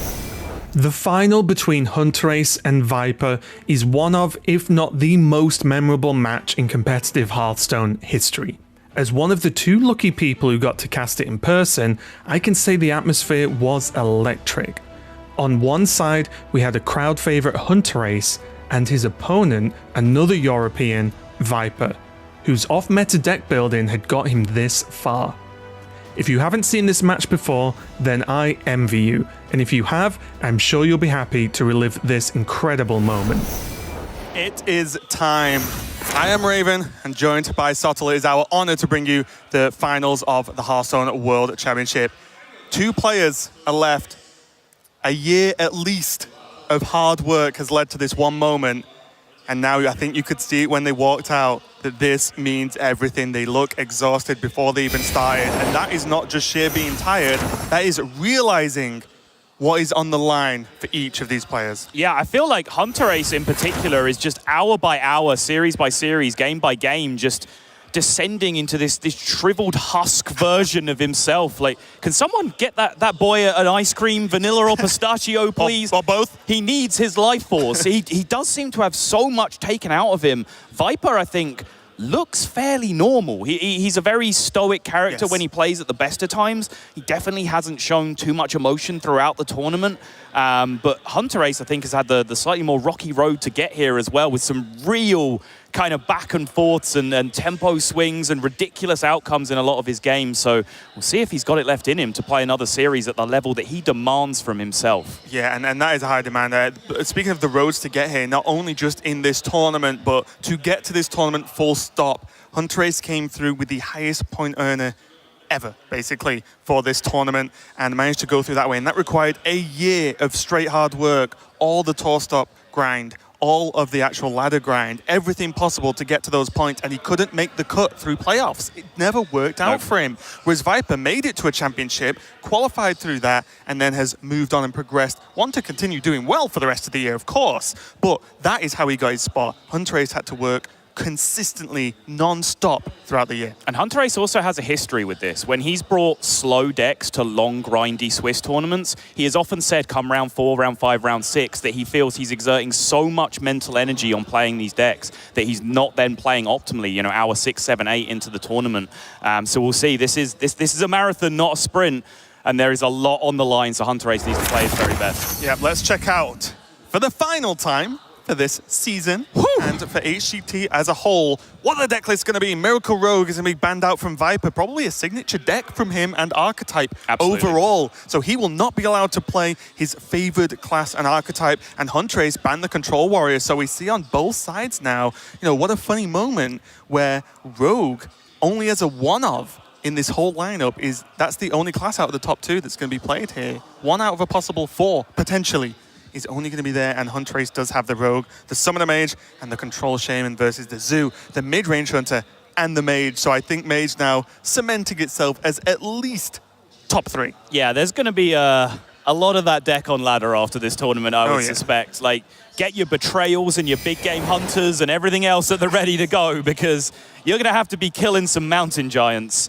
if you want to be successful on ladder over the coming weeks. But yeah, for me, question mark decks. We've talked about it a lot. It's a nature of this tournament being so close to the set rotation that a lot of these players have one deck that they're not entirely happy with. For me, in these 2 lineups, it's the Zoo Warlock on Viper's side. It's the Shaman on Hunterace's side. If those 2 decks run into each other, that can be a huge swing in terms of who is going to be taking home that trophy. Yeah, it really is. It's less about the matchup specifically and more about just getting a win and removing the deck from the lineup and having to play them out. I am pumped for this one, and that fancy stage right there, making those visuals happen, often mean you're ready to get in the game. The players are good to go. Game number 1 of the finals of the HCT World Championship. Here we go. Hunterace on the Rogue and Viper on the Zoo Warlock. Well, Hunterace already, deep breaths, sucking air, huge inhales. He's got a long way to go. This series hasn't even started yet. Yeah, I must admit, though, I honestly can't even imagine what it means and how it feels right now to be one of those 2 gentlemen on the seats in the center stage in this arena, packed out, all the pressure in the world on them, and they cannot afford to misstep because each player is good enough that they will punish their opponent if they misplay. But if Hunterace was nervous about getting off to a strong start, the Rogue gods have smiled upon him, because when you are facing down Zoo, Coin, Evil Miscreant, SI7 Agent, and a Shadow Step is about all that you can ask for sans a backstab. Completely true, couldn't agree more, and I don't want to go there again this Not tournament. touching that one with a 10-foot pole, Raven. You've done enough, I Sol, have. but I will say, before that draw, Viper's opening is not too shabby either. Just as much as the Evil Miscreant is a key card in Rogue because of the power level of lackeys, I've seen Evil Genius with a one-drop death Mecha rattle, Rogue, which is perfect outside of maybe an egg to have procced. But there is the question mark, the Refarm, a 7-drop. Never mind about Refarm, never mind about what it does. It's a 7-drop that cannot be reduced in mana cost that is in your hand from turn 2. That just, well, from turn 1, sorry, that just isn't good. Doesn't matter what the card does, that's just unplayable for 6 more turns after that. So that's just a fact of the matter. People argue it with me if you want, I am used to it. But the 1-1's being played here, it's gonna... Just gonna get arguments now. Reform doesn't cost 7, you idiot. I'll be like, okay, I don't know.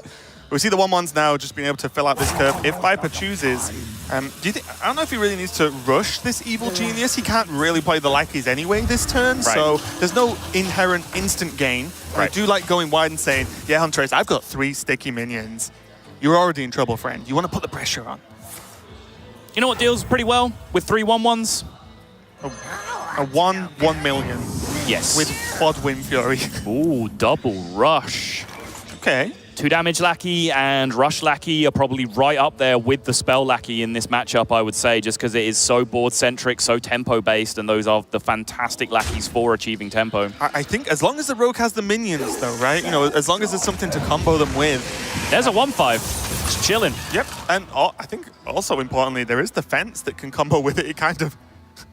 I guess, You've got a card that you didn't start with in your hand, so the fence gets buffed. I don't know. But Hunterace has important decisions to make starting next turn. His hand has played itself up until this point. Coin the lackey, see what happens.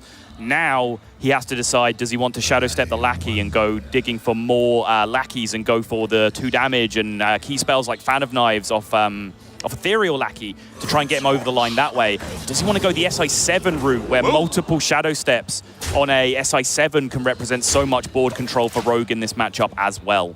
Yeah, side note as well, the mana fountain there just not... Mana Reservoir? Nah, tomato. You might be right, actually. I'm not entirely sure. I might well be wrong. But most importantly, there are Soulfires in this list. So, and potential spells from the lackeys, right? So, you know, although it's a bit of a... What is happening? Wow. We are rushing through this game. Why are there 4 of them, Raven? Because Miscreant got played twice and it can happen? I don't really know what you want from me here, Of course. Sorry, how foolish of me. Yeah, I'm like, eh?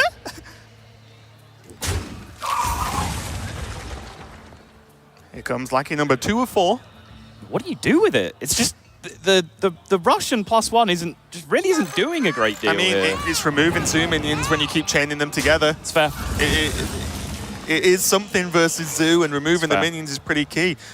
You talked about the power of Hunterace's Rogue hand right now, but bear in mind there are no backstabs, there are no Fan of Knives available. Also, does Hunterace even play Fan of Knives? He does not, right? No, he doesn't. So there's no backstabs, and I think most importantly, there's no, say, prep for the raiding party to really get things cooking. He does have Corsair and the Pick, though. Yeah, I think with Pick and 1 Corsair already in his hand, like the necessity of casting raiding party anytime soon this game really does go away. So I think he can, he can live without a prep for now. I think one of the big problems he's walking into right now is that because all of these lackeys are the rush version, he doesn't really have like a good combo activator for his SI7 this turn. Because the only minion he's going to want to rush next turn is the SI7 agent itself, which means he would have to play it after the SI7, and that just doesn't work that way around, doesn't activate the combo. Funnily enough, he could actually just go fence, rush the 1-1, rush the fence, that's an option. Get some work done, depending on the board. Yep. But that is a pretty beefy minion in itself, a 4/4 now, but not technically because the Direwolf, but you get the gist. That is a bit of a sticky minion. Right. That Hunterace is going to have to consider now. Backstab might help out a little bit. Yeah, like I said, he could play fence and just rush it with the goblin. I think this Direwolf is actually priority number 1 for me right now. 4 damage on the board, and it's only going to continue to stack. We saw what a Direwolf being left on the board can do. So many options. In terms of just positioning of minions more than anything. Absolutely, yeah. Blood and plunder. Okay, going to go for the biggest minion first, mainly because the Pick lines up extremely well with it. get that Corsair down, but the Corsair's just already dead. And I just said, we've seen what one Direwolf can do. Oh! What about 2 plus a Grim Rally? That's so much damage. And that enables one singular clean trade for this Dread Corsair to die with this Argent Squire. Yep. And then the buffs keep rolling. He and can then even Grim Rally, why not? cheat the Direwolf conga line here as well to wow. push out some even more damage. Hunterace looking cooked this game. Yeah, I mean, look at his face. He's kind of just like, welp, I guess that's just going to be it for now because he just doesn't really have much he can do. The prep is a card that can be used to combo SI to start off with, and then maybe you do something else. Means he can double Goblin Prank, so he can get 2 trades if he wants. Prep Raiding Party finds him his second Dread Corsair sometimes. Yeah, there's 2 Burglars though. That's not it. So now with no defensive options. Just SI Rush. SI Rush, Shadow Step the SI? Is that a better way of doing it? It leaves less minions on. Oh no, because the rush the rush will die, right? It's just 2 different ways of doing the same damage. You're right. Wait, oh, he could Shadow Step, replay, swing, replay. Yes. I don't know if that's better, subtle, but it's something he can do. Is all I'm going to point out right now. It allows him to not take the damage on the SI. He takes 3, goes down to 5, and then he SIs the other 3-2, and he's alive by 1. Yep. Oh, Hunterace not happy. Can't blame him. He is under a lot of pressure. Head in hands now. He's just going to hope. Is there 1 damage? There is not, but there is a life tap. Which would him? Still not. But what's the next turn look like, even if Viper didn't get lethal? Like, he's at 1. He can't take a single damage, and Viper runs 2 Soulfires in the list, and a Solarium, and a Knife Juggler. Well, sorry, 2 Knife Jugglers, and another Evil Genius. There's so much damage from hand, potentially. Amazingly, the Witchwood Imp, the 1-1 stealth, has just turned out to be the lethal draw here because that's the card that Hunterace cannot beat right now. Liar! Technically, liar! So he pokes the Argent Squire, he backstabs the Flame Imp, and he equips the Explosive Trap. Yep, pretty much what he does have to do there. So let's take a look now. There is a way. But this Explosive Trap has to be played. It's the only way this Imp dies. You look at, oh, the fence, great minion, because it can go now. Doesn't matter, it can't attack a stealth minion. Now Viper, just gotta consider this carefully. Another Witchwood Imp. Does he just go in and play Reform? Taps. I assume this interaction happens simultaneously, where the minions both die before the extra health is given? I believe so, but I'll be honest. Not something I've run into too much right now. Hunter hasn't been playing traps. Well, let's find out. Yep. Yep. Passes all the health over for the Voidwalker. It does die, though, with the rush, Goblins. There's a Vis. No way. No way, Raven. My next question. Yes, there were taps for lethal. Yes. Was it just okay to drop a massive minion? Yes. I think it was definitely a justifiable line that turn to just drop the huge minion and threaten lethal.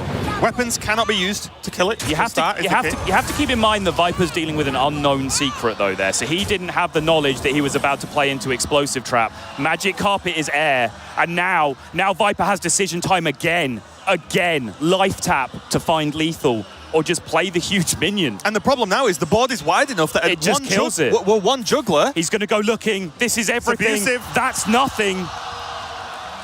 He might be dead. Waggle pick of this coming out from Hunterace. That's absurd. That is ridiculous, Raven. Hunterace looked ecstatic that he could win that game. Look at him now. Full zoned, full focus. Okay, he got this. Viper, on the other hand, the hands came up, the glasses flew to one side, and Viper, I believe, now is shook, and I do not blame him. I would probably not be able to play after that if I was Viper. And that is just game number 1. The sequence of turns, from the point where the Grim Rally turn happened, Hunterace was dead. And then he found a way to gain a second life. SI7 Agent 3 times to clear the board with Waggle Pick, leaving himself alive at 1 to the remaining Flame Imp. And then a discovered explosive trap that Viper played his minions into, leaving only a single Voidwalker in play, as he was just disrespecting the explosive trap, an unknown secret looking to secure lethal for himself. Absurd game, ridiculous, nonsense. Game number 1. And I'm going to go back again, right? I will talk about Rafam. Rafam could have been played and wasn't. The benefits, it's a big dude that weapons cannot be used against. Yes? Downsides, Sap, yes, very much behind at that point. And plus, your taps, instead of me listing a reel of cards that could get him lethal, no longer, Clunky because idiots. legendaries. Yeah. So I am not saying Rafam should have been played, blah, blah, blah. It's a talking none point. of that. Yeah, It's a talking it was point. definitely a hard decision because, again, Jugglers would have been big. 2 Soulfires, a Solarium to dig even deeper, Evil Genius onto a minion to get a Lackey to deal damage for the 2 damage, or maybe even a cheeky 2-drop, you never know. There were many taps that would have got him there, but they didn't. Game over. 1-0 to Hunterace, we're moving swiftly on. Let's get straight into it. Now, it's a Mage Mirror, and if you thought the Rogue versus Zoom matchup just got funky, welcome to Mage Mirror. It's either going to be explosive and end very quickly, or we're going to go down a funky road again. Yeah, this mirror match can be a real clown fiesta, to bring it all the way back to, like, what, 2017 Hearthstone lingo? We're rolling back through the ages, because the chances that one of the players in the double Mountain Giant, double Book of Spectres deck don't get to a Mountain Giant early in this game is so low, right? Like, one of them almost always does. If one does and the other doesn't, the game is just a snowball fest. It's just over. The interesting games, the one where absolute chaos happens, are where both players get access to the Mountain Giants and the Conjurer's Calling. Yeah, big talking point as well. We did mention it earlier today, but let's be honest, let's just mention it one more time. Secrets, and I don't just mean because one was discovered there, but I mean Viper is playing Arcane Keysmiths, which have key cards against a deck that doesn't run many spells, and the ones that it does run, half of them are targeted, which means they can completely mess up Conjurer's Calling. Hunterace does not run Arcane Keysmiths, which means he has a slight disadvantage on that end of town. No Giant. 3 minions, but no Giant. He has 1 more draw for it. If he picks it up next turn, Viper can play it on turn 3. Already though, the mind games, it's splitting image, it isn't good right now. But then can Viper play a Giant into a mirror entity? Can he set up a Conjurer's Call? He plays a Giant, for example. If he drew it, which he hasn't, it's safe, not mirror entity. Is it Spellbender? Just this secret already from Hunterace is doing the opposite to what I said he could do. It wasn't from a Keysmith, but it was discovered. Yep. Great pickup. Mind games. Not the first time we've seen it as well. I mean, the very last game we saw it. Yep. The value of all the secrets that the one you put in play isn't, as well as the one that it is. And now nods to, guess what, if my opponent goes wide. Oh, Hunterace is back in it. Hunterace is very much back in it. Twilight Drake pickup. Okay, not bad. And in the absence of a Giant, that minion is king right now. And again, you saw Viper there just play the mind control tech. It's something to play. And also, if your opponent in this mirror goes so wide, you can mind control tech. You're normally dead the next turn anyway, so it doesn't matter.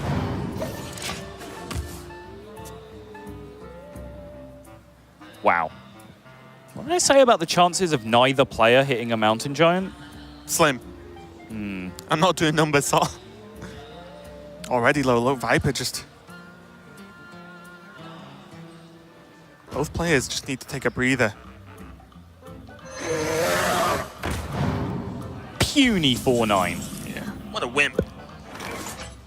But again, we talk about concealed hidden information. Double Messenger Raven in Viper's hand. It's maybe not as powerful as a secret, but it's still something. It could create extra minions that have a huge impact on this game. He could get his own Arcane Keysmiths. You never know. I do think Voodoo Doll hero power is a great test for some other things as well. Or you could just Voodoo Doll... No, you couldn't Voodoo Doll pass. I think you just chuck it out and start pushing damage. I guess you test for Vape if you want to run a 410 in. That kind of sucks. Yeah, if you're making that play, you attack face first, right? Because then if you proc Ice Barrier or Vaporize, then you've learned extra information about the turn and can reassess. I mean, the natural turn that I want to make is just Fire Tree and Messenger Raven, but both of those cards replace themselves in the hand, and Viper has a full hand right now, and he needs to draw a Mountain Giant, so... And also, it just removes levels of shenanigans. Viper considering the attack. He's only got a few seconds left. He goes for it. More knowledge. Knowledge acquired with 0 loss. Yep. Very, very good play there. He is now down to Counterspell, Spellbender, Splitting Image. Yes. The 3 worst ones, you could argue. Yes, exactly. It's like the 3 worst ones for Viper. Yeah. Viper, I'm afraid we've got some bad news. Yeah. It's one of the good secrets. But Hunterace does not have a powerful turn, and I think most importantly, Viper has a coin. That's all. Sure does. He can test for Counterspell safely with coin. If it's not Counterspell, he can Astromancer and gains more knowledge. If it is Counterspell, he could just do some other stuff. He could double Raven and kind of be okay with it. Because he knows he's not going to get punished any other way at that point. He's not aiming any spells at anyone, so he's safe. And maybe it's not a bad thing that Viper doesn't have Conjurer's Call in, because he's not thinking about whether it's going to ruin him to play it or not. Sounds backwards, but it makes sense if you don't think about it. Ziliax pass. Okay. Ziliax, no attacks. Hunterace choosing to hold on to both his Voodoo Dolls in hand right now. Maybe just trying to get some value out of this Splitting Image while he can, playing the Taunt minion. It's the most power he can put into play in a weird way when you think about it, right? Because the Twilight Drake attacks into the Ziliax, and so a further minion comes out. There's some knowledge. No counterspell now. Sorry, just to interrupt. No, but this is... Second time this tournament, I believe. But this is important because this is exactly why he made this play. He was scared of Coin Astromancer, so he wanted to make the play where if Coin Astromancer happened, he had the most power in play in that eventuality. My next question is, Saul, was the attack always needed there? Honest answer, I think Viper assumed it was Spellbender at that point. Okay. That would be my hand on heart guess on the situation. Because obviously, if your 4/4 should be bigger but isn't, and then you know it's not all but 2 secrets, and one of them could make a second Ziliax for your opponent to effectively get charge on. Well, now Viper's safe in terms of conjuring. Could he Fire Tree for conjurers? God, these hands, they're both just locked and loaded and ready to go and just waiting for a Conjurer's Call off the top. What about, honestly, Fire Tree, and then you could just play Rabble Bouncer and continue with your life? There's enough stuff to Conjurers right now. That's conceding a lot of tempo on the board, though. Playing a 2/7 here. I see a vision in the flames. Oh, does he play the game again? Hunterace plays the secret and he's like, how does this feel, Hunterace? And they realize it's Ice Barrier and he's like, oh, that's okay. Yeah, this seems superior to playing the Rabble Bouncer. I think, honestly, just playing the Mountain Giant there seems superior to the Rabble Bouncer to me as well. As huge as it is for those Conjurer's Calling swings, I think the Rabble Bouncer was just too low tempo. It would pass too much initiative back over to Hunterace. Speaking of tempo, Scaleworm is available for just a kill on this Twilight Drake. Really the only fearful minion that's left. Of which you can say it's fearful, but out of the 2. But is there a good follow-up, though? It's the real question, isn't it? I don't really see it.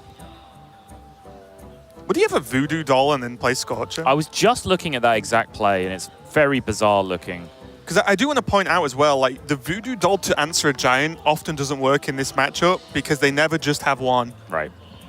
And you can't double Voodoo Doll Scorcher on the same turn, which would be sick, actually. What to do?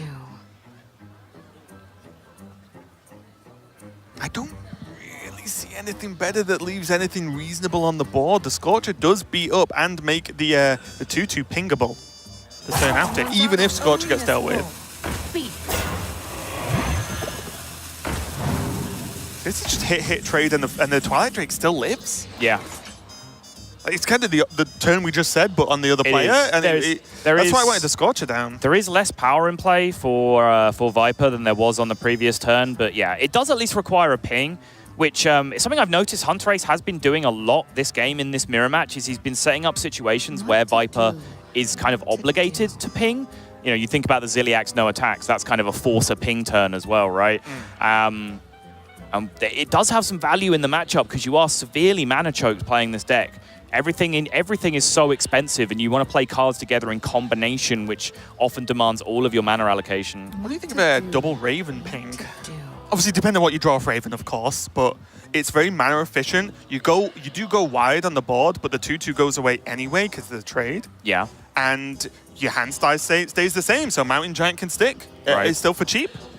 Obviously, depending on what the first Discover minion is, you know. Oh.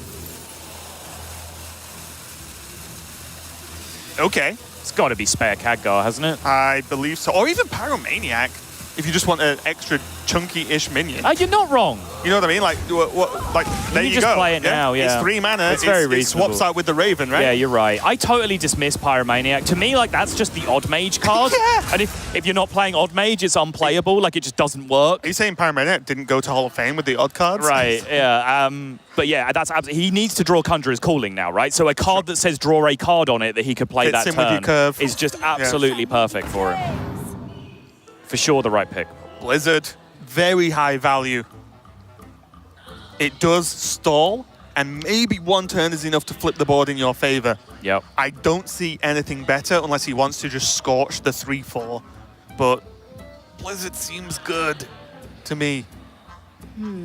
Astral Rift, I think we can throw in the bin. You don't need random stuff, you need the stuff that's actually in your deck to win the game. Just go for the Blizzard. Oh yeah, the Twilight Drake was on 2 as well. Okay, Blizzard's like clearly the pick in my opinion. I actually didn't realize the Drake was on 2. Okay, empty board, but Viper, your initiative, friend. Oh, you say that. The secret mind games. What a wet noodle fight of a Mage Mirror. Just no bombs all the way into turn 9. This is insane. Viper's hand just looks so much more gas heavy right now. Next question, Sol. How and when does Ysera even get played in this matchup? How about... See, welcome to my world. I think you just followed my exact thought pattern, which is scary in itself. If he plays it now, which seems fine, he generates the card, stays on the high hand total, but the vicious tempo swing potentially of just Voodoo Doll, get wrecked, massive Ysera. Well, worse than that, he ends the turn at 10 cards again, and then potentially burns his Conjurer's Call off the top, which is the one and only game-winning card in this matchup. So instead, he's saying play some more wet noodles. Well, Viper's not. He's going. Mainly because of this Arcane Keysmith, I think. This is a certain level of protection, and there's a Spellbender, and I like it. This causes havoc.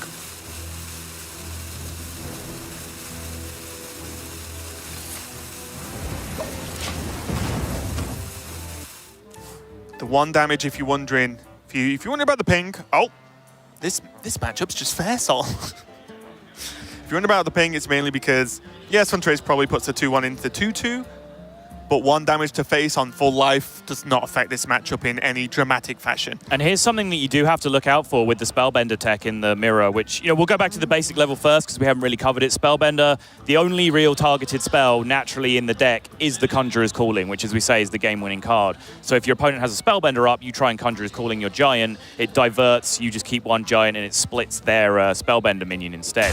The way you can use that to your advantage is in combination with Mind Control tech. Right. You can, if you narrow down the secrets to a Spellbender, you can save up for a double Conjurer's Calling turn, where your turn is Conjurer's Calling number 1, Mind Control tech, steal a minion, play the twin-spelled Conjurer's Calling on the minion that you Conjurer's Call, which you Mind Control tech, which is hopefully a big enough minion to give you a tempo swing on the board.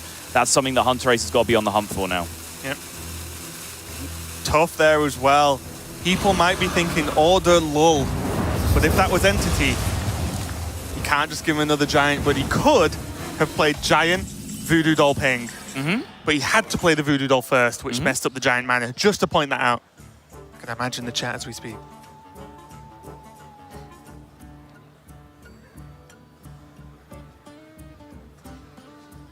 pointed out at the start that the most interesting games are the ones where both players hit the Conjurer's Call. I neglected to mention the games where all 4 Conjurer's Calls were in the respective bottom 10s of both players' decks, because I've honestly never seen one. I didn't realize this was a possibility. It's weird. Now is this the Ysera turn after seeing a doll? I think so. I think this is way more reasonable now. You've seen one doll, fine. You're not under that much pressure. There is a mystery secret down that your opponent has to think about as well, although he knows it isn't Entity and that's it, right? Because all he's doing is play Voodoo Doll Ping and play the 3/6. So Entity's out the window. Sorry, he didn't ping, he played the 3/6. He's out the window and that's about it. Now, no Vape, no Ice Barrier. Twilight Drake, Voodoo Doll Ping. Looks good to me. And now the worrying point is, as you quite rightly called this one a bit of a wet noodle fight, well, Hunterace has more noodles, so he is kind of winning at this point. If he can just keep pushing with these minions and Viper doesn't really have an answer, which he doesn't at this point, then he'll win. How can Viper possibly have 10 cards in his hand with 11 cards left in his deck as Summoner's Mage and not have a game-winning play available to him? Like this? Yes. Nightmare might come in handy though for some big trade-ups, if and when required. And to check for a secret maybe as well. It's also a reasonable combination with the Conjurer's Call, right? Like, if you've sentenced your minion to death anyway, you might as well split it open into 2. Yeah, that's true. Okay, well there's a Rabble Bouncer. Not sure if the Sneak's quite ready for this matchup. Not sure if that's his main job. No. It's more of a part-time job. But and now we've seen both players just say, yeah, I guess we just play the 8/8s. The Noisemakers. Nightmare could come into play now as the answer to this Giant. Flame Strike 2, very, very effective here as a board clear. Is that the sequel to Flame Strike? Flame Strike 2, Electric Boogaloo. I get that reference.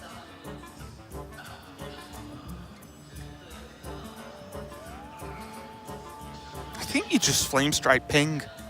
I feel like right now, the game is a race to Conjurer's Calling, 100%. But if you kill this Giant, Flame Strike Ping, then, well, Hunterace just has less stuff in hand. So surely you believe as Viper, you're ahead because you have your secret that Hunterace has to keep thinking about. Yep. Yes, you don't have a board. Oh, well, you have a 4/1. Yep. Seems like a good position for me, to be completely honest. He could even just play the... oh, no, sorry, with Ping. I'm okay with it. Bit slow, but I think he can afford to be. It is a little bit slow. It's my only concern. It's a little bit slow. But I'm not seeing anything that really seizes initiative much faster. You've got to get rid of the Giant. Yeah.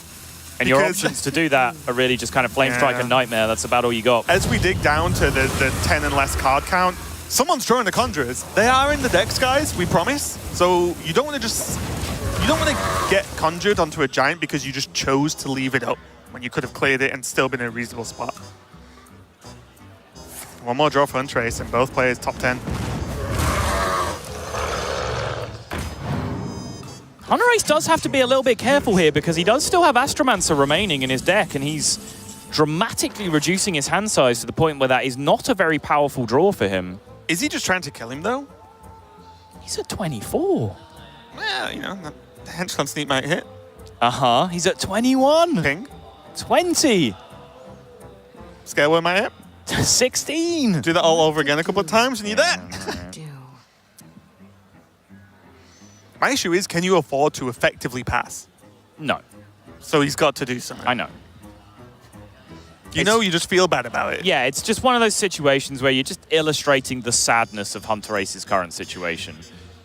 Viper has somehow, you know, kept parity with Hunterace here while maintaining a hand full of cards. Hunterace has had to spend every resource available to him just to stay in this game.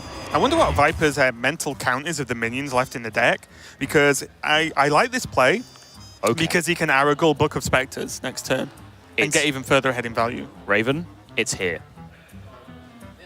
both players down to 10 cards, and we see the first Conjurer's Call in. But Conjurer's Call, Spellbender, 4 minions on the opposing side of the board. Mountain Giant in play. Stealable with Mind Control tech. What's funnier is that seems quite far-fetched. Hunterace has won more far-fetched games than that. Take a look at the previous game of this series, for example. Here we go. Let's see. There's the Spellbender. There goes the Spellbender. There is 1 minion. Psych, there is 2 minions. If this is the 8/8, I am a prophet. Go. Hunterace is taking a deep breath. He's going to play it.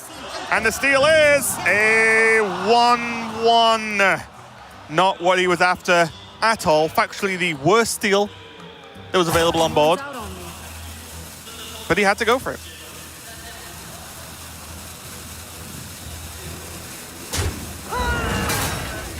Now, does he have to? Okay, he's not going to. I was wondering whether he had to. Felt like Conjurer's Calling a 4-drop. No way. He does it without Khadgar, which is obviously important. Exactly. Oh! Here we go. Hunterace, you had your shot. You won a 1-in-4 brawl to steal a game in the last series. You had a 1-in-4 mind control tech to do the same here. You can't win them all. These things tend to even themselves out over time. Hunterace just saying, come on, give him to me. Now, the key play, and I'm going to ask you the question, Sol. Depending on this next draw, is Hunterace Conjurer's Calling that Khadgar? What? For Doomsayer. I mean, I'm sorry, Sol, but I don't see a better play. Does he just have to? And he only gets 1 because the board's full, unless he can clear something off, right? I like Viper using the second one here. Firstly, for the reasons you mentioned, only 1 space on the board now for Doomsayer. But secondly, Hunterace does still have Mind Control Tech, Conjurer's Calling swings available to him. So Viper needs to blow past that possibility so heavily with his own board state that it kind of removes it from the equation. He's going to check the Discover first. And a miss. Those do nothing except lead to Hunterace's death. He needs to go to the Conjurer's Calling, right? Literally no other play. Calling for Doomsayer. Yep. And it's only a 1 chance as well. Yep. Because the board's full. He can't get rid of it.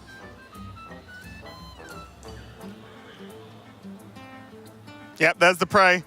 I'm pretty sure if I know Hunterace knows, and here we go.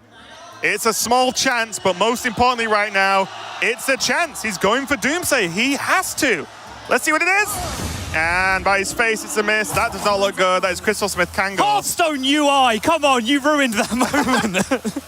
We had Hunterace's face to go by, but Viper is going to even this series up 1-1. And again, another game on the edge of our seats. I'm sure the whole crowd here is on the edge of their seats as well. This is just frankly intense. That was one of my favorite moments I've ever had casting Hearthstone. When Hunterace picked up the Conjurer's Calling and pointed it at the Khadgar, and everyone in the audience recognized what was going on. Yeah. There was just a, oh, that just ran through the room. It was superb. We see it. As a collective audience, we knew what the play was, and so did Hunterace, but it wasn't to be. And Viper may have just fallen asleep. No, he's okay. He is fighting back here, evening it up, and I think after those 2 games, these players need a little bit of a breather, and you know what? So do we here on the desk. Don't go anywhere, guys. This is the finals of the Hearthstone World Championship. We'll be right back with some more Hearthstone. Hunterace versus Viper, the final showdown of the 2019 HCT World Championship. This is a spicy one. Both players evened it up 1-1 now. And Hunterace finally taking a loss with that mage, which I believe is the first time in this tournament he has lost with that deck. So very, very impressive run so far, but both players, honestly, looks neck and neck to me, Sottle. Yeah, I would agree with that assessment, primarily because both of the decks that I called out as potentially problem decks in the lineup are still needing to get a win on either side. Shaman and the Zoo from Viper's side. Neither of those decks are going to make an appearance yet again. If we've got our queue information correctly, it's going to be Hunter going up against the Mage again from Hunterace. Hunterace doubling down on this Mage pick. Clearly a ton of confidence in it, and this time he's found the boy the tech, the Hench Clan sneak. Yeah, and I think that was almost a snap full keep there from Hunterace. Because one thing I was just going to point out is I've talked a little bit over the course of this few days of the World Championship here that Hunter, the more I see it, I genuinely didn't really like the deck coming into the tournament. The more I see it, the more I see its potential power level versus Mage. And I feel like it's all about play style as well and what you can really push out of the deck. Because we've seen matches where, for example, Bloodyface just went highly aggressive, went face with a Hyena, and then died, basically, because of the Conjurer's Calling. But if you play aggressive enough, Mage often can't do enough to actually even stem the tide, except that Hunterace has a very anti-aggro based list for his Mage. He mentioned the Hench Clan sneak, but also there's double Sunfury Protector, double Swampoos, and then there's also this sneak, double Mind Control tech, the Scale Worms to deal with, for example, Mishas, Huffers, to just get them out the way, a little bit more tricky to deal with, the Scorchers as well, and a Ziliax and a Mossy Horror, which against this style, specifically with all the 1-mana 1/1s, he's going to get some work done. And there it is, the package. Wait, what? I don't see it, Sea Giant. Hench Clan sneak plus Mind Control tech. Hunterace laid this out step by step to us in our interview before this event even started. He said you play Hench Clan sneak, they've usually got 1 or 2 minions in play. You play it has stealth, they have no options, they can't trade into it, they can't value trade, they can't play minions and then trade their board off so they maintain a size of 2 or 3 minions in play. They have to do one of 2 things. Skip development whatsoever, great, that's good for me. Play more minions and play into Mind Control tech. Yeah. Great, that's good for me. And even on top of that as well, that is, turn 3 into turn 4 potentially, but also double Scale Worm, a Twilight Drake, and then a Scorcher. So even if that outcome, which is likely, does not happen, oh no, I have 50 other things I could do this turn. Boo-hoo, I'll save my Mind Control tech for later. Now, convenient as well. Lines up very well versus Scalehide played on curve. Yeah. Not so good against a Dire Frenzied Scalehide, though, I will say. Feels weird, though, doesn't it? Because there is coin. Dire Frenzy looks... it just looks good, to be quite frank. Yeah. But what does the rest of your turns look like going forward? It looks a bit meager, at least for now. You'll work them out. You draw the Scalehides. Yep.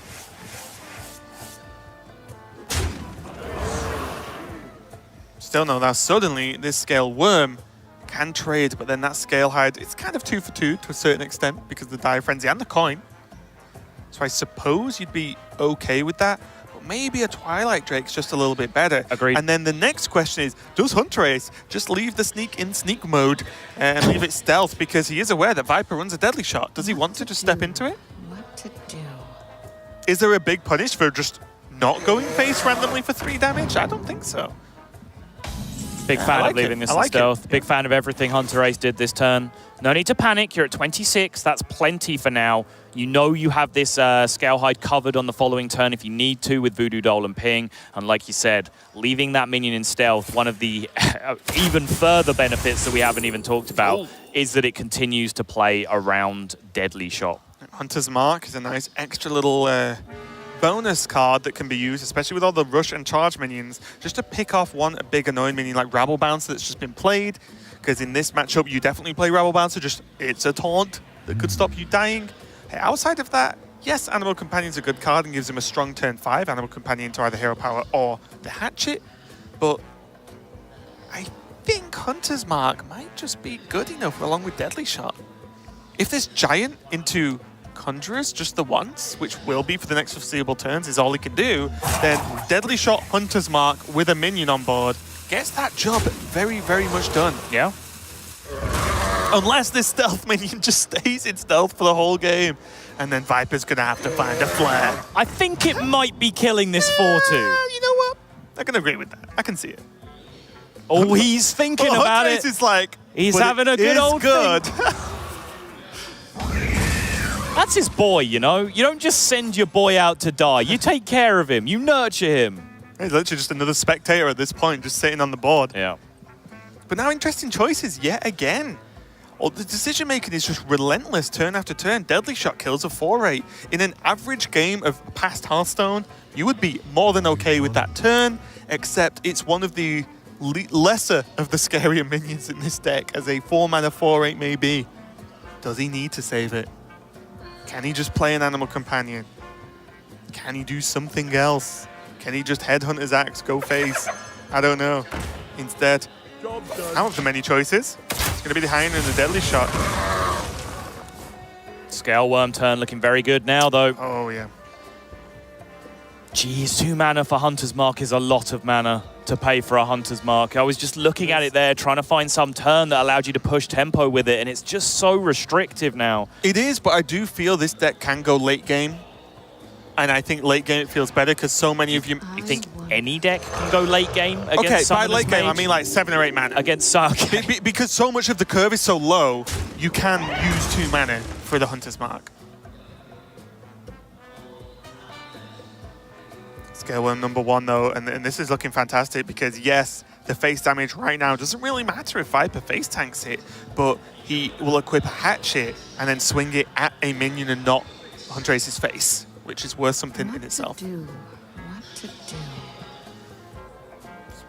Thinking about playing this taunt. I think he's thinking about playing either of these 2 minions. I think with double Hatchet, I don't think you skip. I don't think you can play the use. I think with you having a face that Hunters are really, really keen on, Sun Fury's really good too. I do agree that a minion needs to be played there, and all I'm arguing is that both of them had their merits, because what Hunterace wants to do next turn is just drop an Astromancer. In order to do that, he needs to fight aggressively for tempo this turn so that he can just play his slightly slower 7-mana guy on turn 7. I think my view with this board, I think it's more likely that this one Sun Fury, there's 2 of each in the deck by the way, 2 Sun Fury, 2 Ooze. I think that this one Sun Fury does a little bit more than just an Ooze, and the Ooze gets a lot more value earlier in the game, I would say.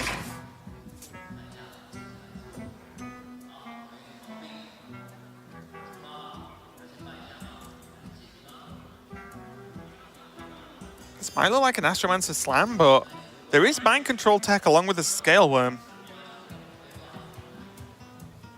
And yes, Hunter goes wide, but it often reduces its own board side very quickly as soon as it does go wide. The only reason you wouldn't play the Astromancer here is to ooze the weapon, right? So your turn would be like Scale ooze. Worm Yeah, ooze. sorry, yeah. I was just looking for the mana efficiency, so. You're not wrong. It does make you feel warm inside when you spend all your mana.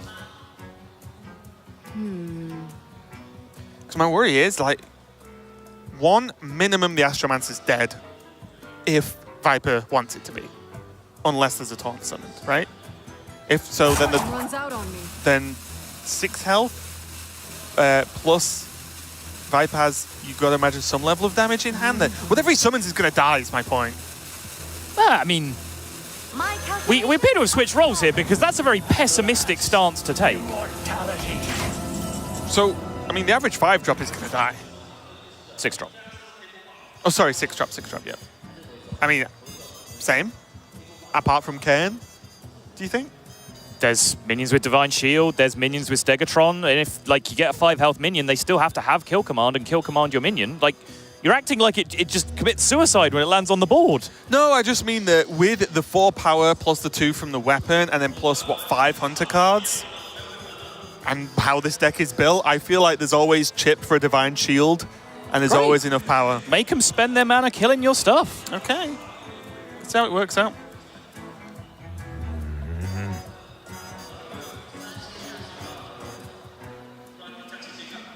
Also, just a small note. Let's discuss Conjur's calling in that legendary minion. Oh, jeez. Because, guys, in case you want to know, it works. We've done it. Yeah, I've done it. Like, we tested this. It does resummon itself as well as the Conjur's Call. Job done. Here we go, Kill Command in the weapon swing along with that Hunter's Mark pick. Viper could have picked an Animal Companion, but did not and chose to go for Hunter's Mark, and that is cashing it in right now. Yep. Has Animal Companion and some Spring Paws in hand along with that Unleash. But most importantly, this Scale Hide is just doing the work, and it's...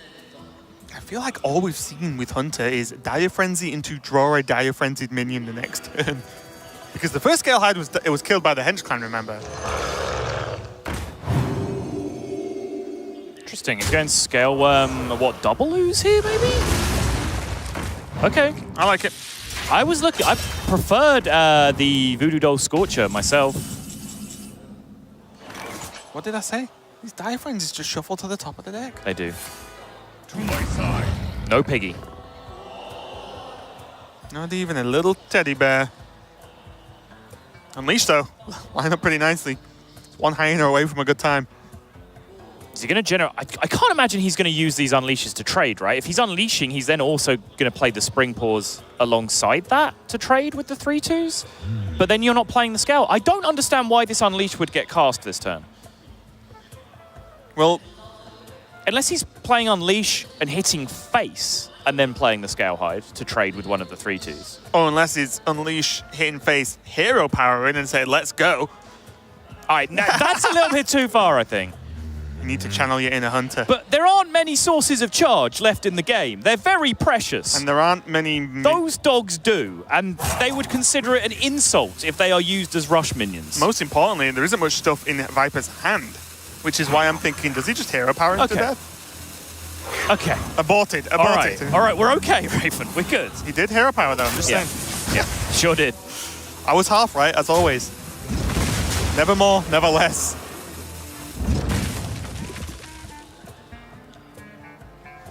Okay. Aggressive Alex Straza. This looks a little bit better, maybe.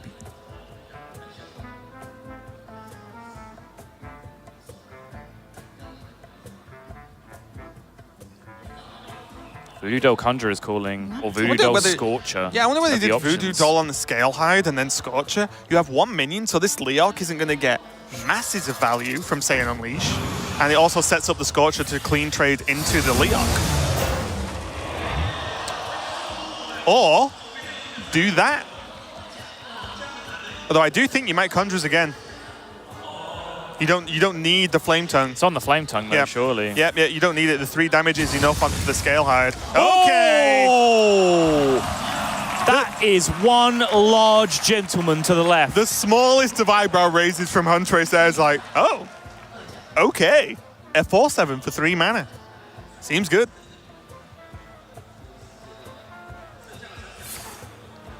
And now my question to you, Subtle. If these dogs are used at least semi-defensively, then how does Viper actually kill Hunterace apart from 8 turns worth of hero power? You can put 4 to face now, and I think he's committed. There's an Alex Straza in Hunterace's hand. This is turning south very, very quick. Viper has a board of 1/1s and he's trying to push damage, and Hunterace has a Dragonmaw Scorcher and an Alex Straza in his hand. Oh, even more so now. He could just play Scorcher with the doll, clean up, and then set up Alex Straza next turn. Is defensive Alex the safest thing you can do this turn, though? Define safe. Not dying next turn. What to do? Okay, let's look. Viper's draws. Zul'jin. And that's... Unleash, Animal Companions, and Kill Commands. Okay. You might have sold me there. Master's Call doesn't quite get it done because you can't draw Unleash from Master's Call to make I guess like a Charging Hyena pushes 4. But again, he can't play a lot if he spends 3 mana on Master's Call. So I think it literally is Zul'jin, which is a 1 out of 20 chance. But if he doesn't do that, he just stomps him, right? Runs out on me. Yes. So you may think. I am. I'm trying to work it all out.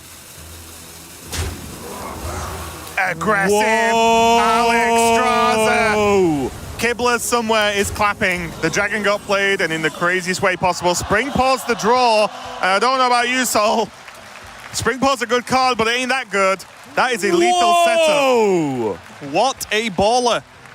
Most importantly, I want to know as the fist pump comes out from Hunterace, Deadly Shot was used. There's only one in the deck. Even the Hunter's Mark spell generation, gone. There was literally Zul'jin, a one singular card. Second kill command as well, right? He was at 8. There was 2 1-1s still on the board.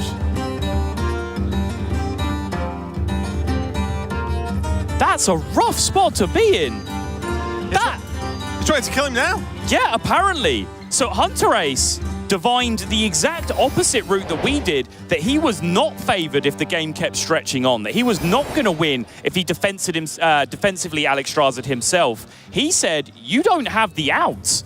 The math says if I Alexstrasza you in the face, I win more than I lose, and I'm just going to take that right now. And honestly, like the moment you said it, I'm just thinking about, I said offensive Alexstrasza. It just put a lot of pressure on, your opponent's got 1 draw. The problem is, the longer the game goes on, your opponent has 2 draws, 3 draws, 4 draws. The second they play Zul'jin, I think Hunterace just loses. But your opponent has 1 draw, and then you hit them for 16-ish damage, then they have 1 draw, and then you hit them for 16-ish damage, and they're dead. Yeah, I guess. It's real close. The only thing I could think of, for example, is a Master's Call into the Rhino Hyena with an Unleash, draw the second turn. Both Unleashes are gone. True. I like the play, so I'm not going to complain too much, but it was definitely interesting. I think all analysis aside, it was an incredibly brave move, and it was incredibly exciting, and it's led us into a position where Hunterace, the global points leader, the man who, at least for the first 6 months of this year, was being lauded as almost universally the best player in the world, now stands on the precipice of a Hearthstone World Championship to go alongside that. Yeah, and I agree. Huntrace was talked about for a long time, just the best player. There was no real question. And now, huge downgrade. He's now in what? Top 2? Top 3 arguable best players in the world? Yeah. Oh no! Yeah. Like, what a shame. And if he cements this win, he will be undisputably the best Hearthstone player in the world, and maybe the best Hearthstone player we've ever seen, to be completely honest. I don't think anyone's quite done what Hunterace has done if he takes this victory. Players, the very best players in the world, when last year's HCT points race system was announced, the majority of the very best players in the world said that achieving 3-star Masters was impossible and that no one would do it. Hunterace did it with months to spare. Yeah. Months and months to spare. Incredible. And this kid's not an old-timer like us either, Sol. He's got many years ahead of him. He does. He will probably only get better at this point, and it's generally scary but very, very exciting. But Viper isn't going to roll over. Viper has fought very, very hard to get to this point. He is in grand finals of the most prestigious Hearthstone tournament that exists. And perhaps most importantly, it's Shaman time. And this is kind of where I focused in with at least my concerns for Hunterace's chances of winning this World Championship, because I have some issues with the way the deck is built together. I think the Pyro package... Ask Hunterace about it. I think the Pyro package feels a little bit tacked on with not quite enough spells to really support it, which can lead to a very clashy draw sometimes, where you just have anti-synergistic cards sitting alongside each other. But Hunterace has, with a little bit of fortune on his side, it's worth saying, such as 5-mana Hagathas, really scraped his way through a lot of really tough spots with some incredibly intelligent play with this deck. Yeah, and I think it's a huge story of, I truly believe every single player of this tournament is they had the one deck that was, well, you really need a win with this one because it's going to make the series ropey if not. And again, it's the nature of just, hey, you have 8 days to submit a lineup after a rotation comes out. No one, it doesn't matter how good you are, it doesn't matter how many people you rope in, how good your practice group is, how many hours between you can put into playing decks, watching streams, researching what's going on everywhere else, running statistical data on stat aggregating website. It doesn't matter. There's no way you're coming up with 4 of the best, most refined decks in the game 8 days after launch. My worry here is, I say worry, I'm just happy. Whoever wins, fantastic for me, as long as the games are good. But if you are Viper, I'm staring at this list of the Shaman list for Hunterace.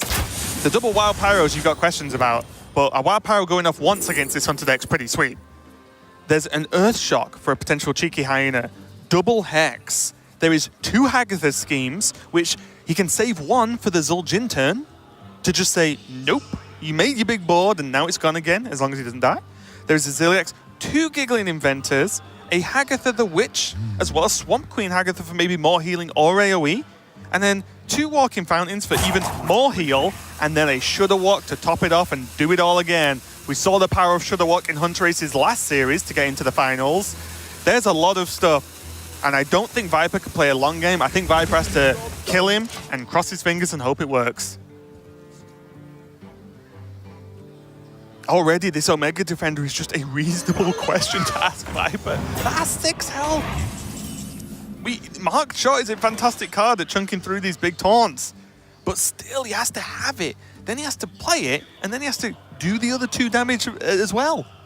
That's slowing Viper down enough, and the slower the game goes, Hunterace, his only limitation really will be mana in terms of whether he's going to live. Well, I think there's an assumption you're making here, Raven, which is that Hunterace is the one who wins this game in the late game. Is that always the case? He doesn't have a card in his deck that says, I win the game. They can drag this out for as long as they want, and if they get to the position of stalemate, Viper has Tundra Rhinos and Dire Frenzies. My question is, does this matchup mirror the Control Warrior matchup that we've seen this Hunter deck be so successful in? The biggest thing for me is the Giggling Inventors, the Hexes, the Earthshock, and the Shudder Walk. Because, cool, make some big stuff. Enjoy punching through 4 Giggling Inventors. Yep.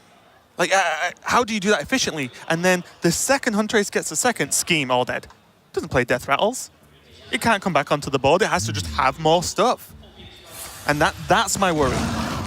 And the fact that there is a straight, flat answer to Zul'jin is a big deal in the form of a Hagatha's Scheme, if Hunterace can hold on to one. Yeah. Because unless the role is unleash against the board with like Huffer, Leok, whatever, then Scheme, try again, friend.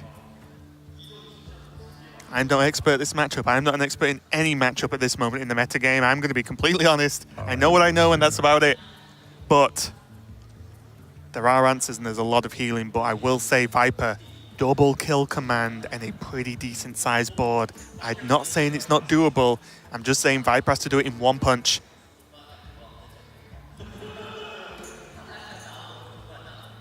I wonder. Already 10 damage from hand as long as he sticks a beast.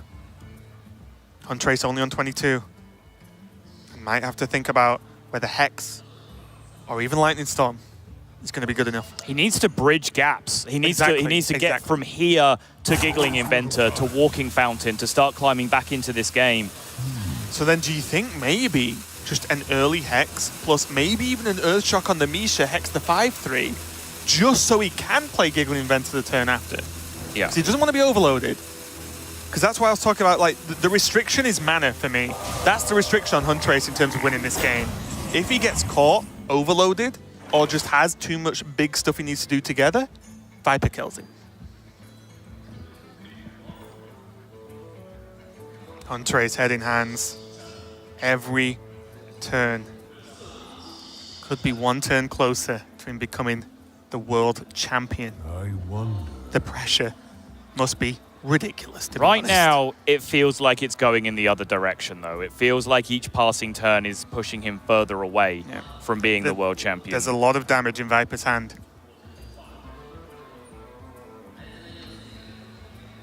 He can put him to 8 this turn if he wants. He almost certainly shouldn't, because he could just play an Unleash the Beast, kill the 3/2 and push damage. Don't see why not. Get it in the pool. He can just play the Shimmerfly as well if he really wants. He can save that for other like cute things like Tundra Rhino, Hyena Shimmerfly. But still, the options are there. Did go for Marked Shot instead. And that is pretty weak options. 2 mana, draw a card. What? Yeah, it might be. Ooh. Huh. Was Explosive Shot ever a heads up for the Giggling Inventors? 1 card, remove Divine Shields, kill the 2/1? I think it's worth thinking about, yeah, but when he has Unleash the Hounds in his hand already, probably not the biggest deal. No buff, though. So you can pick the shields, but not cleanly kill the 1. But, you know, picking the shields is what Explosive Trap does anyway, right? Like, if you don't have minions to trade through, then it just takes the shields off. If you do have minions to trade through, then taking the shields off and doing the 2 damage is the same thing anyway. Wait. There's no way you commit damage. No. Okay. What if you just hero powered? He doesn't kill a beast. I wonder. And heal. Well, that's what I'm saying. That you don't commit damage. You don't go for a damage plan because your opponent's just about to walk into their turn 8. No, that's what I mean. Like just one hero power. No, it's exactly the same reason. They're going to heal next turn. It's their walking fountain turn. You do not push in your plan on saying he's not going to heal. But is a 2-mana commitment this turn with his hand that big of a deal? It's passing the board, and your opponent plays a walking fountain, kills all of your stuff, and you don't have a board or lethal anymore. We'll see. I moves quickly.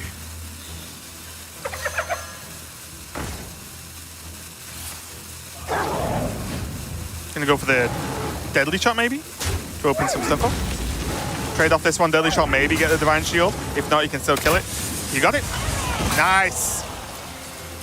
Viper, this is an, I think, insurmountable amount of pressure. That is an enormous push now from Viper. And there's still trip kill command. And the Hex from the previous turn, by the way, we were talking about how, through combination of Hex and Earthshock, there are actually 2 different ways to do it. You mentioned one, and I was about to say, no, wait, you do it this other way, but they both worked. If you use both Hex and Earthshock, you could have cleared out both the board, and there would not be a Taunt Frog hanging around on this board anymore, which can make all the difference for your Walking Fountain turn. As it is, the Earthshock that he has remaining can be put to good use against this Scavenging Hyena, but it's just going to be a walking fountain. I want to throw it out there. Hunterace. Ancestral Healing is clutch. It is. It's Frog buffing the Hyena. Just a 12/7 Scavenging Hyena. Does he? Oh. Wait. Does he track for the deadly shot? Will that be enough? Tracks 1 to 8. Deadly shot goes to 5. Hero power. No, it's 19, it's right? One off, yeah. I just wanted to check because the deadly shot that was played was not his natural one. I wonder. Was it really? Okay. He took it off thingy, right? Okay. I think. How many mark shots has he played then? Because he must have taken a kill command off mark shot as well, and the flare isn't in his deck. Maybe it is. I'm so confused right now. It's going to be double kill command. Not going to let Hunterace get any more healing, which is the important. It might look like overkill, but one, he does more damage with the Hyena anyway. Yeah. And also, it's just no more healing for you. Hunterace is down to 6.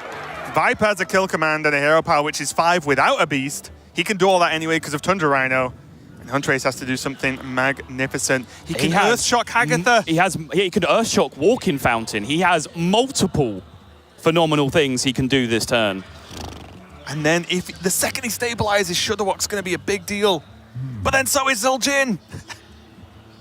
And there are already 2 kill commands in that Zul'jin, with a third waiting in the wings. But if he can Shudderwock first, it means that he summons, the extra minions, right? Giggling Inventors for extra targets, yeah. Gonna go for the Hagatha, puts him to 11. So there's what? There's 7 right now with just Tundra Rhino, kill command, hero power. Oh, yeah, deadly shot. 9. Yeah, he did. Oh, Shimmerfly. Ah, gotcha. Yeah, I knew it was something.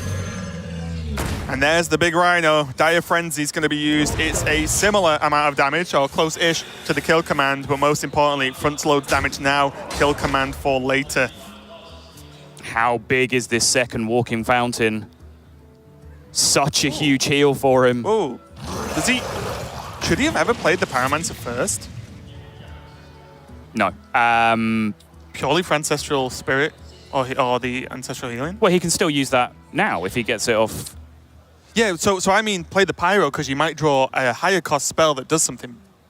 No, you're playing the Fountain this turn because you want to heal. If you don't heal, you're just dead to burst from hand. So you play the card that you're definitely going to play first. You might pick up a double spell, a 2-mana spell like Ancestral Spirit or Earthen Might, which is better to use on your Walking Fountain than playing the Pyromancer. I guess, yeah. There's like Witch's Brew, and then you could Hex it, for example, maybe. But yeah, okay.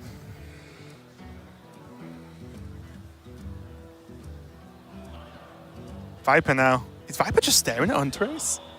Yeah, he is. He's literally just staring at Hunterace. Hunterace is glancing back at him sideways, but he's definitely not meeting the eyes. I think Viper's just thinking, wait, what does he have here? What's worst case scenario? Are you giving any tells to think you ready for this? Yeah. Not going with Zul'jin yet. locking in and Unleash the Beast and Animal Companion. It does clear off the Pyromancer, but most importantly, puts those 2 spells in the tank.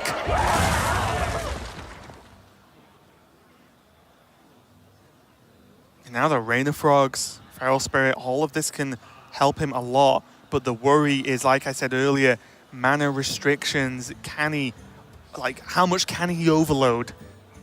And also these are spells, so they will not hit the board and generate him more spells that might be Witch's Brew to help with heal. Such a scary spot for Hunterace, and you can see it. He leant towards the Rain of Toads, caused himself to take a moment. He's going to go in. This is a huge overload commitment. Rain of Toads and Feral Spirit. Viper picks up the buff Tundra Rhino. And this is going to put my theory to the test of who actually wins this when it comes down to the late game. Because Viper still has so much gas ready to go. Popping the Zul'jin. Let's see the fireworks. Bear in mind, he left the Leok because he wants it to do something, but that looks like a dead Leok to me, right? Woo! Huff, huff. That's going to be all. Oh no, sorry, 1 Huff is dead. 1 dog's dead.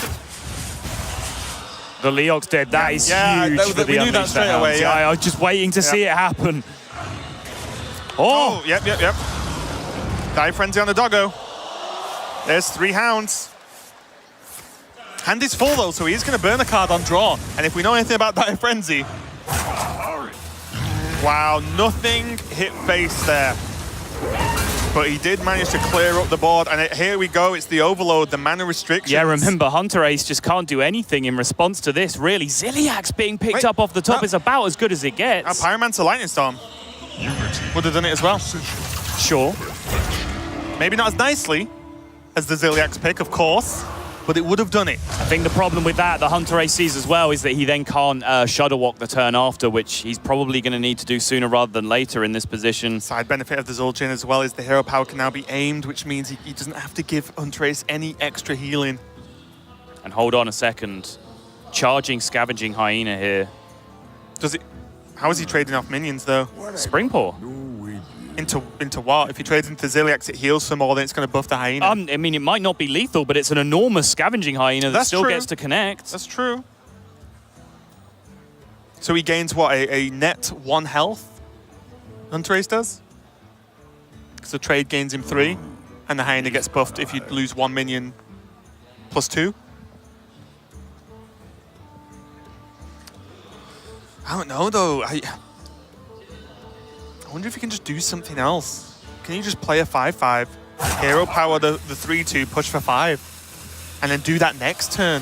He can. It's definitely an option. I'll play a 5/8 that can charge. That's actually way better. Right. It's putting him to 1, right? It's putting him to 1.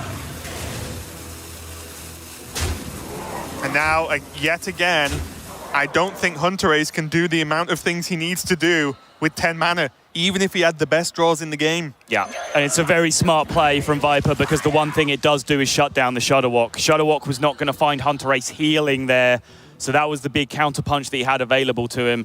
And now Hunterace just has to go digging into the Witch's Brew, trying to find some miracle answers to this board state, and I'm afraid they don't exist. Yeah. Healing Rain is not a card anymore, guys, and that is it. Viper is going to even this series up, and Sol, I wouldn't have it any other way. We're going to be going to a Game 5 for the Grand Finals here at the Hearthstone World Championship. Viper fights back. And look at the Game 5 that it's coming down to. There's 2 decks remaining. It's the 2 decks that I pointed out right at the start could be the problematic ones to win with for respective players. And it also opens up the possibility, after us talking about it so much this week, 1 game for Rafarm to redeem itself in this tournament. Yeah, if there's ever a time, doesn't get any better or more intense than this. Guys, we're going to give you a minute. Go and grab a drink. Do anything you need to do because you are not allowed to blink in this next game. We're going to be right back with the final game of the Hearthstone World Championship. The long and winding road of the HCT circuit ends here at the World Championship. We are game number 5 between Hunterace and Viper, our finalists. And it's all going to come down to this. Everything on the line. The World Champion title is going to be given to one of these players, and it's down to Hunterace's Shaman and Viper's Zoo Warlock. And before we get into it, I do want to give one final shout out to our crowd. They can't hear me right now. We're not being piped to the house because primarily they wouldn't understand a word we're saying. But there was a little worry, at least on my part, that when all the home country players dropped out before this final day, that the audience would be a little bit flat, a little bit less invested in what was going on. But I'm sure you guys have heard some of the reactions coming through our microphones. They have been fully into this and made this, played as much of a part as anyone into making this final feel as special as it has been.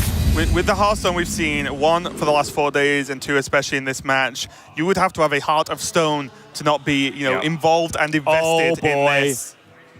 And here we go. It's in the opening hand.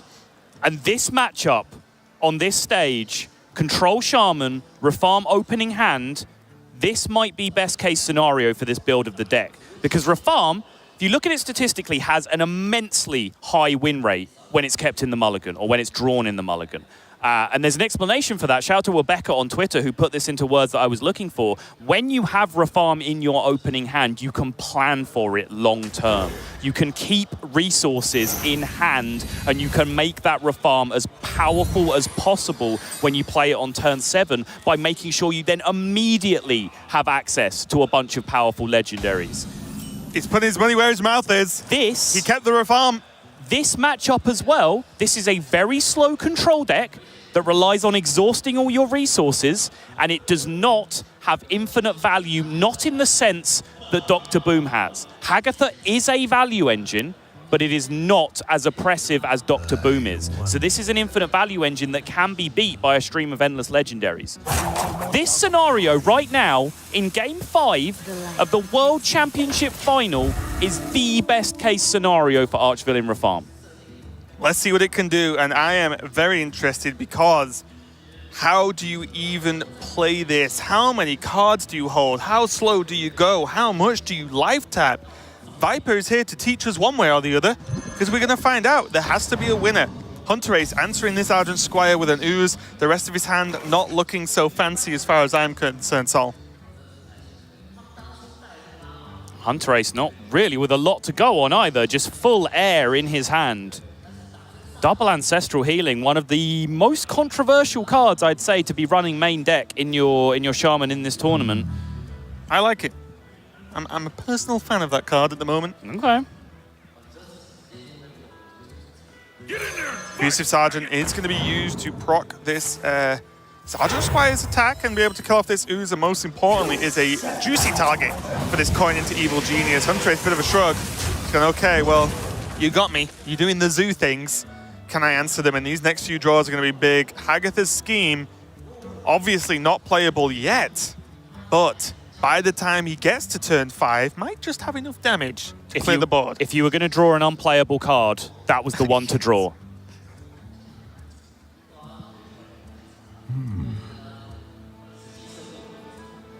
Hunterace just A, planning his future turns, B, representing to Viper that he might have something to do in his hand. Bluff the fact that you're debating a small Pyromancer clear here. Bluff the fact that you're debating just dropping an Acidic Swamp Ooze into this board. Not much of a bluff. You'd probably just do that anyway. But there are things that you have to represent so Viper doesn't have the full knowledge that you just have nothing to do right now. It's a tough one. Outside of Totem Up Ancestral Healing, there is literally nothing to do. But Hunterace is going in the tank. I'm taking deep breaths myself, Sol. I'm not going to lie. I'm just watching these players is making me nervous, and I'm not even on the stage. Hovering some cards. Might end up with just a totem. There we go. Mainly, he wants Viper to think. The more he's thinking about other stuff, the less he's thinking about some other stuff. That's all it was. Split attention. Now the lackeys, just as a side note, Goblin Lackey is the +1 attack and rush, and Witchy Lackey is effectively an evolve, a +1 evolve. But now, does any of that pay off for Hunterace? Representing that he might be thinking about Pyromancer, representing that he might be thinking about Lightning Storm, whatever other nonsense idea that he's trying to get into Viper's head. I think it's a little transparent. Viper should just be able to play his game here. But remember, he does also have to consider how much attention he wants to pay to that late game plan of Arkville Rafam. Yeah. What is his plan? Like that's the problem, isn't it? Like I actually just don't know how much he's supposed to even play. He's just played 2 more minions. Yes, he has live tap. Yeah. But we've also seen Rafam played in a position where there weren't that many cards left in the deck. Right. Which means you don't have tons of value because it's like, okay, 5 random legendaries on average are quite bad. Right. And I have no answers to these questions. Second scheme means that there's a backup clear, but second scheme also means there's a whole lot of nothing to do yet again for Hunterace. I will say there was no truly explosive start from Viper. There was no, unanswerable flame imp that's hit for 6 or 7 so far. It's slow in zoo terms, I'll say, but it is starting to heat up a little bit now with this knife juggler representing just a good chunk of damage.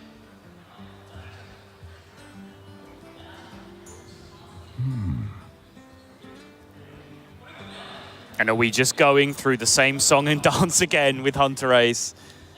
Waiting for the rope. There are some more considerations this turn, both in cards that he could be representing that he's thinking about playing, but also in terms of legitimate concerns like, do I hex this knife juggler? Which is a real question. Yep. Most importantly, though, I think Hunterace might be doing just anything he can to just stress Viper out. He says no. And it's also a weird backwards thing as well. The more my opponents pass as a control deck, the more I'm like, oh, I need to finish this game because they clearly have the late game stuff in hand, which, is not necessarily the correct way to think because you can be thrown off mentally by that. But it's something you have to think, right? If he's doing nothing, he's just played the news and passed every turn, then what the heck's in his hand? Because is that enough? Because Hunterace is passed? You just put a 1-1 in and go face and say, okay. I mean, it seems just like a nice balance, right? Like Hunterace has to scheme a board like that anyway, and by life tapping and playing minimal cards, he is setting himself up for that plan B of the Arkville Rafam. It's just kind of a win-win situation for Viper right now. I feel like it's just enough damage. Yeah. Test the juggle. Misses. Probably chucks the lackey in. Yeah, I think hitting that juggle makes Viper's decision a lot easier this turn. If he hits that juggle, he gets to keep all of these minions and go face with them all. That is plenty to be in play. He paid 1 abusive sergeant for that. It really is not a big investment. Okay, 2-4 from the evolve, and Viper committing a little bit more than I thought he would based on the Rafam keep. But I'll admit, this is not a playstyle I'm familiar with. So is he going to play the lesser scheme?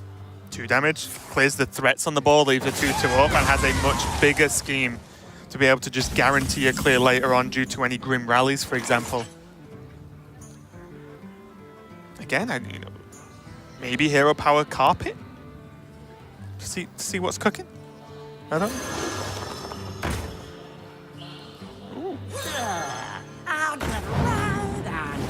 And we might just want to dump his hand before Rafam and say, I'll draw 1 to 2 legendaries a turn. Looks like it. He's pressuring Hunterace down to half health now. Yep. He's edge. Ooh. Oh. One more time. Oh. Okay. And is there only really one bad pull? Because funnily enough, wait, I should know this. Does the mech crew have rush if you steal it? Because of the carpet?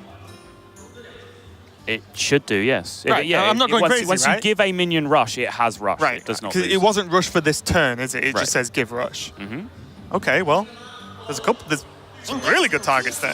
He gets the Mecharoo. Yeah, There's the trade into the flame. Viper's head goes down. And I'm just going to keep asking questions here. It's the best I've got. But with Rafam kept, did he need to go 4 minions wide? 2 of which have rush, and 1 of them's a carpet. I don't know, but did he? It's a great question. I mean, it's hard to argue with.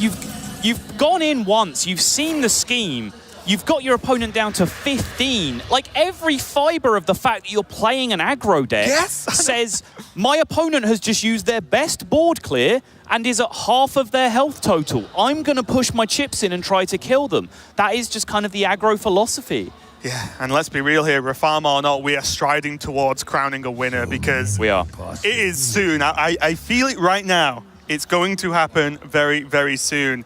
But the decision-making here, one more time. Does he save cards for Rafam? Because I honestly believe playing Rafam with an empty hand and then drawing the legendary and then having to maybe tap into another one, which you probably then can't play, is rough. Or it's low impact. It's very slow. It's so bad. I think you do need a choice of legendaries to get the highest chance of something good. Viper's going in though. He's saying, you know what? You just did 2 powerful anti-aggro things. Please don't have a third. But we could see Scheme or Giggling Inventor. A great choices here. And now there's the Brew. Hex for the Rafam as well next turn if he wants. I can present an additional theory here, which is Viper has not wanted to sit back and life tap too much because he doesn't want to push himself too close to fatigue. Whereas with Rafam and drawing 1 per turn, he does feel like he outvalues the Shaman over the long term because, again, it's not like there's Dr. Boom, Omega Devastators and so on, and he is playing the even longer game by not life tapping and filling up his hand for the immediacy of a strong Rafam that hits a handful of cards. Yeah, maybe. Maybe that's true. Just a theory. Yeah, I mean, it's all we can work on. Because again, I've not tried exactly this playstyle versus exactly this deck. It's a theory, but it's not one that I'm really sold on. I think what's actually happening is that Viper has smelled blood and just tried to kill his opponent after his opponent had a very, very weak start. Another absolutely reasonable conclusion. And now, solved. It's now or never. Arch-Villain Rafam. Okay! He kept it in his hand. It's on 7. Subject 9. Mediocre. Nat Pagel. Very arguably mediocre to bad. It does not kill Hunterace. And also, if you're talking about the fatigue, then it's a bad card because he won't want to draw extra. Or will he, if he wants to power him down with legendaries? I honestly don't know. One way or another, Rafam is deciding this championship. Hex into Omega. Easily playable. Removes the Rafam threat and then basically says, Hunterace basically saying to Viper, okay, how good is your average legendary, friend? Yep. Because we're about to find out. And I would argue the answer to that is not good. Let's see. Katrina.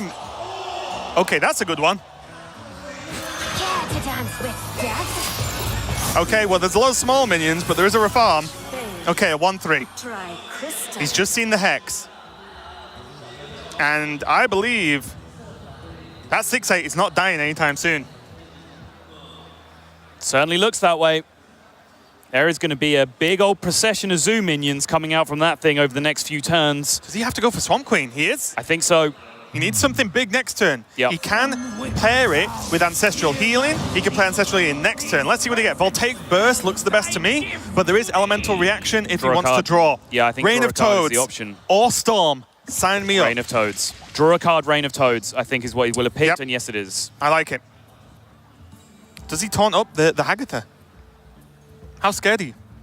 Yeah, I think you're fine. Okay. You're asking for your opponent to have some kind of legendary that leverages from hand and kills this 2/6 to allow the 6/8 to do anything truly scary. It's a big ask. I think if anything, taunting up the 5/5 gives Viper a better attack by just killing the 5/5 with the 6/8 as opposed to the 2/6. Yeah, I was just thinking because of potential Lightning Storm next turn. Maybe you're okay with that, but maybe you can do that anyway. Yeah, I mean that just moves the ball from your court to your opponent's court, right? By taunting it up. Taunt Totem, definitely not bad. Solves that problem in my book.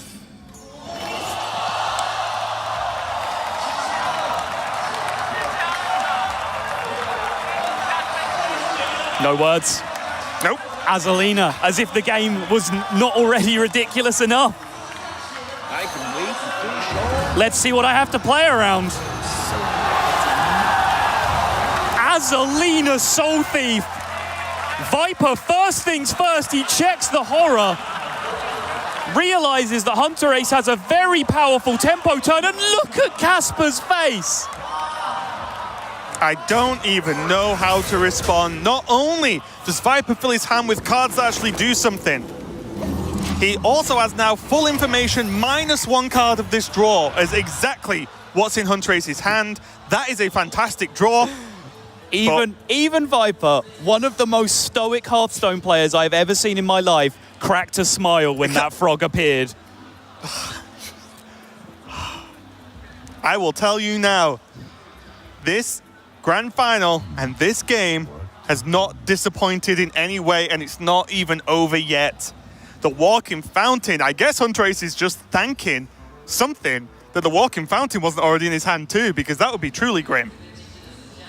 Viper also solves the mystery of what on earth was going on with Hunterace's early game. Oh, he had double Ancestral Healing in his hand. Okay, that makes sense. Now Viper gets his own Rain of Toads. It's a frog off. And that's what's kind of scary to me in this scenario, is that if Hunterace doesn't play his big tempo card first here, Viper has the option to do it before him and really push him onto the back foot. He does have Walking Fountain, which farms some of the toads. Yeah, this is a big turn. There we go, I like this. And, you know, Viper's not going to roll spell damage because he's a Warlock. Yeah. The Froggy Boys jump down. Even the Healing Totem getting a little bit of value. And there's Grifter. Discover 2 cards. Give 1 to your opponent, 1 to yourself at random. Yep. Crazy card, not the best constructed card in the world. But again, Viper could play it. And in case that's confusing anyone, you see 3 cards, you pick one. You see 3 cards again, you pick one. The game then decides which of those 2 cards you pick go to you or your opponent. Viper's hand actually just isn't that good. I mean, the Azalina is so, like, I can't emphasize enough how big that Azalina is, because it gives Viper's refarmed deck something to do that isn't just playing an idiot every turn. Guys, we're getting Grifter in the deciding game of the World Championship. Okay, what does Viper pick? Because these decisions get hard. Do you want to give Hunterace a good minion? What is my life right now? What even is Hearthstone? The problem with Grifter is you hand over a lot of the time the tempo to your opponent because you give them a minion or something with full mana. You have to spend mana playing Grifter. So you lose a certain amount of tempo. Let's see what the picks were. Stranglethorn and Gurubashi Berserker. So he just picked 2 5-drops, 2 decent cards? I guess. Hogger. Frogger. And now we're just going to see what happens, because this game has evolved into a true mess in the best of ways. Hunterace has to just be careful here. He is overloaded. Overloaded enormously. Yeah, only on 5 mana. He needs to make this 5 mana work very nicely for him, and I believe that's going to include hexing a 5/5 to keep his frogs alive. Oh, in a deck full of legendaries, that's terrifying though. Hex a 5/5 and all manner of things can be in those remaining 13 cards. That's true, but I think you need to make some strides. I don't think he can have a lackluster turn. I mean, the big problem is that he can't play many of his other cards because the way this board is pared down, he can't kill off any of his own minions to be able to play, for example, Ziliax. He's got to take double heal.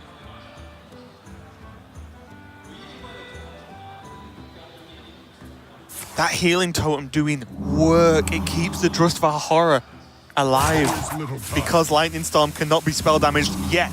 Yes, there are cards that may change that, but yet. This Lightning Storm will not kill this 5/3 off as it does become a 5/4, similar to potential low rolls as well on some of the frogs. Glass Knight, not bad at all, and an Archmage Vargoth Lightning Storm. Sign me up, Soddle, because that will do it. I know it, you know it, Viper knows it, and let's be honest, if you can hear that, the crowd definitely know it. Vargoth Lightning Storm.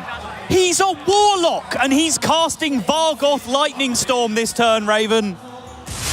It's not fair, Sol. Viper, though, this is huge. And Hunterace's face, just watch the face of a man who's about to get wrecked.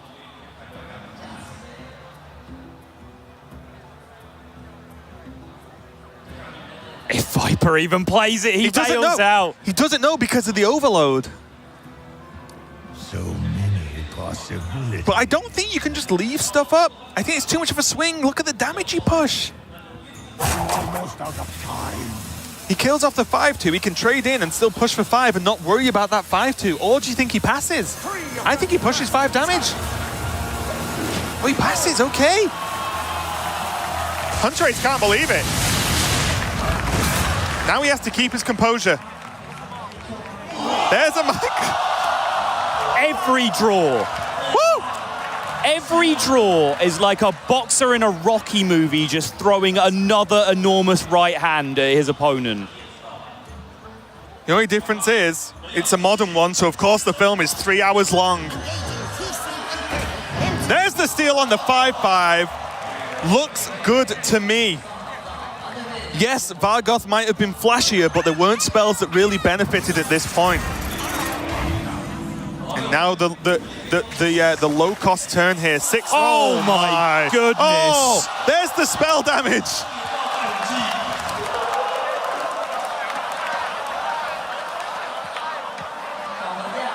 Was Viper the chosen one all along? Was Rafam the chosen one all along? The redemption story of Rafam and Sottle. Is he going to have the last laugh? The big deal here is 6 mana. The heavy overload from the double lightning storm means that Viper has less mana to play with. That is the air quote punish for having that amazing turn last turn. It's starting to matter less and less because Hunterace's deck does not have the tools to beat this level of gas. Behold! Did Vargoth just summon a 2-2? No, he did not. It just looked funny with the animations. Hunterace now does have the walking fountain and a reheal to start chipping away at this board. He does have minions that feel more impactful trade-wise available to him. Yep. That is a bonus. That is something he has to keep in mind, and he has to keep his calm. There is, frankly, silly things happening right now in this game of Hearthstone. That's basically the most important game of Hearthstone these two players will ever play in their lives, almost certainly. But he has to keep his cool. What is the best play? How can he progress in this game? And I think making just use of this board he has is extremely important, and Hunterace saying a fond farewell to this Vargoth and saying, no more, friend, no more. Cancel off the Nat Peggle if he wants, but does he want? Can just Ancestral Heal and call that a day. I think Hunterace has to establish himself as the aggressor here. Yeah. Like I said, he has the minions that can trade, right? Yeah. On Dasta. There's a Stranglethorn Tiger in his hand. It will summon a There's tiger. There's a freaking Stranglethorn Tiger in his hand, Raven, that he picked from a grifter. That he might not have got. He's playing Zoo. Why do we even need notes? You can't prepare for this. There we go. This, that you may have heard, is Sol ripping up Viper's Zoo list. We don't need Zoo cards anymore. We've got every card in Hearthstone. Hunterace just cannot believe it. He is receiving mental blow to mental blow. Farsight now. It's going to be able to dig him a little bit deeper and maybe get what I feel now is a trademark Hagatha pull from this Farsight. I feel like he needed Hagatha several turns ago. I feel like all of these minions that are in play right now needed to generate value for him if he was going to keep up with this from Viper. Unity, precision, perfection. Nice little extra impact there with that Annoyatron sticking to the board. Means now that's a 4-4 rush with the lifesteal, and the Divine Shield's going to make it stick around. Risa, whatever. Sorry, you're a decent card. It feels like... But it doesn't matter. It feels like the first draw in the last 6 or 7 that hasn't just felt like a giant punch to the face. Except he can play it with Risa, Windrunner. He does gain a weapon. And maybe he wants the spell damage for the sick Calighost. Yeah. Now the Viper, if he's hovering this Giggling Inventor, he feels under threat, and kind of so he should. He absolutely is under threat. Yep. There's a lot of damage being represented on the board. I'll say the good thing for Hunterace now is he's seen most of the Azalina cards, right? Yep. So now he's back to almost, well, he's got random legendaries. Let's see what this Farsight's going to be, though. 6-mana Shudder Walk. Okay. That is a high value minion right now. Does he want to play it before Hagatha? Because he's the aggressor with the minion focus? He doesn't want to deal 3 to his own board? It's possible, but he does have the Twilight Drake in his hand, which does make it better on the following turn anyway. But I like your thinking. It's a very, very good Shudder Walk right now. He gets a Drusvar again. He gets a Drusvar again, and he casts the Battle Cry of the one that he's already played again. Mind Control Tech. Mind Control Tech. Giggling Inventors. And is this Gurabashi Berserker that Viper gave to Hunterace going to be a potentially game-winning card? Why are we saying this in the last game of a World Championship? Because this is our lives now, Raven. This is what we do. Now there's a Houndmaster Shaw. It means Glass Knight can attack in the same turn it's played. With Witch's Brew. Synergy. It took me a minute to realize. Why are we casting Hunter, Paladin, Mage, Shaman cards in Zoo? One last time for old sake. It's pronounced Shaman.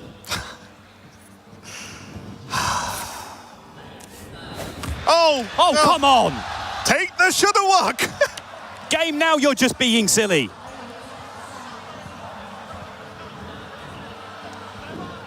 My pack will hunt you down.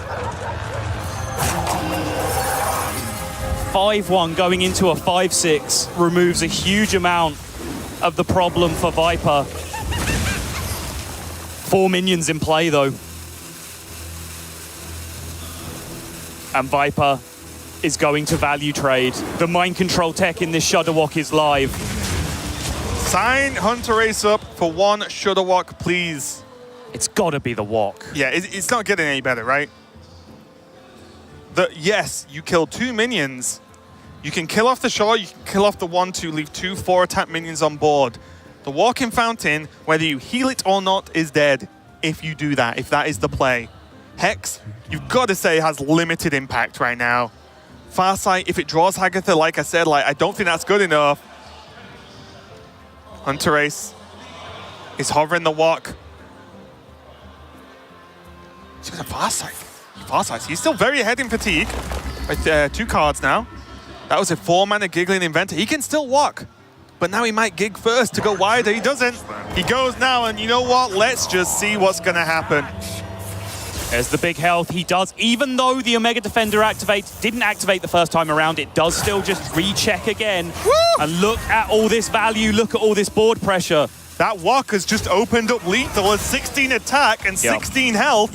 Means Viper has to be a little bit worried. High Priestess Jetlick means that it's going to be a taunt with Lifesteal along with Witch's Brew. Means that there's a chance. But there is frankly 1 million attacks on the board for Hunterace now.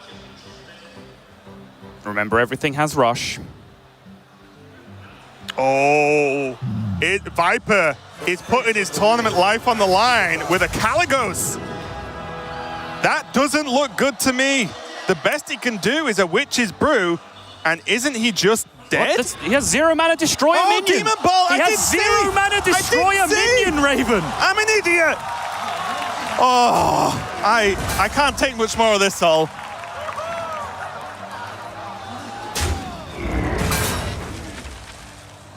Where's the Saronite Chain Gang? Because I don't know how much longer this can go on. Sometime. Viper has a Witch's Brew in hand, which shuts down any kind of aggressive push from Hunterace. What does the Drusvar do? It's a great question. Can we get a Drusvar check? Feral Spirit, Totemic Smash, fairly minimal. It is more minions. Not bad. Feral Spirit is good. You take that. Off a random Drusvar, you take that. And remember, the Totemic Smash is aimable. It is not just like throw it out there Zul'jin style. Right. You can aim that 2 damage, which might end up being clutch. Right. This Caligos has to go, right? Why? It's a 4/12. Is there going to be a bigger thing to Hex in those remaining 4 cards? It is only dealing 4 a turn with 1 attack, Sol. I don't think it does. Okay. There are no spells outside of one Witch's Brew. That's Pagel. air. That is air. 100% pure air. That will disappear into the ether when Azalina is played as potentially the last card of the game for Viper. Now, does Viper have to make a gamble, Azalina, and hope there is a spell that he can cast for free to save him? Witch's Brew. He already has it. Next turn then.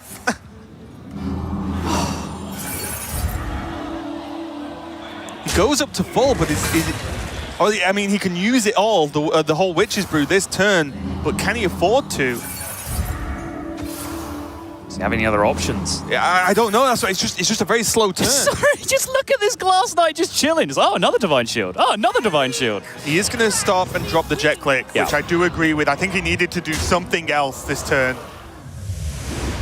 So that's 2 mana. He's only got 3 cards left, so I can't see the Pagel getting anything done here. He may as well Witch's Brew. But is it on a minion or his own face? I think Howlmaster, sure. I see a lot of 4 attacks there, Sol. Going to the face. Okay. Well, look, we're stomping towards the end here. There's still no Hagatha drawn. That's outrageous.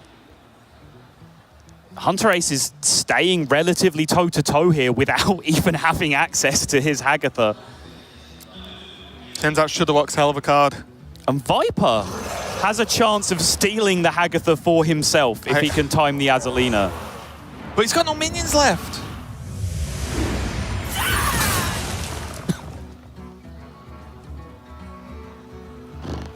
Like, kill off this Glass Knight once and for all after the Frank taunts with this this Divine Shield that keeps proccing no matter what. Yeah, I mean, that Glass Knight gained like 6 Divine Shields last turn, but it doesn't quite work that way. Nope. Again, Hunterace on full health and slightly ahead on fatigue. But you've got to say, just has more access to heal potential than Viper does because of the Hagatha coming down eventually. I think Hunterace is too far ahead, Sol. Outside of a Deathwing, in which there's I'm staring at a Hex. That might be what Hunterace is saving the Hex for, you know. Literally a Deathwing. You might be right. What one card beats him now? Deathwing off the top, slam it game. Does this 3-2 change the equation more than a random Hagatha card later? Nosdormu, that doesn't look good enough to me. All right, here's the standard of how ridiculous this game is. Nosdormu was drawn and you could hear a pin drop in this arena. No one cares about Nosdormu. That is the standard we've set. This is it, Azalina for a dream. And there's the 0 mana Hex because Kalikos is still on the board, but Sottle, is it enough? Pyromancer as well. That's kind of the business right now. My lord. Second Azalina after the Reform as well. Still no Hagatha for Hunterace. Drustvar Horror looks good to me. Totemic Smash can clear off one of these minions. Even gain a totem, which I think any minion is good right now. Yep. And maybe he just pushes. It's coming back right at him, though. He knows. He knows the very same thing is coming back. This is now quickly becoming a fairly solvable situation on both sides. Surely he wants to go first, though, right? Oh, for sure. It's just when I say that, I'm saying he's considering, do I play Pyros with it? Do I play 1 Pyro with it, 2 Pyros with it? What am I going to do to leverage my 2-3s against his 2-3s next turn? Is this going to be double Pyro? Oh, he's just he's going for the Horror, right? Going for the Horror on the Pyro. Viper literally has no spells left in the deck unless some legendaries, or his last 2 legendaries, generate them. Yeah. And I think Hunterace might just be 1 step ahead because Totemic Smash does not deal with this board. He chooses to not overkill as opposed to overkill, though, which is kind of interesting in that scenario. Gruul. The Dragon Killer, I believe, is the full title, not official. Hearthstone, of course, but still. That's a big minion, but is 1 big minion enough? There's only 1 more draw left, and unless that Gruul is played and hexed, and the next draw is Deathwing, I think that's going to be it. But we've said that about 50 times this series, so quite likely to be wrong.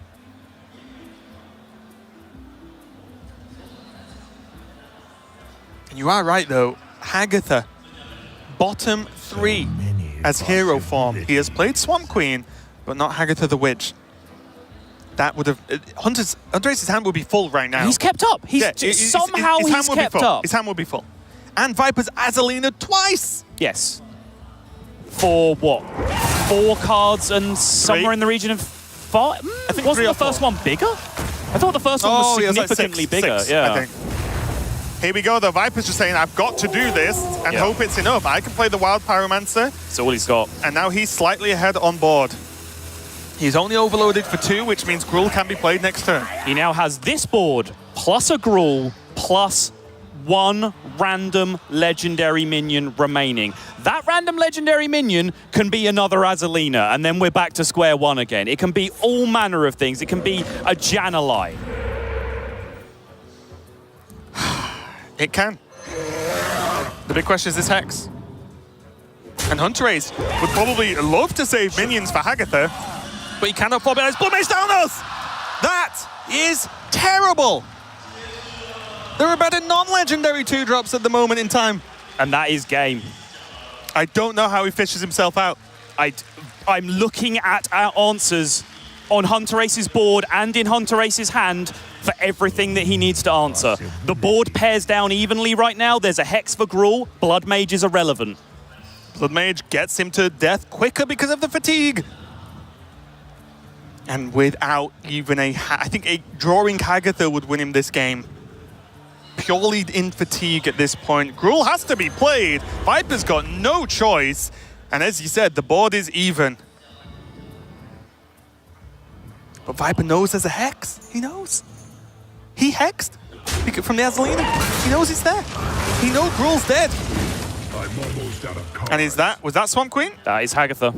Sorry, not Swamp Queen. Just the Hagatha the Witch. Apologies.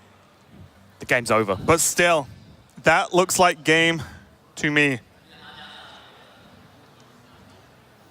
It doesn't really matter. Hex this and take the damage from the 5/3 this turn, or play the Hagatha this turn and take the damage from the Gruul. I think it's because he wants worst case. He wants like Pyro Hex, right? Yeah. Worst case, best case scenario, he can kill this 8/5 without using a Hex, and then he beats Deathwing as the last card as well. He can kill it now with Totemic Might. Beautiful. To clean it up, Beautiful. And I believe... Even in a completely solved game, Hunterace finds a way to maximize his chances. And after beating a seemingly unbeatable Rafarm, everything came together for that deck in the situation we've been talking about all week. And Hunterace, without even access to his value generator, beats it out and becomes your new Hearthstone World Champion.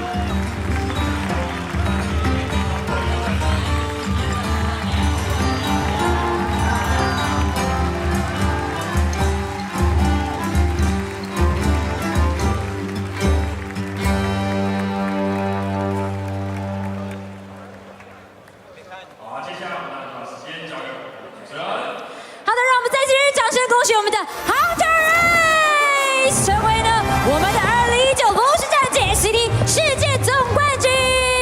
哇，最后呢以这神之右手解开了世界上最焦灼的战局，不止成为了运气最好，也成为了世界上最强的男人。现在心情怎么样呢？我们邀请 Forden 为我们来做赛后访问。Here's Forden for the winning interview. Hunterace, that was an incredible finish to the World Championship. Please tell me, what is going through your mind this very moment? 刚刚这比赛实在太疯狂了，恭喜你获得世界冠军，可以跟大家分享一下你现在的心情吗 I don't know, it's pretty unbelievable. Like that last game was like super tense. It's been like such a long journey to get here, and like actually delivering now that I'm in the tournament and winning the tournament is so big for me. Like it means so much. I'm incredibly grateful. I don't know that. Oof.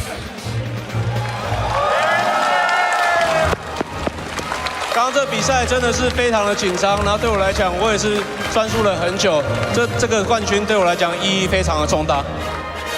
What was the hardest obstacle to overcome in order to become the world champion? 像一路走来你都很辛苦，你可以跟大家分享一下你目前一路走来遇到最困难、最难克服的事情吗 I don't know, man. This entire tournament has been super hard for me. Like, there's been a lot of situations that I maybe could look back on and like tell you like super close decisions and such. But I don't know. I really just want to thank everyone that has been helping me throughout the preparation period, because I felt like that was the most crucial part of this tournament, because it was right after rotation and it was such a big deal what lineup you ended up bringing. And also I want to like give a huge thanks to like everyone in the Hearthstone community. Everyone has been so supporting and it's really incredible. 我非常这一路打下来非常多的困难，有很多很难的决定，然后有很多非常优秀的对手。那我可以一一的跟他们交手，然后做出最正确的决定，然后让我一路走到这边，我觉得很荣幸。All right, my last question, Hunterace.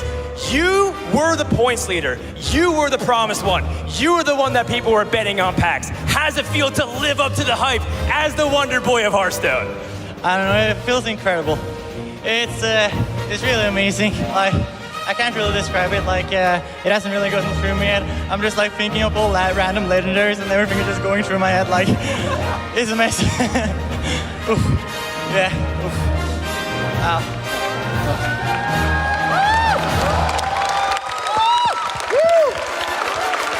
他刚刚问他说，你在这几年的表现都非常的好，去年又拿到3星大师，又是全球分数最高的选手，那现在呢又拿到了世界冠军，证明你人中之龙的地位。那你这一路你现在的感觉是怎么样？然后 Hunterace 说，我觉得这一路走来非常不容易，那我非常感动，然后我也很荣幸我可以拿到这个世界冠军。好的，让我们再次恭喜我们 Hunterace，Congratulations! You are the winner of 2019 City World Champions!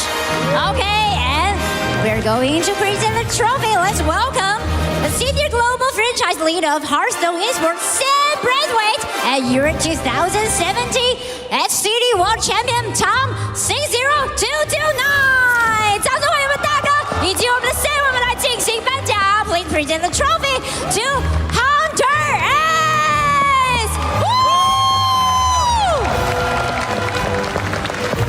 Congratulations!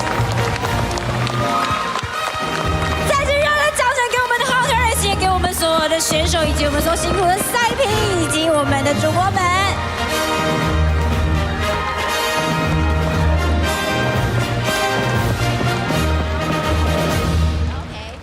好的，非常非常的感谢。那我们也请 For 的最后帮我们来总结一下我们的 HCT。It's been a wonderful journey throughout the past few years of the Hearthstone Championship Tour, where stars were made and dreams came true. And with our world champion, with all the Grandmasters, everybody here from Blizzards and the talent, thank you for watching. And to the future of Hearthstone, we say thanks for watching and well played. 好了，再次给我们 Hunterace 以及我们所有的选手、主播、赛评还有辛苦工作人员一个热烈的掌声。也谢谢我们所有现场以及线上所有观众朋友们热情的参与，也请大家呢可以去支持我们接下来炉石战绩的大师系列赛，恭喜！也谢谢大家。Thank you for joining with us. Hope you all had a great time, just like we did. See you next time.